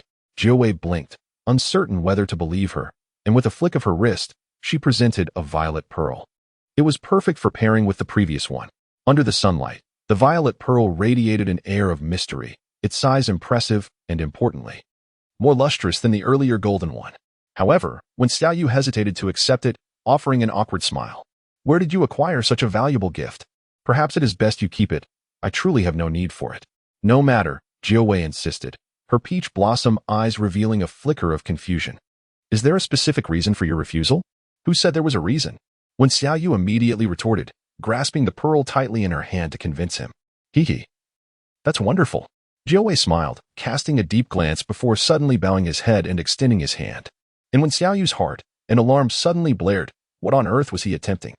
Did he truly believe that by offering a gift, he could take advantage of her kindness? As that enormous hand drew ever closer, her gaze inadvertently locked onto those chestnut-red eyes, which sparkled like precious gems, rendering her utterly defenseless. Oh dear, it was over. She felt tainted. Just as she was lost in a frenzy of inner turmoil, that hand gently brushed against her cheek, a soft caress.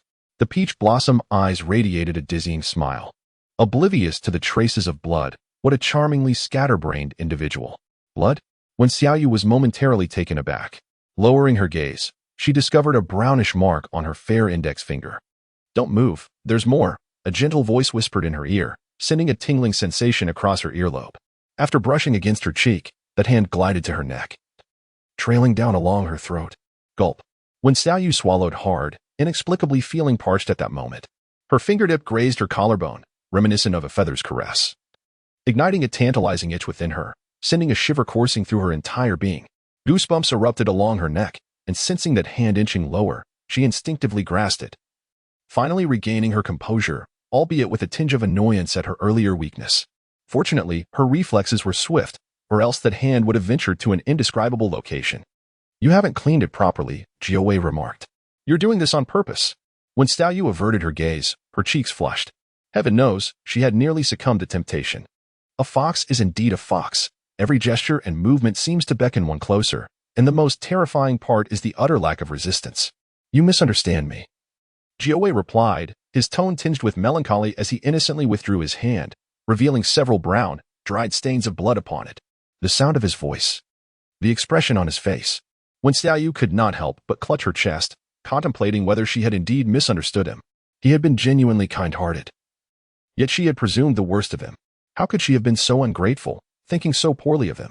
Overwhelmed by regret, she felt as if she could almost slap herself, murmuring apologies. "I'm so sorry. Please don't be upset. It's all my fault. You can hit me if you wish." The thought of having hurt the handsome man weighed heavily on her conscience. "Why would I ever strike you?" He replied with a gentle smile that blossomed like a field of flowers. He tenderly tousled her soft hair, adding, "As long as you do not find me distasteful. That is all that matters." Distasteful? How could I ever find someone so handsome distasteful? That would be absurd. His words were enough to melt her heart. Where could she ever find a man so eloquent? Just as he was about to speak again, Alon rushed over, her expression grave. "Xiaoyu, if you don't hurry, the king will truly be beyond saving." When Xiaoyu exclaimed, "Oh no," I almost forgot. She hurriedly followed along, noticing a frown of distress quickly overtaking the young king's face. The fact that he had lost so much blood yet still clung to life was remarkable. One could only wonder if he could still be saved. Upon returning to the Jinming tribe, when Xiaoyu was about to instruct the cat people to summon the high priest and others from the back mountain, for many surgical instruments and essential items had been taken there. Unexpectedly, she encountered the weary Xianhu, who bore the marks of 2 dark circles beneath his eyes. Since her departure, Xianhu had been enveloped in unease. As dawn approached and she had yet to return, he had roused others and ventured alone into the tribe. To his dismay, the tribe was deserted, prompting him to initiate a thorough search. Chapter 60. The Tears of the Merman. Waste your time, my king. Upon seeing so many return, Xianhu's charcoal-like visage finally brightened with a semblance of joy, only for his smile to falter as he grasped the gravity of the situation. Enough shouting. Quickly fetch the high priest and the instruments. We must commence the surgery immediately. When Xiaoyu commanded without hesitation. Hearing this, Xianhu nodded vigorously, transforming into his beast form and limping toward the back mountain. Under Wen Xiaoyu's orders, the king was carried into the surgery room, a space she had previously requested the cat people to construct. However, due to the incursions of the monkey and bear clans, the surgery room had been severely damaged, leaving only a single bed intact. Place him upon it. I will search for medicinal herbs. Furthermore, the white ape and the brown bear must be securely confined until the king regains consciousness for further action, she instructed, rummaging through cabinets for herbs. Fortunately, the high priest and his companions had left in haste, leaving behind a considerable amount of supplies. After inspecting the labels, she opened a jar and, with the fox people's astonished gazes upon her, gently pried open the king's mouth to administer the contents. Chieftain, the red fox whispered in a low voice to the nine-tailed beside her, suppressing her astonishment. Something feels amiss. The technique appeared alarmingly proficient, almost as if she were a priestess herself. In a swift response, Bianyun approached with a polite smile.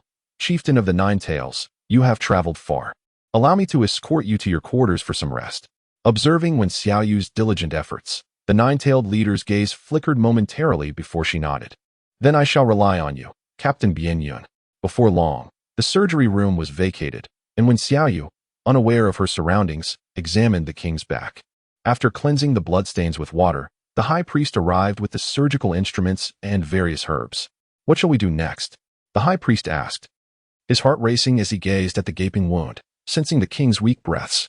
Remove the stitches, then restitch.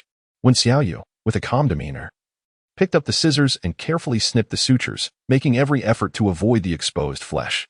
Subsequently, the two of them busied themselves for 2 hours, administering saline solution and fructose. Once Wen Xiaoyu completed her task, she summoned Ulung and others, given that they had sustained varying degrees of injuries, some of which might not have been detectable by the high priests. The duo continued their work until nightfall, finally attending to the last individual. At that moment, the king had just begun to awaken, and his gaze fell upon Wen Xiaoyu as she approached with a bowl of medicine. Awake? Just in time for your medicine, she remarked, and then, as if struck by a thought, she added, May I touch your forehead?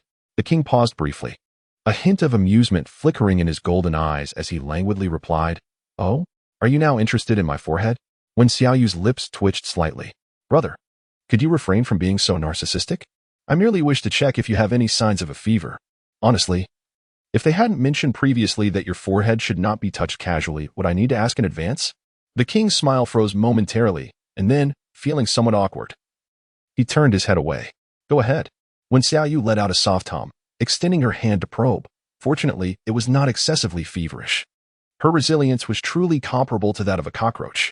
Well then, after you finish the medicine, ponder how to deal with the white ape and the brown bear. The Nine Tails is outside, likely awaiting the 3 jars of wine you promised. The king, holding the bowl of medicine, soon dispelled the unnatural expression from his face. He squinted slightly, a cold smile playing at the corners of his mouth, and ultimately consumed the potion in one gulp. As Wen Xiaoyu rose, intending to take a brief respite, she inadvertently made a movement too vigorous, causing a purple pearl to slip from her grasp. It bounced a few times before rolling to the feet of the king. Just as she was about to retrieve it, the king was quicker, picking it up before she could. That belongs to me, Wen Xiaoyu exclaimed hastily. In the beast realm, such an object was a cherished treasure, and she could only wonder if he might confiscate it. A gift from the Nine Tails? The king inquired, examining the pearl with a rigid tone. when Xiaoyu attempted to seize it, yet he swiftly withdrew his hand, seemingly agitating the injury on his back, causing him to furrow his brow in pain. Aware that it was a gift from him, she exclaimed, "Quickly return it to me." The king coldly scoffed, "Once it is in my possession, it belongs to me. Such precious mermaid tears would be squandered in your hands. How unreasonable!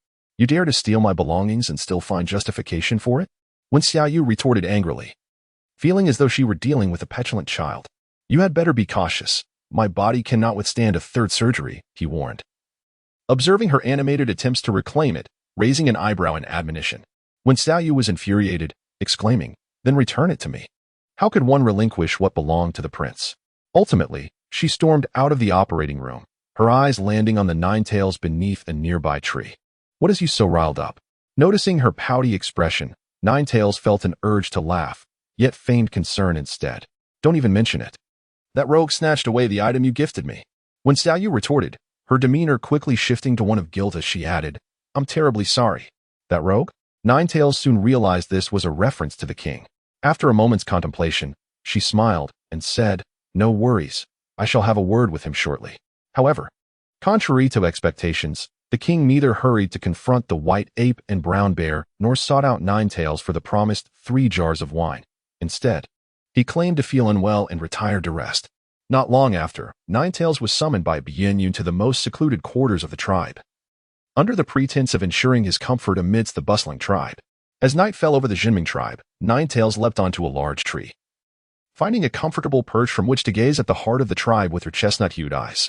At that moment, the fire fox emerged from the shadows, looking somewhat perplexed. "Leader, why did we not take advantage of the Jinming tribe's weakest point to deliver a decisive blow? Had we acted then, the cat people would have posed no resistance, yet you let such an opportune moment slip by." With a light chuckle and her hands cradling her head, Nine Tails replied, "And after inflicting heavy damage, shall we simply return all the wine to Qingqiu?" The fire fox remained silent, tacitly accepting this notion. Nine Tails continued, "And once the wine is consumed, what then? Little fire, you must always remember not to act on impulse before fully understanding the situation." Casting a sidelong glance at him, she remarked, "For instance, today has yielded considerable gains, has it not?" Gains? The fire fox was puzzled. After all, their king had brought them here and had been quite rude in not receiving them. How could there possibly be any gains? The thought of having assisted in capturing the white ape and brown bear only to receive such treatment left him seething. Observing his frustration, Nine Tails shook her head in exasperation. "Your temperament still requires refinement. Do you not recall where Rain was before the king awoke?" With this prompt, the fire fox suddenly remembered. "I believe she was demonstrating priestly techniques." Nine Tails nodded in approval, her expression reflecting satisfaction as she noted his observant nature. Chapter 61. The leader has sustained an injury. The fire fox was instantly taken aback. How can this be? She is clearly a female. In this world, nothing is impossible. Before the exchange conference, could you have imagined that the Jinming tribe possessed wine? The fire fox shook his head vehemently, asserting, aside from the divine domain, how could there be wine elsewhere? Yet, paradoxically, the Jinming tribe had indeed acquired it, sparking a rivalry between the monkey and bear clans. More alarmingly, the catfolk not only inflicted severe damage upon the monkey folk and bear folk, but they also miraculously survived the confrontation. As they ascended the mountain, a multitude of charred corpses came into view. Initially, one would presume that the Jinming tribe would face annihilation, yet the reality was far from what they anticipated. Although their high priest eventually joined the fray, it seemed to be largely attributed to her prowess. Qiuwei smiled, her mind conjuring the image of Wen Xiaoyu, puffed up with indignation. But what if it were otherwise? Thus, it was necessary to probe the situation. Yawning, Qiuwei suddenly executed a somersault, catching the unsuspecting fire fox off guard as she tumbled from the tree. Alas, it seemed the chief had injured her foot. The fire fox twitched her mouth, unable to suppress the exasperation bubbling at the back of her head. "Chief, could you not feign it so blatantly? A tree merely half a meter high. And you claim to have hurt your foot?" Regardless of the extent of the injury, the following morning, the fire fox sought out the high priest of the Jinming tribe. "Please, save our chief. If it weren't for our priest's absence, we would not have sought your assistance," the fire fox pleaded, her lips twitching in despair and her expression one of utmost wretchedness. Consequently, upon the king's consent, the high priest arrived at Qiuwei's residence. "Chief Qiuwei, does this hurt?" "Indeed," Qiuwei grimaced. The high priest shifted to another spot, inquiring, "And how about this?" "More painful," Chiao gasped repeatedly. Ah, this. Upon mere contact, Chiao appeared ready to faint. The high priest furrowed her brow, glancing at the firefox with a pained expression. The firefox quickly masked her disdain with concern, asking, "What is the state of our chief's foot?" "The pain is quite severe, but I am at a loss," the high priest admitted awkwardly. Clearly, there was an internal injury, yet she lacked the ability to discern it adequately. Chiao face fell in sorrow. Was there truly no remedy? Was this perhaps the Beast Father's warning to our tribe, urging us not to play the role of the Good Samaritan? The firefox, adhering to the agreed-upon lines, lamented dramatically. The high priest grew increasingly uncomfortable. After all, someone had come from afar to assist in repelling enemies, only to sustain an injury without receiving treatment. Such a situation was utterly untenable. "I shall report to the king immediately. I hope to find a solution." The high priest nearly fled in a hurry. Taking the opportunity to wail a few more times, the firefox eventually ceased, casting a look of deeper contempt at her chief. "Do you truly believe this charade will yield results?" Chiao extended her leg, giving her a sidelong glance. "Your weeping is far too theatrical. Should the probe fail, I shall not spare you." The firefox lamented further. Meanwhile, the high priest dashed through the square, where when Xiaoyu, having just risen and eaten, was strolling about, looking quite puzzled at the sight. "Why are you in such a flurry? Where are you off to?" "Rain." Upon encountering her, the high priest hurried over, his expression fraught with anxiety. "This morning, the firefox from Qingqiu informed me that the leader of the Nine Tails has injured his foot and requested my assistance. However, given my limited abilities, I find myself utterly incapable of offering any remedy. Thus, I thought to consult the king regarding what course of action to take." "What? The Nine Tails has injured his foot?" When Xiaoyu immediately felt a surge of apprehension, recalling that he had appeared perfectly fine just yesterday. "Indeed. It is said to have happened accidentally. Oh dear, I must seek an audience with the king." With that, the high priest resumed his swift pace towards the king's residence. When Xiaoyu furrowed her brow and could not help but follow closely behind. "Oh, is it truly that grave?" The king raised an eyebrow, sensing an air of peculiarity. The high priest nodded repeatedly, confessing that he was at a loss. Given the circumstances, it was imperative to perform surgery on you, yet this would inevitably expose him. In that moment, the high priest found himself in a quandary, needing to heal the Nine Tails while simultaneously safeguarding Yu's identity. Such a conundrum eluded him, or else he would not have sought the king's counsel. Would he truly sustain injuries so easily? The king pondered aloud. At these words, when Xiaoyu felt a surge of displeasure, the thought of that precious pearl still resting in his hand ignited her ire. After all, who in this world is immune to injury? "You seem quite eager to save him," the king remarked, his tone suddenly heavy, his golden eyes fixated upon her. "Heh. You hold the authority. Everything is at your discretion, and I possess no right to make decisions on your behalf. Nevertheless, the fact that the Nine Tails is injured is rather peculiar. Regardless, if he were to return wounded without proper healing, the Qingqiu would undoubtedly seek retribution from the Jiming tribe. Moreover, if word were to spread, other tribes would hesitate to offer their assistance in the future. Thus, it is imperative to heal the Nine Tails, for there is no alternative." The king was well aware of the gravity of this situation. After a moment's contemplation, he finally declared, "Have him brought forth so that you may ascertain the truth of the matter."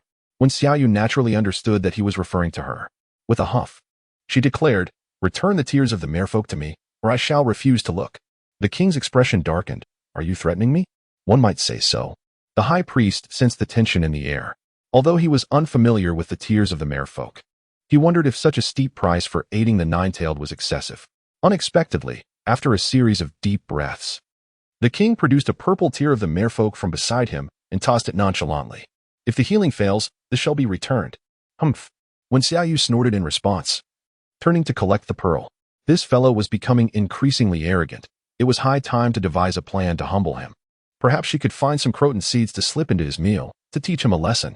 When Xiaoyu, with a malicious intent, thought to herself that it would not be long before the nine-tailed fox was carried into the operating room, the king leaned nearby, his golden eyes scrutinizing the fox's face as if searching for any hint of weakness.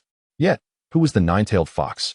An exceptional performer, she occasionally furrowed her brow, casting a worried glance at her foot, and inquired, "High priest, is there truly no remedy for my foot?" The high priest, feeling somewhat awkward, glanced at the king. Only then did the king retract his gaze, giving a brief nod to the firefox and others, requesting them to step outside. The nine-tailed fox paused, feigning confusion.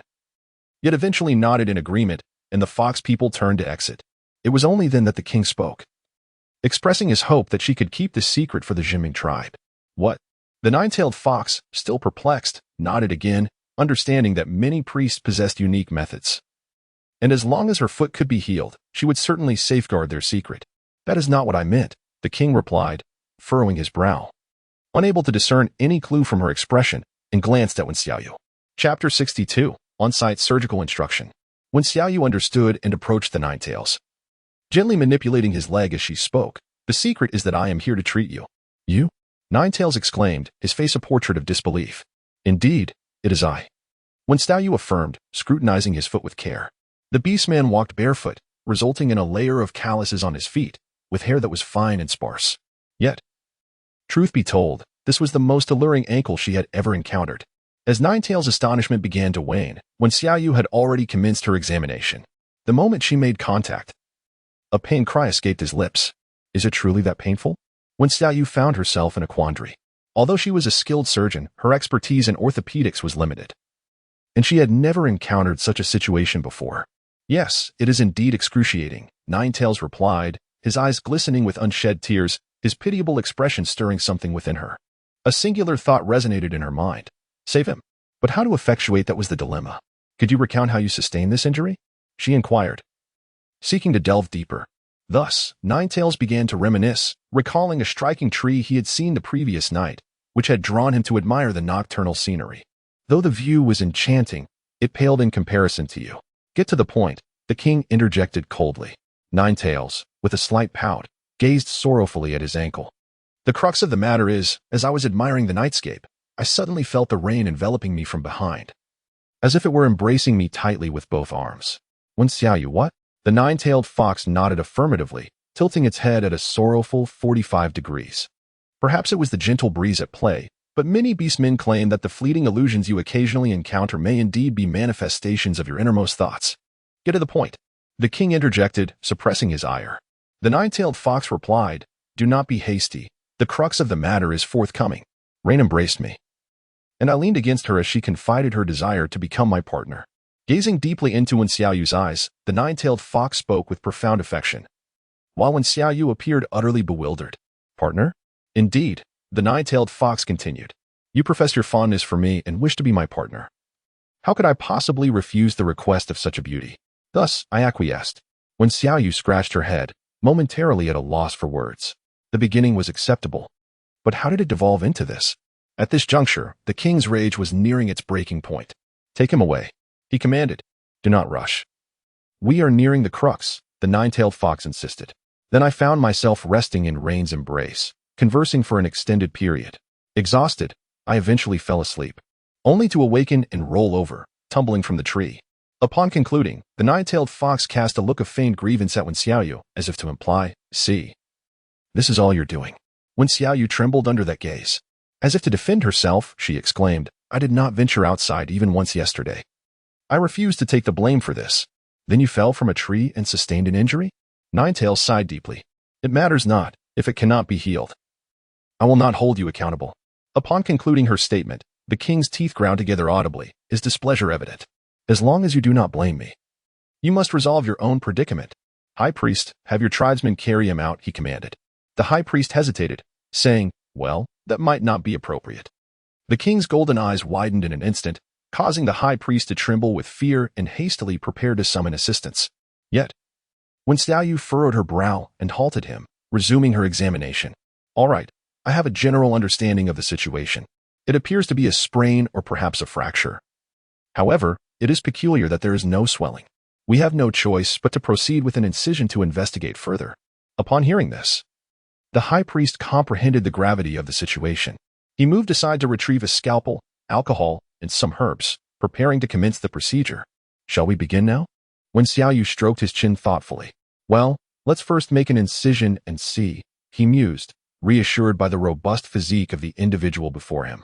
Noting that the injury was merely to the ankle and unlikely to be fatal, the high priest nodded in agreement, promptly commencing preparations, sterilizing the surgical instruments and his hands. He then assumed a subordinate role, standing to the side, pondering what should be retrieved first. For reasons unbeknownst to her, As she listened to their conversation and observed the array of sharp, unfamiliar instruments lying upon the hide, the heart of the nine-tailed fox began to race. What do you intend to do to treat him?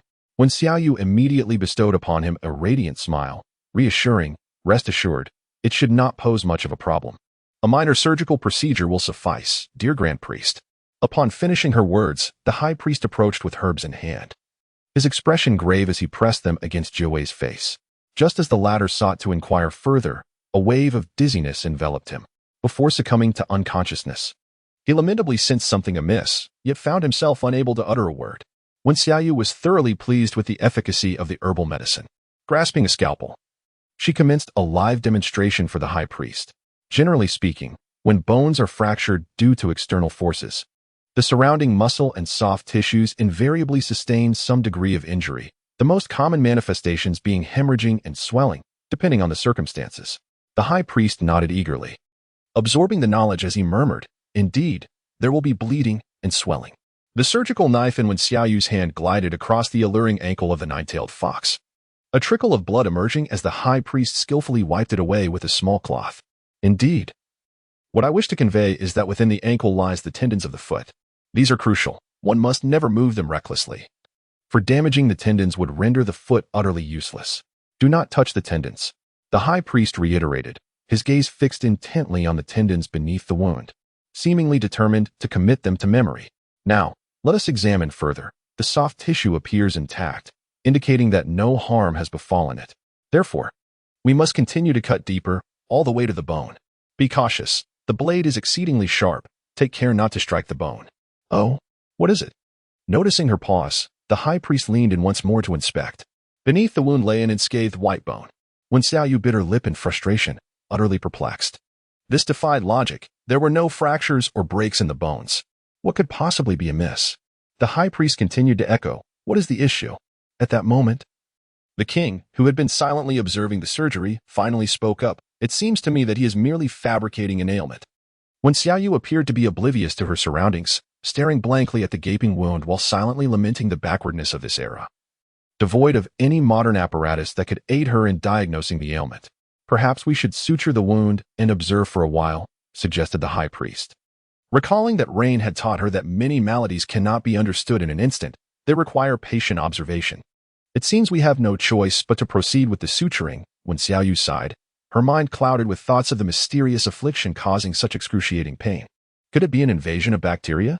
Such matters cannot be discerned without a microscope. It is truly vexing. Just as the suturing was halfway complete, Jiuwei stirred awake, instantly feeling an intense pain radiating from her ankle. When Xiaoyu noticed, the great priest frowned immediately and said, "Grandfather priest, your dosage this time was rather light." The authoress aside, "Poor Jiuwei, a man in such a predicament, sighs. With such alluring, exquisite ankles, it would be a tragedy not to undergo surgery." Chapter 63. Neither to kill nor to release. The great priest's face flushed with embarrassment as he smiled sheepishly at Jiuwei. "I apologize, Chief Jiuwei. I am merely a novice in this practice and have yet to master it completely. Please forgive me. I assure you it won't happen again." Jiuwei's beautiful visage contorted with discomfort as he helplessly watched when Xiaoyu's hand, wielding a sharp instrument, probing at his ankle. Witnessing the shock, pain, and disbelief flickering in Jiuwei's eyes, when Xiaoyu felt her own cheeks heat up. "I'm so sorry. I intended to heal you, but I couldn't identify the cause. For now, we'll just have to observe for a few days. Please stay here, and I promise I will cure you." Jiuwei's emotions were a tangled mess. After the last stitch was sewn, when Xiaoyu dabbed the wound with alcohol, shaking her head in dismay at the swollen ankle. "What a pity. Such a sexy and beautiful ankle will bear a scar. It seems I must find some herbs for scar removal."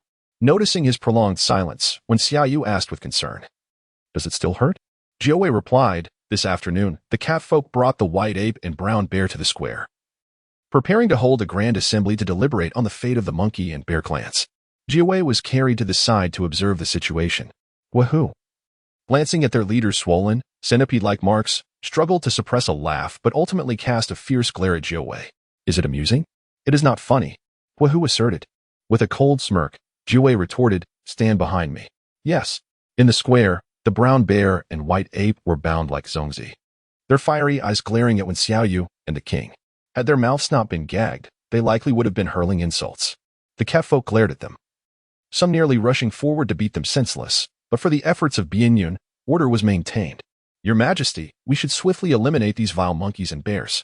Yes, kill them and obliterate their tribe. Make them slaves to be commanded. Voices echoed one after another, while Wen Xiaoyu, seemingly indifferent, munched on strawberries. This scene inevitably reminded her of a recent episode when these catfolk sought to dispose of her, except this time, she was an outsider. After a lengthy pause, the king finally gestured for silence, and the catfolk fell quiet, eagerly awaiting his decree. I would indeed like to hear what you have to say, the king declared, waving his hand. Soon, someone removed the gags from their mouths. As the gags were torn away, the brown bear erupted into a torrent of insults. Coward. Always resorting to treachery. If you have the guts, face me one-on-one. And you, how dare you deceive me? You shall not die a good death.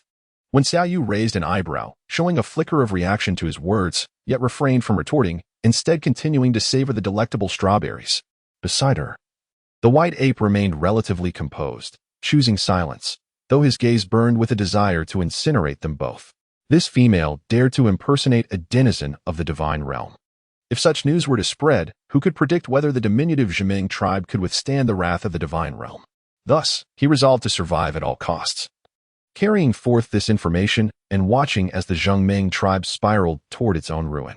With this thought in mind, he suppressed his fury and asked with dignified calm, "What do you intend to do?" The king lifted an eyelid, evidently taken aback by his composure, though the surprise lasted but a fleeting moment. "You have slain many warriors of the Zhongming tribe for the sake of wine. Naturally, you must pay the price." Upon hearing this, the brown bear bellowed, "I refuse to accept this. You used deceit. Let us face each other in a fair battle." His roar echoed mightily. Yet the king did not cast a glance in his direction, awaiting the white ape's response. The latter's pupils contracted as his emotions fluctuated, ultimately declaring, "I am willing to pay the price, provided you release us." "Chief." The monkey men were astonished. The beastmen would rather die than submit, yet their leader spoke thus. If they were to be released, would they still find acceptance among their kin? The white ape disregarded them and continued, "Food, slaves, name your price." As his words fell, the previously indignant catfolk fell silent, quickly regarding him with scorn and resuming their gestures of disdain. When Xiaoyu, however, ceased her act of eating and turned her gaze towards the scene with admiration. The white ape's countenance was dark, his eyes harboring a suppressed intensity, along with an inscrutable essence that eluded her understanding. Yet, she recognized that such an adversary was the most formidable, one whose intentions remained obscured would forever be unpredictable. Meanwhile, several catfolk, with disdain, began to deliberate on what they might acquire. If they wish to seize our wine, let them compensate us for every drop. As for the cloth and the monkey slaves, humph, I shall make sure to lash them soundly, avenging our fallen warriors. The catfolk chattered among themselves. Suddenly, the brown bear erupted in laughter, proclaiming, "You cowardly white ape. To save your own skin, you would relinquish your tribe to them. Were I in your position, I would have perished from shame. Indeed, we bear folk would rather die than surrender. If they have the gall, let them kill us." A furious catfolk retorted. In an instant, chaos ensued once more. The king made no attempt to intervene, instead bowing his head in contemplation. At that moment, Xianhu spoke up, casting a cold glance at the king. "If we allow them to leave now, we cannot guarantee they won't return to ambush us." The high priest pondered for a moment before frowning. "Yet if we slay them, the two major tribes will seek vengeance. We find ourselves in a predicament where neither killing nor releasing them seems prudent, though the bear folk are gravely weakened if their leader is slain. The female bear folk are no pushover. The bear folk have always held power among the orc tribes. Should they unleash their fury, the outcome is uncertain. The Zhiming tribe can ill afford any further conflict, yet the pursuit of peace may not be agreeable to other tribes. Thus, the handling of the bear folk and monkey folk became a dilemma. Not far away, the firefox, noting their inaction, inquired, "Tribe leader, do you believe the king will kill them or let them go?" The nine-tailed fox blinked, uncertain. "You two are unsure?" "It depends on her words," the nine-tailed fox replied, directing her gaze towards Wen Xiaoyu. The firefox found this peculiar, eager to question further, only to see Wen Xiaoyu rise and approach the king. "The white ape cannot be released, nor can he be killed."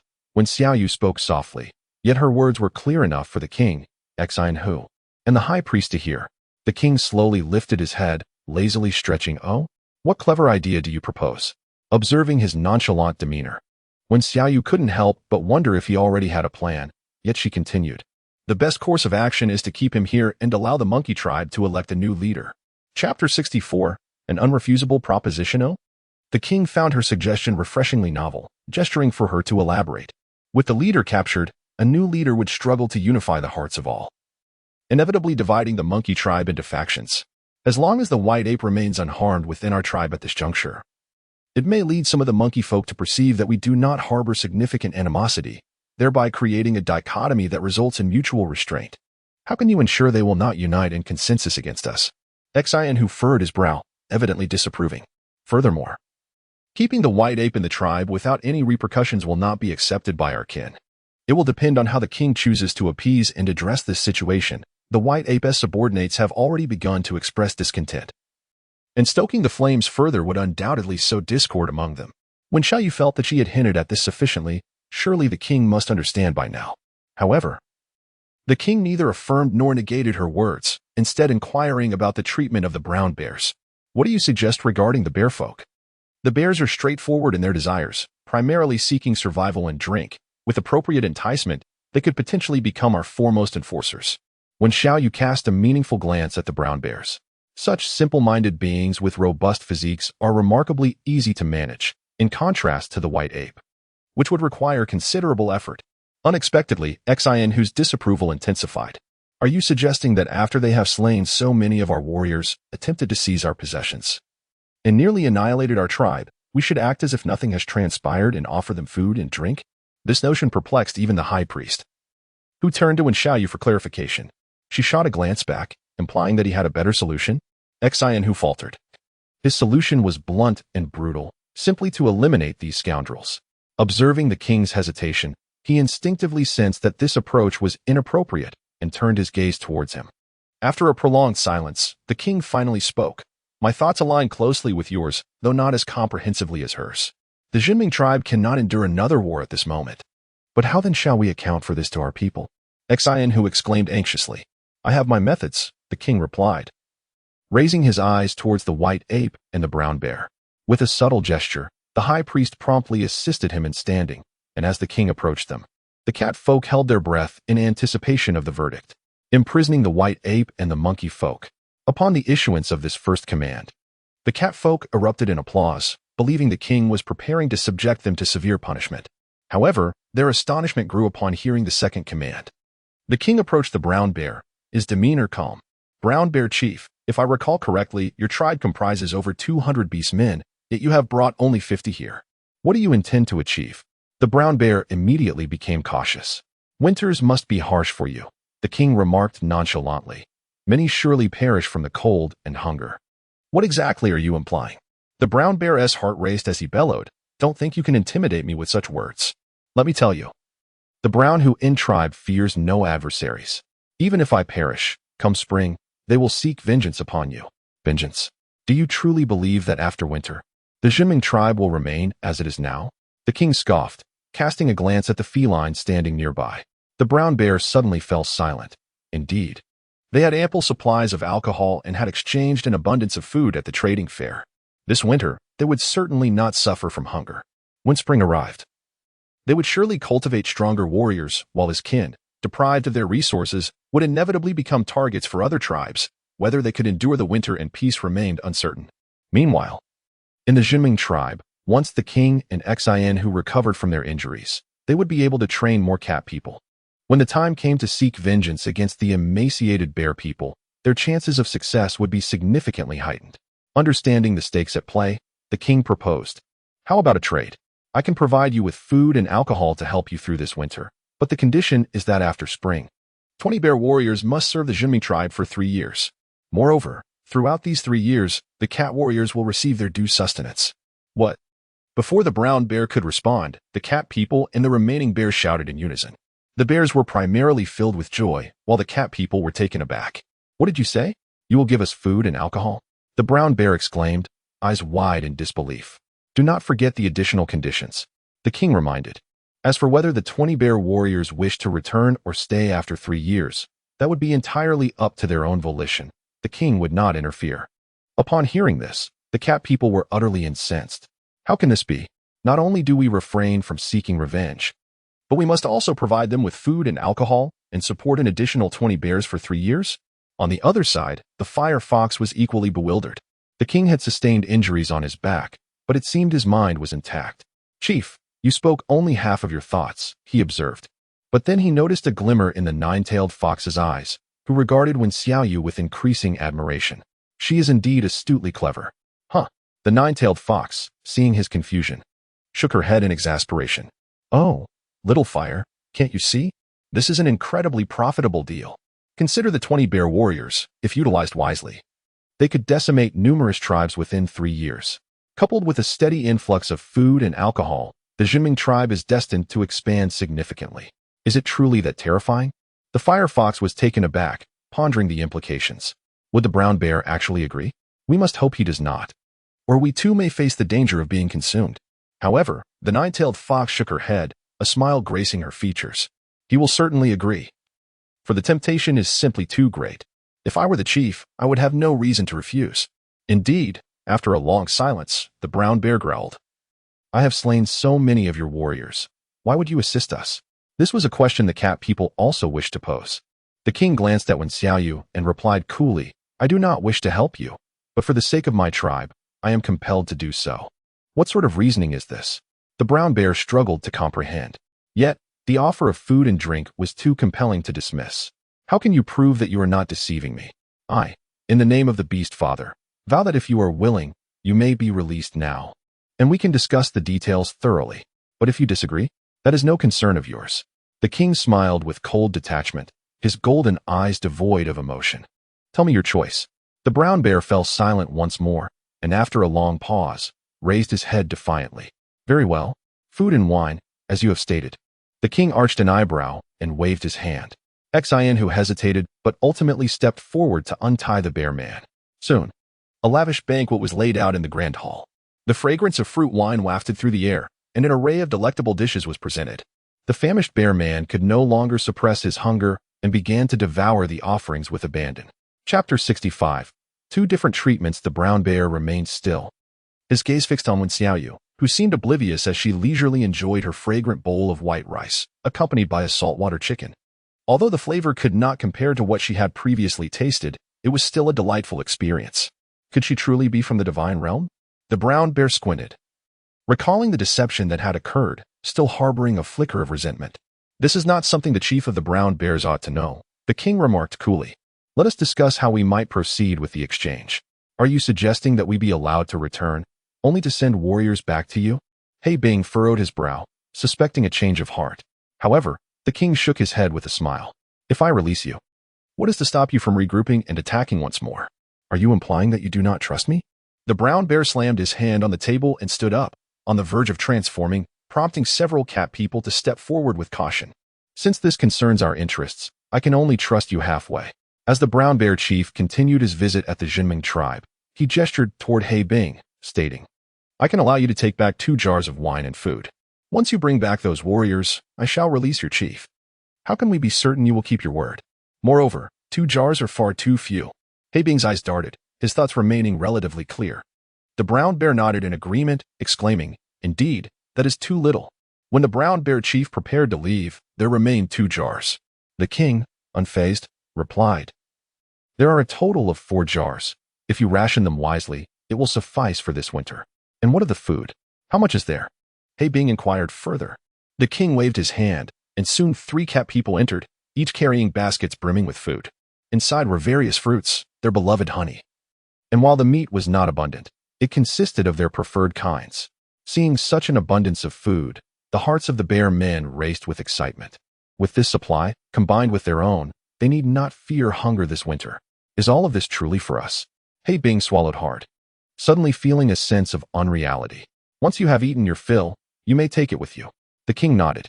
Black Ice's pupils contracted as he glanced at the brown bear, who looked upon the food with unrestrained delight. However, he quickly regained his composure, feigning indifference, and remarked, "You are all aware of the bear people's appetite. This is somewhat insufficient." The king, well aware of his ulterior motives, coldly chuckled, "After losing over 70 of your kin, this food is more than ample. Should you choose to forego it, I could easily seek an alliance with the white ape." As the catfolk prepared to carry the provisions away, Black Ice hurriedly stepped forward and grasped one of the items, exclaiming, Yes, yes, yes. We agree. He then cast an anxious glance at the brown bear, whose expression darkened. After a few moments of hesitation, he refrained from speaking further. Before long, under the brown bear's direction, he remained alone in the Jinming tribe while Black Ice escorted the bear people back to their settlement, awaiting the arrival of the warrior bears. The brown bear was placed in a designated area guarded by the cat folk, and soon after, the king, accompanied by Wen Xiaoyu and Bian Yun, arrived at the holding site. With no food provided, the white ape and the monkeys were already famished. Upon their entrance, the monkeys bared their teeth in frustration, yearning to pounce, yet firmly bound. They could only watch helplessly as the trio approached. The king surveyed the room, his gaze eventually settling on an inconspicuous monkey in the corner. Unlike the others, behind his bared teeth lay a flicker of fear. His tail curled downward, and with brown fur, he was undoubtedly a macaque. Pointing at the macaque, Bian Yun and Xian who promptly dragged him forth. What do you want? Let me go, the macaque shouted. Witnessing the resolute expressions of the white ape and the other monkeys, the white ape gritted his teeth, assuring, "Do not worry, brother. Given the chance, I will avenge you." The door was swiftly shut. The macaque's thoughts spiraled into disarray, despair evident in his eyes. Avenge? They were all imprisoned. How could they possibly seek revenge? After a short distance, the group halted, and the king turned, his golden eyes fixed intently upon him. Do you wish to become the new leader of your tribe? The struggling macaque suddenly ceased, initially believing he had misheard, yet the seriousness of their expressions left no room for doubt. What did you say? Without wasting words, the king replied directly, I can release you and assist you in becoming the new leader. Seeing the macaque's continued confusion, the king elaborated, in truth, your assault on the Jinming tribe was entirely at the behest of the white ape. I have no fondness for conflict, so capturing you is not my desire. You witnessed it yourself. To save his own skin, he would betray his tribe. Do you believe such a person deserves to lead you? The tail of the serpent fell silent.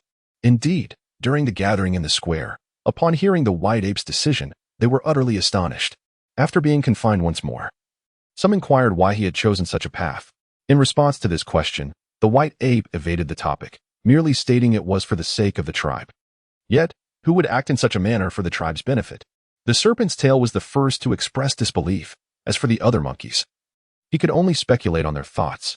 If an account were to be settled, this king would confront the white ape, for he was the one who issued the orders. As for you, I have been attentive to you from the very beginning. Upon uttering this, the king purposefully left a pause to gauge his reaction. Indeed, the serpent's tail instinctively responded, What? You are undoubtedly far stronger than the white ape. Why then do you serve as his subordinate? A question, and once again, the serpent fell into silence. This struck a chord deep within him. He had pondered countless times why he could not ascend to the role of leader. He considered his combat prowess to be commendable, so why had the white ape ultimately become the chief? The monkey tribe should be led by a more capable leader, one who does not simply oppose the Jinming tribe. Hearing this, the serpent finally lifted his gaze to meet the king's. So you chose me? The king nodded, his expression serene. I do not wish to create too many enemies. An opportunity has been presented to you. I do not expect an answer now, but you have 2 days. If you agree, I shall permit your return, with the condition that you must swear by the name of the beast father to not oppose the Jinming tribe. With that, he signaled, and Bayan and Xin Hu escorted him away. The king turned back to see Wen Xiaoyu's teasing gaze. Her acting skills had soared to new heights, indeed. Though he did not fully comprehend her words, his intuition suggested she was complimenting him. He could not help but raise an eyebrow and lean closer to her. You have helped me resolve so many troubles. How shall I express my gratitude? Has this fellow truly changed? To think he would willingly offer thanks. When Xiaoyu instinctively sensed something amiss, and soon after, she heard him inquire, What do you like? Chapter 66. The vast fields of charcoal, what do I like? Upon hearing this, a myriad of delectable dishes flooded her mind. Halfway through her reverie, she couldn't help but sigh. Never mind, what I desire is simply not available here. If you do not speak, how can you know it's not present? He recalled what Alon had mentioned. When pursuing a female, one must present her with items she cherishes. Thus, it was imperative to pose the question today. With the matters between the two tribes nearly resolved, his attention was now predominantly focused on her. When Xiaoyu pondered for a moment, smacked her lips, and decided it would be best to speak practically. If one truly wished to express gratitude, it would be prudent to ascertain the location mentioned by Jean Gila and whether there were similar iron resources available. With iron, a plethora of creations could be realized. Currently, She possessed an entire set of surgical tools, yet to instruct the high priest and the puppets would require much more. Furthermore, who could say what additional innovations might arise in the future? Upon hearing her thoughts, the king recalled his astonishment upon encountering those blades. The allure of such sturdy implements was undeniable. It was indeed essential to procure more of those stones, though at present, manpower was limited. To avert further incursions by other Orcish tribes, they would have to wait until the bear warriors arrived before making further plans. Moreover, I have noticed that the fire down the mountain has significantly diminished. We could mobilize the others to gather a substantial amount of charcoal. This winter shall assuredly not be cold. When Stalyu's gaze fell upon the mountainside, where, despite the lingering wisps of smoke, the flames had long since subsided. This indicated that the area was now abundant with charcoal, a vital resource for the winter. Charcoal? Yes, the dark remnants of burnt trees. As she spoke, her excitement mounted. Let us go. I'll summon the puppets so we can collect as much as possible. Seeing her radiant smile and spirited demeanor, the king stroked his chin thoughtfully. Contemplating her joy, was it perhaps a fondness for charred trees? This peculiar interest was indeed uncommon among females, yet it was understandable, for she was certainly not like the ordinary ones. Before long, when Stalyu had gathered several females, all carrying baskets as they rushed toward the mountainside. Below the quarantine zone lay the charred remnants of trees, stripped of their previous vibrancy, evoking a sense of loss. Nevertheless, she quickly regained her optimism, although consumed by flames. The fertile soil would enable her to cultivate even more food come spring. She intended to reserve the surplus fruits and plants for nurturing, ensuring a bountiful harvest for the following year. With this thought, her spirits soared even higher. Rain, can these dark remnants truly be burned again? Questioned the puppet. Her beautiful face etched with confusion as she picked up a piece of charcoal. The notion that burnt materials could be ignited a second time struck her as utterly marvelous. Indeed. Moreover, they can be utilized for writing and smelting iron. Isn't that splendid? When Stalyu replied, reflecting on the vast expanse of charcoal before her. Feeling a sense of wonder at the sheer quantity, when would they ever finish collecting it all? Writing? The puppet asked, perplexed. While she had witnessed the smelting of iron before. What did writing entail? It is the act of transcribing our spoken words into written form. For instance, we could record how much food the entire tribe consumes today. Once winter has passed, we will know how much food has been expended, allowing us to prepare adequately for the next winter. It is exceedingly useful. The rag doll seemed to comprehend just enough, nodding slightly as it signaled for others to begin their tasks. Charcoal was transported back to the tribe in baskets, and the nine-tailed creature limped over to witness the commotion. Upon seeing Wen Xiaoyu's face, marked by patches of white and black, it could not help but chuckle. What purpose do you serve in gathering these useless items? Wen Xiaoyu found herself compelled to elucidate once more, stating, when you return, you may take some with you. After all, it is abundant and thriving in the hills, and at the very least, this winter, you shall not perish from the cold. Oh, it serves such a purpose? Jiawei picked up a piece of charcoal, neither too large nor too small, and glanced at her sooty hands, observing her engrossed in gathering charcoal. A mischievous thought crossed her mind, and she leaned closer. With a swift motion, her finger traced across Wen Xiaoyu's face, leaving behind a long, dark mark that appeared quite comical. When Xiaoyu stood frozen in place as Jiawei playfully tapped her nose, her enchanting peach blossom eye sparkling with mirth. Why don't you dodge? How childish. As Wen Xiaoyu glanced aside, intending to respond, her peripheral vision caught a wicked hand reaching towards Jiawei. The leader of the Jiawei was indeed in high spirits. Suddenly, a heavy hand came down on his shoulder, leaving a dark imprint on his white cotton coat. Jiawei's lips twitched as he noticed the king lazily gazing at him. Oh dear, I almost forgot to pick up the charcoal. I accidentally soiled your clothing. Perhaps you should take it off, and I shall have someone wash it for you. As he spoke, he reached out again, causing Jiawei's expression to change drastically, and he swiftly leaped away, his injured foot taking him far from the king. Upon landing, he grimaced in pain, his entire fox-like demeanor affected. No need. I appreciate the kind gesture. Jiawei gritted his teeth, then turned to Wen Xiaoyu with a wounded expression. Leaning in to whisper, how long will it take for my foot to heal? Could you possibly take another look? A thorough examination, perhaps? At the mention of his foot, Wen Xiaoyu felt a wave of embarrassment, momentarily at a loss for words. Undeterred, Jiawei pressed on, his sultry voice dripping with allure. What do you think? Could it be that the pain from my lower body has transferred to my foot? Lower body. Wen Xiaoyu, for reasons unbeknownst to her, instinctively glanced at a certain area that ought not to be observed, her mind consumed with the term lower body. Could it truly be possible? Jiawei offered a subtle smile, her breath brushing against her ear, innocently blinking her eyes. Why not explore this further? The individual's eyes widened in astonishment, unable to suppress a gulp. There was no need to elaborate on Jiawei's physique. It was undeniably exquisite, her long legs exuding a model-like grace, with a muscularity that was not overly pronounced, perfectly embodying elegance. When Xiaoyu began to envision the scene of herself cradling those legs, meticulously examining them, perhaps the allure of legs is not solely suited for women. It may very well appeal to men as well. You're not entirely wrong, she mused. Before she could finish her thought, a sudden roar echoed in her ears, followed by the sight of the king transforming into a beastly form, swiftly overpowering the nine-tailed creature.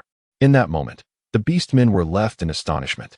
The fire fox was the first to react, intending to intervene, but then heard the king articulate in human speech, pressing his claws against the thigh of the nine-tailed being. Is this where it hurts? He inquired, leaving a dark imprint with his colossal paw. Or does it hurt here? Another massive footprint followed as the king's gaze reflected concern. In the next instant, his claw hovered over an area that was best left unmentioned, his piercing eyes fixating on her. Or perhaps, is it here that causes you pain? Author's note: I am feeling somewhat unwell today, hence I can only provide 2 updates. It might be due to prolonged hours at the computer, as I have been feeling nauseous. My apologies to those eagerly awaiting the next installment. Perhaps it would be wise to retire early at this juncture. Chapter 67. They do this for you, the king. The fire fox was utterly bewildered. If that claw were to descend, their clan leader would be utterly ruined. When Xiaoyu was taken aback, perceiving that the king was not jesting. What could possibly provoke such a sudden outburst? Calm yourself. Let us converse rationally. What grievances could warrant such upheaval? Ba, please do not act impulsively. The orcs felt their hearts leap into their throats. However, the fallen nine-tailed fox remained unfazed, gazing at the king with a smile. How fascinating. The king's reaction was utterly captivating. In just a few words, he revealed the significance of rain in his heart. This leader was unaware of when the king had acquired the priestly arts. Was he preparing to heal me? The nine-tailed fox raised an eyebrow, her alluring eyes filled with mischief. Upon hearing this, the fire fox nearly burst into tears. My lord, at such a time, you still provoke the king? Do you truly believe you possess 9 lives enough for such folly? When Xiaoyu, still oblivious to the cause of the turmoil, shouted, Your Majesty. Let us wait for the high priest to arrive before silence. The king abruptly turned, glaring fiercely at her, cutting her off mid-sentence. When Xiaoyu trembled all over, her face a patchwork of white and black, filled with bewilderment. What was this insufferable creature up to again? At that moment, the audacious nine-tail spoke again, leaning closer and using a voice only they could hear. Your perception is commendable. However, the gaze of this clan leader is equally discerning. Presently, she lacks a partner.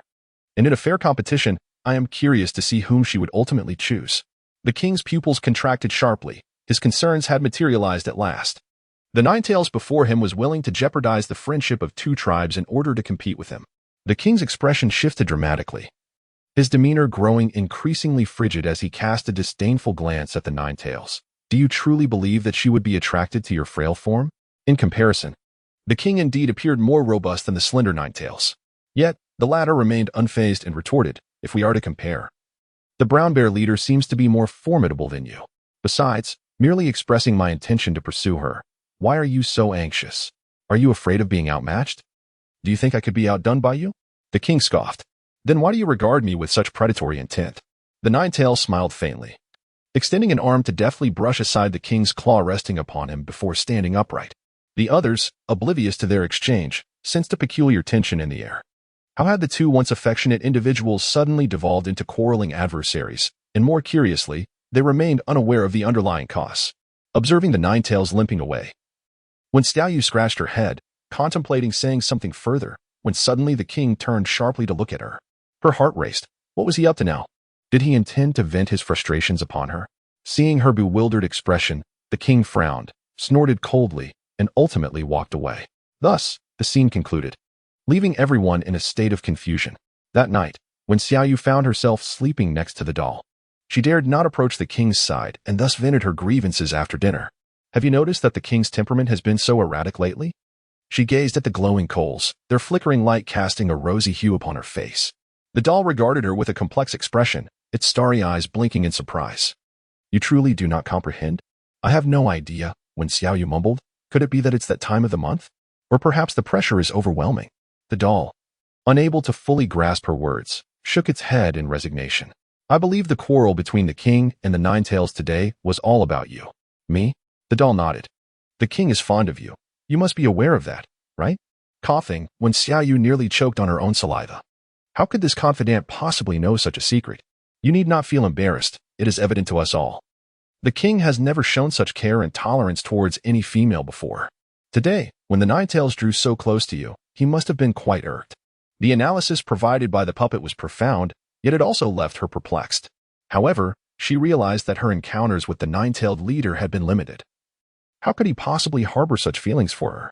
Hold on, when Xiaoyu interjected hastily. If that were indeed the case, the situation became rather intricate. The king had previously expressed his desire to be her partner, and it seemed he had not yet relinquished hope. Now, with the emergence of the Nine Tails, she found herself in a whirlwind of emotions. To claim she felt no joy would be disingenuous, for two handsome men were vying for her affection. Yet, a dilemma loomed. She had no intention of remaining in the beast realm. The thought of being among the beast men troubled her deeply. The puppet regarded her with a curious expression, unable to fathom her inner turmoil. In her view, with the king's remarkable qualities, he was the obvious choice. Did Wen Xiaoyu still hold a fondness for Orange? Contemplating this, she felt a wave of melancholy wash over her. When compared to you, she lacked the confidence to believe she could compete. Thus, two individuals, each with their own distinct thoughts, drifted into slumber, burdened by countless contemplations. The winter night was especially frigid, and the confinement of the monkey people lacked warmth.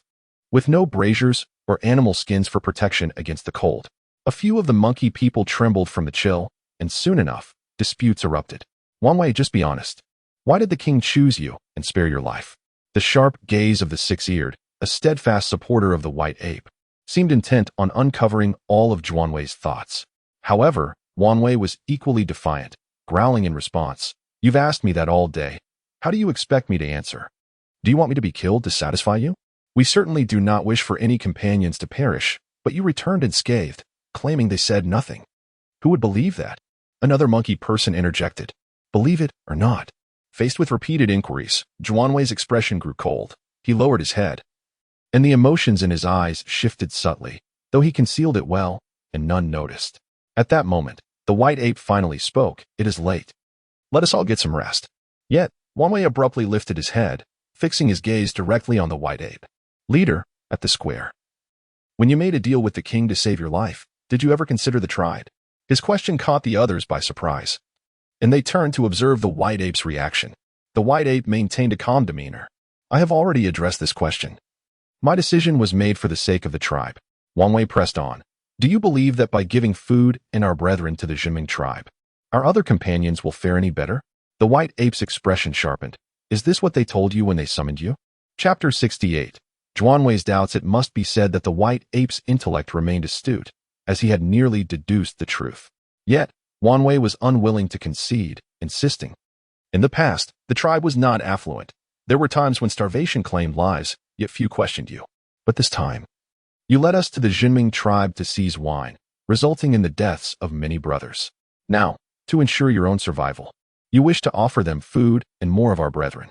Do you truly expect us to believe this is for the good of the tribe? The tail-wielding figure cast a glance at the remaining monkeys, including the six-eared one and the individual who had spoken earlier.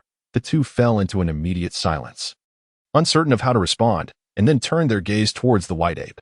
More than 50 individuals had emerged, and now only a handful remained. If survival necessitated sacrificing so many brethren once more, they would never acquiesce, yet the white ape had indeed uttered such words. With a chilling smile, the white ape declared, As long as I draw breath, I possess the means to rescue the brethren who were sent here. But should I perish in this place, who among you possesses the capability? This was not mere arrogance on the part of the white ape. His leadership skills were undeniably superior to those of his predecessors. However, this time, he had the misfortune of encountering the brainwashed tail-wielder. The tail-wielder scoffed. Dare you mention it? Have you forgotten those brothers who perished in the sea of flames? Were it not for your erroneous commands, we would not be imprisoned here. You have witnessed the might of the Jinming tribe. Do you truly believe you can rescue them? I cannot shake the feeling that, for survival's sake, should the Jinming tribe exert pressure, you would hand over the monkey tribe without a second thought. Tail-wielder, Six Ears could no longer contain himself and scolded.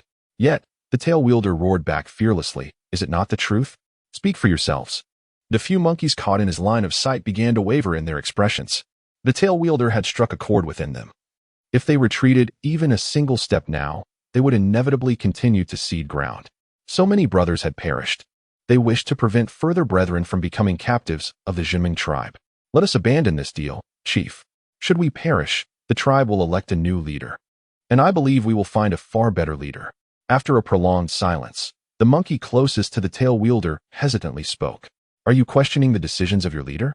The white ape shot a fierce glare, and ordinarily, they would not have dared to speak thus. But now, the relationship with the Jinming tribe had been fraught with animosity. And they were certainly marked in the minds of their adversaries. If an exchange occurred, would those brothers and sisters have any chance of survival? The tail wielder pressed on, expressing his disdain. "White ape, you are nothing but a coward." "Silence." The white ape retorted. "What? Do you wish to suppress my words? Then bring our fallen brethren back to life." The tail wielder shouted. "What kind of skill is it to pose as a leader here?" The white ape regarded him, fury boiling within, yet bound as he was, he could do nothing. Although he was unaware of what the catfolk had conveyed to the tail wielder, he insisted. "I remain your leader, the white ape, and you must obey my words." With a cold smirk, Huanwei cast a disdainful glance, choosing not to speak further as he moved toward a corner of the wall. The remaining 4 monkey men, witnessing this, dared not utter another word. Instead, they leaned against the wall and closed their eyes, surrendering to sleep, though whether any truly found rest remained uncertain. Meanwhile, the brown bear stood within the stone dwelling, warmed by a cozy fire crackling beside his bed, fueled by charcoal. Outside, 4 cat people, clad in thick pelts, stood vigil, their eyes unwaveringly fixed upon him. On the table lay delectable honey and fruit wine, their enticing aromas wafting through the air, yet he felt no inclination towards them. Never before had he considered that a captive could enjoy such favorable treatment, ample food and drink, alongside a fire for warmth. This was a luxury he had never experienced even in the brown bear tribe, yet the Jinming tribe had provided it. Perhaps this choice was not a mistake after all. Sighing deeply, the brown bear wiped the redness from his eyes and gazed toward the mountainside, then suddenly knelt, his voice choked with emotion. "I am sorry for what I have done to you all, but rest assured, from this moment forth, I shall strive to lead the tribe to a better future." In the Linren tribe, under the dim glow of the fire, a snake man, his body covered in scabs, lay on the bed, allowing the old water woman to apply medicine to his wounds.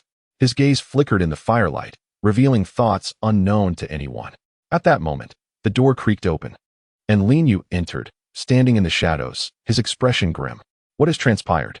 came a soft, ethereal voice, laced with an inexplicable emotion.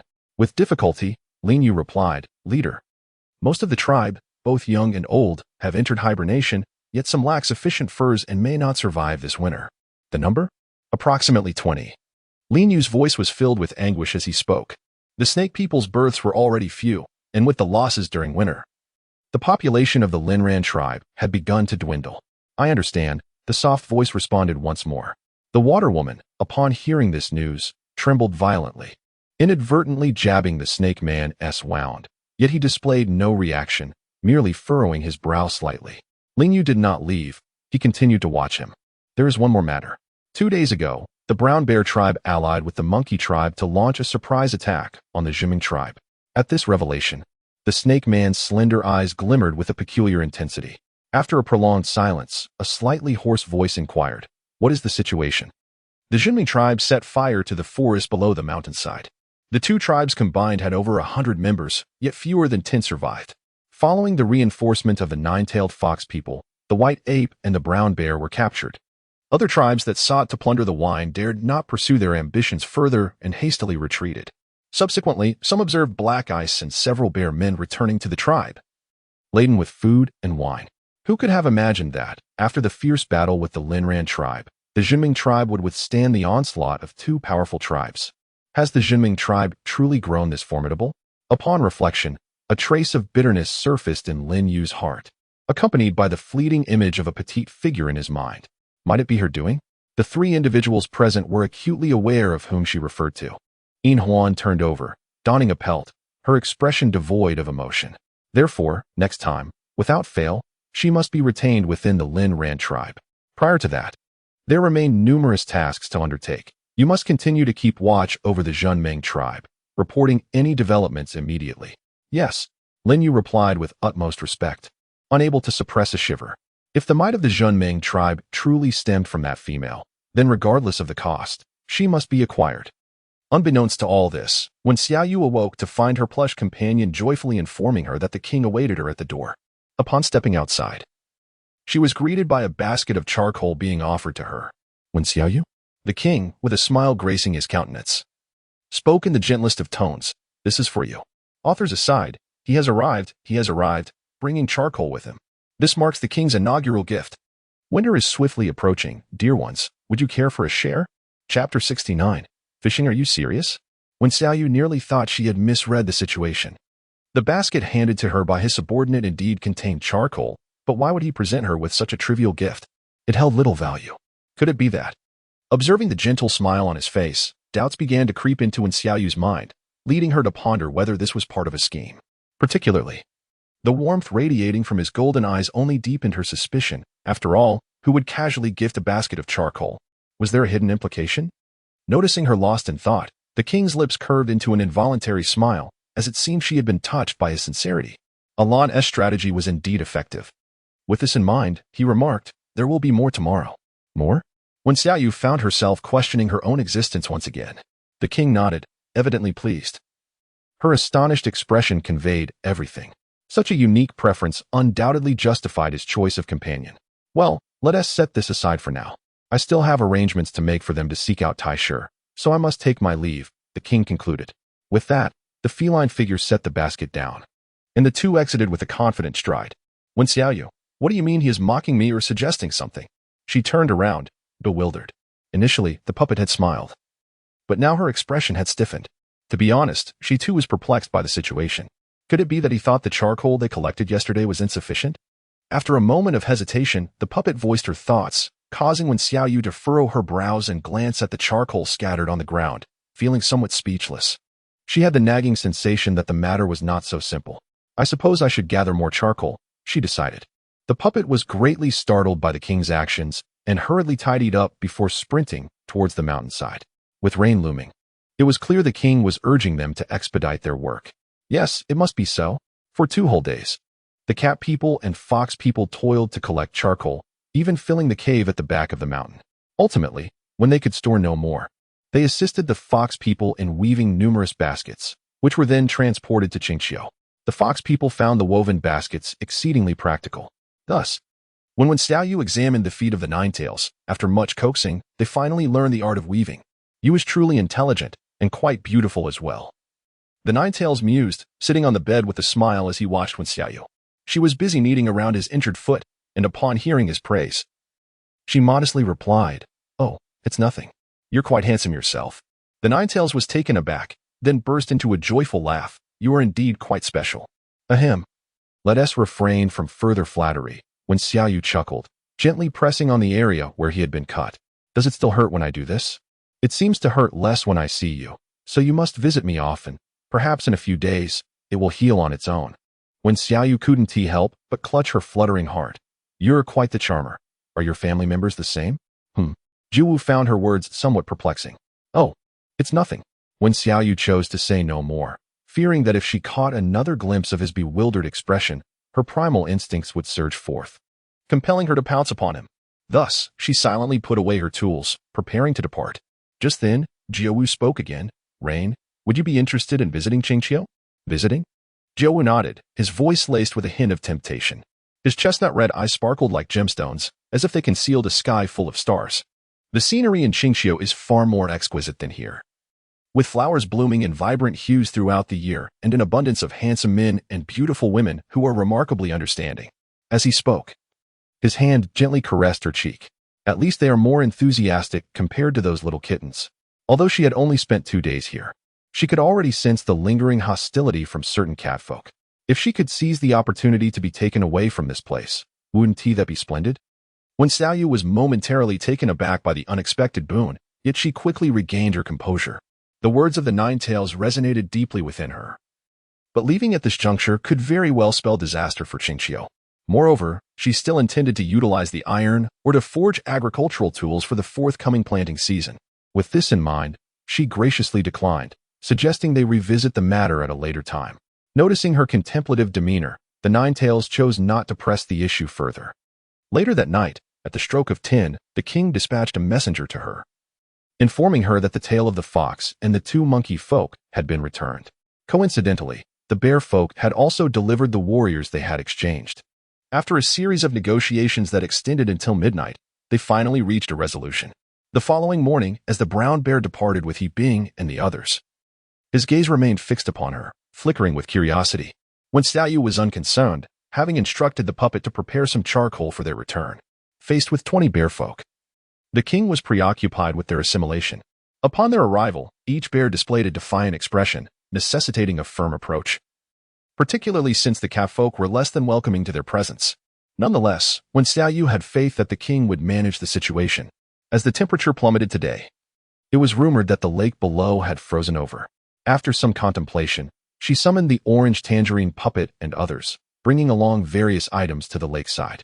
After several days of recuperation and adequate nourishment, the orange tangerine had healed remarkably well, now capable of running and jumping. With the lake surface frozen, "Can we still catch fish?" the puppet inquired, placing the basket aside in confusion. Recalling that the orange tangerine had mentioned previously catching fish by placing the basket in the water and waiting for the fish to swim in, the puppet wondered how they would manage now that everything was encased in ice. When Xiaoyu smiled enigmatically, grasping a slender stick to which she bound a vine, with a small shrimp secured at the end, she then turned her gaze towards Zhugan. "Create a hole in the ice, nothing too large. Just enough for the fish to pass through." "All right, meow." "No problem, meow." Although Zhugan was unaware of her intentions, she placed unwavering trust in Wen Xiaoyu's words. With a decisive strike, her fist shattered the thick layer of ice, revealing the crystal-clear water beneath. The other cat folk, intrigued by the object in her hand, questioned, "Will this truly catch fish?" "Just wait and see." When Xiaoyu, with her self-crafted fishing rod in hand, approached the edge of the ice hole, where a leaf was delicately placed among the vines to serve as a float. She had long been acquainted with this lake, which housed a considerable number of fish. However, due to the frequent visits of the catfolk, the fish here were notably more agile than those in the harvesting zone. Yet, what did agility matter? Had they ever encountered such an advanced fishing technique? Certainly not. Thus, after she cast her line, several fish swiftly gathered around, fixated on the small shrimp. One, unable to resist the temptation, was the first to bite. Once it took the bait, it refused to let go, as the float trembled furiously. When Xiaoyu yanked the rod with force, and a plump fish was flung onto the shore, its mouth still clamped tightly onto the shrimp, savoring the delectable morsel. Chapter 70. The Shameless Rodent Folk. "I've actually caught one, meow," Zhugan exclaimed in wonder, puzzled as to why the fish did not flee. When Xiaoyu smiled with satisfaction, likening the situation to the last time they encountered fish, unacquainted with the fresh techniques of fishing. "Well, I have demonstrated the method. The rest is up to you." The fish previously caught in the harvesting area had dwindled significantly. Otherwise, she would not have ventured out on such a frigid day. The catfolk grasped her explanation only partially. Yet their desire to fish remained undeterred. They promptly emulated her technique, breaking the ice at various points across the lake's surface to begin their fishing endeavor. As the basket filled with fish, the joy in Zhugan's eyes was nearly overwhelming. While they were in high spirits, her gaze suddenly shifted to a nearby rock. Behind it crouched several petite female figures, and by scent alone, she could discern that they were not catfolk, but rather mousefolk. "What are you doing there?" Zhugan scolded, causing the mousefolk to shrink back in fear. The other catfolk, upon seeing this, approached menacingly. There were 5 trembling female mousefolk, their eyes wide with trepidation as they regarded their captors. When Xiaoyu gazed at them with considerable curiosity, it was her first encounter with individuals of a similar stature. However, their features, sharp, rat-like eyes, evoked a sense of discomfort within her. Particularly unsettling were their small, glistening green eyes, which radiated fear, yet seemed to harbor ulterior motives. This lake did not belong to the Zhiming tribe. Rather, it was a shared resource among neighboring tribes. In the past, numerous orcs frequented the waters to fish. But the fish had become adept at evasion, leading to a prolonged absence of visitors. Occasionally, they would come merely to fetch water, yet now that winter had arrived, the surface of the lake was frozen, making the notion of them seeking water rather implausible. "Why can't we come here? This is not your territory." One of the older women asserted, her gaze wandering greedily over the baskets. The tribe leader's decision to have them monitor the Jinming tribe indeed proved astute. They had devised a method to catch fish with remarkable precision. If they could relay this information back home, they would be hailed as heroes of their tribe. But you are hiding here, spying on us. The tabby catwoman frowned. Who said we are spying? We are waiting for our leader. We arrived first, the woman retorted, her eyes darting back to the fish. And you have stolen our fish. Jujian nearly misheard her, exclaiming, what did you say? We clearly caught these. The middle-aged woman scoffed, casting a glance at her companions. Who would believe that? Those fish were plainly taken from us. You even harmed our companion to seize them. As she spoke, she pulled forth the girl from the depths of their group, revealing her arms marred with scrapes, blood long dried. This provocation stirred the catfolk's anger, ready to transform into their beastly forms for a vigorous debate. Yet, when Xiaoyu burst into laughter, after all this, was it merely a case of them attempting to pull a fast one? It was no wonder she sensed the calculating glint in their eyes. They sought to claim these fish effortlessly, and their tactics were rather inept. If they were merely contending with catfolk, their strategy might suffice, but unfortunately for them, they had encountered Wen Xiaoyu. At that moment, a rustling sound emerged from nearby. Upon looking up, she spotted over 30 ratfolk emerging from the woods. Their beady eyes filled with avarice upon sighting the fish in the baskets. Leading them was a ratfolk approximately 7 meters tall, with light yellow fur, clad in thick animal hides. He clasped his hands to his chest and cast a glance toward the Jinming tribe, a broad grin spreading across his face. As they approached, the middle-aged woman quickly exclaimed, Lord Hu Li, these despicable catfolk have stolen the fish we just caught and even injured your sister, Who's each? The creature known as Hu Li, a mouse person, cast a fleeting glance before directing his kin to encircle Wen Xiaoyu and the others. He then attentively scanned his surroundings, ensuring no further traces of the cat people lingered, which allowed him to breathe easier. Fortunately, I happened upon this scene, otherwise, your kind would have pilfered the provisions meant for winter. Despicable cat people, my sister has sustained grievous injuries, and today you shall pay dearly for your transgressions. Hu Li proclaimed with righteous indignation, his gaze meticulously sweeping over them. It eventually settled steadily upon the ragdoll and Wen Xiaoyu, where a glimmer of excitement flickered in his beady eyes as he gazed intently at their faces. Wen Xiaoyu felt a wave of nausea wash over her from that piercing gaze. As she surveyed her surroundings, it became evident that they were encircled by Ramin, 9 catfolk, including herself, facing over 30 of their adversaries. The odds were decidedly unfavorable. It appeared that their venture today was doomed from the outset. Ridiculous. How could you possibly capture so many fish with just the likes of you? One of the catfolk spat angrily, though the sheer number of their foes restrained any rash actions. A middle-aged woman, known as Tianji, snorted derisively and pointed to the fishing rods in the ratman's possession.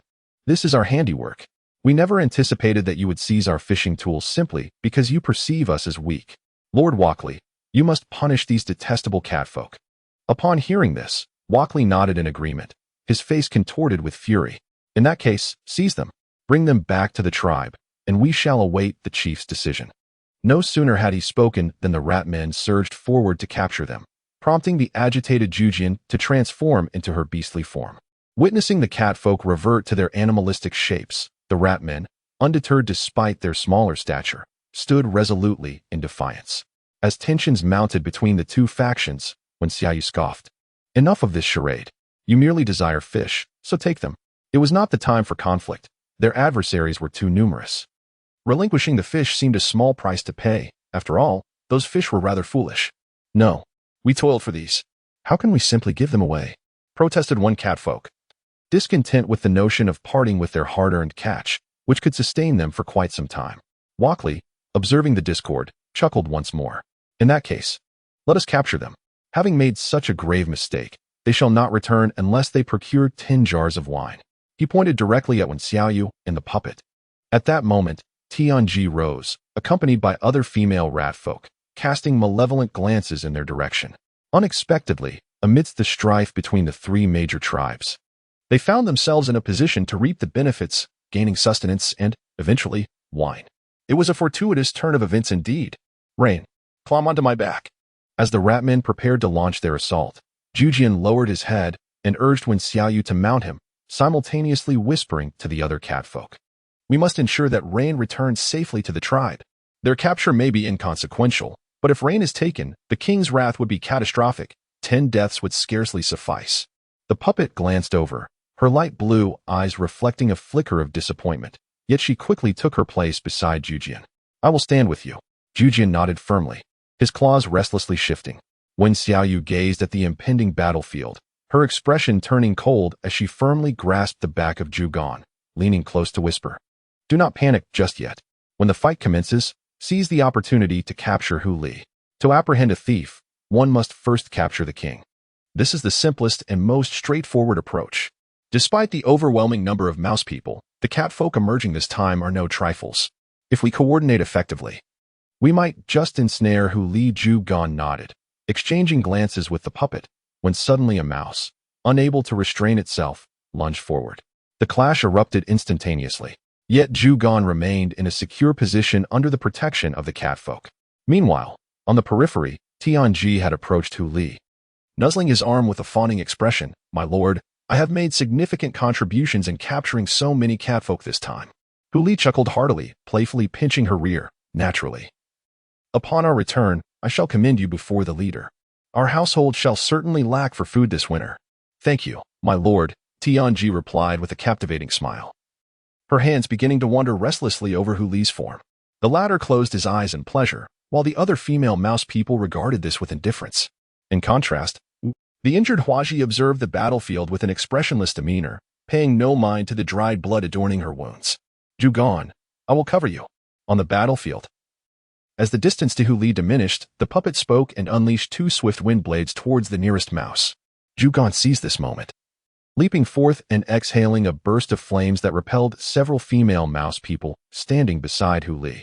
Subsequently, with remarkable speed, his front paw landed heavily upon Hu Li's shoulder.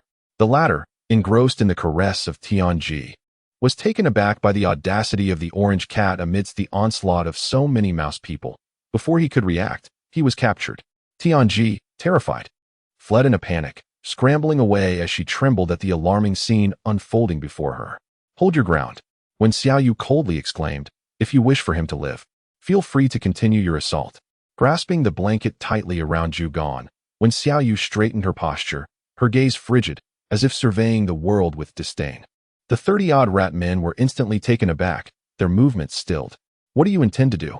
Hu Li felt unnerved under Zhugan's penetrating stare. Yet in the presence of so many, she could only feign courage, declaring, if you have the ability, kill me. Otherwise, they will surely take you back today. A cold smile played on Wen Xiaoyu's lips, and in the next moment, Zhugan forcefully stepped down. Crack! A sudden sound of a bone fracturing echoed from Hu Li's left shoulder, causing her to gasp sharply, followed by a wail. My arm! Let me go. Please let me go. We no longer want the fish. Take them. Zhugan scoffed. Those fish were ours to begin with. Yes, I don't want a single one. Hu Li, drenched in cold sweat from the pain and terrified to the core, hurriedly pleaded, today was our fault. It's all they're doing. If you must kill, then take them instead. It has nothing to do with me. When Xiaoyu had anticipated that he would endure a little longer. Yet he was taken aback by the swift turn of events. The rapidity was almost overwhelming. The other rat folk, upon witnessing their capture of Hu Li, immediately exhibited expressions of terror, hastily congregating and casting malevolent glances towards Tianji and her companions. Lord Hu Li. Tianji was utterly astonished. They had been betrayed in an instant. Realizing the precariousness of their situation, she promptly shoved Huaji forward, exclaiming, it was your sister who deceived us, claiming that the cat folk had stolen the fish, compelling us to confront you. We never expected her treachery. Indeed, it's all Huazi's doing. In a fervor of indignation, the female rat folk forcefully pushed Huaji to the forefront, their faces aflame with righteous anger. When Xiaoyu was left in awe, while the cat folk seemed unperturbed, as if such behavior from the rat folk was commonplace. As for the girl who had been thrust forward, her gaze was icy, her expression devoid of emotion, as though the rat folk's plight was entirely unrelated to her. This elicited a newfound respect from Wen Xiaoyu. Despite their brief acquaintance, he discerned the rat folk's inherent greed and cowardice. Yet she displayed no signs of such traits. Upon seeing Huaji pushed into the limelight, Hu Li momentarily froze, her countenance darkening as she realized. So it is you. Apologize at once. However, Huaji appeared indifferent, a cold smile gracing her lips. This provoked a panic among Tianji and the others. What are you laughing at? If not for you, would we have misjudged these esteemed catfolk? Now that your brother has been captured, you should plead for their forgiveness." With that, they forcefully shoved Huaji again, causing her to lose her balance and fall to the ground. When Xiaoyu felt a twitch at the corner of his mouth, he had thought such petty individuals existed only in his own world, but to his surprise, the beast folk realm harbored similar characters, leaving him astounded. However, one peculiar aspect struck him. Since Hu Li was her sister, how could they dare to treat her in such a manner? It seemed that this rat folk named Huaji was not well regarded within her tribe. If they intended to push her forward to take the blame, it would ultimately depend on her willingness. When Xiaoyu chuckled lightly, suggesting that these words would be better suited for the Jinming tribe. "What? I have already delivered the sinner to you. Why do you still not spare us?" Huali exclaimed, struggling to contain his pain. "Very well, take these females as well. As long as you can let me go." Tianji and the other female rat folk nearly lost their minds. "Lord Huali, what are you saying?" Just as it seemed the two sides were about to erupt into another argument, when Xiaoyu could no longer bear to watch. Wasn't it said that orcs fear neither battle nor death? Why did these creatures exhibit a survival instinct even stronger than hers? Amidst the internal strife of the rat folk, Bian Yun arrived with a pair of catfolk. "Yun, what is happening here?" They had been waiting a long time for Zhu Gan and the others to return and had come out to search, only to stumble upon this scene. "Bian Yun, you arrived just in time. Not only do these creatures wish to steal our fish, but they also plan to take us to their tribe to barter with the king for wine." Zhu Gan, infuriated, transformed back into her cat form, gently placing Wen Xiaoyu down before seizing Huali with great ferocity. "Perfect, let us take them all back as slaves." Upon hearing this, the rat warriors attempted to flee, but were swiftly subdued by Bian Yun and the agile catfolk. The injured Huali hung suspended in the air, trembling uncontrollably. "My lord, please spare me. I shall never dare again." Chapter 72. Dare to have thoughts against me? Zhu Gan paid little heed to his pleas.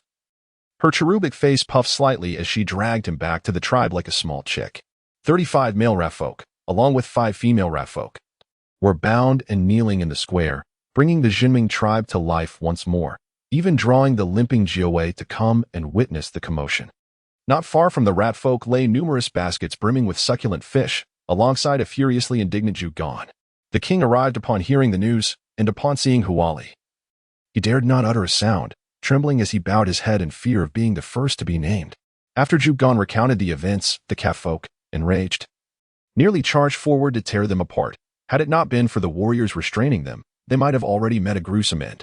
Indeed, not a single rat folk was virtuous. Not only did they steal food from various tribes, but they also had the audacity to covet our wine.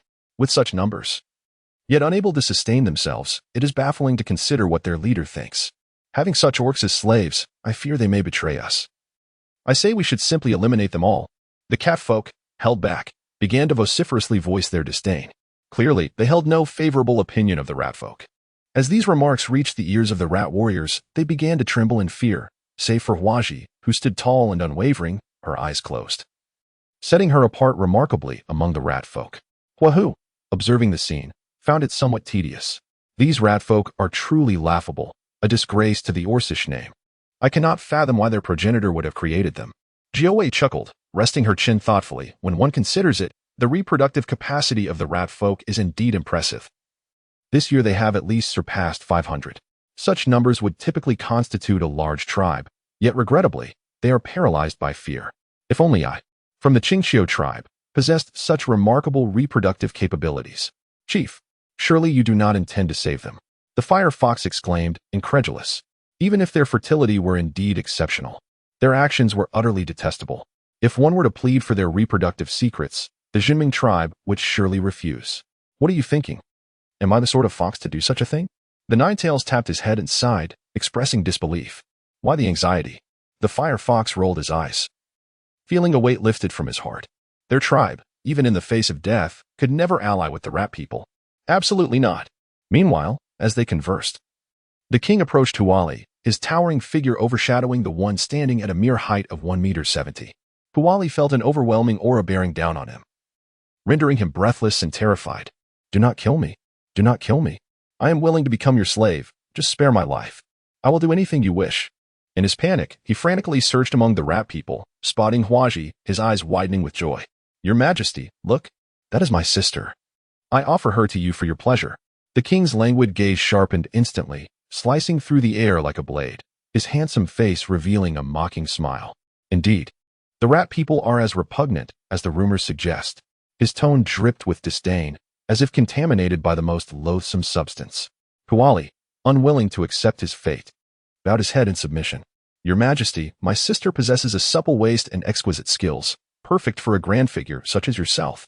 Once you experience her, you will understand. A flicker of infatuation crossed his eyes, but quickly gave way to a fierce determination. If you spare me, I can offer you my other sisters as well. After all, with so many siblings, losing a few would be of little consequence. And it would even reduce the amount of food needed. He believed his scheme was flawless. Huaji was not lacking in appearance, and under his vile words, many cat people turned their attention towards her, with several already casting her peculiar looks. If such a female were to become their slave, what could be wrong with that? Upon hearing this, Wen Xiaoyu's expression changed dramatically. To be honest, after spending so much time in the beast world, it was her first encounter with such shameless and revolting beastmen who were willing to barter their kin for their own survival. Seeing her tremble with rage, the doll reached out, her tone dripping with contempt. This is the nature of the rat people, an aberration among beastmen. They reproduce swiftly, lacking a singular mate. And as she spoke, Wen Xiaoyu exhaled deeply, striving to maintain her composure. They even mate with their own kin. Gritting her teeth, the doll finished, her face flushed with embarrassment, before casting a sympathetic glance at Huaji. It seemed she had incurred Huali's displeasure, leading to her abandonment. And perhaps she had already fallen victim to his vile intentions. At this point, the doll found it difficult to articulate the truth, yet Wen Xiaoyu understood perfectly. How else could Huali be aware of his sister's supple waist and exceptional skills? It was undoubtedly because he had already experienced them. Upon contemplating this, Wen Xiaoyu's expression turned icy as she slowly stepped forward. I happen to have a suggestion. In an instant, all eyes were drawn to her. The nine-tailed spirit stirred with anticipation, aware that the main event was about to unfold. This little female had never failed to impress him. Speak, the king urged. Wen Xiaoyu stepped onto the square, casting a glance at the ratfolk. Simultaneously, the ratfolk scrutinized her, their keen sense of smell detecting the faint yet alluring scent of her essence, a fragrance absent in the females they had known. Coupled with her fair complexion and striking beauty, her stature was not dissimilar to theirs, rendering her an exquisite sight to behold. In that moment, a glimmer of lasciviousness flickered in the beady eyes of the ratfolk. Previously preoccupied with battle, they now found her increasingly captivating. Huali could not suppress a swallow, his gaze burning as it roamed over her head and the space behind her. Noting her disability, such thoughts only intensified his desires.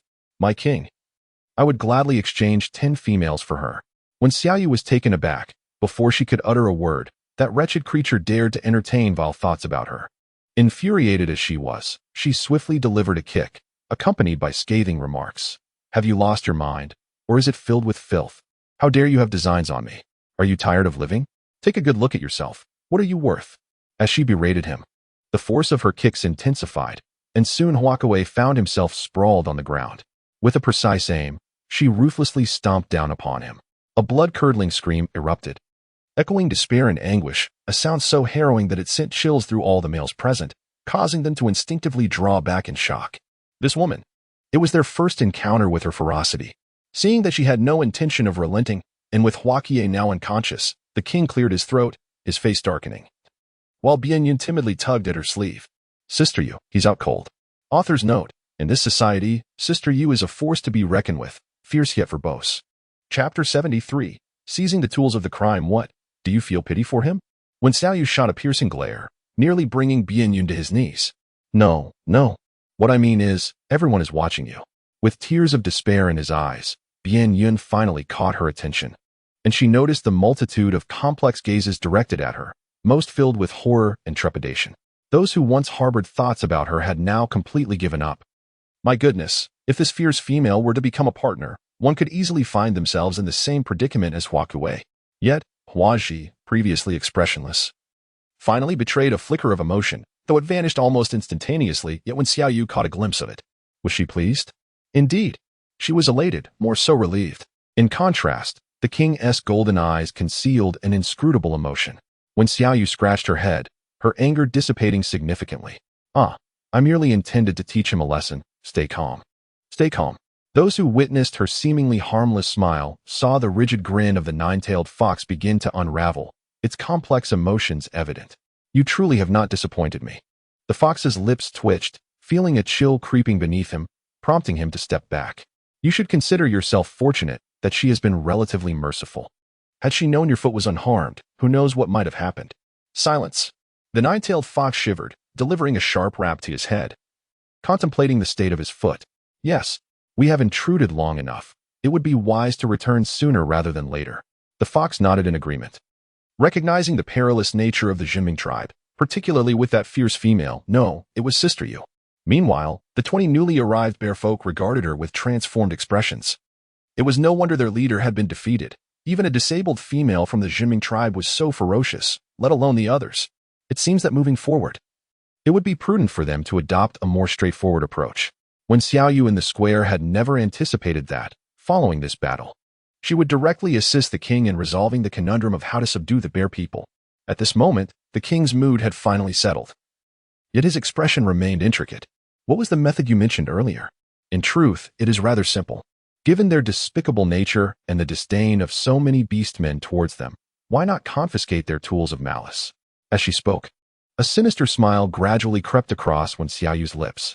Without their tools, one might wonder how they could continue to propagate. Tools of malice? The king initially appeared perplexed but soon grasped the implication, his demeanor growing even more complex. "Are you suggesting that we?" Xiaoyu nodded.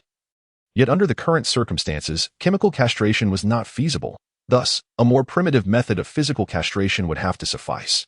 The castrated ratmen had not to be killed. Instead, they could be kept as laborers. Observing her increasingly sinister smile, the ratmen were rendered bewildered. Why had they previously found this female attractive? What had made her seem extraordinary? She was nothing short of a demon. However, as the thought of losing their masculine attributes loomed, panic set in among the ratmen. "Your Majesty, please do not heed her words. You are the supreme ruler of the Jinming tribe. How could you possibly accept the counsel of a disabled female? To proceed in such a manner would undoubtedly declare war upon our tribe. If you spare us, we are willing to pay any price." The ratmen soon erupted in cries of despair, while the nearby female figures, including Tianji, after recovering from their shock, secretly rejoiced in not being male. "Well, I actually think Rain's method is quite commendable." The contemplative orange tangerine suddenly clapped her hands, casting a resentful glance at the ratmen before turning back to inquire. "What do you think, Puppet?" Puppet replied, Let us observe how His Majesty decides. This approach seems rather difficult to articulate, but I trust the king will make the right choice." As gazes gradually converged on the king, he remained silent, contemplating the ratmen for an extended period. After innumerable internal deliberations, he finally spoke. "Let it be so. Take them away now, regardless of life or death. Those who survive shall become slaves. Your Majesty is wise." "Your Majesty is wise." The catfolk were supportive of this decision, as it was indeed satisfying. Yin Yun waved his hand, hastily instructing for the ratmen to be taken away.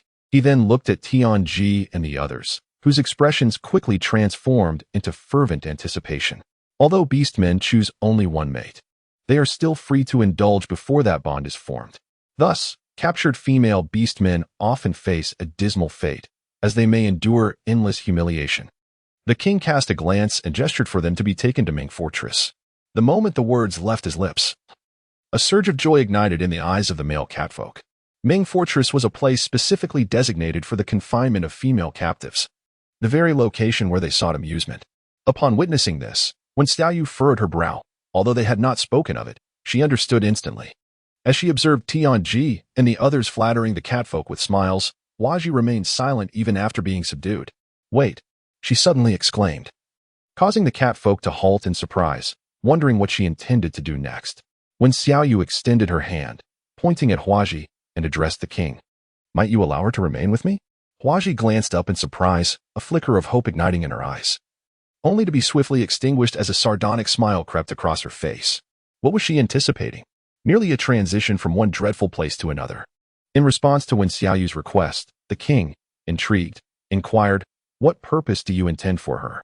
Would it not suffice for her to serve as your slave?" Casting a sidelong glance at Huaji, he furrowed his brow but ultimately acquiesced, nodding, "Very well, I shall leave her in your care." Observing this, Bian Yun promptly commanded that Huaji be brought forth, her bindings released save for the vines ensnaring her feet, which were presented as though they were a leash. Thus, the matter concluded for the time being, though Ju Gan and the puppet were both perplexed by her desire to take Huaji with her. In truth, even when Xiaoyu could not articulate her feelings, she simply sensed that Huaji was rather extraordinary. Lacking a permanent residence, she temporarily placed Huaji in a modest stone shelter, gathering ample charcoal and laying down a layer of dry leaves before ushering her inside. Huaji observed Wen Xiaoyu's every action with keen curiosity, though she chose not to reveal her intrigue, settling silently in a corner once inside the stone abode. The shelter was barely large enough to accommodate a single person lying down, constructed by the tribe as a refuge for the catfolk during rainstorms. Upon entering, Wen Xiaoyu was about to reach out when Huaji's expression suddenly shifted, glaring at her with an intense ferocity. Wen Xiaoyu was taken aback and quickly reassured her, saying, "Rest assured, I mean you no harm. I merely wish to examine your wounds." By the lakeside, she had observed the bruises on both her face and arms. Yet after hearing Huaji's words, her suspicion deepened that there were indeed more injuries hidden beneath. Chapter 74. Discovery of iron, or it was now winter. And if the wounds were left untreated, coupled with improper care, they could easily develop into frostbite. She certainly did not wish for her first servant to be rendered useless in such a manner. Although Huaji remained somewhat wary when Xiaoyu was not in a hurry. Her hand gently rested on Huaji's arm as she continued, "They have bullied you often, have they not?" Huaji's gaze flickered, and her fists instinctively clenched. At that moment, when Xiaoyu had already rolled up the thin layer of beast skin she wore, revealing a shocking sight. Her delicate arm was marred by numerous bruises, a chaotic tapestry of old wounds that made it nearly impossible to discern the source of her injuries. When Xiaoyu inhaled sharply, a flicker of resentment surfacing as she involuntarily uttered a curse, worse than beasts. Seemingly unaccustomed to such contact, Huaji withdrew her hand, her expression reverting to its usual indifference. "Wait for me a moment, don't run off. Otherwise, if they catch you, I won't be able to save you." As when Xiaoyu spoke, she swiftly slipped away, disappearing in an instant.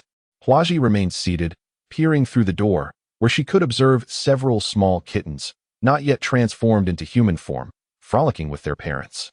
Some adult cats were either sparring or engaged in crafting with vines. The entire tribe was suffused with a warm atmosphere, one she had never encountered before. And it was precisely this that made her gaze grow colder still. Before long, when Xiaoyu returned with a small basket filled with potions and various food items. Huaji, with her keen sense of smell, fixated on the food, her curiosity piqued. The steaming, white morsels, along with the oddly colored juices and roasted fish, captivated her attention. "First, eat these. I will apply some medicine afterward." As soon as Wen Xiaoyu's words fell, she began to devour the food voraciously, leaving no room for doubt regarding the absence of poison within it. The steaming white rice, mingled with the saline solution sweetened with fructose, alongside the salt-sprinkled grilled fish, was consumed thoroughly, nearly causing her belly to burst. Subsequently, she watched in wide-eyed astonishment as Wen Xiaoyu commenced to apply medicine to her wounds, the myriad of colors in her gaze intensifying. "Why did you save me?" came her hoarse voice. Wen Xiaoyu shrugged, expressing her uncertainty. Yet she felt an undeniable uniqueness about the other. Unique? Clearly, Huaji rejected this notion. If one were to truly define uniqueness, it would be in the multitude of hardships she had endured, far exceeding those of her peers. If that were to be deemed unique, then there would indeed be nothing more to say. Seemingly perceiving her thoughts, Wen Xiaoyu continued, "You are not as fearful of life as they are. And I find that quite admirable." "Is that so?" Huaji could not help but chuckle. Her lack of fear stemmed from a resignation to her fate, having long ceased to desire life. To endure such suffering felt more burdensome than the thought of an early demise. Yet, just as she contemplated her own end, fate intervened, leading her to meet Tianji and the others, inadvertently bringing her to this place. Of course, she would not voice this sentiment. When she lowered her gaze and observed Wen Xiaoyu's earnest demeanor, even going so far as to tenderly dress her wounds with precious fabric, she was momentarily taken aback. "Your care will surely hasten the healing of my wounds, yet remember, you are my servant, and I shall require your assistance in many endeavors." Wen Xiaoyu remarked with a smile. She understood the reason behind Huaji's astonishment. However, what they regarded as precious was, in reality, trivial. They had initially planned to spin fabric, but that was not the pressing concern at hand. Spring would bring new opportunities. Noticing Huaji's silence, Wen Xiaoyu resumed applying the ointment, and upon finishing, she kindled some charcoal nearby. Ensure the fire remains lit through the night. Otherwise, you risk succumbing to the cold. I shall return to check on you tomorrow. For now, I must take my leave. Earlier, when she had gone to gather supplies, she had coincidentally spotted the catfolk returning from their mission, suggesting that news from the iron mine might have arrived, prompting her to inquire further. You arrived at an opportune moment, she noted. The king was currently dining, enjoying the delectably sweet and tender white rice that was simply irresistible. When Xiaoyu, unable to suppress her laughter at his languid demeanor, remarked, "This is merely the beginning. There exists another delightful way to enjoy rice, by grinding it into flour, mixing it with water, and pan-frying it in oil. Now that is truly delectable. We must give it a try one day." The king, listening intently, finished the last bite, set down his bowl, and retrieved a fist-sized black stone from the side, presenting it to her. "Is this the one you seek?" When Xiaoyu took a glance and was instantly filled with immense joy. Had they truly found it? The king nodded, explaining that they had searched diligently in the vicinity mentioned by Jinjila. Eventually, after entering a cave, they discovered that the entire mountain was composed of such stones. If all went well, that entire area should be rich in resources. To avoid any misidentification, they conducted thorough research for quite some time before bringing a few samples back. Upon hearing this, when Xiaoyu's heart began to race uncontrollably, they had clearly found iron ore. "When do you plan to send them to harvest it?" she inquired excitedly, nearly unable to contain her eagerness to see the iron ore. "Tomorrow morning, I shall have the bear people and cat people depart. By tonight, the baskets should be sufficiently woven," the king contemplated. "How much do you require?" "The more, the better. Who would ever complain about having too much of this?" The king shook his head, expressing concern that they could only retrieve a small portion. Given the weather, the roads would soon be blanketed in heavy snow, making travel perilous. "That's all right. Just bring back whatever you can. As long as we have some, we can always retrieve more come spring," when Xiaoyu replied nonchalantly. The king chose not to elaborate further and summoned Bian Yun to relay his orders. Soon, the cat people began to bustle with activity. Shortly thereafter, Jiao Wei arrived with the firefox. "Are you all leaving?" when Xiaoyu inquired, puzzled by their departure. "Strangely enough, my foot has ceased to hurt since this afternoon," Jiao Wei remarked. Considering they had already overstayed, waiting for snowfall would make it difficult to return. With a playful glint in her enchanting eyes, she leaned closer and coaxed, "If you'll miss me, you could come along." The king's gaze sharpened, casting an irritable look, but when Xiaoyu simply shook her head, alleviating his discontent somewhat. "I have many matters to attend to. Let us discuss it when I have time." "Very well, I shall wait for you in Qingqiu." Jiao Wei understood that she would not depart at this moment. After exchanging a few pleasantries, they settled on a time for her departure the following morning, and she requested the king to prepare some wine before taking her leave. Watching her retreating figure, when Xiaoyu fell into deep contemplation. It was quite peculiar that her foot had suddenly healed, and she couldn't help but wonder if there would be lingering effects later. At that moment, a cool voice drifted from behind. "Are you so reluctant to part?" When Xiaoyu turned in confusion, only to be met by an astonishingly handsome face drawing near. Chapter 75. "Are you trying to pick a fight?" When Xiaoyu instinctively gasped, attempting to retreat, only to be restrained by a firm hand upon her head. In that fleeting moment, their gazes locked, her heart racing with fervor. What are you doing?" when Xiaoyu stammered, as she beheld those obsidian eyes resembling a startled fawn. The king's golden irises shimmered with a hint of mockery. "Now you know fear?" he teased. "But, dear brother, what has caused this sudden display of domineering authority?" When Xiaoyu remained utterly still, her lips scarcely daring to move, lest a careless moment lead to an unwanted kiss. At that moment, the king let out a cold snort. "I have heard that the charcoal I sent you this morning has found its way to that rat of a man. Is that so?" Initially, she expected him to voice something of significance, only to find it was merely about a basket of charcoal. She rolled her eyes in exasperation. After all, one must make use of resources. "That was a gift from me," the king insisted. "It is merely charcoal. What does it matter whose it is? As long as it serves a purpose." Unfazed, when Xiaoyu suddenly sensed something amiss. "You aren't concocting some excuse to pick a fight with me, are you?" The king, taking a sharp breath, ignited with a flicker of anger in his eyes. "Am I that kind of person? You certainly seem to be acting as such. Let me go?" As she felt his breath grow heavier, an ominous premonition stirred within her. She attempted to push him away, but upon encountering his firm chest, she nearly rebounded. What if she did not relent? A dangerous glimmer flickered in his golden eyes, their hue deepening ominously. When Xiaoyu felt a peculiar sensation, an indescribable feeling. Could it be that she was acting impulsively? With such a handsome man before her, how could she not seize the opportunity? It would be a disservice to her title as a woman of allure. Yet, if she truly took advantage of him, what if he made her responsible? In that moment, she found herself in a dilemma with a beautiful man in her embrace, yet unable to indulge. It was quite distressing, as she noticed a change in his expression, and he seemed poised to lean closer. A sudden spark of inspiration hit her. She exclaimed loudly, "I need to relieve myself. No, I can't hold it any longer. I must go." Her face was a picture of urgency, as if she would resolve her predicament right there and then, leaving the king momentarily stunned. Seizing this fleeting moment, when Xiao Yu swiftly turned her neck and bolted outside as if fleeing for her life. Watching her retreating figure, the king let out a soft huff. How could he not see through her little ruse? This was yet another rejection. Nevertheless, he vowed that one day he would make her unable to refuse him. That evening, wrapped in animal skins and tending to the charcoal, when Xiao Yu occupied the bed of the doll, staring vacantly out the window, she had felt quite fatigued. Yet the horrifying screams from outside were too terrifying to ignore. The cries of the castrated rat men echoed relentlessly, mingled with the laughter of the female rat people and their vile curses. The doll, pale-faced, shrank back in fear at the sound of the wails. "I heard that this afternoon, 7 or 8 rat men died from the pain," it remarked. Did the high priest not provide them with any medicine? When Xiao Yu inquired, perplexed.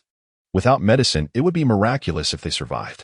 The doll shook its head, asserting that the high priest would never waste medicine on such detestable creatures. If they managed to live, it would indeed be a stroke of luck. While that was true, the noise was unbearable, making it impossible to sleep, with the thought of sending the nine-tailed creature off the next morning. When Xiao Yu could no longer resist the urge to get dressed and make her way to the high priest's residence. After procuring the herbs that induce unconsciousness, she administered them to the cat people, and the screams did diminish. However, the cries of the women grew even louder. One could not deny the remarkable endurance of these female rat people, who had been shrieking for several hours yet still possessed the strength to raise their voices. When Xiao Yu sat facing the plush toy, her expression tinged with a hint of awkwardness. After all, she could hardly intervene in others' affairs. Is it true that rat folk are so formidable? When Xiao Yu inquired, her voice laced with embarrassment. The plush toy's cheeks flushed, and she hastily lowered her gaze, responding in a voice barely above a whisper. In the eyes of many beast folk, rat folk are the most suitable for playful endeavors. Their naturally pliable bodies lend themselves well to various positions. Upon hearing this, when Xiao Yu's mind was instantly flooded with risky thoughts, and the more she pondered, the more exhilarating it became. She had witnessed Tianji's demeanor, which was unabashed and provocatively bold. One must ask, what ordinary man could withstand such allure? If catfolk were to be captured, would they suffer a similar fate in other tribes? She recalled the time when the monkey folk and bear folk invaded. That old curmudgeon, Bowman, had even suggested they take their own lives. The puppet nodded in agreement. It was indeed challenging to preserve the essence of different kin. Sighing, when Xiao Yu realized that the path towards fostering love and kinship among the beast folk was still arduous. Thus, early in the morning, the two set out with dark circles under their eyes to bid farewell to the Ninetails. At that moment, the cat folk had already prepared charcoal, wine, and a modest amount of food, which the fox folk accepted before preparing to depart.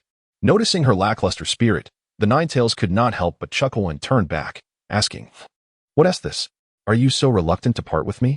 The king immediately frowned, pulling her behind him. "Aren't you all leaving yet? How dull." Observing his protective stance towards Wen Xiaoyu, the Ninetails pouted, but, seeing the abundance of goods, waved her hand cheerfully, saying, "Next time you're besieged, feel free to call on me for assistance, and I'll extend a friendly rate." "Leave," the king retorted coldly. Soon, the fox folk departed with their supplies, and not long after, the cat folk and bear folk were ready to set off. They needed to gather as much iron and stone as possible before the snowfall. After providing a few brief instructions, the king allowed them to embark. However, unbeknownst to him, the fox folk had barely walked far when they halted, as the fire fox suspected that their clan leader had forgotten something. Little did they know, the Ninetails, lost in thought, pondered aloud, "Before we depart, it seems the cat folk were gathering.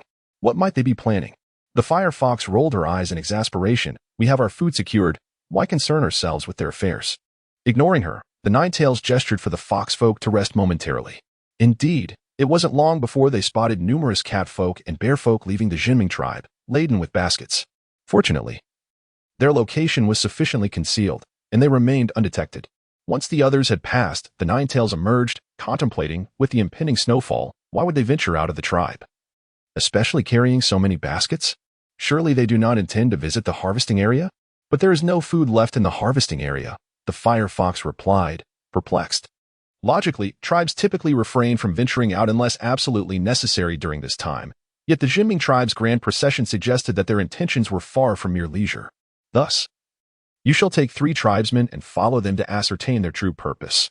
The nine-tailed fox gestured towards the 2 closest foxfolk, who nodded in understanding, promptly setting down their baskets to pursue the path taken by the catfolk. Chapter 76, Rice Cakes. The tribe, once bustling with activity, had grown quiet. When Xiaoyu, accompanied by the doll and several female cats, began to extract unhulled rice, placing it into stone troughs to soak. She then instructed them to prepare the fish caught yesterday, killing and salting it for preservation. The catfolk, puzzled, inquired about the excessive salt. This method of drying will extend its shelf life and enhance its flavor, when Xiaoyu explained, portioning out some rice for them to hull and grind into flour. She filleted the fattiest portions of the fish to commence the process of rendering fish oil. Although it might initially possess a slight odor, the enticing aroma soon wafted through the air after several refinements. The cats, unable to resist, licked their lips in anticipation. Yet, this was merely the beginning. When Xiaoyu took a handful of dried grapes, finally tearing them apart before mixing them into the rice flour with water. Once combined, she shaped the mixture into cakes, frying some in fish oil while steaming the rest in a pot. Before long, 2 distinct varieties of rice cakes emerged from the pot. Dozens of kittens, unable to resist the allure, gathered around, their eyes fixed intently on this novel dish. One little cat mewed pitifully, prompting Wen Xiaoyu to smile as she offered a fried cake.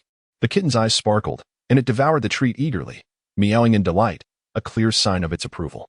All right. Everyone should give it a try. It's my first attempt, so the flavor may not be perfect, when Xiaoyu called out, distributing the first batch. Many took their initial bites, their expression shifting to utter astonishment. This is incredibly delicious. How did you manage this, Rain? They exclaimed. In times of scarcity, food was decent. But now, with abundance, it often lacked variety. Yet, after her creative fusion, it was undeniably the finest delicacy in the world. When Xiaoyu sampled both, finding the fish oil somewhat unpalatable, yet the steamed dish was quite to her liking. In the future, should you wish to indulge, you may follow the method I just demonstrated. Let us all continue to strive, preparing a batch to store, so that when the need arises, it can be easily reheated and enjoyed. When Xiaoyu greeted the cat people, and they joyfully commenced their work, a few kittens, intrigued, mindlessly stuffed rice flour into their mouths, resulting not only in a failure to savor the delicacy but also in a fit of choking that elicited hearty laughter from the crowd. Observing the ragdolls skillfully at play, when Xiaoyu encouraged them to engage hands-on, while she herself brought several rice cakes to the small cottage. Upon her arrival, Huaji felt a moment of tension. But as the enticing aroma of food wafted from Wen Xiaoyu's hands, she relaxed. This is my latest creation. Do have a taste and let me know which you prefer. After a brief hesitation, Huaji reached out and took a piece, promptly popping it into her mouth. With an initial bite, she was momentarily stunned then. After incredulously chewing a few times, she reluctantly swallowed. She had tasted the fish oil-fried one. After experiencing such delight, her gaze shifted to the white steamed rice cake. This time, she cautiously took a bite, and a soft, sweet fragrance melted in her mouth. One bite followed another. She ate slowly, yet with each morsel, her nose grew increasingly tender, and soon tears began to fall, drop by drop. Is it truly that delicious? When Xiaoyu felt a mix of joy and embarrassment. Scratching her head. If you enjoy it, there will be more later, but this cannot be consumed too often. It must be balanced with other foods for proper nutrition. Huaji could not comprehend the notion of balanced nutrition, only realizing that the rice cake mixed with her tears did not taste as delightful as before. Yet, it was the most delectable food she had ever encountered, an unforgettable experience for a lifetime. Well, I must attend to other matters. I shall return shortly to change your bandages. As she spoke, when Xiaoyu intended to rise and leave, but after taking a single step, she heard Huaji's hoarse voice say, "May I accompany you? Yet your injuries are not fully healed." Huaji immediately shook her head. "It's all right. I merely wish to do something for you." Just moments ago, she had come to a realization. Whether as a slave or a plaything, she was bound to her for life. In the past, who had cared about her meals? Who had shown concern for her wounds? But when Xiaoyu was different, her gaze was clear, devoid of disdain, instead filled with admiration, and she had provided her with warm, exquisitely delicious food. If death was inevitable, why not stay by her side and do something for her before that fate befell? When Xiaoyu felt a surge of excitement in her gaze as she contemplated the situation before finally nodding. Then come with me. This girl appeared to be stronger than she had initially imagined. Having her by her side would inevitably require the catfolk to accept her. So allowing them to interact now seemed a wise choice. However, upon seeing when Xiaoyu returned with Huaji, the expressions of the catfolk shifted, and their movements in preparing rice cakes slowed. One of them disdainfully remarked, why did you bring her here? What if she steals our food? Huaji pressed her lips together and softly replied, I won't steal your food. Humph, how can we be sure?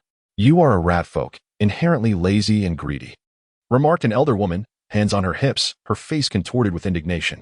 You better leave quickly, and don't dirty our space. When Xiaoyu furrowed her brow immediately. She was my slave, brought here by me, and only I had the authority to command her. If you are unwilling to remain in her company, you may simply leave this place. The elder woman was taken aback, her expression one of disbelief. Do you comprehend what you are saying? This is the Jinming tribe. Why should I depart? Upon hearing such remarks, when Xiaoyu felt compelled to respond with a dismissive scoff, there was no point in conversing with someone so utterly foolish. She then pulled Huanji and approached the water trough. The elder woman attempted to speak further, but was halted by the puppetess hand. Perhaps it would be wise to refrain from saying more, lest we provoke a dispute that could reach the king's ears. Huanji was Wen Xiaoyu's slave. A decree from the king himself. Should a confrontation arise, it was abundantly clear who would hold the moral high ground. The elder shot a fierce glare but ultimately refrained from further comment, resorting instead to the sound of her tools clattering together. Wen Xiaoyu, disinterested in the matter, instructed Huaji to retrieve the soaked rice and evenly spread it upon the prepared cloth. What is this? Huaji inquired softly, sensing that whatever could be placed on the cloth must be something precious. Having refrained from looking around since arriving, she was filled with immense curiosity. This is the rice cake you consume. The harvesting area is too far from here, so I intend to cultivate a little myself to experiment, Wen Xiaoyu replied, gesturing towards the hillside, which was perfectly suited for such an endeavor. In a moment, we shall transport it there. After extracting the final portion of soaked rice, she placed it into a basket, just as she spotted Xin who approaching with several catfolk, her eyes brightening instantly. Hey, wait a moment. Author's note, dearest readers. Feel free to shower me with your votes. Fear not, for even in demise, my spirit shall continue to pen tales for you. Awoo. Chapter 77. Call me the boss. The laborers arriving at the opportune moment were not to be wasted. Wen Xiaoyu smiled like a playful little fox, while Xin who furrowed his brow, clearly displeased by the blossoming branches behind her. Meanwhile, a few of his feline companions were captivated by the rice cakes. What are you doing? Making rice cakes with rice? Would you like to try some? She offered, presenting several pieces eagerly. Xin who cast a glance at her greasy hands before accepting a piece, taking a tentative bite. At last, the stoic expression on his face softened ever so slightly. When Xiaoyu smiled once more, her tone laced with temptation. Delicious, isn't it? Would you like to savor it every day? Xin who, perceiving her gaze, instinctively sensed trouble. Just as he contemplated his response, the catfolk behind him could no longer contain their enthusiasm, exclaiming, Yes. Excellent. Follow me, and you shall feast at every meal, with as much as you desire. When Xiaoyu chuckled softly, and indeed, the catfolk could hardly contain themselves. Really? When have I ever deceived you? Come. Carry these and follow me. With that, she strode forward with confidence. Having tasted the delights she offered, the catfolk were devoid of any hesitation and eagerly followed suit. Xin who felt a tinge of dissatisfaction, yet his curiosity compelled him to follow, eager to discover the intentions of this little female. Upon reaching the mountainside, Wen Xiaoyu resumed her directives. You lot, begin by digging a few shallow trenches in this area. They need not be too deep, just about this much. After illustrating with her hands, she observed the catfolk's puzzled expressions, yet they commenced their tasks as instructed. After all, she had bestowed upon them numerous wonders. Following her guidance was undoubtedly wise. The catfolk, equipped with sharp claws, had no difficulty in breaking the ground, so she harbored no concerns. As they began their excavation, Wen Xiaoyu turned to Huaji and instructed, scatter the grains like this, a little at a time. Be cautious not to oversow in one spot, lest it be wasted. As she bent down to gently scatter the rice, Huaji quickly mimicked her actions, finding the task quite manageable. Unable to contain his curiosity any longer, Xin who finally spoke up, Why do you intend to discard this food? When Xiaoyu, in muted exasperation, pursed her lips. Brother, I am merely cultivating an experimental field. You know? If successful, there will be no need to venture into the harvesting zone for these items. The nearest cat folk, taken aback, marveled at the prospect of conjuring food. Does this mean that in the future, this place could be abundant with sustenance? Such feats are typically reserved for the beast father. At this, a flicker of skepticism crossed Wen Xiaoyu's face. In any case, we have an ample supply of food. Offering a portion for experimentation would not result in significant loss. The soil here is fertile, and I am confident we can cultivate something. Perhaps not in abundance, but if we succeed, we can glean insights for future endeavors. In that moment, she felt a surge of enthusiasm for her potential achievement. If she could indeed cultivate crops, would she not be akin to a divine farmer in this realm? Naturally, she held no illusions of equating herself with Elder Yuan. Her joy would be complete if only the seeds sprouted. Now, I understand you may not grasp this concept fully, but my extensive reading assures you that following my guidance will yield success. She was done with explanations and returned to her task. Through her inquiries, she had learned that winter in this world lasts approximately 2 months. Though she had yet to fully comprehend the cycles, experimenting periodically would surely unveil the patterns. Seeing her determination, the cat folk ceased their questions and diligently set to work on the land. Sowing seeds proved to be a laborious endeavor, requiring constant bending. Before long, when Xiaoyu felt fatigued and sat down, only to turn and discover that the catfolk had already cleared a substantial area. Perfect. You can assist with the sowing as well, she declared, taking the remaining rice grains and entrusting them to their care.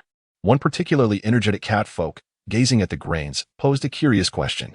Yui, you are so remarkable. Can you cultivate cat grass as well?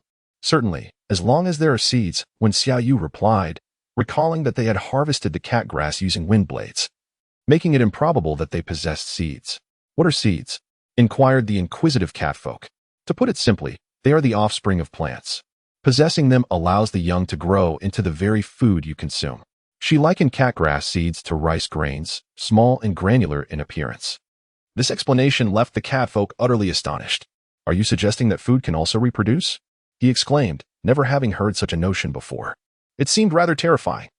As his curiosity grew, Xian who turned his attention toward her, seemingly awaiting her response. When Xiaoyu was on the verge of explaining but felt as though she had uttered similar words before, though the exact moment eluded her memory. With a sigh, she remarked, all things in the world are present, it is merely that you fail to notice them. However, some plants require rather unique cultivation methods. And given the limitations of your intellect, I shall refrain from elaborating just yet. Upon witnessing her enigmatic demeanor, the cat person was utterly captivated, their eyes brimming with admiration. You are simply brilliant. Let us keep it low-key. If you truly admire me, you may call me Big Shot. I wouldn't mind that at all, when Xiaoyu replied. Buoyed by the flattery. Big Shot? It means someone impressive, the cat person responded eagerly. All right, Big Shot, no problem at all. What else do we need to do?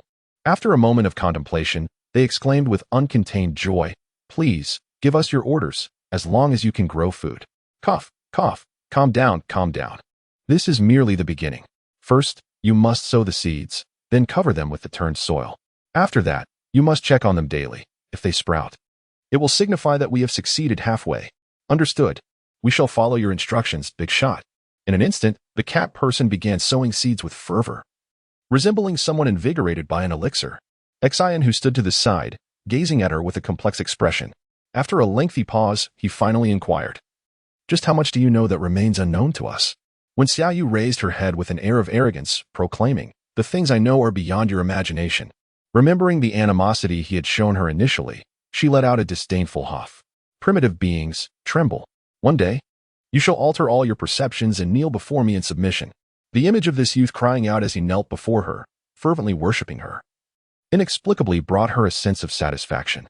After a day of cultivation, when Xiaoyu was met by the idle monarch, who approached with a fish oil cake in one hand and a steamed rice cake in the other, relishing his meal with an air of contentment. With his mouth smeared in grease, he stood before her, his golden eyes fixed intently upon her. What are you doing? Feeling a shiver under his gaze. When Xiaoyu instinctively recoiled. Lately, this fellow's temperament was inscrutable. She preferred to avoid any interaction if possible. Come here, the monarch commanded, grasping her arm and hoisting her onto his shoulder. Seriously, you've lost your mind again. When Xiaoyu silently cursed, her annoyance bubbling over. Can't you ever be reasonable? Next time, he replied nonchalantly, continuing on his way. It seemed he had a significant matter to discuss. A pregnant woman had begun experiencing labor pains that morning, suggesting she was about to give birth. Yet, perplexingly, she had not delivered throughout the day, leaving the high priest in a state of agitation outside. Reluctantly, the monarch had to seek her assistance. Why hasn't she given birth after a whole day? Is everything all right? When Xiaoyu's curiosity was piqued. Though she had heard tales of orc childbirth in the Lin and tribe, she had never been involved. It appeared she was being summoned to assist in the delivery. But after such a prolonged labor, could the child still be safe? If I knew, I wouldn't have come to you, the monarch retorted, transforming into his beast form and sprinting towards the tribe. The pregnant woman, named Pamela, was presently transforming into her beast form, struggling to lie on the bed. Her white fur drenched in sweat, the intensity of her pain rendering her unable to cry out. The high priest, unable to discern the cause of her distress, had resorted to brewing soup while waiting. Upon seeing her arrival, he was filled with great relief. Rain, you are here. Quickly, come and see what is wrong with her. As when Xiaoyu was gently set down, her gaze was immediately drawn to the movement in her abdomen, unmistakably the unborn kitten's. Pamela bore a resemblance to a silver-shaded feline, yet her ears were somewhat distinct, larger than those of the typical silver-shaded breed. Observing the situation, when Xiaoyu felt a wave of trepidation. Despite her medical expertise, she was unaccustomed to the intricacies of delivering kittens. As she stood in a daze, the high priestess grew anxious, exclaiming that if the kittens could not be born soon, both she and the offspring would be in peril. Please, Rain, I implore you. Take a look. The reproductive capacity of cat people is generally modest, and if the fetuses are frail within the womb, the mortality rate upon birth is exceedingly high. Thus, it is quite remarkable if a cat person manages to give birth to 5 or 6 kittens and sees 2 or 3 survive. When Xiaoyu furrowed her brow, observing that Pamela had already lost her strength, while her husband stood by, engaging in idle chatter. With a deep breath, she steeled herself to proceed. The gentleman stepped outside, instructing the puppet and Huaji to assist her, while also requesting a smaller quantity of hot water. By the way, my surgical instruments are here. Everything had been meticulously prepared for her. The high priest gestured towards the side, indicating the herbs that had been laid out in readiness. All of this is prepared, and the puppet is on the way. As for Huaji, I shall summon her immediately. Having said this, he hurriedly departed. The king cast a serious glance, reminding her not to be overly anxious, stating that it would suffice if at least one survived. This was intended to alleviate her stress, and when Xiaoyu nodded earnestly, refraining from further conversation as she approached Pamela. How are you holding up? Do you still have any strength left? She reached out to press against Pamela's abdomen, and to her astonishment, upon contact, she was taken aback. An initial assessment revealed at least 6 or 7 small round masses within. Pamela, with a feeble glance, gritted her teeth and, in a voice akin to a broken gong, declared, I can hold on a little longer. When Xiaoyu nodded gently, wiping the beads of sweat from her forehead. Conserve your strength for now. Let me take a look. With all her might, she delved into her mind, searching for knowledge regarding childbirth. Eventually, she positioned herself behind and examined the birth canal. The contractions were exceedingly intense, and the little one inside was wriggling with vigor. One had even begun to push outward with determination. Oh, it hurts, Pamela exclaimed, gasping for breath. When Xiaoyu furrowed her brows, measuring with her hand, and vaguely understood the reason for her inability to conceive. Perhaps it was due to the excessively rich diet she had been enjoying. Pamela had never restricted her eating, resulting in the child naturally absorbing a considerable amount of nourishment, leading to an excessively large size that rendered delivery impossible at this stage. At that moment, Buju had already arrived, and shortly thereafter, Huaji was brought in as well. Faced with such a scenario, the 2 girls were evidently quite anxious. What should we do? Buju inquired. Buja, go fetch some hot water, and Huaji, come here and begin the disinfection process. As she spoke, she handed over the alcohol, signaling for her to wash her hands. Huaji was taken aback, but quickly suppressed her astonishment, proceeding with the disinfection. When Xiaoyu took the surgical knife and moved to the side, holding a tray. After a moment of contemplation, she addressed Pamela. The child is too large. Delivering in this manner is not feasible. I must resort to alternative methods. Do you trust me? Although she had never performed a cesarean section before, the urgency of the situation demanded unconventional measures. If this continued, it was highly likely that Pamela would succumb to the pain before the first child could be born. Pamela cast a frail glance in her direction and, After a moment's hesitation, nodded emphatically. I trust you. Very well, Wen Xiaoyu said with a grave expression. With a decisive stroke, she began to shave the hair from Pamela's abdomen. Huaji watched in alarm, yet refrained from speaking. Feeling the sharpness of the instrument in Wen's hand as the hair fell away effortlessly at its touch. Once she had finished, a doll had rushed in, carrying a stone jar filled with warm water. Wen Xiaoyu endured the scalding hot water, taking a cloth to moisten and repeatedly wipe her abdomen. Afterward, she followed with a thorough cleansing using sterile alcohol. Finally, her expression turned grave as she gazed at Pamela. You must remain alert at all times. Thus, I cannot administer any anesthetic herbs. I will proceed to incise your abdomen to extract the child. The process may be quite painful. Can you endure this? She explained that there were no local anesthetics available. In the past, surgeries were conducted by rendering the patient unconscious with anesthetic herbs, but this situation was different. A pregnant woman could not be allowed to fall into a coma. At her words, the plush toy and Huaji gasped in shock, turning to Pamela, who, without hesitation, clenched her teeth and resolutely declared, as long as it ensures the safe birth of my child, I would willingly sacrifice myself. Then brace yourself, for I must begin. Wen Xiaoyu instructed. Plush toy, remain vigilant to wipe away her blood. Huaji, when I call for a tool, be prepared to hand it to me. After Wen Xiaoyu finished speaking, her expression remained impassive as she exchanged for a different blade. After assessing the area, she made the first incision on the surface of Pamela's abdomen. A sharp gasp escaped Pamela, who instinctively raised her body, yet refrained from making any abrupt movements. This initial cut was merely the beginning. Lacking experience in cesarean procedures, Wen Xiaoyu proceeded cautiously, methodically peeling back the layers of skin. A forceful incision could potentially harm the tiny kitten within. Moreover, the little one was already quite restless, adding unforeseen challenges to the surgery. Chapter 79. A Mother's Strength on the Sidelines. The ragdoll cat's heart raced as it witnessed Pamela's abdomen being opened, revealing a damp little head twisting incessantly. However, the opening was too small, and the kitten seemed to sense the exit, persistently pushing outward, which intensified Pamela's agony. Hearing her anguished cries, Wen Xiaoyu's heart remained remarkably calm. She knew that panic would only lead to a disastrous outcome with even the slightest tremor of her hand. Without hesitation, she decided to switch to a third blade. Fearing the use of a knife, she instructed Huaji to hand her a pair of scissors, meticulously widening the incision from the side. The energetic kitten sensed the opening and eagerly attempted to wriggle free. Before Wen Xiaoyu could enlarge the incision to an appropriate size, the little head emerged, drenched in fluid, its eyes tightly shut. Soon after, two tiny front paws eagerly began to claw their way out. Wen Xiaoyu promptly adjusted the opening to an appropriate size, reaching in to grasp the tiny kitten, which she swiftly extracted and placed upon the prepared animal hide beside her. Just as she exhaled a sigh of relief and prepared to retrieve the second one, the ragdoll, whose hands were stained with blood, suddenly trembled. In a voice that sought to maintain steadiness yet quivered with anxiety, she uttered, She has lost consciousness. Wen Xiaoyu furrowed her brow immediately. Such pain was beyond what an ordinary person could endure. She had anticipated that Pamela would faint, but she had not expected it to happen so swiftly.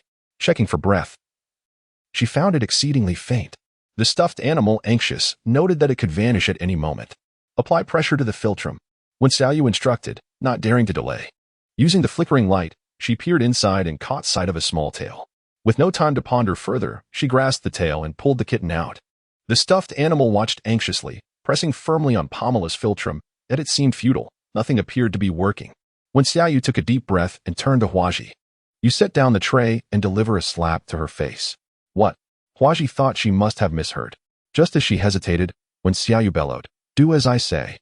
Reluctantly, Huaji placed the tray aside and approached Pamela. Biting her lip, she delivered a resounding slap. As the sound echoed, Wen Xiaoyu's voice thundered, Pamela, if you wish for your child to be safe, you must awaken at once. With another sharp slap, her voice rang out once more, If you surrender first, I shall strangle them once they are born. A child without a mother cannot thrive here, you know that. With every strike, a crimson imprint marked Huaji's palm. And though she was not large in stature, her strength was formidable. After several slaps, combined with Wen Xiaoyu's impassioned words, Pamela began to stir, her eyes wide with astonishment at the effectiveness of this method. In the meantime, Wen Xiaoyu had already retrieved the fourth kitten, though it appeared to be on the brink of life.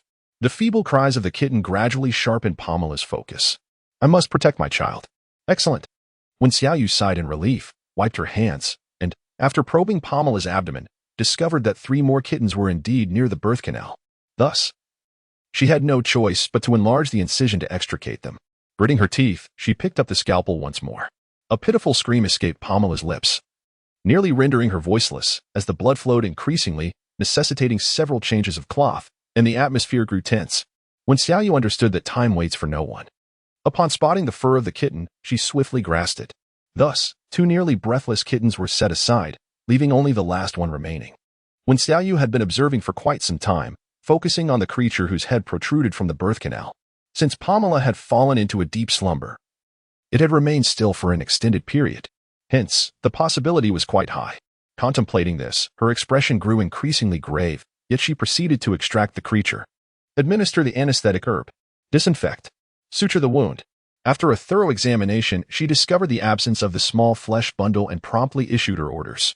Upon hearing this, the doll-like figure immediately fetched the anesthetic herb and handed it to Huazi, signaling her to administer it to Pamela. Subsequently, she swiftly wiped the area around the wound with a cloth soaked in hot water, followed by alcohol, before finally picking up the tools to commence suturing. The child had already been born. Pamela could endure no further suffering, so it was imperative to anesthetize her before stitching, for the pain was unbearable, and one could only wonder if she would faint once more.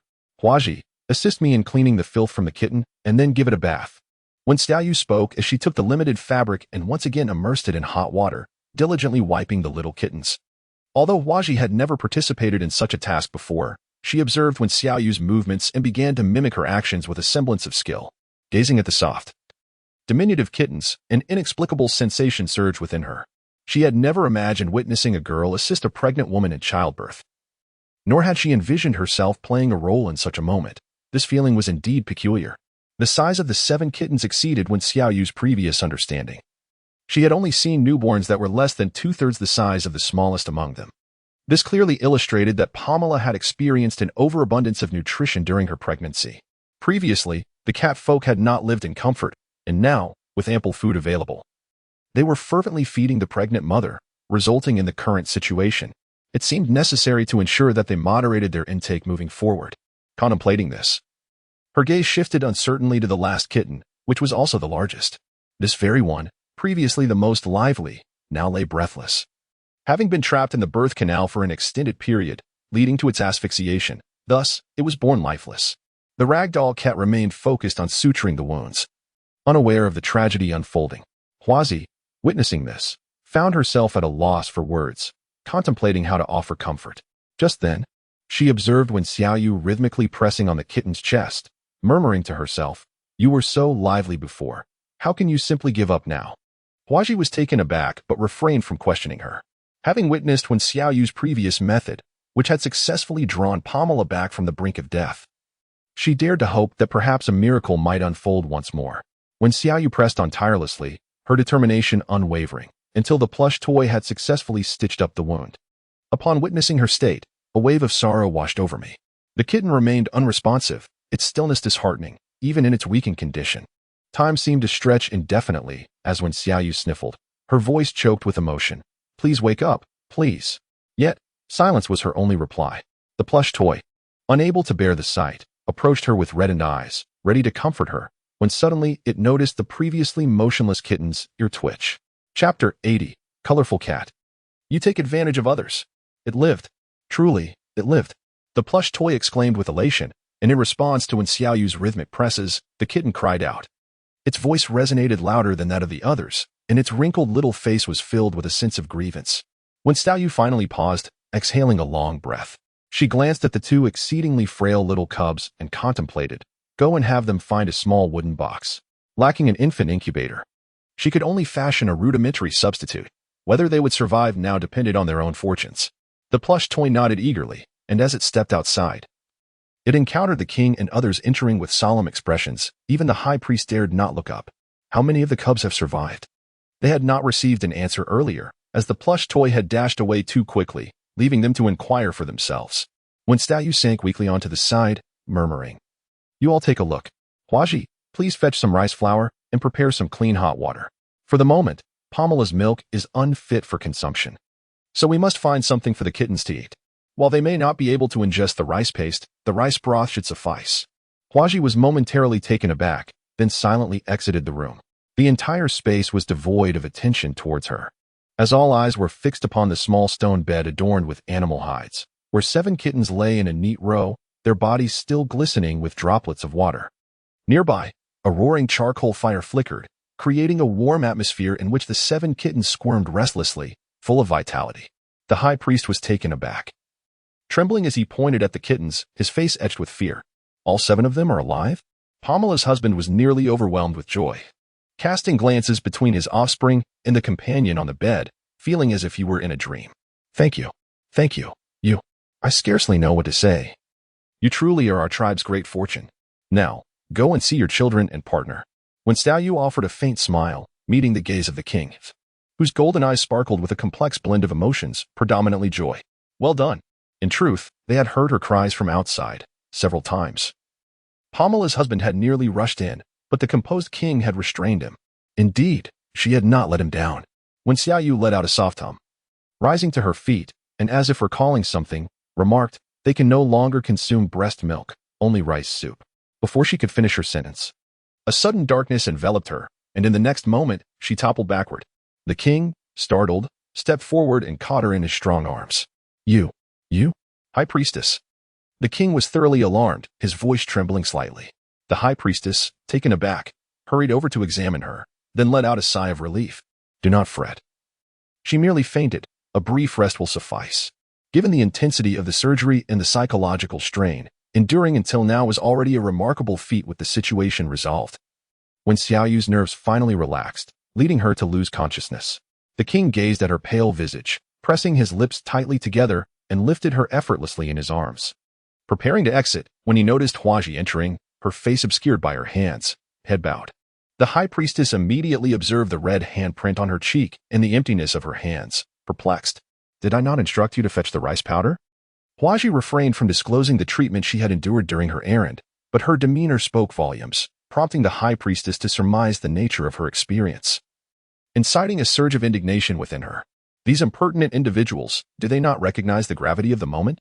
"Come with me." As she spoke, the high priest furiously ushered her out.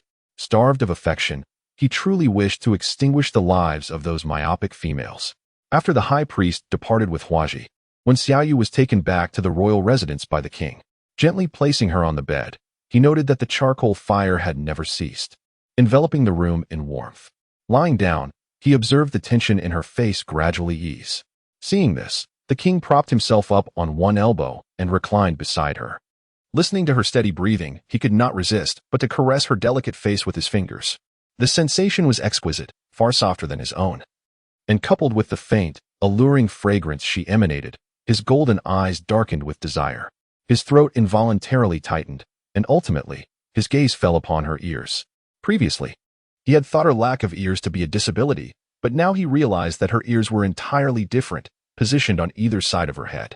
Those pale, translucent earlobes glowed with a soft blush in the firelight, exuding an irresistible allure. Unable to restrain himself, he slowly reached out and pinched her earlobe. An unexpected sensation coursed through him, causing the king to momentarily pause. Her raven-black lashes cast shadows upon her face, while her delicate nose occasionally crinkled, as if slightly vexed by some unseen irritant. The pallor of her lips gradually bloomed with color, revealing a tender pink in the flickering light. Taking a deep breath, his exceptionally handsome face inched closer, ultimately pressing a gentle kiss upon her lips. In that instant, it felt as though a bolt of lightning struck his heart, causing him to shudder, his pupils dilating sharply.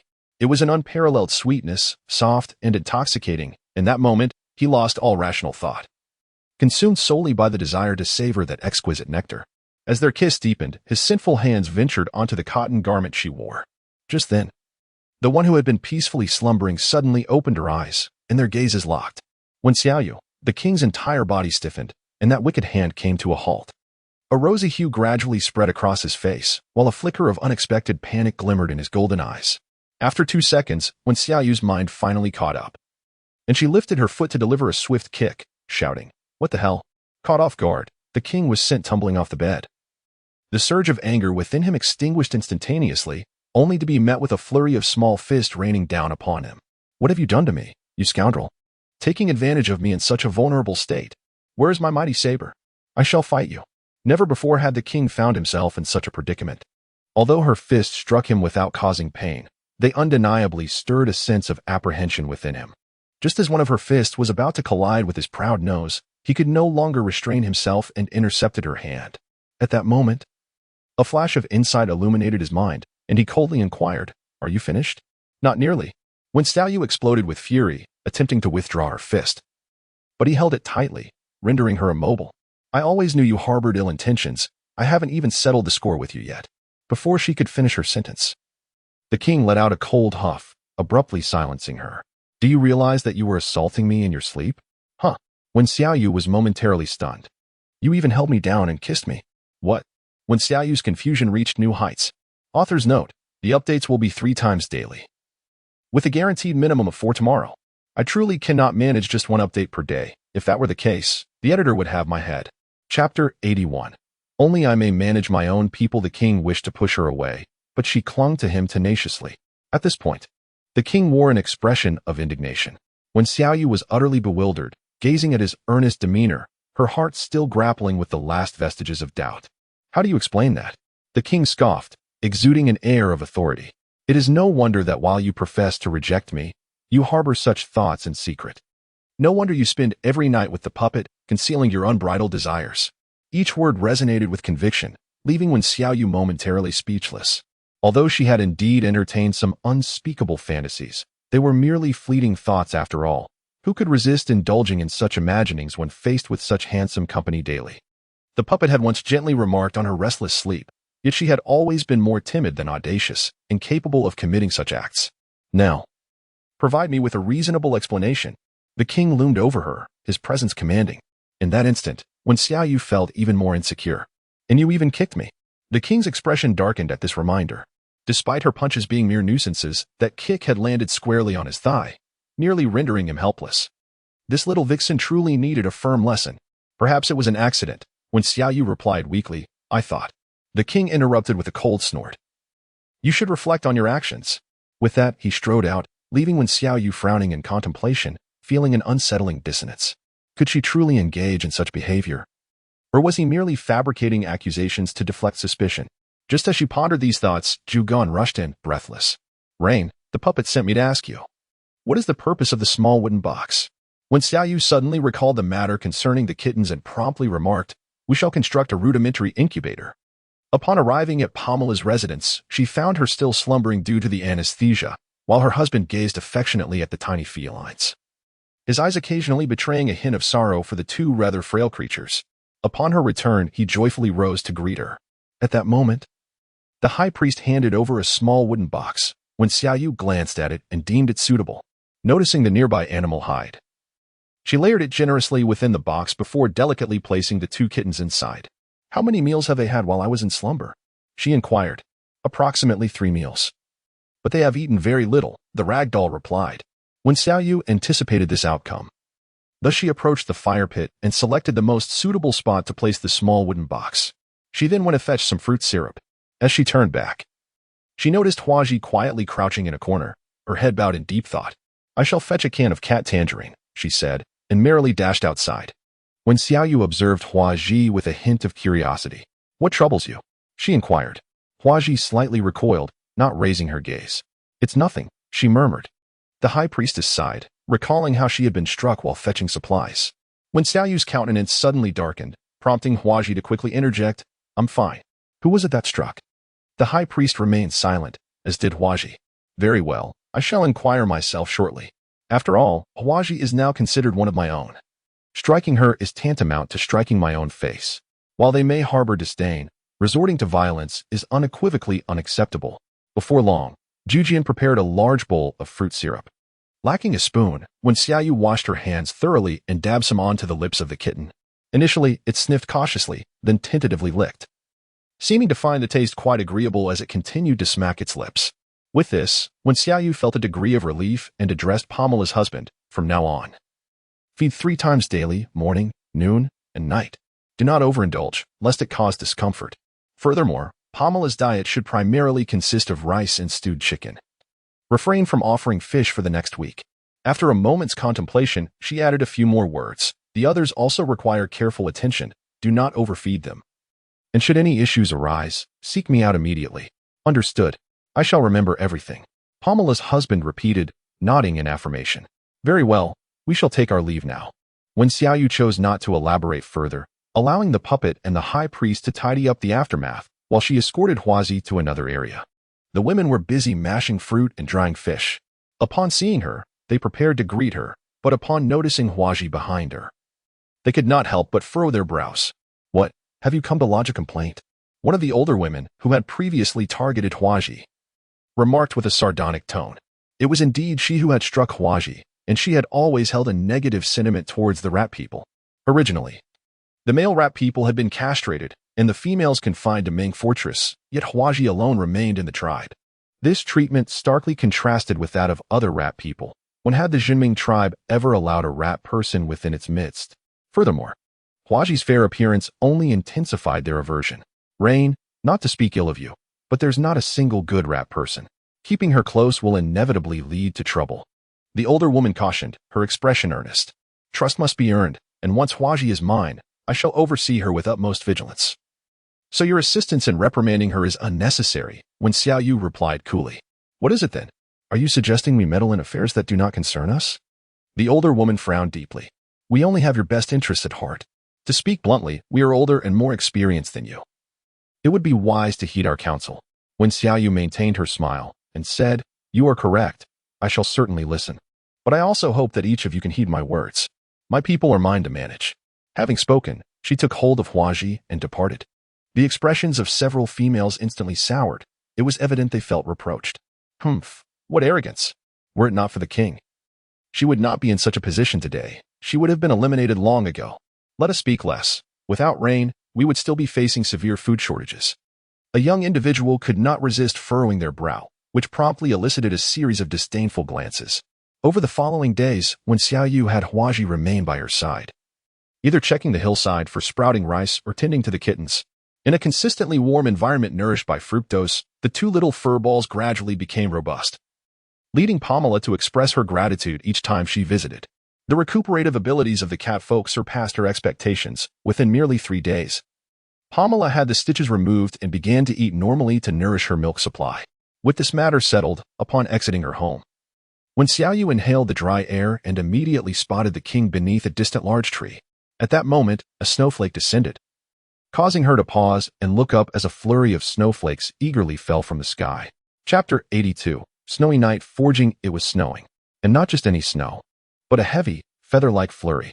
How beautiful!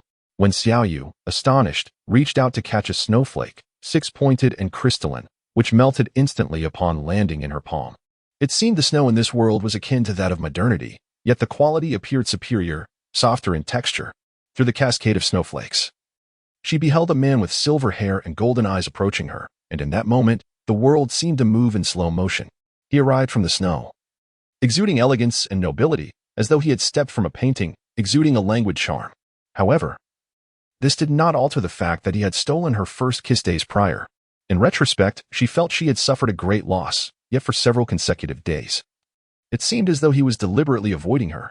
Hey, they're back, he said, raising an eyebrow as he pointed towards the mountain path laden with numerous ironstones. Shall we take a look? Absolutely. In an instant, when Xiaoyu disregarded her lost first kiss, what mattered now was the iron. Thus, the king, when Xiaoyu and Huazi made their way to the warehouse, where they beheld an entire storeroom filled to the brim with iron stones, a dark mass with no space to stand. Not far off, the bear folk and cat folk were resting, indulging in delicious food and drink. The bear folk, staring at the alcohol before them, appeared utterly astonished. They had not anticipated such treatment upon arriving here, as such luxuries were seldom enjoyed.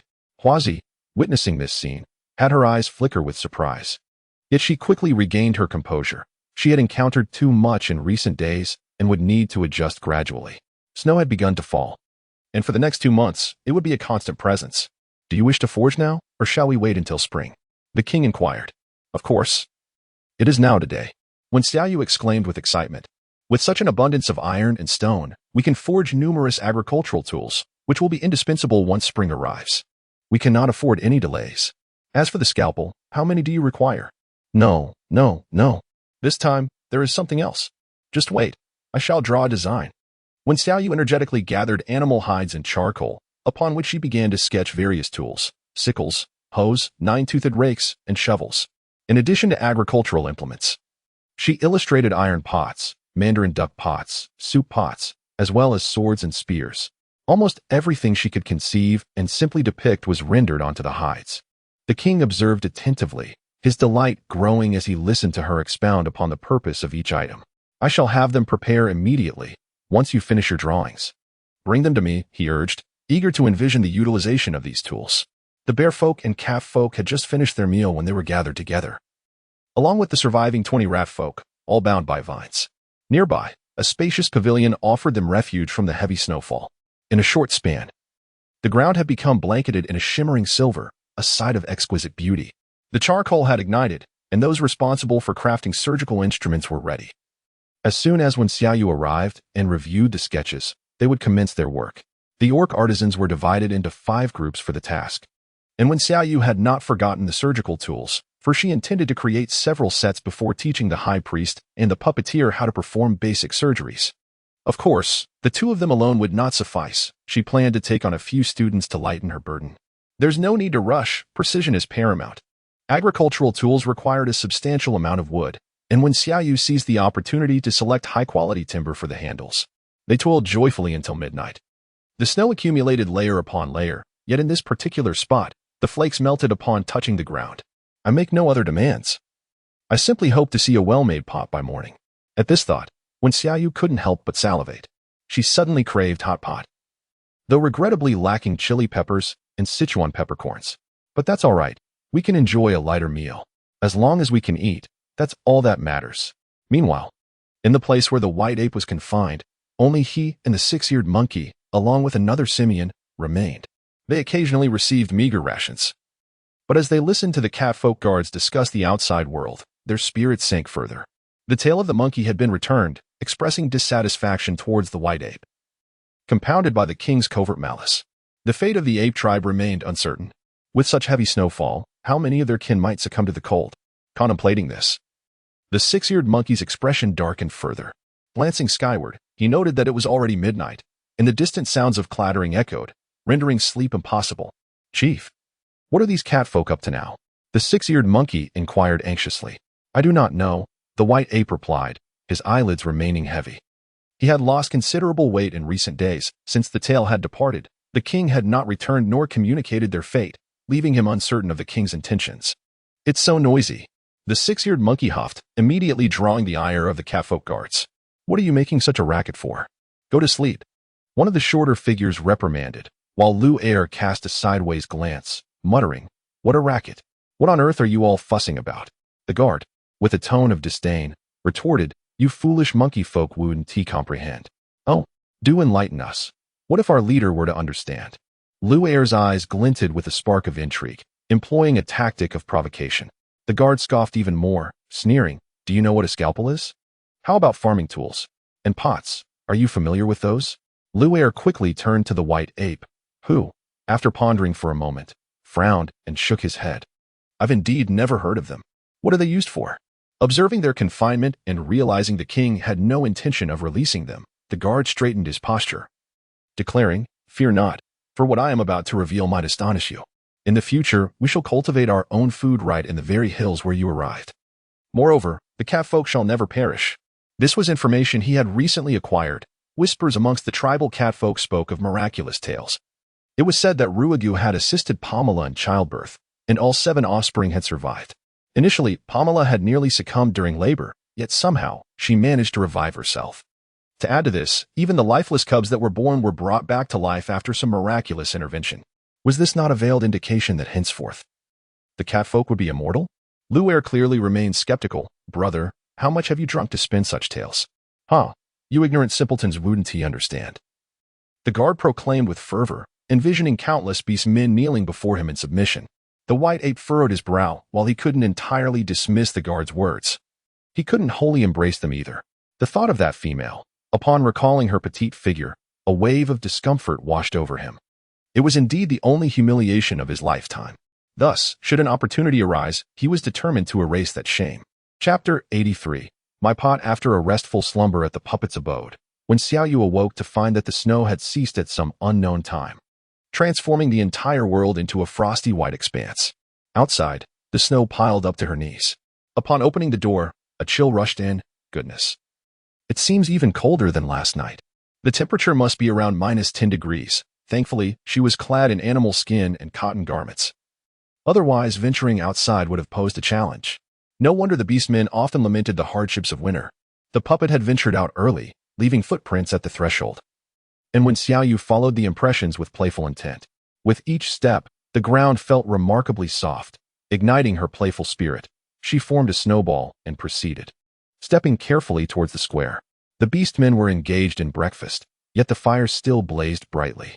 As she approached, the king was about to greet her, but with a mischievous smile when Xiaoyu hurled the snowball.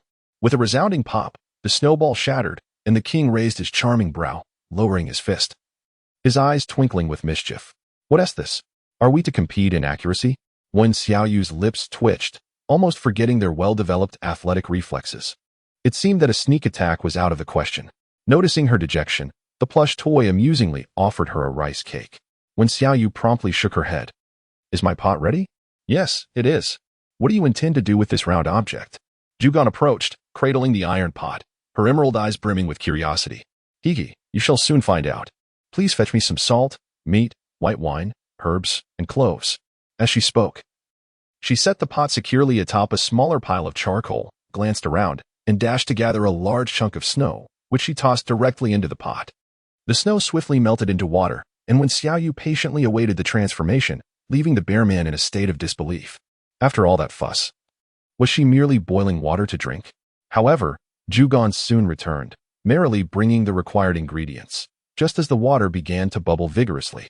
Doll, please slice the meat and sprinkle it into the pot. When Xiaoyu poured in all the seasonings, her eyes sparkling with delight as she gazed at the piece of meat. The doll, embodying the wind element, swiftly sliced the meat into delicate pieces that fell into the pot.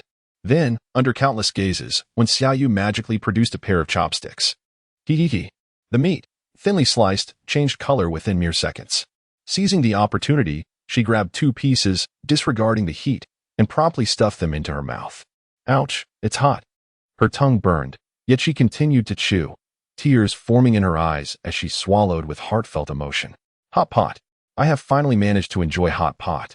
With a clear broth already prepared, how far could the spicy beef oil pot be? This method of eating was indeed refreshing. Observing this, the king picked up 2 small sticks and, with innate skill, grasped the meat, blowing gently before savoring it. The beastmen swallowed in unison, their eyes fixed on him, seemingly awaiting his feedback. Is it delicious? Zhugan's eyes widened, struggling to tear her gaze away from the meat slices in the pot. When Xiaoyu pouted her lips, feeling quite frustrated, her tongue burned, rendering her unable to savor the flavors. At that moment, the king finished his meal, picked up a few more slices of meat, and appeared to relish the experience. Yet, he remarked, the taste is decent, but eating this way is rather wasteful. Despite his words, his hands continued to pick up slice after slice. When Xiaoyu was instantly filled with disdain. You can add vegetables. This is my meal. Given her contributions, it was reasonable to expect more than just a meager portion of meat, if not an extravagant feast. The king, however, paid her no heed and inquired of the crowd. How many of these pots have been made? Only this one for now, replied a timid calf folk, realizing that due to Xiaoyu's urgency, they had prepared just a single pot. Fortunately, the king remained unfazed, nodded, and after cleaning the last 2 slices of meat from the pot, commanded, move it to my quarters. Yes. Wait. That's my pot. When Xiaoyu nearly exploded with indignation. Not only had she not eaten her fill, but now he claimed the pot as well? To her surprise, the king shot her a glance and remarked, if you wish to eat, you may come to my residence. No. I want it moved to the doll's place. When Xiaoyu firmly rejected the idea. Her space is limited. It won't fit. I consume more. The king, with an enticing tone, responded, indeed, my abode is more suitable. At that moment, the doll hastily chimed in, the king is correct. My place is far too cramped. It is better suited for you. What a joke. How could she dare to compete with the king for his possessions? Was she tired of living? See, she has spoken. You too. Move it over now. I wish to sample those marinated fish. Yes. Thus, when Xiaoyu watched helplessly as her beloved pot was commandeered, she patted her still hungry stomach, her emotions swirling in complexity. What a thief. So vile. Truly despicable. Yet, the hot pot was still to be enjoyed, in the warm confines of her dwelling. A large pot simmered with an array of spices and vegetables. When Xiaoyu, her cheeks puffed with irritation, tossed in the neatly sliced fish. Is this what they call hot pot? The king mused, observing the bubbling fish slices, finding the name quite fitting. I believe you should be called a glutton. When Xiaoyu retorted, rolling her eyes. Just as she was about to retrieve a slice of fish, a pair of chopsticks intercepted her. Ugh! She nearly burst with exasperation. Ready to voice her frustration, only to watch him blow gently on the fish before handing it over. With your method of eating, you would scald your mouth. When Xiaoyu was taken aback, the chopsticks poised before her, a succulent piece of fish swaying enticingly. She could not fathom whether this gesture was meant for her to partake. Noticing her hesitance, the king inched the chopsticks closer, remarking, "Weren't you just eager to eat?" With a twitch at the corner of her mouth, when Xiaoyu retorted, "At this rate, I can't help but suspect you've poisoned it." Once again, she found herself ensnared in this maddening whirlwind of emotions, perpetually eluding her grasp. The king chuckled softly. "The venom is exclusive to the Linren tribe. How could I possess it? Now, do indulge." With that, the chopsticks were brought directly to her lips. When Xiaoyu's eyes reflected a complex array of emotions, yet she still parted her lips to speak. Why? Because this fish was the fruit of her own labor. Had he been the one to prepare it, she would have hesitated to partake. However, after such a tumultuous turn of events, her appetite for hot pot had considerably waned. As she observed him methodically placing slices of fish before her, she found herself at a loss for words. Suddenly, an alarmed voice pierced through the air outside. "Your Majesty." "Trouble. The white ape has escaped with those two monkey men." A cat-like figure scrambled in, nearly colliding with the pot, a visage marked by sheer terror. The king narrowed his eyes, his demeanor shifting abruptly as he rose to his feet. "How did they manage to escape?" "It was during the food delivery that they rendered me unconscious," the guard stammered, but before he could finish, the king had already brushed past him, striding purposefully outside. Author's note: alas, the promised updates cannot be fulfilled today. I am utterly exhausted after a long day.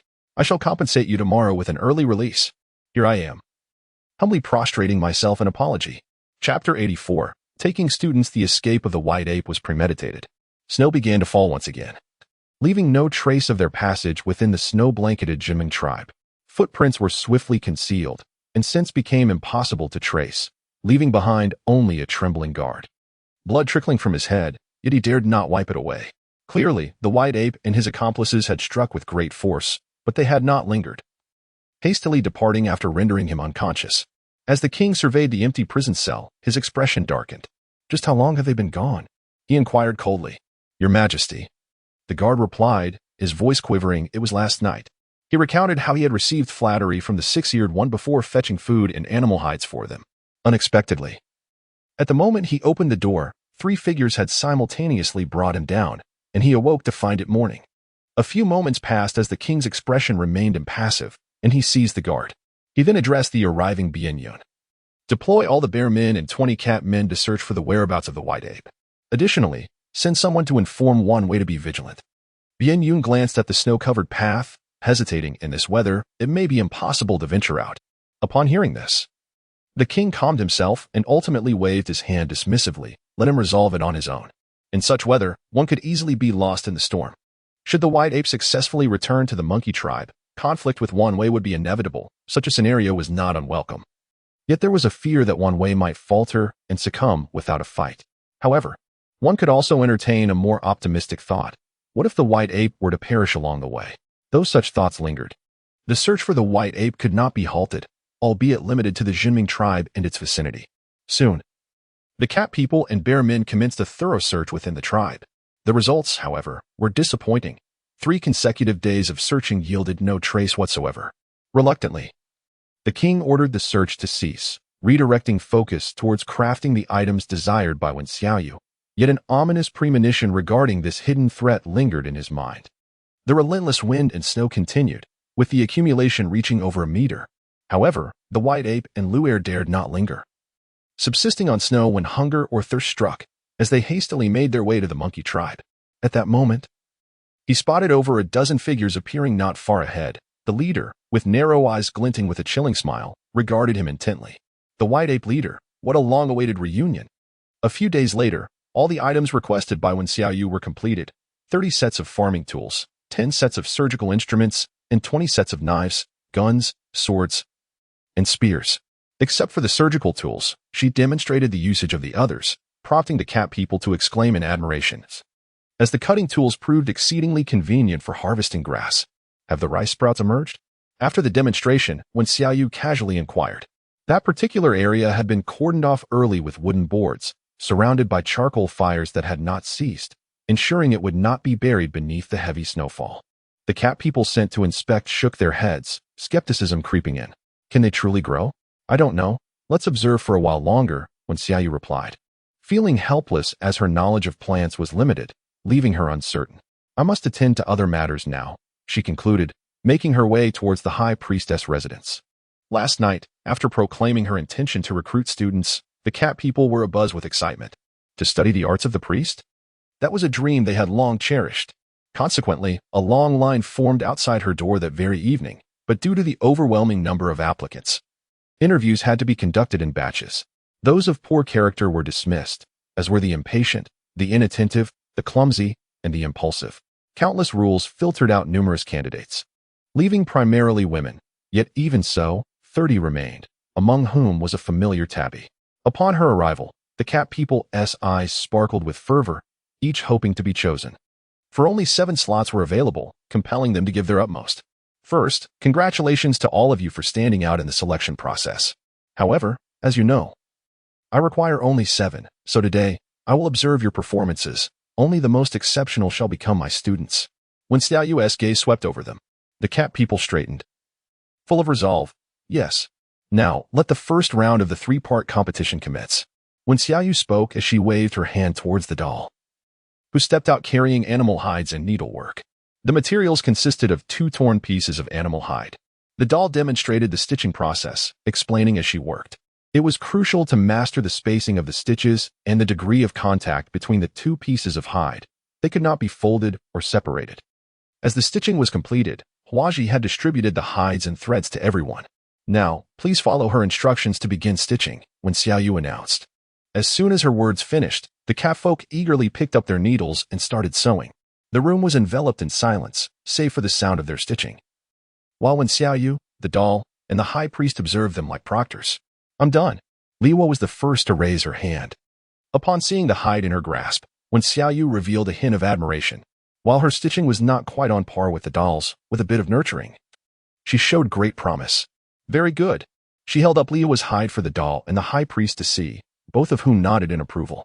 Liwa sighed in relief, her face lighting up with a charming smile. Soon, 2 more individuals finished, albeit not as well as Liwa. Once everyone had submitted their work, the trio had already formed a few candidates in their minds, with Lihua standing out as the best. All of this was meticulously noted by Wen Xiaoyu using charcoal on the hides. The second round involved identifying herbs and their effects. Wen Xiaoyu first provided an explanation, and how much they could remember depended on their own abilities. Unexpectedly, a seemingly inconspicuous male catfolk remembered the most, surpassing the second place by a full 5 herbs. While Lihua ranked third, her performance commendable. As for the final task, it was not about identification, but rather a question prepared by Wen Xiaoyu. Share your understanding of the priestly arts. I will grade your responses accordingly. Without a heart dedicated to healing, it is challenging to become a true healer. So I must ascertain your true nature. Indeed, many expressed their innermost thoughts this time. Studying the priestly arts is certainly to elevate myself in the eyes of those who look down on me. I wish to become a high priest, as great as rain. Well, being a priest grants one the best treatment in the tribe.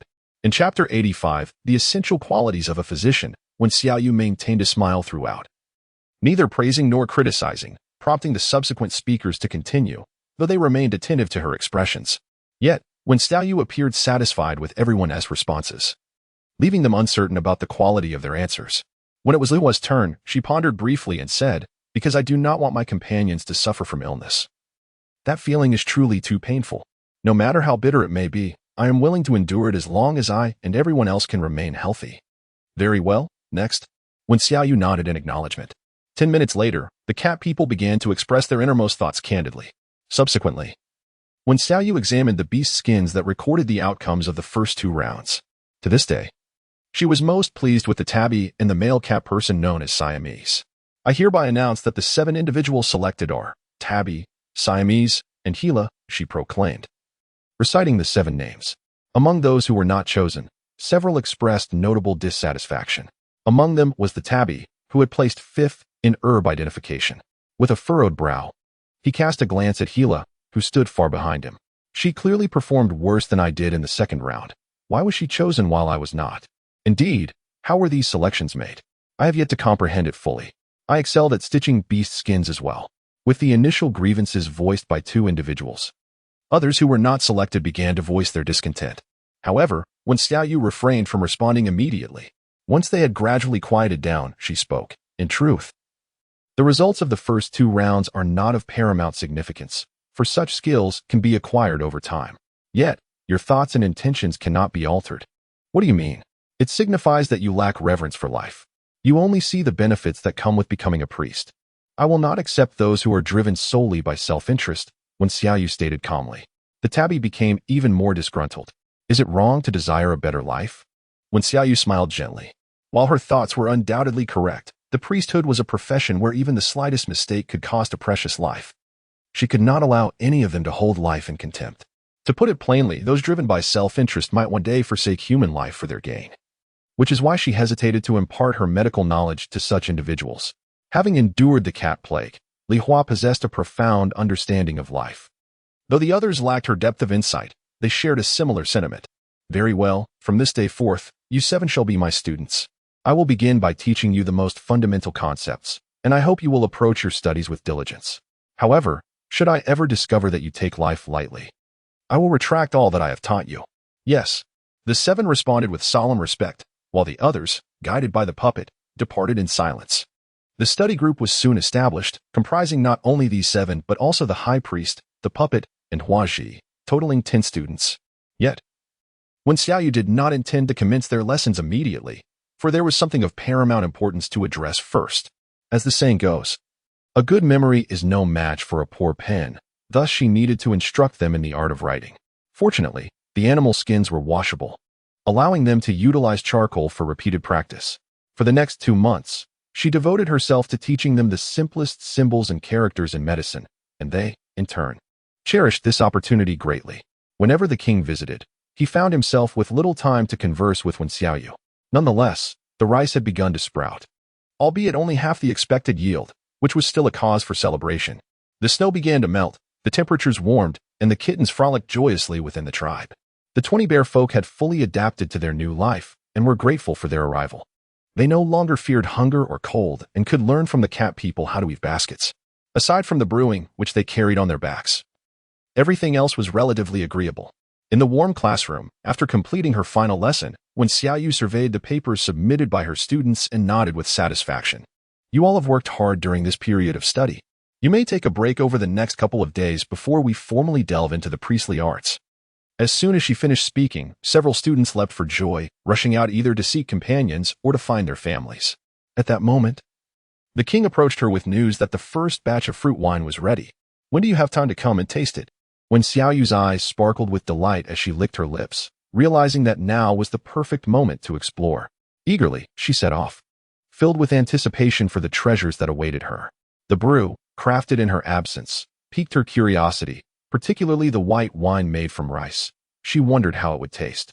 Upon arriving at the cellar where the wines were stored, she was greeted by a multitude of large wine jars, guarded by numerous sentinels both inside and outside to ensure the precious liquor remained secure from theft or plunder. The king opened one of the jars, revealing the rice wine within.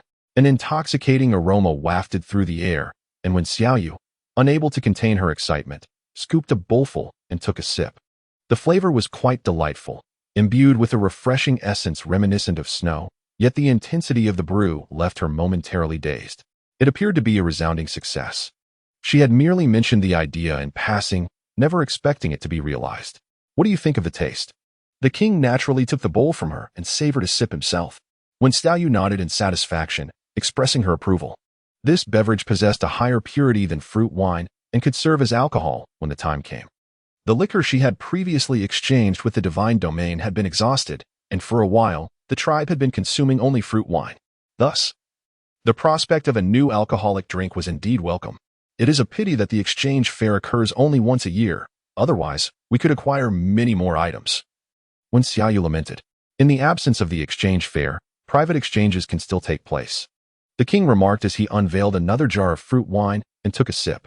It suffices to send someone to notify the various tribes. After all, no one ever complains about an excess of alcohol. However, after enduring an entire winter, would they still possess items to trade? When Xiaoyu questioned. As one would expect a scarcity of food during this season. Animal hides, the king replied nonchalantly, handing her the tasted fruit wine. With the arrival of spring, many beasts will shed their winter coats, and they will also capture the young of wild animals. As a certain teacher from a television station once stated, spring heralds the season of rejuvenation. Numerous creatures begin their mating rituals. Thus the orcs will still be able to procure ample sustenance. That sounds promising. Yet iron or can be mined further, when Xiaoyu suggested, overwhelmed by the multitude of tasks at hand. We could also venture to the harvesting area to explore. I observe that the number of tribes is gradually increasing. Expansion should be feasible, the king contemplated. Chapter 86. Learning outside well. This is your responsibility. You may decide as you see fit. When Xiaoyu held little interest in these matters, she intended to first transplant the rice before venturing to the harvesting area. It would be splendid if she could bring back some plants. Food remained rather scarce, although the offerings changed daily after a winter of monotonous meals. She had grown weary of them. She craved a more diverse array of sustenance. How much wine do you require? The king inquired, noticing her contemplative demeanor.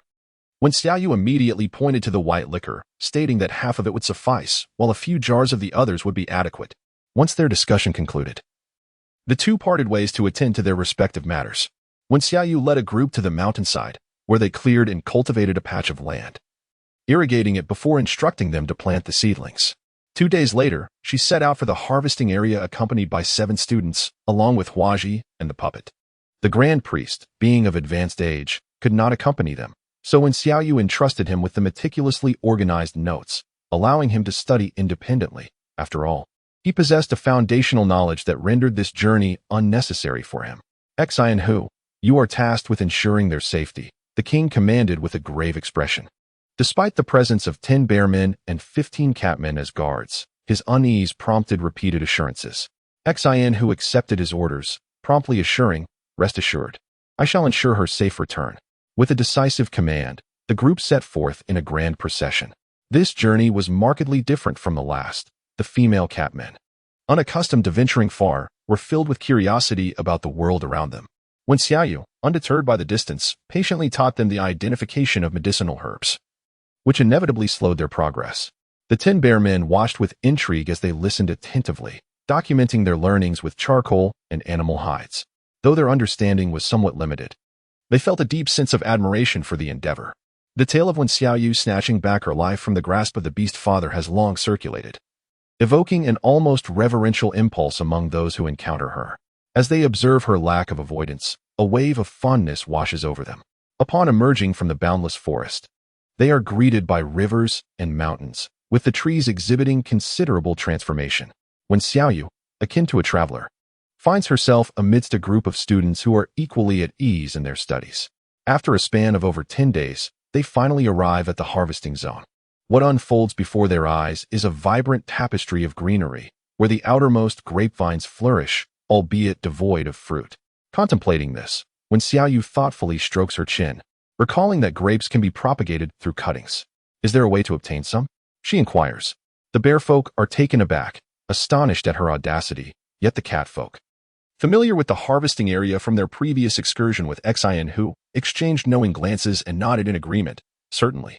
Without further ado, several cat folk armed with sickles advanced purposefully. Upon reaching a sufficient distance, a gust of wind erupted, and the grapevines retaliated valiantly, though ultimately in vain. Several vines were severed by the wind's blade. And a catfolk approached, inquiring, how many segments should we cut? Half the length of my arm will suffice, when Xiaoyu replied, continuing deeper into the area. By this time, numerous plants had begun to bloom, their delightful fragrances wafting through the air. When Xiaoyu stretched luxuriously, allowing her companions to scour the harvesting zone for flora, suddenly, her gaze was drawn to a brilliant sight. Cherries, pineapples, mulberries, and pears. Goodness gracious, who claimed there was no food in this season? Here it all is. Having grown weary of grapes and strawberries, her excitement surged. Xian Hu, noticing her exhilaration, raised an eyebrow, quickly realizing that these fruits were indeed edible. He beckoned the catfolk to approach and gather some, while advising them to remain vigilant. Understood. The cat folk eagerly advanced, leaving the bear folk bewildered, as such items were deemed untouchable. One cat folk, who shared a good rapport with them, reassured a companion, "Brother, don't question it. Just follow Lord Xin instructions. He has never led us astray. Those fruits are definitely safe to eat." With that, he hastily joined the pursuit. As they neared their prize, a flock of dense, dark birds suddenly descended from the sky. A mass so thick it seemed to blot out the sun, numbering in the hundreds, if not thousands. These birds, roughly the size of chickens, though large, exhibited fierce agility and were poised to attack recklessly as they approached. Upon witnessing this scene, Xiaoyu was once again filled with excitement. "Wow, sparrows. Hurry. Catch me a few. These creatures are edible." In an instant, the cat folk received the signal and recklessly pursued the so-called sparrows. The atmosphere became chaotic.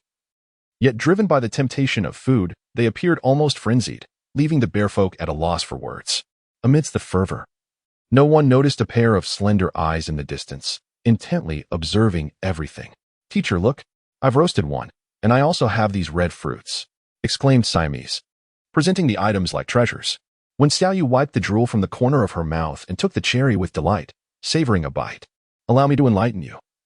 Dear students, this fruit is known as a cherry, with its delicate flesh and exquisite flavor. And this, referred to as a sparrow, is presumably the guardian of the cherries." With that, she took another hearty bite of the sparrow.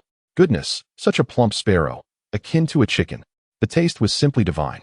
Before long, the beastmen had captured numerous sparrows and, after a prolonged struggle with the cherries, they began to emulate her eating habits with great enthusiasm. Laughter and joy soon filled the air, and the bearmen were thoroughly impressed. "You truly are remarkable. Were it us, we would never dare to touch such treasures."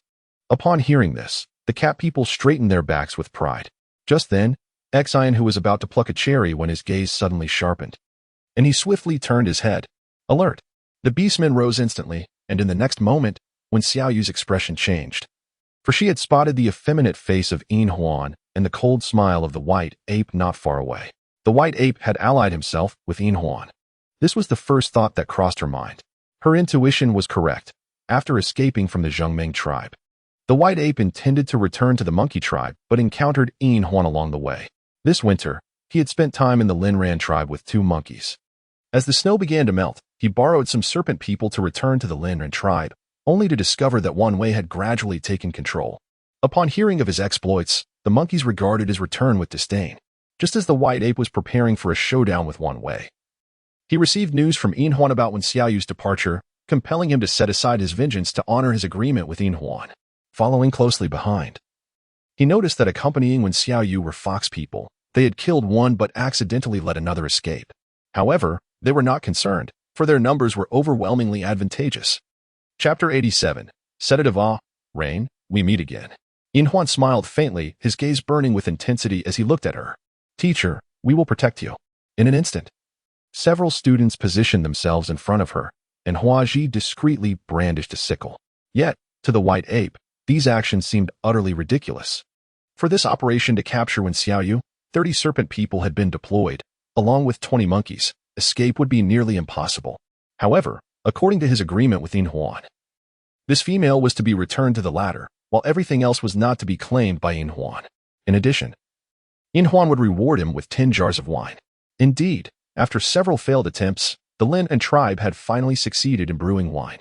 This time, I also had the opportunity to witness a variety of extraordinary things, many of which were surprisingly edible. This only solidified the white ape's advantage in potentially returning to the monkey tribe. However, the specifics would unfold in due time. At present, Xiaoyu's mood was rather heavy. Remaining indoors was not a lasting solution. Food would inevitably run out, and she would have to venture out in search of sustenance. Yet, upon her emergence, she encountered these 2 fated adversaries. Had it been like before, with proper preparation, it might have been possible to outnumber them despite their numerical superiority. Yet now, with over 30 against 50, their chances of victory were non-existent, especially considering that several girls were among them. Xian, who had already transformed into his beast form in an instant, coldly gazing at the 2 formidable leaders, this battle would prove to be unprecedentedly arduous. He was determined to protect you at all costs. Indeed, with a mere command, the cat folk and bear folk encircled Xiaoyu. The latter was darkly scrutinizing Yin Huan. whose serpentine tail bore numerous scars compared to their last encounter. Moreover, many marks appeared on his exposed arms and neck, likely remnants of their previous battle. Sensing her gaze, Huan licked his lips, suggesting, "If you come to me willingly, I might spare them. You are clever enough to know what you must do, are you not?" When Xiaoyu fell into silence, she harbored no desire to venture into the Lin tribe, nor did she wish for these innocent souls to become entangled in her plight. After all, the cat folk had treated her relatively well, unlike the bear folk. Yet, how could she devise a scheme to extricate herself from this predicament? As her mind raced with thoughts, Huan interjected with a teasing tone, "I am aware of your intentions to flee, hence I only spoke half of my words." Suddenly, Hu's expression darkened significantly. He recognized the scent of a sedative. In the next moment, both the cat folk and bear folk hastily covered their mouths and noses. While Hu stared at him in shock, you actually struck a deal with the divine domain. The divine domain, known for its lofty standards, would not easily bestow such a miraculous substance upon others unless a considerable benefit was offered in return. When Xiaoyu stood in a daze, captivated by the two words, sleeping potion, divine realm, yet, in the next moment, a wave of dizziness washed over her. Silver Ring raised an eyebrow, a smirk playing at the corners of his mouth, his eyes glinting with a hint of schadenfreude. Clever, indeed. Now, can you guess what I have used as a bargaining chip? Initially, they possessed snake venom, but for the sake of caution, he had procured a miraculous elixir from the divine realm. Once sprinkled nearby, it would evaporate and cause any orc inhaling it to fall into a deep slumber. However, the sole drawback of this potion was its potent aroma during evaporation, making it easily identifiable. Fortunately, with so many people at his disposal, they could prevent any escape attempts. Run. Who thought no further. This substance was far more formidable than snake venom. Regardless of the cost, he had to extricate you from this place. Almost instantaneously, who seized when Xiaoyu and hoisted her onto his back, intending to flee. However, at that moment, over a dozen serpent men blocked his path with menacing glares. Who let out a roar, but his vision blurred, and shaking his head only intensified the heaviness of his eyelids. Seconds later, he collapsed to the ground, utterly powerless. While when Xiaoyu had already succumbed to slumber on his back. As the cat people and bear men fell one by one, Silver Ring expressed his satisfaction. Approaching when Xiaoyu and lifting her in his arms, he gazed at her fair, beautiful face and smiled, uttering a sigh of relief. "At last, I have you." Behind him, the white ape's eyes darted anxiously.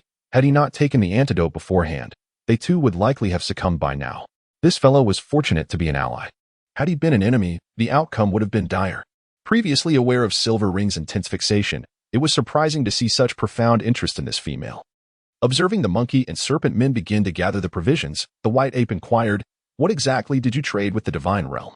Silver Ring raised an eyebrow. "Before your arrival, someone from the divine realm was persistently seeking information about her, and by chance, I encountered them." The white ape, being astute, narrowed his eyes. "So, you leaked her whereabouts in the Zhiming tribe?" Silver Ring smiled faintly but refrained from answering, casting a glance at the fallen bear and cat men. His gaze flickering slightly. "How about another transaction? Speak. In exchange for 5 barrels of wine, I will trade them." The white ape's eyes shifted, contemplating for a full 3 seconds. 10 barrels. Aside from that, all these provisions belong to me. Deal. Silver Ring agreed readily. With the cat people in tow, gathering such provisions would be a breeze. After both parties completed their preparations, just before departing, the white ape stared at Wen Xiaoyu's face, hesitating for a moment before finally asking, "What extraordinary qualities does she possess?" If it were merely a matter of strategy that allowed her to defeat them, the white ape believed such a feat would not be sufficient to pique Silver Ring's interest, especially to the point of relinquishing so many valuable items. Intuition told him that this female was far from ordinary, and the mystery surrounding the liquor of the Lin tribe remained an enigma. Having learned from the lessons of the Zhiming tribe, he dared not seize it recklessly. Despite having spent considerable time in the Scale clan, he remained perplexed, however. At this moment, he could not afford to offend them. "Do not concern yourself with this matter. I have already entrusted you with the item. I wish you success in reclaiming your rightful clan. Should you require assistance, feel free to seek my help, particularly if it pertains to matters of vengeance." Embracing Wen Xiaoyu's delicate form, Huan felt an uplift in spirit. After speaking, he beckoned the serpent beings to depart. The bear and cat folk were tightly bound with vines, their mouths gagged, rendering them incapable of awakening any time soon. Thus, they held no worries. Even if they did regain consciousness, they would be powerless to act. when Xiaoyu awoke 5 hours later. Yet she remained oblivious to whether her body had developed a resistance to the medication, as she found herself roused even before the beastman. The potency of the drug was substantial, leaving her in a state of lingering drowsiness upon awakening. You have finally regained consciousness. Would you care for something to eat? Silver Ring cast a fleeting glance her way, his delicate profile directed towards her as he spoke. When Xiaoyu's eyes narrowed, instinctively struggling against his tight embrace.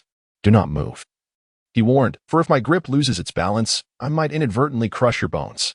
She was so petite and delicate that he dared not exert too much force, fearful of causing her harm. Upon hearing his words, when Xiaoyu ceased her movements, casting a glance at the serpent man dragging the cat people, who appeared utterly unharmed, her heart gradually sank. Your tribe already possesses wine. Why can you not spare me? Author's note: this is the 4th update, and I keep my promises. Chapter 88. The Transformation of Silver Ring. Do you think I have gone to great lengths solely for the sake of wine?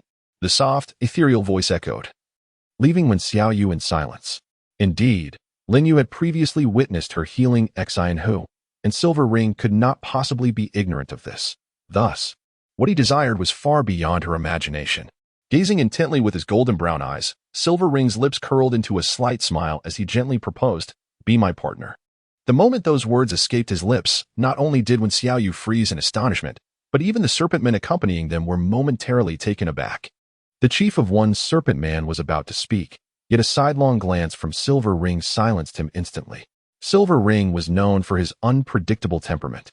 When he was kind, his tenderness could make one question the very nature of existence. But when angered, he revealed the true essence of terror. They would never forget the tale of Silver Ring's childhood companion, who had been his closest friend. Just the day before, they had shared laughter, yet the following day, that friend had made an inappropriate jest, causing Silver Ring to suffer embarrassment before all. By the next morning, his lifeless body was discovered between the cliffs, utterly unrecognizable and bearing 100 distinct wounds. What was even more chilling was that he did not confess to having committed such acts. Being the son of the former chief, the incident was quietly swept under the rug. Since then, very few dared to provoke him.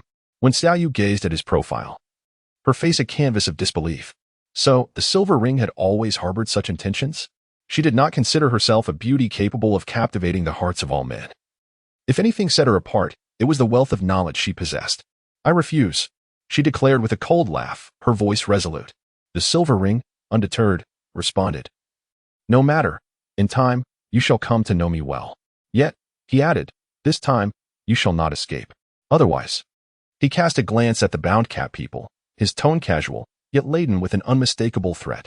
Perhaps last time was insufficient for you to comprehend me. This time, I shall leave a lasting impression.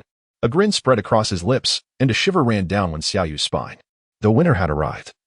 Being in his embrace sent chills through her. Furthermore, she could not shake the feeling that the serpent before her had transformed. His gaze had grown notably colder, as if he had become an entirely different person. If the Silver Ring had been somewhat amiable before, now his eyes brimmed with possessiveness, and his tone bore an unsettling edge. As if sensing her confusion, the Silver Ring lowered his gaze to her and remarked, "You must be wondering why I have changed. Am I not correct?" A sudden shock coursed through Wen Xiaoyu. He had astonishingly discerned her thoughts. In Huan reveled in this gaze, blinking playfully as he leaned in slightly, remarking that she was truly incorrigible. In an instant, a chilling aura enveloped her, causing Wen Xiaoyu to instinctively recoil. As she gazed into his eyes, which reflected her own image, her heart raced, not from his appearance, but from fear. That nearly frenzied look unsettled her deeply. Initially, she had but a singular request, to remain in the Linran tribe. However, after confronting death, she suddenly realized that indulging her too much was not a benevolent act. What do you think? His voice trailed off ominously, and Wen Xiaoyu dared not breathe, not out of cowardice, but because the weight of his presence rendered her breathless. The Inhuan before her had truly transformed. After several days of travel, the serpent people treated the cat and bear folk with utmost brutality. Any hint of resistance was met with a flurry of punches and kicks, all under Inhuan's orders. By the time they reached the Lin and tribe, these individuals bore numerous injuries. At the tribe's entrance, Su Eiching spotted them from afar, her heart brimming with joy at their return, only to be struck by the sight of Wen Xiaoyu in Inhuan's grasp. In an instant, anger and jealousy surged within her. Why had she returned? Inhuan cast a cold glance her way and replied, Su Eiching, mind your words. In the near future, you will become my mate. and she shall be the most esteemed female of the Linran tribe. What? Suiching felt as though she had been struck by lightning, incredulously staring at the pair. You too. Inhuan disregarded her, striding forward without a backward glance, commanding, confine them for now. Should they dare to cause trouble again, execute them. Yes.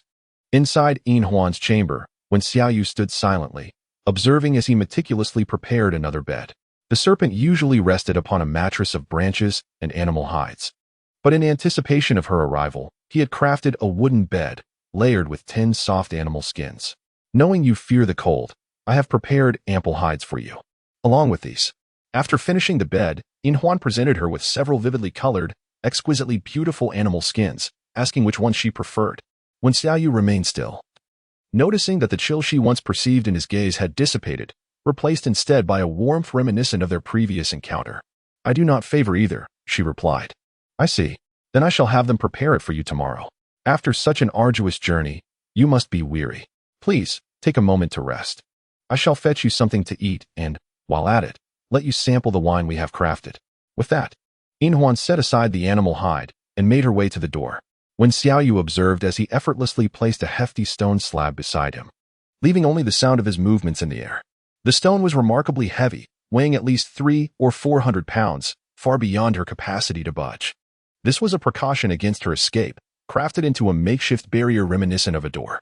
When Xiaoyu let out a mocking smile, gracefully settling onto the bed, she found the silver ring rather peculiar, and without having fully grasped the situation, it would be prudent to refrain from any rash actions, especially considering that Xin and the others were still in his grasp. Before long, the stone door was shifted aside, and the silver ring entered, bearing a variety of fruits and a large bowl filled with a crimson liquid. Give it a taste, she said, though it may not rival your brew. It is still quite pleasant. The silver ring handed her the food, beaming with delight. The wine, a pale red hue, exuded a sweet and tangy aroma, unmistakably reminiscent of grape wine. She hesitated, having observed that they only dared to partake after witnessing others eat. Given the current demeanor of the silver ring, who could tell if he had tainted the food with something sinister? Caution seemed wise. Sensing her hesitation, the silver ring brought the bowl to his lips, took a small sip, and offered it to her. Are you truly not going to try it? When Xiaoyu took over, sipping lightly, the taste somewhat sour. Indeed inferior to her own, yet still acceptable. Just as she was enjoying her meal, a faint noise emerged from the doorway.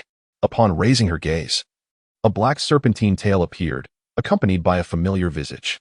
Chapter 89. The partner ritual Mamba had arrived. Silver Ring glanced back, beckoning him to enter. From this day forth, you shall attend to all of you's needs, understand? Understood, came the slightly immature voice, tinged with shyness. Compared to their last encounter, his once frail frame had transformed into a well-defined physique, showcasing robust muscles. Silver Ring nodded in satisfaction and addressed Wen Xiaoyu. We had faced several failures in brewing, but it was Mamba's suggestion that led to our success. I hear you share a good rapport, should you find yourself bored in my absence. Allow him to take you out for a stroll. When Xiaoyu offered no response, the implication was clear. She had been assigned a watcher to prevent her from fleeing. And unexpectedly, it was this child. Mamba flashed her a friendly smile, assuring the chief, I will take good care of you. Silver Ring gently patted his head and smiled softly. I must attend to matters now.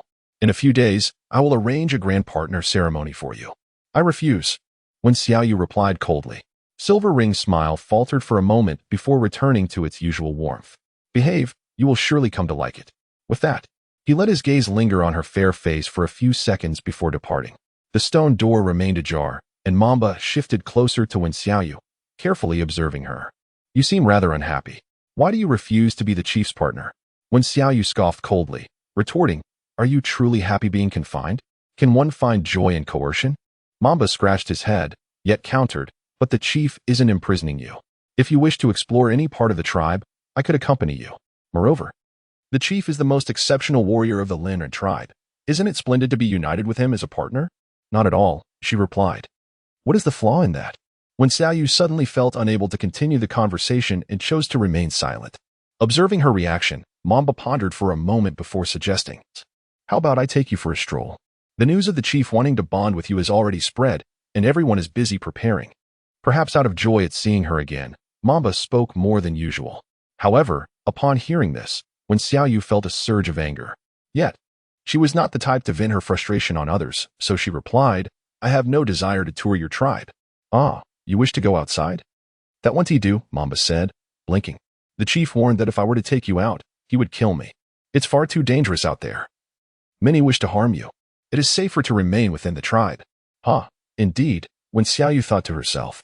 Hearing this, she decisively lay down and pulled a hide over herself, remaining silent thereafter. Mamba, noticing her demeanor, simply lay down beside her, watching quietly. Meanwhile, the cat folk and bear folk were confined in a damp, foul-smelling dungeon, heavily guarded. Due to their injuries, the oppressive environment only exacerbated their discomfort. Xian who wore a grim expression, as the cramped conditions left them unable to move. At the entrance lay a sprinkling of poison powder. Anyone daring to escape would first encounter these dreadful substances. I wonder how you is faring now, the puppet said with concern. Siam shook his injured ears and frowned. Our teacher is clever, surely. He will find a way to escape. Yes, we must have faith in our teacher, the tabby added enthusiastically. However, the serpent guard scoffed derisively. Don't be foolish. That female is about to bond with our chief. If it weren't for this connection, you would have been executed long ago. The bonding ceremony was particularly solemn, requiring the presence of friends and family.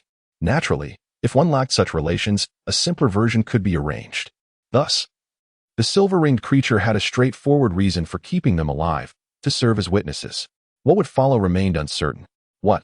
The teacher is to bond with that serpent? Hila exclaimed, her eyes widening in shock, quickly shaking her head. Impossible. You must be lying. The others, too, displayed disbelief, except for Xian Hu, whose expression darkened further. Believe it or not, our chief's desire for that female is her fortune. Whether you are being deceived will be revealed in a few days during the ceremony. What shall we do, Lord Xian Hu? The teacher must be being coerced. The tabby exclaimed anxiously, you must think of a way.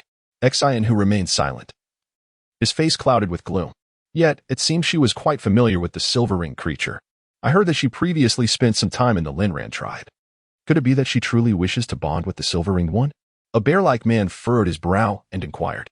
Instantly, all the students cast him disdainful glances, as if to say, dare to speak such nonsense again, and you shall see that our teacher is not one to be trifled with. The two great tribes are sworn enemies. How could she possibly become a member of the Lin tribe? The bear-like man snorted, weary of offering further explanations.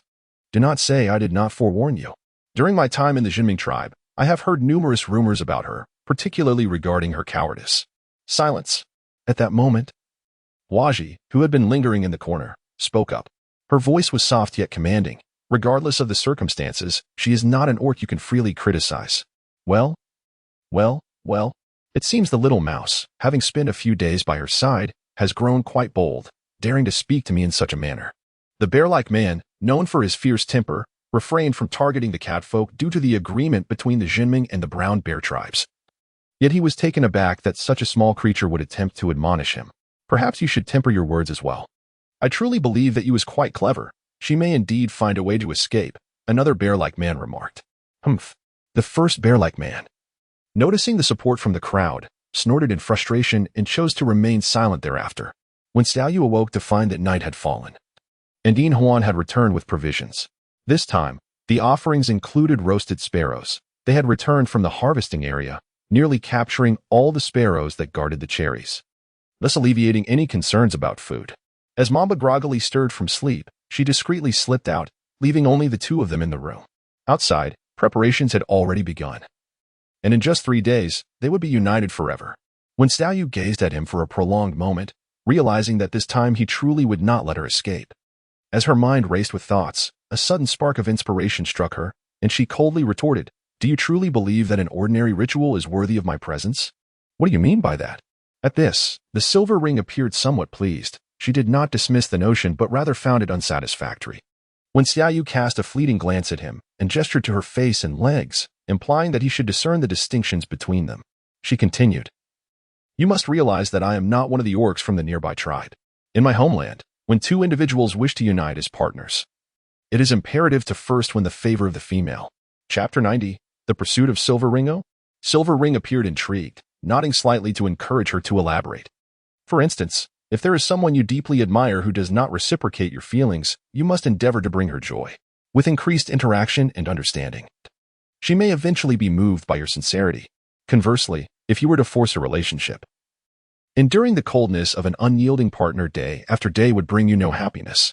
When Xiaoyu endeavored to elucidate her thoughts in the simplest terms, and fortunately, he seemed to comprehend how to console.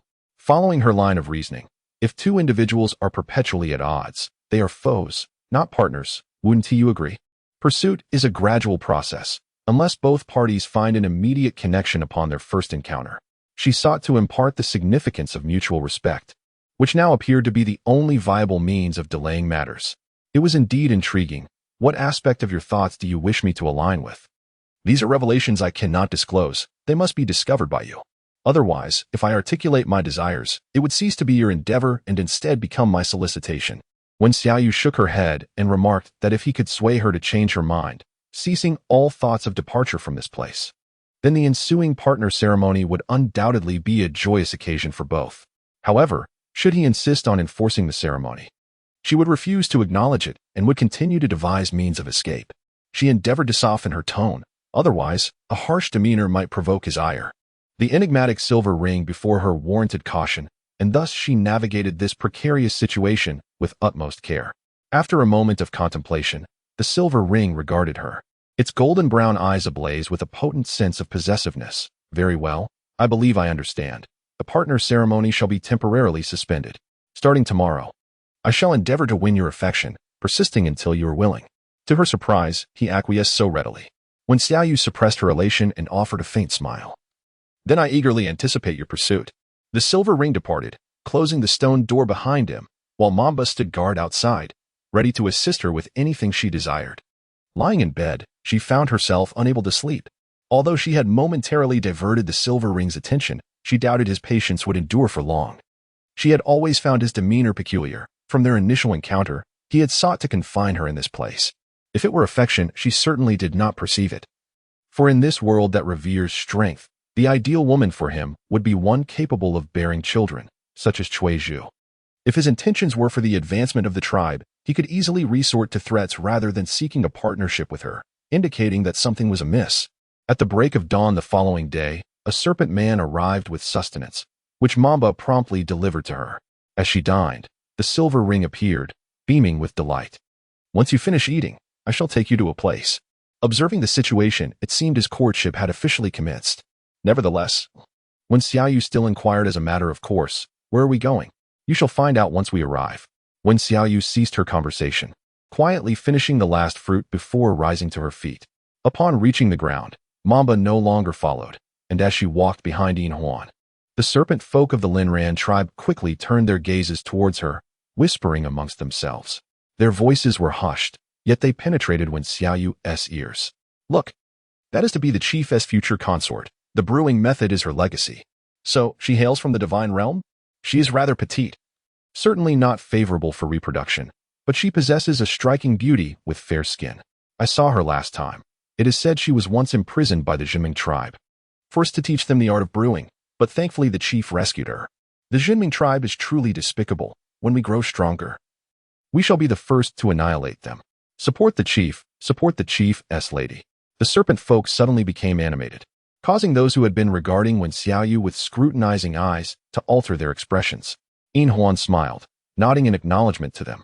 In the distance, a pair of beautiful eyes coldly observed Wen Xiaoyu, filled with anger and jealousy, though she remained oblivious to it all. Following Yin Huan, they made their way towards the back of the tribe, distancing themselves from the raucous serpent folk, until they reached the mountaintop.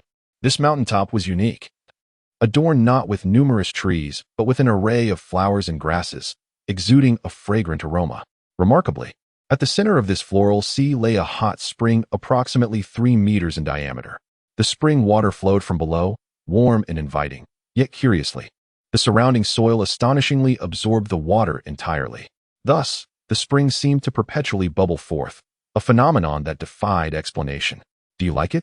Yin Huan inquired, presenting her with a delicate flower of indeterminate species, his elongated eyes filled with gentleness. This place was reserved solely for the chief and his consort. Each year at this time, nourished by the spring, a myriad of blooms flourished, and the water was at its warmest. Were she in modern times? Perhaps she would entertain the pursuit of such a handsome man in this manner. Yet before her stood Yin Huan, and she remained uncertain of his true intentions. Nevertheless, To placate him, when Xiaoyu feigned astonishment, adopting a nonchalant demeanor to give the impression that his actions held some effect. "It's quite pleasant," she nodded. "Let us take a dip. The water here possesses remarkable properties." In Huan led her to a nearby wooden cabin, a quaint structure. Upon entering, she found some clothing and provisions laid out. He offered her 2 sets of clean animal skin garments along with some food. "What remarkable properties?" she queried. "Once, in the Linren tribe, there was a female chief, valiant and skilled in battle, yet suffering from numerous wounds due to oppression by other tribes. She often experienced bone pain. After soaking in this spring, she recovered remarkably in no time. Thus, he awakened after that great war, having lingered here for quite some time. Although it was winter, the hot springs remained unfrozen. It was through the warmth of the spring waters, along with the gentle ministrations of the water witch, that he gradually began to heal. When Xiaoyu grasped the situation, if her conjecture was correct, the female leader was likely afflicted with a condition akin to rheumatism or arthritis, which would explain the therapeutic benefits of soaking in hot springs. However, she chose not to confront this directly. Turning her back, she donned a lighter, more delicate hide before proceeding further. The astute serpent man had thoughtfully placed stones in the hot spring, creating a comfortable seat for her. Just as she noticed him preparing to disrobe, when Xiaoyu was taken aback, exclaiming, "What are you doing?" "I intend to join you," he replied, gesturing to the scars adorning his body. "My wounds have yet to heal, and I must come here every few days." When Xiaoyu lowered her gaze, realizing that perhaps she had overthought the situation, thus choosing to remain silent. As he entered the water, she posed a question that had lingered in her mind throughout the night. "I would like to meet with the puppets later." Chapter 91. The treatment of captives. In Huan cast a glance at her, his expression somewhat indifferent, yet he nodded in acknowledgement. "Very well, I shall take you there shortly." "Thank you," when Xiaoyu replied. In response, In Huan raised an eyebrow. "Between us, there is no need for gratitude." When Xiaoyu fell silent for a moment before inquiring once more, "How do you intend to deal with them?" She harbored no illusions that Silver Ring would benevolently release everyone. His motives for bringing them back were undoubtedly ulterior. As anticipated, Silver Ring replied without hesitation, "While tracking you, I discovered several catfolk who possess priestly abilities and refer to you as their teacher. I surmise that those priestly techniques were imparted by you. Am I correct?" At this revelation, when Xiaoyu felt a jolt of surprise, she had not anticipated that he would uncover this detail. In truth, throughout their journey, she had refrained from employing any medical skills, merely instructing the puppets in identifying herbs and understanding basic human anatomy. The fact that even the astute white ape had failed to discern this, yet he had, was perplexing. Moreover, given the catfolk's keen sense of smell, it was improbable that he had remained concealed from their detection, yet his certainty raised questions. How had he come to know all of this? "You need not fear. I have my own methods," he continued. "As a priest, they deserve favorable treatment. If they are willing to serve the Linren tribe, I would wholeheartedly welcome them." To put it plainly, he had taken a keen interest in her pupils. Given the rarity of priests across the various tribes, he would undoubtedly not let them go easily. "And what of Xianhu and the others?" she pressed. "Xianhu has slain many brave warriors of the Linren tribe, including Lin Yu's parents, who fell by his hand years ago. As for the other catfolk warriors, they too have blood on their hands from the serpent people." Silver Ring replied with an air of indifference. When Xiaoyu's expression shifted dramatically, "So you intend to slay them, even if I wish to spare them?" "The serpent kin would never consent. However, rest assured, they shall not meet their demise before the bonding ceremony takes place." As he spoke these words, his gaze revealed no emotion. The steam from the hot spring lingered before Wen Xiaoyu, and in that moment, she felt utterly perplexed by the inscrutable nature of the serpent man. He poured water over the scars on his body, and at that moment, his skin began to display a delicate rosy hue. Through the mist, his visage resembled that of a freshly plucked honey peach. Yet, when Xiaoyu found herself unable to appreciate the scene before her, the thought of Xianhu and the other cat people facing death plagued her mind. She could not restrain herself from speaking. "You are the leader. If you are reluctant to take action, they will have no choice but to heed your command. Will they not?" Although Xianhu had consistently maintained a certain demeanor towards her, she discerned during their time in the harvesting area that he genuinely wished to aid her in escaping. Alas, fate proved contrary to their desires. Ultimately, she felt responsible for the plight of these individuals. Should they meet their demise, guilt would surely weigh heavily upon her conscience. This sentiment transcended mere notions of altruism. When a group strives to protect you yet inadvertently endangers their own lives, such feelings are only natural. However, In Huan offered a faint smile. gently ruffling her hair as he spoke. There are some matters even a leader cannot alter. Even if I were to issue such an order, they would not comply. Nevertheless, those few bears, should they choose to submit to Linran, could still survive. After all, their relationship with the brown bear tribe is not irreparably strained. A gesture of goodwill towards the brown bears would surely be met with acceptance. As when Xiaoyu's heart gradually sank, it became evident that Xian Hu and the others were doomed. She recalled that among the orcs, there was a female ratman. In Huan, deep in thought, remarked that it would be fitting for her to serve as a sacrifice for the beast father. What does that imply? A sudden wave of foreboding washed over Wen Xiaoyu, prompting her to instinctively inquire. The ritual for the chief's mate differs from that of ordinary serpent folk. It must be proclaimed to the beast father, necessitating the selection of an orc to convey this message. Initially, a cat folk was to be chosen for this task, yet it appeared that the rat man was more suitable. In Huan harbored no affection for the rat man and was perplexed as to why she was part of their group. However, he deemed that such a beast could be easily disposed of. No. When Xiaoyu felt overwhelmed, her mind racing with uncertainty about what to do with the catfolk, while the prospect of eliminating the rat man loomed ahead, In Huan certainly knew how to present her with a conundrum. Why not? With a splash of water. In Huan leaned closer, a smile playing on his lips as he scrutinized her. Startled by his sudden proximity, when Xiaoyu instinctively recoiled, only to find herself pinned against the stone wall by his outstretched hand. His fingers brushed lightly against her face, sending a shiver down her spine as she fixed her gaze upon him, fearful of his next move. Yet, his fingers merely caressed her cheek, and his deep voice resonated once more. Speak. Why is it that you hesitate? When Xiaoyu suppressed her astonishment and endeavored to maintain her composure, being so close, she could discern an unusual fragrance, indescribably pleasant. She swallowed hard, reminding herself, she is also my student and possesses the art of the priestess. However, In Huan shook his head, his voice laced with temptation. There are many priests. Her absence is inconsequential. Moreover, she is merely a lowly rat folk. To use her as a tool for the desires of the serpent folk would be an affront. He tilted his head, his profile strikingly beautiful, his elongated single phoenix eyes fluttering. As he leaned closer, if you wish to teach more beast men, I can provide you with plenty. I only require her. When Xiaoyu found her body nearly pressed against the stone wall, its rough surface jabbing painfully into her back.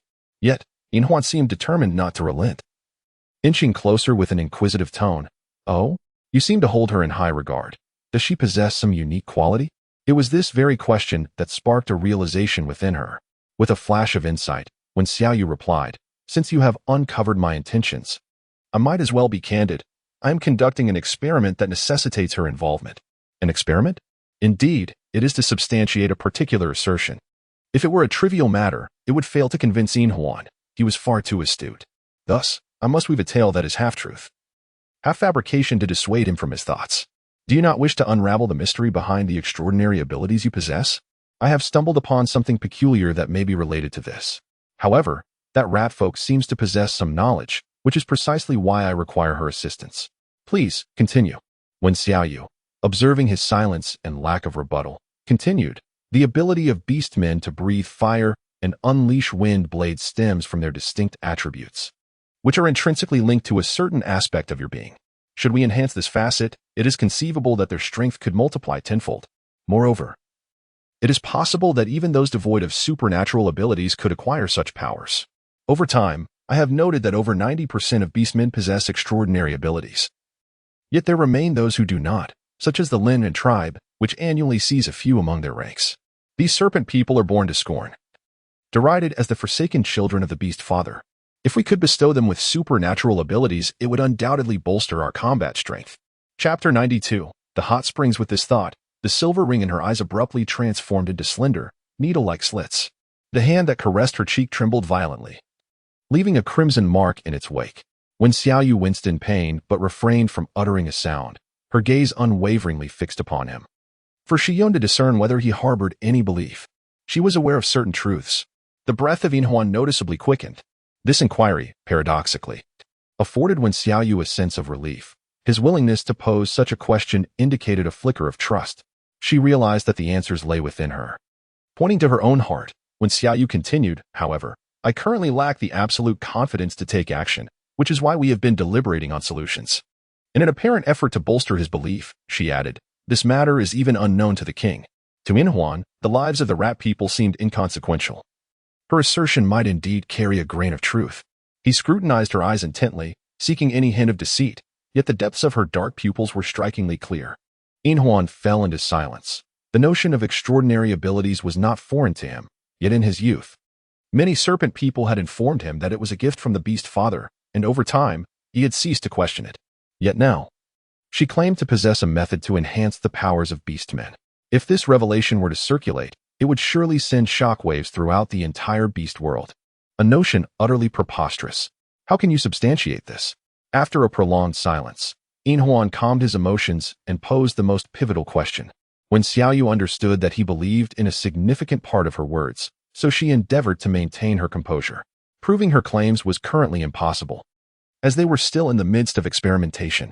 If you could guarantee your safety, perhaps one day this enigma could be unraveled.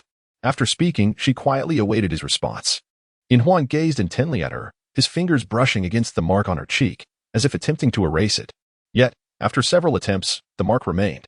He leaned closer, and in an instant, alarm bells rang in Xiaoyu's mind. She instinctively reached out to push him away, but in comparison, her strength was utterly negligible. Inhuan persisted, drawing nearer to her profile. A cold, damp softness glided past, and his breath whispered in her ear, "Very well, let us keep her for now." When Xiaoyu was instantly overcome with goosebumps, this audacious individual was actually licking her face. As he pressed closer, she could sense an intoxicating fragrance intensifying around them, and below. Two solid objects unexpectedly pressed against her. The heavy sound of his breathing filled her ears, his seductive voice akin to countless tiny insects burrowing into her mind, whispering a fervent desire to meld her essence into his very being, so that she might belong to him for all eternity. When Xiaoyu shuddered violently. How could a sane person harbor such terrifying thoughts? Her current predicament was exceedingly perilous. A myriad of thoughts flashed through her mind in an instant, and ultimately, she spoke in a voice as cold as ice. "Do you intend to coerce me?" Serpents possess two reproductive organs, and it can be surmised that beings in the world of beastmen are no different, thus she could almost effortlessly conclude that he was already stirred by desire. In such a dangerous situation, there was no possibility of escaping through sheer strength. She could only strive to divert his attention with her words. I expected you to be different from them. It seems there is little distinction after all." Indeed, her words elicited a look of confusion from Inhuan. Yet his hand had already begun to restlessly slide toward her neck. His fingers, warmed by the spring water, felt icy against her skin. "Why do you say that?" he inquired, seeing the female's mind preoccupied with such thoughts. She endeavored to keep her voice steady, articulating her words with the utmost chill. "If you persist, even if your pursuit fails, I swear to the beast god." His fingers, which had glided to her collarbone, paused momentarily, and the longing in Inhuan's eyes gradually cleared. "You are unwilling? Yet you did not refuse." When Xiaoyu's anger ignited, her entire being radiating refusal. "Could you not perceive it?" Inhuan lowered his gaze, a hint of desolation flickering in his eyes. He yearned to caress her cheek once more, but she forcefully brushed his hand away, declaring, "I expect you not to touch me lightly without my consent." Fear gripped her heart. If Inhuan were to resort to force, she possessed no means of resistance. What would she do then? Endure humiliation only to seek vengeance? It was a thought too dreadful to contemplate. As her palm pushed him away, Inhuan's lips pressed into a thin line, his golden brown eyes swirling with an intensity that threatened to engulf her. Yet, in the end, he exhaled softly and stepped back, his gaze still fixed upon her, profound and unwavering. "Would you care to hear a story?" "I would not," when Xiaoyu retorted in fury, turning decisively to leave the water's edge. However, scarcely had she turned when he pulled her back into the depths, causing her to choke on a mouthful of water before he clumsily retrieved her. His hands encircled her waist, and as the desire in his eyes surged once more, when Xiaoyu could no longer contain her wrath and struck him across the face. "Do not touch me." The sound of the slap echoed through the air. Inhuan's face turned to the side from the impact, but he slowly regained his composure, gazing at her with astonishment as he beheld her flustered expression. He had never encountered her in such a state before, and an inexplicable heaviness settled in his chest, compelling him to offer comfort. Yet, as he reached out, he noticed her hand moving to push him away again. "Do not touch me, and I shall refrain from doing so. Please, do not regard me with such eyes." When Xiaoyu glared at him in fury, her teeth clenched tightly. Damn it! She felt as if this serpent man might truly frighten her to death. It was utterly absurd. Under her unwavering gaze, Silver Ring slowly withdrew his hand. I merely wish to impart certain matters, he stated. Speak. She snapped through gritted teeth, reluctant to listen yet aware that he might act further. Silver Ring lowered his head and retreated to sit upon another stone, the spring water rippling gently to his collarbone. After a prolonged silence, his soft voice emerged. Since birth, I have been ensnared in a peculiar dream. Within this dream, there exists a female who does not resemble a beast man. Her skin is as white as snow, her form supple, and she often played alongside me. Until the age of 3, when my curiosity led me and my companions to a cliffside, I encountered a female identical to the one from my dreams. She was of a similar stature, yet unlike the dream, this female was not there to play. She was fleeing from a deadly pursuit. Without hesitation, she leaped towards me, pleading for salvation. How could I refuse? I immediately took her in my arms and, alongside my companions, we desperately ran towards the tribe. However, our pursuers caught up, and in a fit of rage, I clamped down on one of the beast men, enduring grievous wounds yet refusing to relent. Ultimately, I poisoned that beast man, but upon turning, I found my companion had been slain by another. With the threat still looming, I bore the female onward, tirelessly swimming forward. After what felt like an eternity, I evaded our pursuers and saved the girl from my dreams, yet my companion was discovered dead the following day. Chapter 93. The plan was perfect. Due to a quarrel between the two of us the previous day, suspicion naturally fell upon me as the murderer. No matter how I explained, the serpent men refused to believe me. I was compelled to reveal the truth about the young female and led the serpent men to her hiding place, only to discover she had vanished without a trace. As for the beast man I had killed, he too had disappeared, yet I vividly remembered a small brand upon his neck, a mark that I would later learn signified a slave of the divine realm. In the cliffside, no evidence to substantiate my claims could be found, further inciting the serpent men's ire. However, the chief trusted his child and was willing to compensate the parents of the deceased young serpent man. Time is a benevolent ally. Coupled with my father's sincere demeanor, they ultimately forgave me before my death. After ascending to the position of chief, I indeed accomplished many benevolent acts for the tribe, and the matter of the young serpent man gradually faded from memory. Yet within my heart, I perpetually held on to the memory of that young female. Since then, I had no further dreams of her.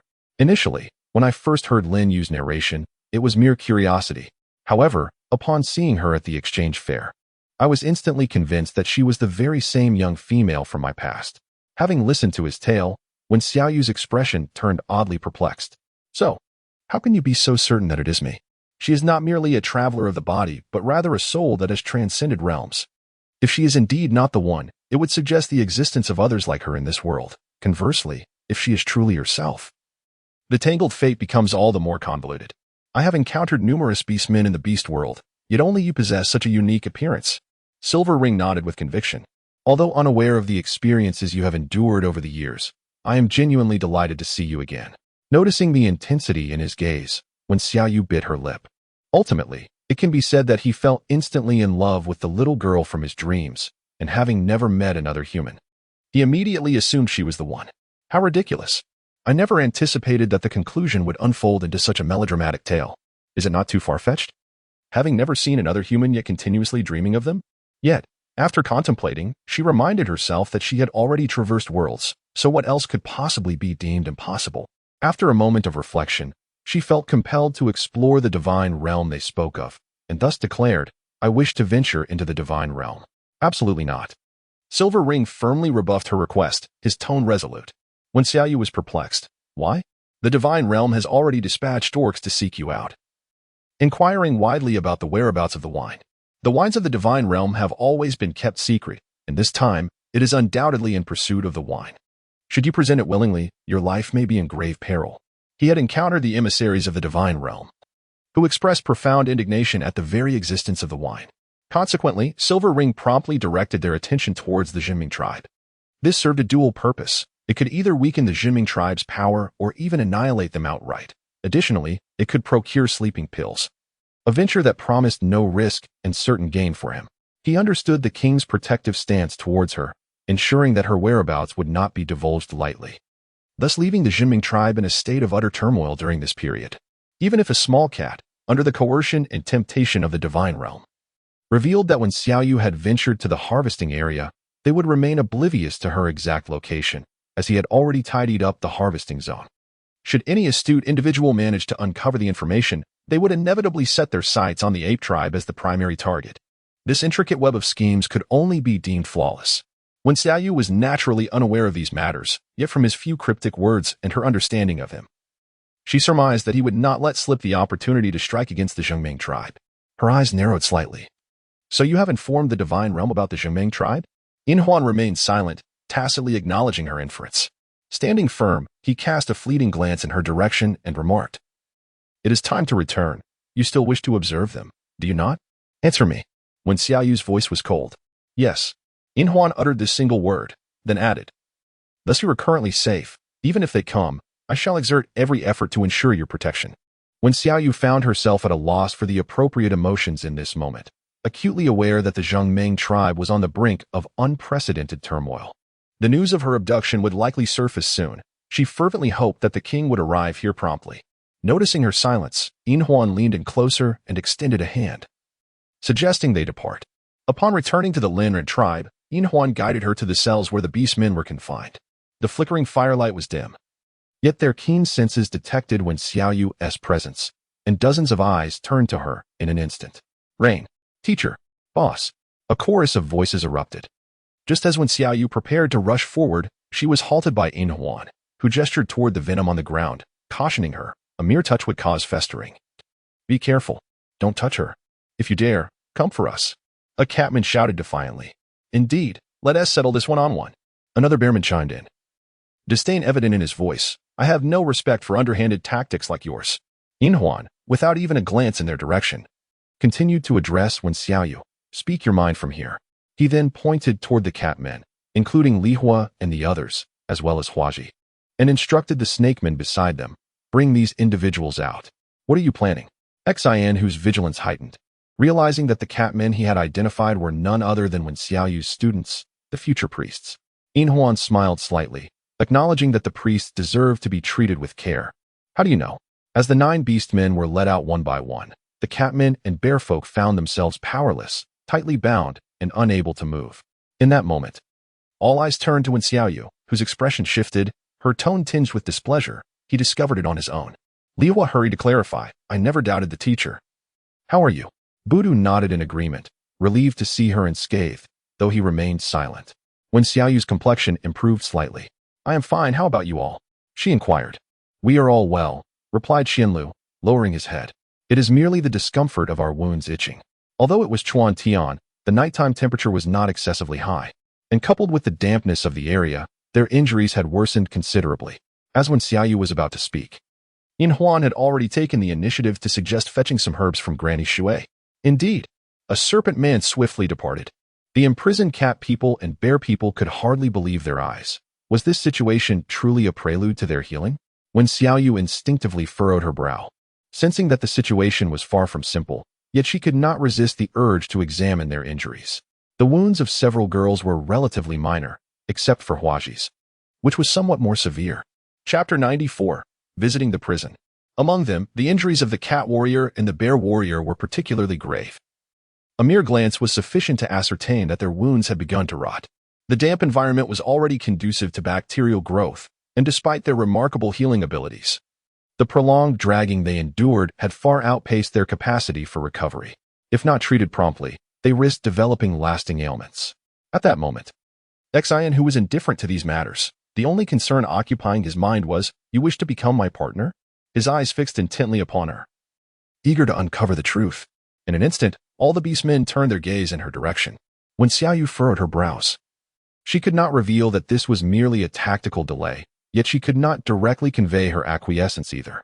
Just as she found herself in this quandary, In Huan stepped forward and declared, "As the leader, I am earnestly pursuing you, and she has consented to this courtship." "You, is what In Huan said true?" A bewildered cat person inquired. Under the weight of all those gazes, when Xiaoyu hesitantly nodded, "Yes." "You have decided to align yourself with the Linran tribe?" The cat person exclaimed in disbelief. "But you clearly have ties to the king." When Xiaoyu responded calmly, "I have no connection to the king." Fearing that he might utter something inappropriate, she continued, "At this moment, any beast man may pursue me, provided they possess the strength. Are you disregarding the Zhengming tribe and us?" In Huan chuckled softly, his voice melodious and deep. "Little cat, you should not be so selfish. She is not your leader. Why should she be bound to oversee you? Teacher Sheila hesitated to speak, but at that moment, the previously silent Xinhu interrupted her directly. Have you made your decision? When Xiaoyu stepped forward, her gaze locking deeply with his. Indeed. Silly old tiger. Can you not perceive the intent in my eyes? I am merely toying with you. I have no genuine desire to remain in the Linyan tribe. With your intelligence. You must understand this, correct? Xian, whose expression remained indifferent, absorbing her gaze entirely. The dim light obscured when Xiaoyu's ability to discern his emotions, and after a prolonged silence, a disdainful smile curled upon his lips. Indeed, when it comes to survival, one is capable of anything. Such a seemingly trivial remark was enough to shatter when Xiaoyu's composure. Goodness, how could this fool not comprehend? Damn it. Enough of relying on these simpletons. It is time for her to take matters into her own hands. Just as she was on the verge of despair, the departing snake man returned, bearing a multitude of herbs, accompanied by the hunched figure of the water elder. Chief. The herbs, he announced. Yin Huan cast a sidelong glance, nodded, and gestured towards Huaji. Release her. The snake man reluctantly tossed the herbs to the ground and approached, seemingly repulsed by the very thought of touching her. Huaji, bewildered, was freed, her eyes warily fixed upon Yin Huan, readying herself for potential conflict. Yin Huan observed her with keen interest, his voice soft yet sinister, gesturing towards the beast men and the small mouse. You may now attend to their injuries. Huaji hesitated, momentarily believing she had misheard. Meanwhile, when Xiaoyu discerned his true intent, he wished for Huaji to demonstrate her abilities in order to assess the veracity of her claims. He remained skeptical of her after all. After a moment's hesitation, Huaji glanced at Wen Xiaoyu, and upon receiving a nod of encouragement, she crouched down to begin gathering the necessary herbs. Since the inception of the priest class, although not the brightest, she had been the most diligent, fully aware of her unpopularity in the Xinming tribe. Yet, given the favorable conditions Wen Xiaoyu had provided, she was determined to repay the favor. She quickly collected pain-relieving and hemostatic herbs and made her way to Siam, whose injuries were the most severe. A piece of his ear was missing. His back was covered in a thin layer of dried blood, and several areas were festering with pus. When Xiaoyu taught that treatment should begin with the most severe cases, as the lightly injured can afford to wait, while the gravely wounded cannot. Naturally, Xian Hu and his companions, being confined, would not allow her to attend to them. Thus, Yin Huan intended for her to treat these few classmates instead.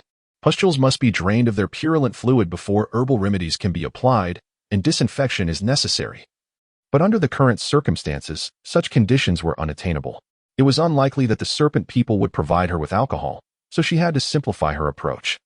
She squeezed the pustules, and when the sanguine fluid flowed forth, she chewed the hemostatic herb and pressed it onto the wound. Lacking cloth, she resorted to using her sharp nails to carve a circle around the beast's skin on her body, binding it around the arm. The old woman by the water watched in astonishment, never expecting her technique to be so adept. Little did she know that these scenes had replayed in Wen Xiaoyu's mind countless times. During her medical treatments, she never hesitated to include them, explaining as she tended to the ailments. That period of learning had provided her with ample opportunity to observe. After attending to the last of the patients, she paused. Yin Huan exchanged a glance with the old woman, who nodded in approval, allowing Yin Huan to approach them. Her golden brown eyes swept over the group. Welcome to the Linran tribe, future priestesses. From this moment on, I shall not restrict your freedom as females. However, it is necessary for you to be treated somewhat differently. She reassured them, rest assured, as long as you adhere to the order of the Linran tribe, this leader shall not impose upon you.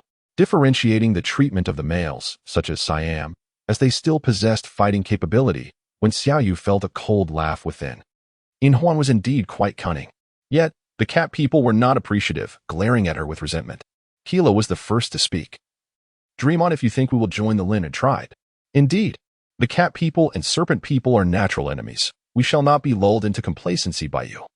Liwa could not help but furrow her brow, asking, what are you plotting, Yin Huan? Yin Huan raised an eyebrow, her expression unchanged. I propose to exchange your freedom for the health of the serpent people. Since you are on Linran territory and have consumed Linran food, you must contribute in some way. Of course, should you refuse. Her voice trailed off, casting a meaningful glance over the female students. They shivered at her words, having returned from the gathering area. They had witnessed Yin Huan's decisive methods. At that moment, when Xiaoyu stepped forward, shielding them behind her. They are my students, it is my responsibility to guide them.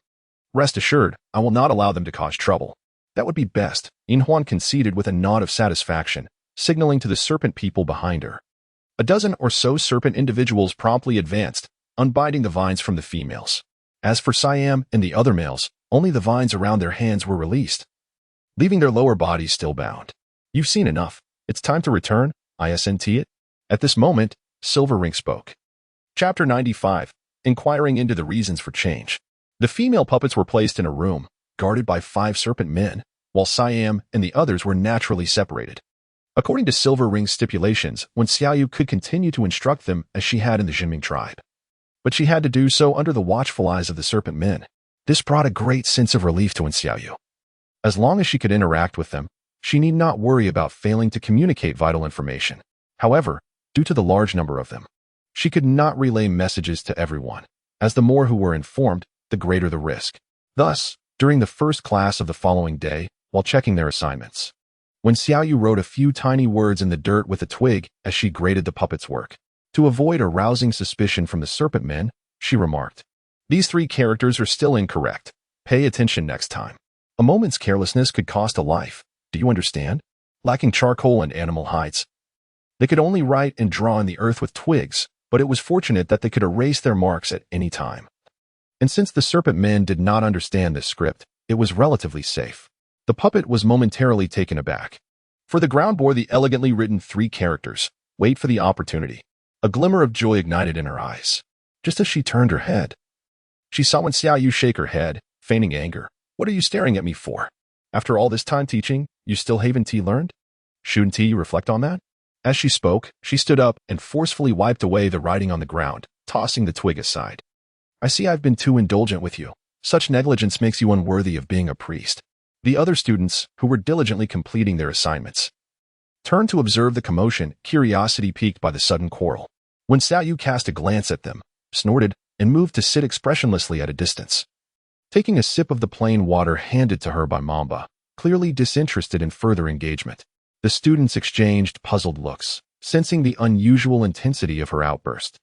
They had never witnessed her display such anger since her instruction began, and they were unsure of the cause this time. Yet, they dared not speak, returning to their assignments. Huaji also glanced over, blinking as she observed the puppet's disheartened expression and Wen Xiaoyu's irate demeanor, pondering deeply. At that moment, Granny Shui approached slowly, looking at the students on the ground, and could not help but smile warmly, remarking, "Ah, my dear students, how diligent you are." The students were taken aback. The voice was clearly masculine, yet it belonged to the visage of an elderly female. Wen Xiaoyu had long since grown accustomed to such matters, offering a slight nod as a form of acknowledgement. As she gazed at Granny Shui, a sudden recollection of Yin Huan's dramatic change in temperament crossed her mind. She wished to inquire further, believing Granny Shui might possess more clarity on the subject. However, the ever-watchful observer at her side rendered such direct questioning impossible. Granny Shui approached her, her serpentine tail coiling elegantly as she sighed. In the past, the former priestess also sought to nurture more talents. Yet, among those with exceptional aptitude, only I and another remained. Regrettably, that companion perished shortly after beginning her studies. When it comes to aptitude, it is possible that your methods were simply misguided. Wen Xiaoyu replied. She was acutely aware of the dismal state of healing practices in this world, and thus, she could not wholeheartedly agree with the notion of aptitude. To her surprise, Granny Shui nodded in agreement. "I have heard of your daring confrontation with the beast father. Had it been me, I would have faltered. Hence, the priestly arts undoubtedly suit you far better."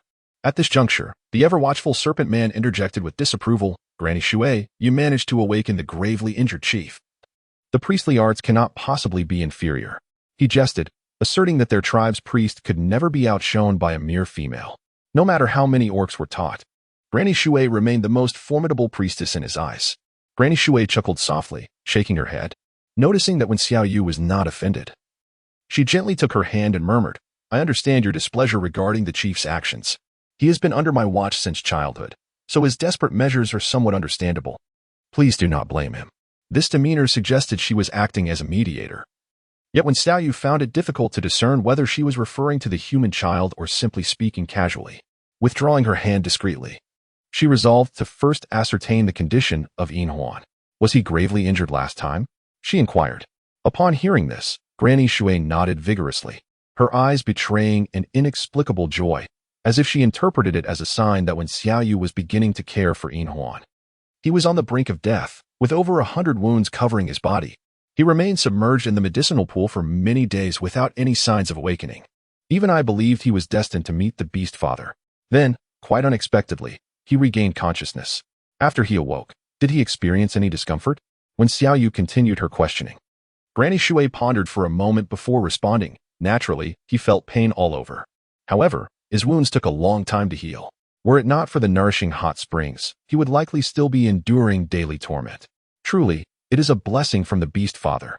When Xiaoyu's pupils constricted as she noticed that his fingers were positioned at his chest, indicating that his heart might also be compromised, potentially leading to his altered temperament. Indeed, there are numerous instances where prolonged suffering has distorted one's character. Whether Inhuan falls into this category remains to be observed. Is it truly agonizing every day? She inquired.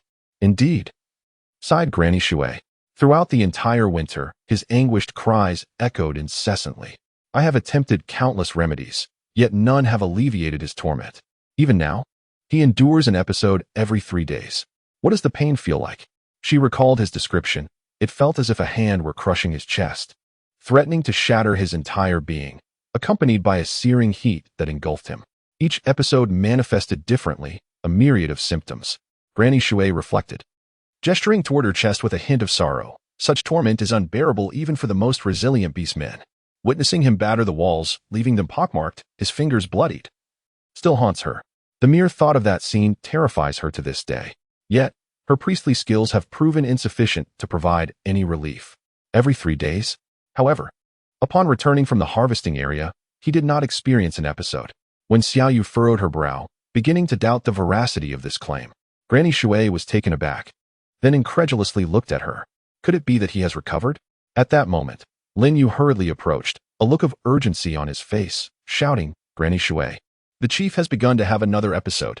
Granny Shui's expression shifted, and she quickly stood up, preparing to intervene, but when Xiaoyu halted her with an outstretched hand, I will go as well.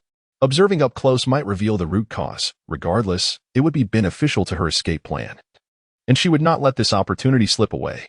Lin Yu appeared somewhat astonished, glancing at Granny Shui, who pondered for a moment before nodding in agreement. Very well.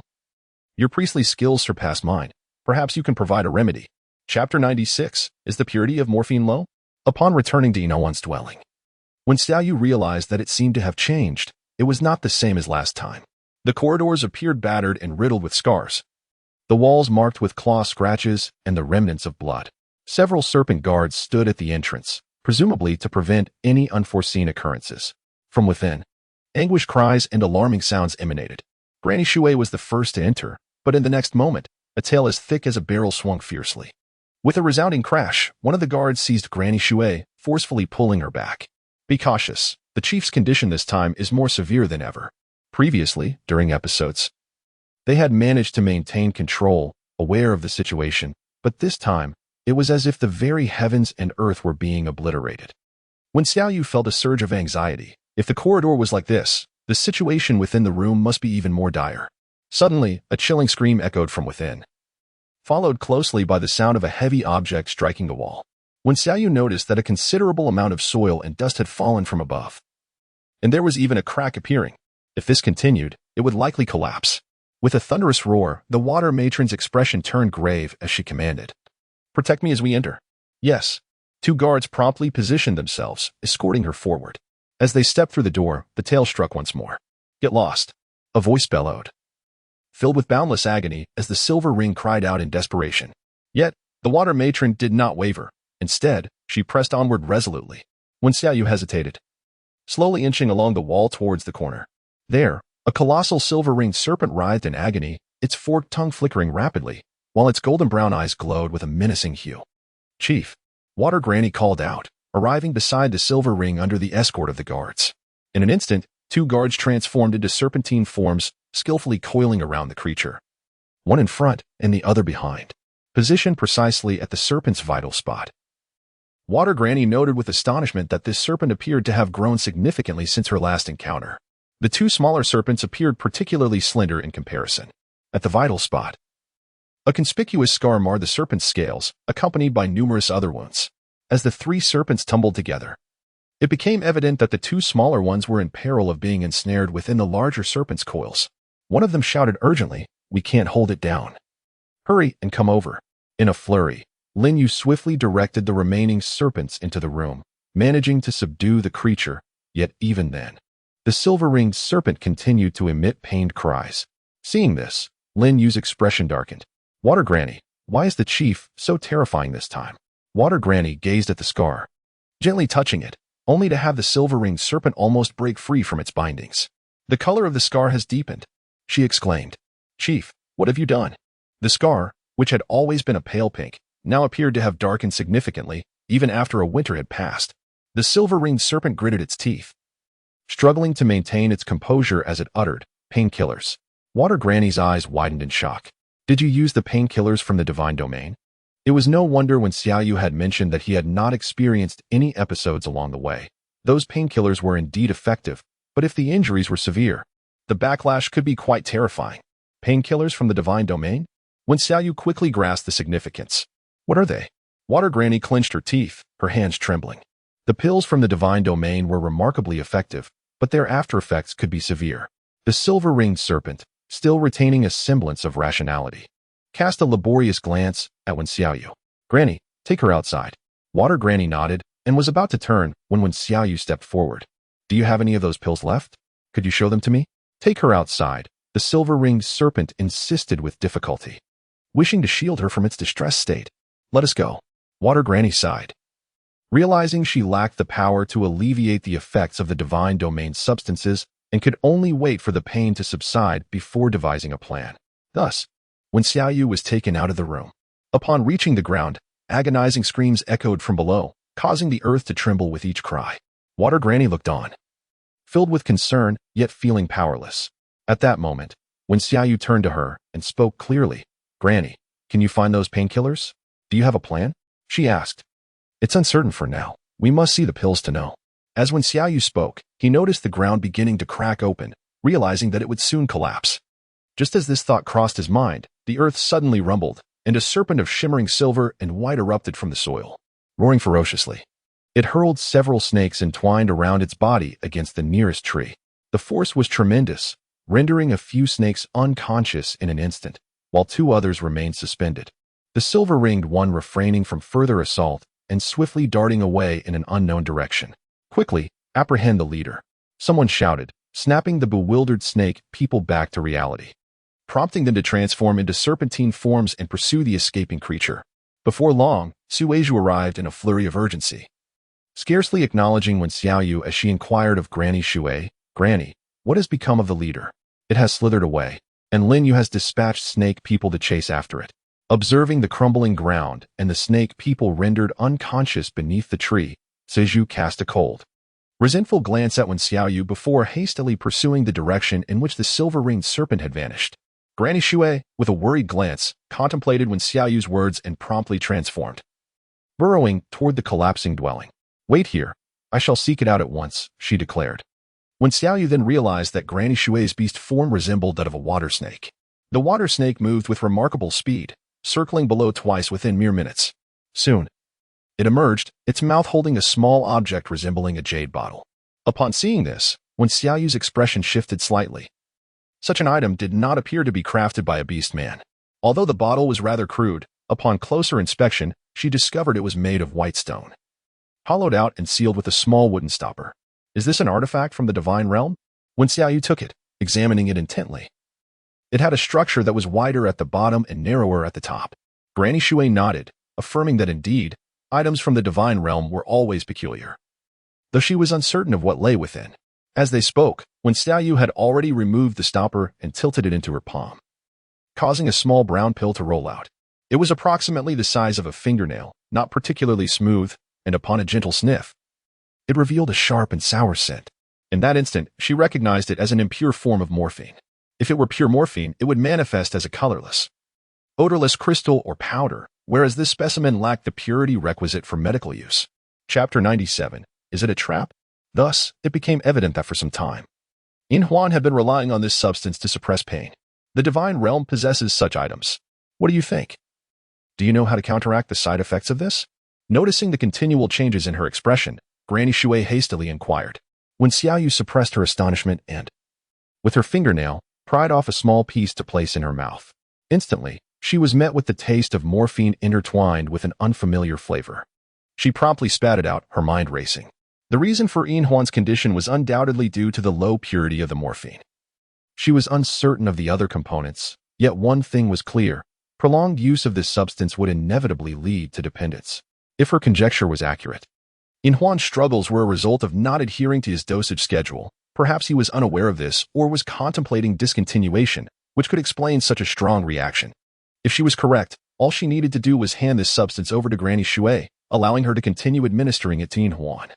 When the effects wore off and the withdrawal symptoms emerged, she could seize the opportunity to escape with Xin Hu and the others amidst the chaos. However, what if this was merely a trap? She had not been oblivious to Yin Huan's cunning. A wrong choice would undoubtedly endanger Xin Hu and the other beastmen. Yet a correct wager might present them with a chance to flee. With these thoughts, when Xiaoyu's heart grew increasingly composed, after deliberation, she ultimately decided to offer the pill, reasoning that since he had consistently consumed this, it was worth another attempt. Perhaps it could alleviate his pain? This was the only course of action left. However, as Granny Shui hesitated, gazing at the diminutive pill in her hand, she found herself in a quandary. She had heard of such substances emerging from the divine realm long ago, but never anticipated they would be in the possession of the leader. Was this a blessing or a curse? I have never encountered this before, when Xiaoyu thought, shaking her head and uttering a disingenuous phrase. This time, let Granny Shui decide. She would wait for the opportune moment. Half an hour later, Lin Yu and Cui Qing, along with the serpent folk, finally returned with the utterly exhausted Yin Huan. Though he still exhibited occasional spasms, when Xiaoyu observed everything keenly, attempting to discern any trace of deception, yet Yin Huan remained in a deep stupor. A group of serpent people fixated their gaze upon Granny Shui, eagerly awaiting her healing touch. Ultimately, with a sigh, Granny Shui pried open Yin Huan's mouth and administered the medicinal pill she held. Sui Qing, unable to quell her anxiety, incessantly inquired, "Granny, when will the chief awaken? What has transpired this time?" Another serpent person lamented, "Indeed, the chief has never been this gravely ill before. Could it be that he is destined to meet the beast father?" This remark earned a fierce glare from Sui Qing, who retorted, "Dare to speak such nonsense. And you shall be the first to meet the beast father." "Enough of the bickering," Granny Shui interjected, her face etched with concern. "I am at a loss as to what to do. Let us first place him in a more comfortable position." "Understood." Swiftly, the serpent people carried Yin Huan to a clean dwelling, while Sui Qing and Lin Yu stood steadfastly by, unwilling to depart, with Granny Shui occasionally casting her watchful gaze in their direction. When Xiaoyu stood in the corner, lost in contemplation. To be frank, the current situation was rather perplexing. Initially, she suspected it was either heart damage or an issue with the crystal, but now, with the occurrence of the morphine incident, she found herself utterly confounded. The serpent man would certainly refuse her request to use a scalpel to open the silver ring's chest for examination, leaving her with no choice but to observe for a few more days. Yet, should the next adverse effect truly manifest, what criteria would she employ for evaluation? After all, previous episodes had been intermittent. At this point, she felt overwhelmed. Just as her head throbbed with confusion, Sui Qing turned to face her, her obsidian eyes seemingly piercing through to her very soul, the scales on either side of her delicate cheeks glimmering with an eerie light. "Aren't you quite formidable? Why not employ your priestly arts?" When Xiaoyu was perplexed by the inquiry, she had never claimed to be formidable. Moreover, she was utterly unaware of his circumstances. How was she to remedy the situation? The treachery of a deceptive female. Were it not for you, he would not have descended into such a state. Cold words escaped her lips as a hand swiftly encircled her neck. Caught off guard, when Xiaoyu felt that icy grip tighten like a vice, a wave of excruciating pain surged through her, rendering her breath a laborious task. "Sui Qing, what are you doing?" Granny Shui was the first to react, turning sharply to admonish her. Sui Qing huffed disdainfully, "Useless wretch, such a one cannot remain in the Lin tribe." Granny Shui frowned, clearly displeased. "Although the chieftain has suspended the bonding ceremony, he still desires to unite with you. If you kill her now, when the chieftain awakens, I care not for your concerns." Sui Qing interjected, her voice rising like a cat whose tail had been stepped on. "Why should he bond with this abomination? And what of me? I have been by his side since childhood, striving to stand beside him. Do you comprehend the effort I have expended? Yet she arrives at Lin and alters the chieftainess' affections. What of my sacrifices? You must comprehend, Wen Xiaoyu gasped, struggling against her grip, her strength insufficient to overcome Suiqing's, forcing her to articulate slowly, I wish to remain here not a moment longer. It is he who has brought me back time and again. Silence. If you had any sense, you would not appear before him again. Had you not ventured into the picking zone, how would you have been captured? Suiqing's eyes narrowed, her strength gradually intensifying. In that moment, when Xiaoyu found herself unable to utter a sound, darkness encroaching upon her vision as breathing became an extravagant luxury. What was she to do? She had never loathed her own frailty so intensely, forced to navigate the crevices of this world, perpetually threatened by one or ensnared by another. How lamentable it was. Suiqing. Release her at once. Suddenly, Linyu, who had remained silent, spoke up, his gaze somber. It is not only for the chieftainess' sake. The tribe's well-being is at stake. She cannot perish. Linyu discerned the deeper implications, when Xiaoyu would indeed prove more beneficial to the tribe, and given Yinhuan's temperament. Should he awaken to find her dead, the repercussions would be dire. Not only Suiqing, but even he and Granny Shui would face the fallout. While he too was disinclined to witness the chieftain bond with a flawed being, the matter had reached an irrevocable conclusion. What if I refuse? Then I must intervene to save her on behalf of the chieftain. Linyu proclaimed, his form shifting into that of a great serpent, gazing at her coldly. Unexpectedly. Suiqing scoffed, her tone dripping with disdain. In your former state, I would never have stood a chance, but now, do you truly believe you can defeat me? After sustaining injuries, Linyu was rendered incapable of combat. Any attempt would result in excruciating pain and potential bloodshed. In his current condition, he was hardly more formidable than a mere hatchling serpent. Then what of me? The elderly water matron, who had been vigilantly watching over the silver ring, slowly rose. Her expression one of grave concern. Suiqing gazed at her in disbelief. Even you, water matron, would stand in my way? The water matron remained silent, transforming instead into her beastly form. At that moment, when Xiaoyu felt the last breath of oxygen in her chest dissipate, and darkness enveloped her as she fainted. Observing her eyes close and her breath nearly extinguished, Linyu and the water matron could no longer afford to delay and swiftly moved to her aid. Although Suiqing was female, she had trained daily alongside the serpent warriors over the years. While her combat experience may not rival that of Linyu, her strength was undeniable. When Xiaoyu was cast aside like refuse, her fate uncertain, the elderly water granny, burdened by age, found it challenging to combat alongside Linyu, who was also unable to exert himself excessively. As the imminent collapse loomed, Water Granny admonished, if you wish to go mad, do not drag the leader into it. Should he suffer another blow, no one can save him. Upon hearing this, Suiqing finally regained her composure, casting a longing glance at Yinhuan, her eyes brimming with infatuation and ire. Yet ultimately, she felt a pang of reluctance. Suddenly, Yinhuan's eyelashes fluttered as he stirred back to consciousness. Instantly, he sensed Wen Xiaoyu's faint breath and glanced towards the corner, where he saw her lying on the ground, covered in dust. Turning around, he beheld their beast forms, his eyes narrowing with cold fury. What have you done to her? The three serpents swiftly transformed into humanoid figures, and in a flash, Yinhuan was by her side, gently lifting her. After checking her breath, he noticed a distinct mark on her neck, and his eyes filled with bloodshot rage. Speak. Water Granny remained silent, and Linyu furrowed his brow. Finally, Suiqing gritted her teeth and stepped forward, declaring, it was I, with a swift lash of her serpent tail. Before they could react, Suiqing was sent crashing against the wall, dirt cascading to the ground. Rising, she coughed up a mouthful of blood, gazing sorrowfully at him, then suddenly burst into laughter. I truly wish I had choked her to death. With another resounding crash, Suiqing's body was forcefully slammed to the ground, her black and white serpent tail wrapping around her tightly. Yinhuan's gaze grew increasingly frigid. Linyu, how shall we deal with one who defies the leader's orders? Linyu hesitated, glancing briefly before murmuring, at least 30 lashes. And if they offend again? At least 50 lashes, Linyu replied with difficulty. Truth be told, he did not wish to witness Suiqing's punishment, yet her actions were undeniably excessive. The previous incident where she had let Wen Xiaoyu go had already been overlooked. But this time, she was aware of Yinhuan's intentions and dared to act thus. Take her away. The terse command conveyed Yinhuan's resolution. Suiqing continued to smile, casting a fierce look at Wen Xiaoyu in his arms, laughing heartily. Yinhuan seemed oblivious to her mirth and turned to Water Granny. How's her condition? Water Granny sighed. Approach for an examination, then assess the injury on her neck before replying. She will be fine. A few days of rest will suffice. Only then did Inhuan breathe a sigh of relief, and seeing this, Lin Yu proceeded to escort Suiqing away.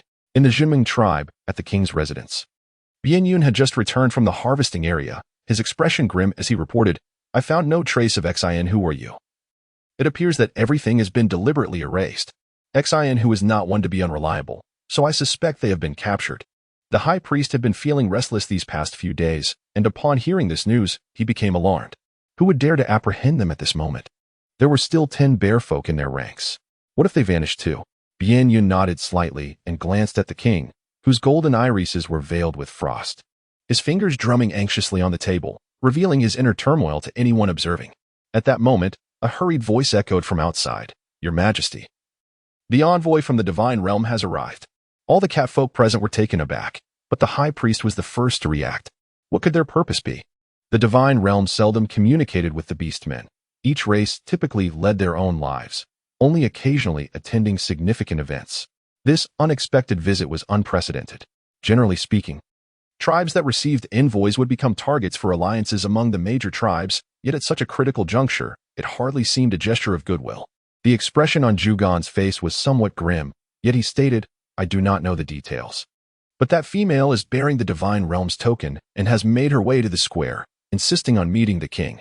The so-called envoy was a fair-skinned female, her chestnut hair adorned with a pair of long, furry horns atop her head, standing tall and regal, as if she were of unparalleled nobility. Behind her was a male monkey folk, his face plastered with a sycophantic smile, though it turned to disdain when he faced the catfolk. "What are you all dawdling for? Hurry and fetch your leader. Mei Hua, do take care. If these brutish creatures harm your esteemed self, I shall have no way to explain." The female, referred to as Mei Hua, cast a sidelong glance while toying with a jade token inscribed with a magnificent character, "Divine." If when Xiaoyu were present, she would surely recognize it as a modern Chinese character. Indeed, in this wild land, regardless of attire or habitation, Mei Hua furrowed her brow and withdrew her gaze. Spotting a stone nearby, the monkey folk, upon noticing, hurriedly approached to wipe away the dust. "Mei Hua, please take a seat." However, Mei Hua shot him an irritated glance. "Who are you calling sister? I am a divine envoy, not someone of your lowly stature to be related to." The monkey folk's expression stiffened momentarily, but quickly returned to its sycophantic demeanor. Yes, it is my ignorance of your status. Please do not take offense, esteemed envoy." With that, he unleashed a torrent of ire upon the catfolk. Have they all perished? Do they not see that the esteemed envoy is waiting? Hurry and fetch food. The catfolk exchanged glances, their admiration for the divine realm now swiftly turning into disdain. Yet, given their positions, they had no choice but to extend their hospitality. Among them, Berman was the most eager, urging, "Quickly, quickly. It is a rare occasion for the esteemed envoy to visit. Let us present our finest offerings." The catfolk, somewhat bewildered, hurriedly made their way toward the warehouse. Mei Hua scanned the crowd of catfolk and nonchalantly pointed at a particularly handsome male, saying, "Come here and give my feet a massage. After such a long journey, they are absolutely aching." As she spoke, she removed a pair of unusually styled shoes. Indeed, they were high heels, before the eyes of the assembled crowd. Chapter 99. The third companion of the divine envoy. What? The male's eyes widened in disbelief. How could he possibly engage in such a demeaning task? Noticing his hesitation, Mei Hua's expression hardened. She shot a glance at the monkey folk nearby, who promptly stepped forward and exclaimed, "Why do you stare? To be able to massage the feet of the divine envoy is a privilege. Hurry up and come over." At that moment, the king and his entourage finally arrived, led by Zhujian. Upon seeing the two individuals standing with such arrogance, Zhujian instinctively frowned. Fortunately, the high priest, having lived a long life and witnessed many grand occasions, quickly approached them with a beaming smile, saying, "Welcome, divine envoy, to the Jinming tribe. I did not expect you to be so stunningly beautiful." What woman would not delight in such compliments? Although it was somewhat awkward, it did not dampen Mei Hua's spirits. Initially irked by the catfolk's reluctance to assist her, she now found her mood lifted upon seeing the strikingly handsome king, her eyes sparkling with newfound interest. "Who is this?" she thought, captivated by the robust and handsome figure before her, whose sun-like eyes seemed to burn with an intensity that could melt her. In the divine realm, males were not scarce. However, many had grown complacent over the years, losing their drive due to their comfortable lives. Some had become excessively plump from indulgence, while others, plagued by constant anxiety, had become too thin. The monkey folk accompanying her were so lean that they hardly piqued her interest. Yet this king was different, in addition to his striking visage. His physique was equally impressive, muscles radiating primal strength, as if crafted by the hands of a beastly father. His languid aura captivated her instantly. "This is our tribal leader." The king of the Jiming tribe, the high priest, announced. Meihua immediately gestured for silence, donned her high heels, and approached him in her most alluring manner, her slender fingers gently resting on his shoulder as she spoke in an exaggeratedly coy voice. "Might I inquire if you have a partner? If so, would you consider a change? If not, what do you think of me?" Her restless hand began to glide toward his chest, but the king, with an impassive expression, captured her wrist. "There is no need for the divine envoy to concern herself. I am not presently seeking a partner." The Cap folk were momentarily taken aback by this unexpected response. Did he truly not wish to seek a companion? Had he not sent baskets of charcoal to Xiaoyu daily during the winter, hoping to have her as his partner? Fortunately, many understood that he was, in fact, rejecting the advances of the divine envoy. Not wanting now does not preclude wanting later, as long as you are willing. The position of my third companion will always be reserved for you. What say you? In the divine realm, the status of females is exalted, and the practice of polyandry is revered. As long as one possesses the capability, these so-called partners may be exchanged at will. This concept is unacceptable to many orcs. However, as previously mentioned, this sentiment is held by many, not all. Those males who merely seek a life of ease are willing to become the playthings of the females in the divine realm, content to live lives free of worry. While the outside world is aware of such matters, witnessing them firsthand is a different experience altogether, and it feels like an affront to their feline kin. In an instant, the Cap folk turned their gazes toward Mei Hua, who let out a cold snort. "A bunch of ignorant fools. It is an honor for your leader to have caught the attention of this divine envoy. Dare to glare again, and I shall make ornaments of your eyeballs." The king maintained his stoic expression as he regarded her. Admittedly, her threatening tone was reminiscent of rain, yet it was utterly irksome to hear. "What brings the divine envoy here?" he inquired, his lips parting slightly. At this point, Meihua's expression softened somewhat, adopting a more indifferent demeanor. "I have heard that your tribe possesses a certain wine." No sooner had she spoken than the earlier cat folk returned, bearing an array of fruits and fruit wines. "Divine envoy, please indulge." At this juncture, even the king could not deny the existence of wine. Meihua gazed at the crimson liquid in the bowl, inhaling lightly, her eyes growing colder. Indeed, it was the scent of wine. "How do you come by this?" Her tone was accusatory, akin to that of a superior interrogating an inferior, which made the catfolk feel exceedingly uncomfortable. The divine realm also possessed wine, including various other spirits, yet these were primarily for internal consumption, with no intention of dissemination. Yet now, this modest tribe of Jinming had acquired such a beverage. Could the divine realm remain unperturbed? Observing her expression, the king understood the gravity of the situation and pondered how to respond, only to hear Meihua sneer again. "Before my arrival, I conducted an inquiry. The wines of various tribes originate from your domain. Now, provide me with a reasonable explanation. As our divine realm's premier wine, it is expressly forbidden to be shared externally. Which audacious individual dares to steal the secret recipe and bring shame upon themselves?" While she admired the wildness and languor of certain males, it did not imply she would neglect her responsibilities. Her mission was to capture the individual responsible for leaking the brewing secrets at any cost. As long as there was breath left in their body, their condition, be it injury or maiming, was of no consequence. The catfolk could scarcely fathom the divine realm's intense focus on this matter. Given their temperament, should their objectives not be met, they would undoubtedly annihilate this tribe in the near future. Contemplating this, they turned to the king, who bore a look of grave concern.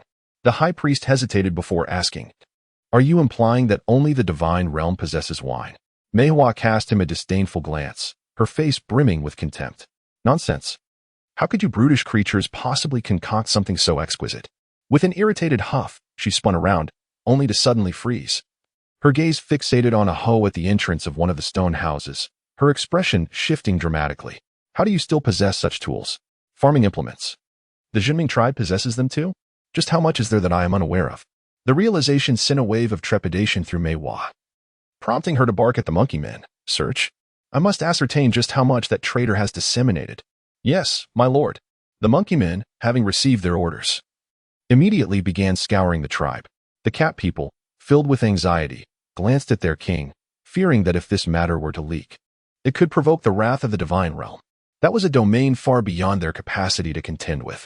Yet, in the face of the divine realm's overwhelming reputation, none dared to step forward to intervene. Seeing the situation deteriorate, Bianyun approached and whispered in the king's ear, "Should we intervene?" The king's pupils constricted as he observed Mei Hua's haughty demeanor and the unmistakable flicker of disdain in her eyes.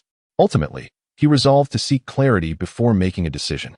With a languid smile, he inquired, "Are you aware that you have come to the Jinming tribe, and does the divine realm know of this?" Chapter 100. Silence. What do you mean? Mei Hua instinctively sensed something amiss. Even Bianyun couldn't help but cast a surprised glance at the king. As a longtime comrade, that smile and tone only suggested one possibility. He intended to eliminate this envoy from the divine realm. If Mei Hua had stumbled upon this information midway, she might very well find herself in peril within the next moment. However, if she were directly dispatched by the divine realm, such thoughts would have to be shelved for the time being, though he would eventually find a way to dispose of her. Both scenarios appeared perilous, filling Bianyun with profound concern. Divine envoy. At that moment, the monkey men returned in a state of panic, brandishing numerous farming tools. "Look, shovels, rakes, hoes. There are quite a few." Mei Hua's expression shifted. "Your Majesty, I beseech you for a reasonable explanation. These are merely rudimentary tools. Why must the divine envoy demand an explanation from me?" The king raised an eyebrow, a surge of murderous intent bubbling within him. "Rudimentary tools? I was unaware that the foolish cat people had mastered ironworking and could forge such labor-saving implements. Are you certain that traitor did not assist you?" As his words fell, the faces of the cat people darkened, clearly displeased with the envoy's judgment. The monkey men immediately retorted, "What is the matter? Are you unwilling to accept that you are foolish? A bunch of brutish, backward creatures." The feline beings grew increasingly incensed, their eyes glaring at him with palpable indignation. In the realm of the divine, the females held a position of high esteem. However, he was merely a slave, a subordinate of the divine domain. Consequently, a murderous intent gradually surfaced in the eyes of many feline beings. Upon witnessing this, Mei Hua felt a twinge of anxiety within her, swiftly adopting a more composed demeanor. Enough of this idle chatter. It was imperative to promptly deliver the traitor. "Should you cooperate, upon our return to the divine realm, I shall certainly advocate on your behalf. However, should you refuse to comply, do not blame the divine realm for mobilizing its forces. Our low profile over the years does not imply that any tribe can challenge our authority." The decision now rested with the king, and Bianyun anxiously gazed at him, while the high priest and Zhu Gan looked on with equal fervor, fearing he might utter the demand to surrender when Xiaoyu, especially since they were still unaware of her recent disappearance. The king shook his head. He was indeed obliged to comply with the divine realm's orders. Yet it was unfortunate that she had left a few days prior and would not return for several more.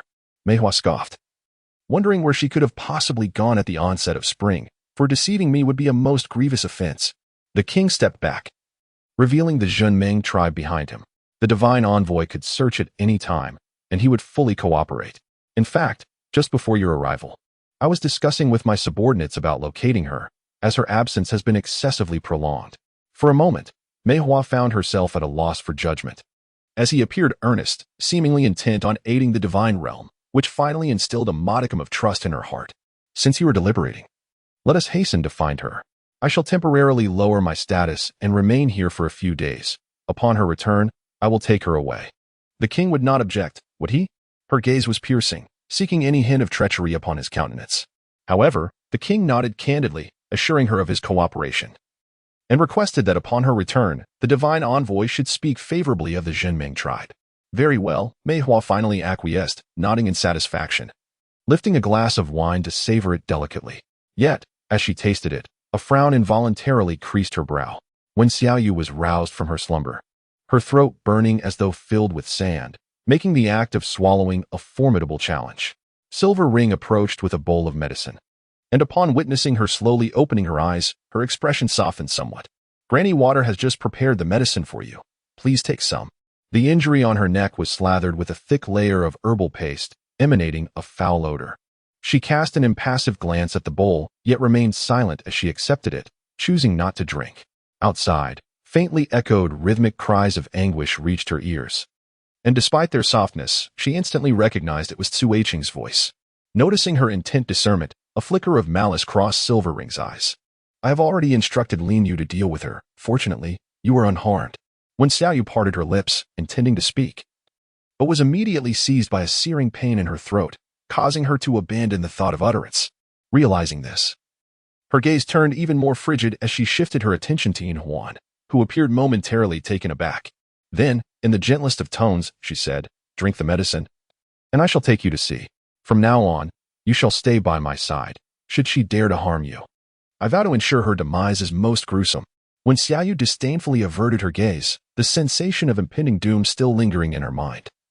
How could it possibly be dismissed by mere words? This grudge, it seems, has been firmly established. Why the silence? Aware of her troubled state, Yin Huan inquired with concern. When Xiaoyu suppressed her sarcasm, gestured to her throat, waved her hand, and once more opened her mouth to indicate her utter inability to speak. Indeed. Silver Ring's expression darkened in an instant. She rose to leave, prompting Wen Xiaoyu to subtly smirk and hastily follow her. Upon reaching the ground, they beheld Suiqing lying on the ground in plain view, while Lin Yu dealt the final blow to her. 50. After finishing, Lin Yu finally exhaled in relief, but soon sensed an ominous shift in the atmosphere. He turned to find Silver Ring, her arms wrapped around Wen Xiaoyu, approaching them. "Is it done?" She coldly cast a glance at the nearly lifeless Suiqing on the ground. Lin Yu nodded, intending to call for Granny Shui to provide healing. But the chilling aura emanating from Silver Ring swiftly interrupted him. "Add 20 more. What?" Both Lin Yu and the serpent people were momentarily taken aback. 50 strikes were already excessive. An additional 20 would be unbearable, even for a male. "Are you deaf?" I said, "Add 20 more." Silver Ring shot a sidelong glance, causing Lin Yu to involuntarily shiver. And he glanced again at Wen Xiaoyu. She stood emotionless to the side, as if Suiqing's plight bore no relevance to her. "Rain, why don't you plead with the chief? If this continues, she might lose her life. She was indeed excessive today. I trust she will deeply repent after this." When Xiaoyu found the situation amusing, Suiqing was the one who was doomed, not her. Regret? She might as well believe that a sow could climb a tree. It was utterly naive to expect such a woman to repent for her own actions. "Do you think, if Rain could speak, she would endure another 20 blows?" Yin Huan remarked coldly. Lin Yu was momentarily stunned, her expression one of disbelief. "If she cannot recover, then her life should be forfeit," Yin Huan stated impassively. Casting a glance at Lin Yu, the serpent people exchanged glances, their expressions varying, yet none dared to plead for mercy at that moment. Chapter 101. Duckweed Suiqing on the ground seemed to exhibit a reaction, her body twitching slightly as she struggled to lift her head, casting a disheveled glance at her. In that fleeting moment, when Xiaoyu understood that from now on, it was a matter of either her life or Suiqing's, she turned away, disregarding everything around her. She needed to find the puppet to communicate with the water granny, as the issue of losing her voice must be resolved. The more critical the moment, the calmer she became. This was a hallmark of her character. Upon arriving at the location where the puppet and the other students resided, she found them guarded by serpent people. Though the confinement was not overly restrictive. "Teacher, you have finally returned. What on earth happened?"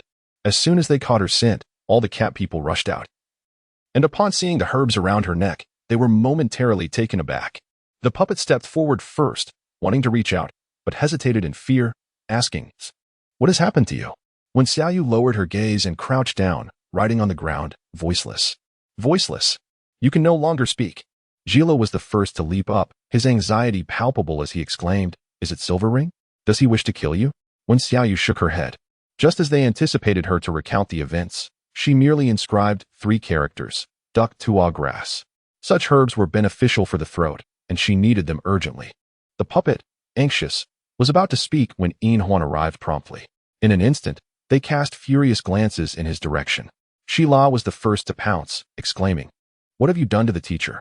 Yet, before she could transform into her beast form, Yin Huan restrained her, though without reproach. "It wasn't me. What did she draw?"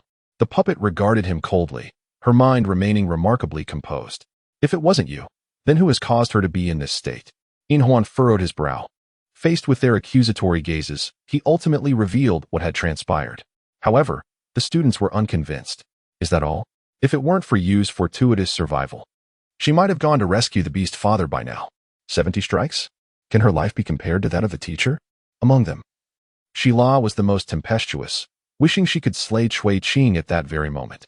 However, the serpent guards had long been on alert, effectively detaining her. Yin Huan maintained his impassive demeanor, lowering his gaze to Wen Xiaoyu, who remained crouched on the ground. He stepped forward, intending to assist her, but she brushed him off, allowing the puppet to help her instead. The puppet glared at him with palpable animosity. "We need duck-to-grass. Otherwise, she will never be able to speak again." Presently, she could not discern whether when Xiaoyu was feigning her condition to lower Yinhuan's guard or if she had genuinely lost her voice. However, having mentioned duck-to-grass, they needed to seek it without delay. Her intuition leaned towards the idea that she was acting rather than facing reality. Otherwise, let us find Granny Shui, Yinhuan suggested.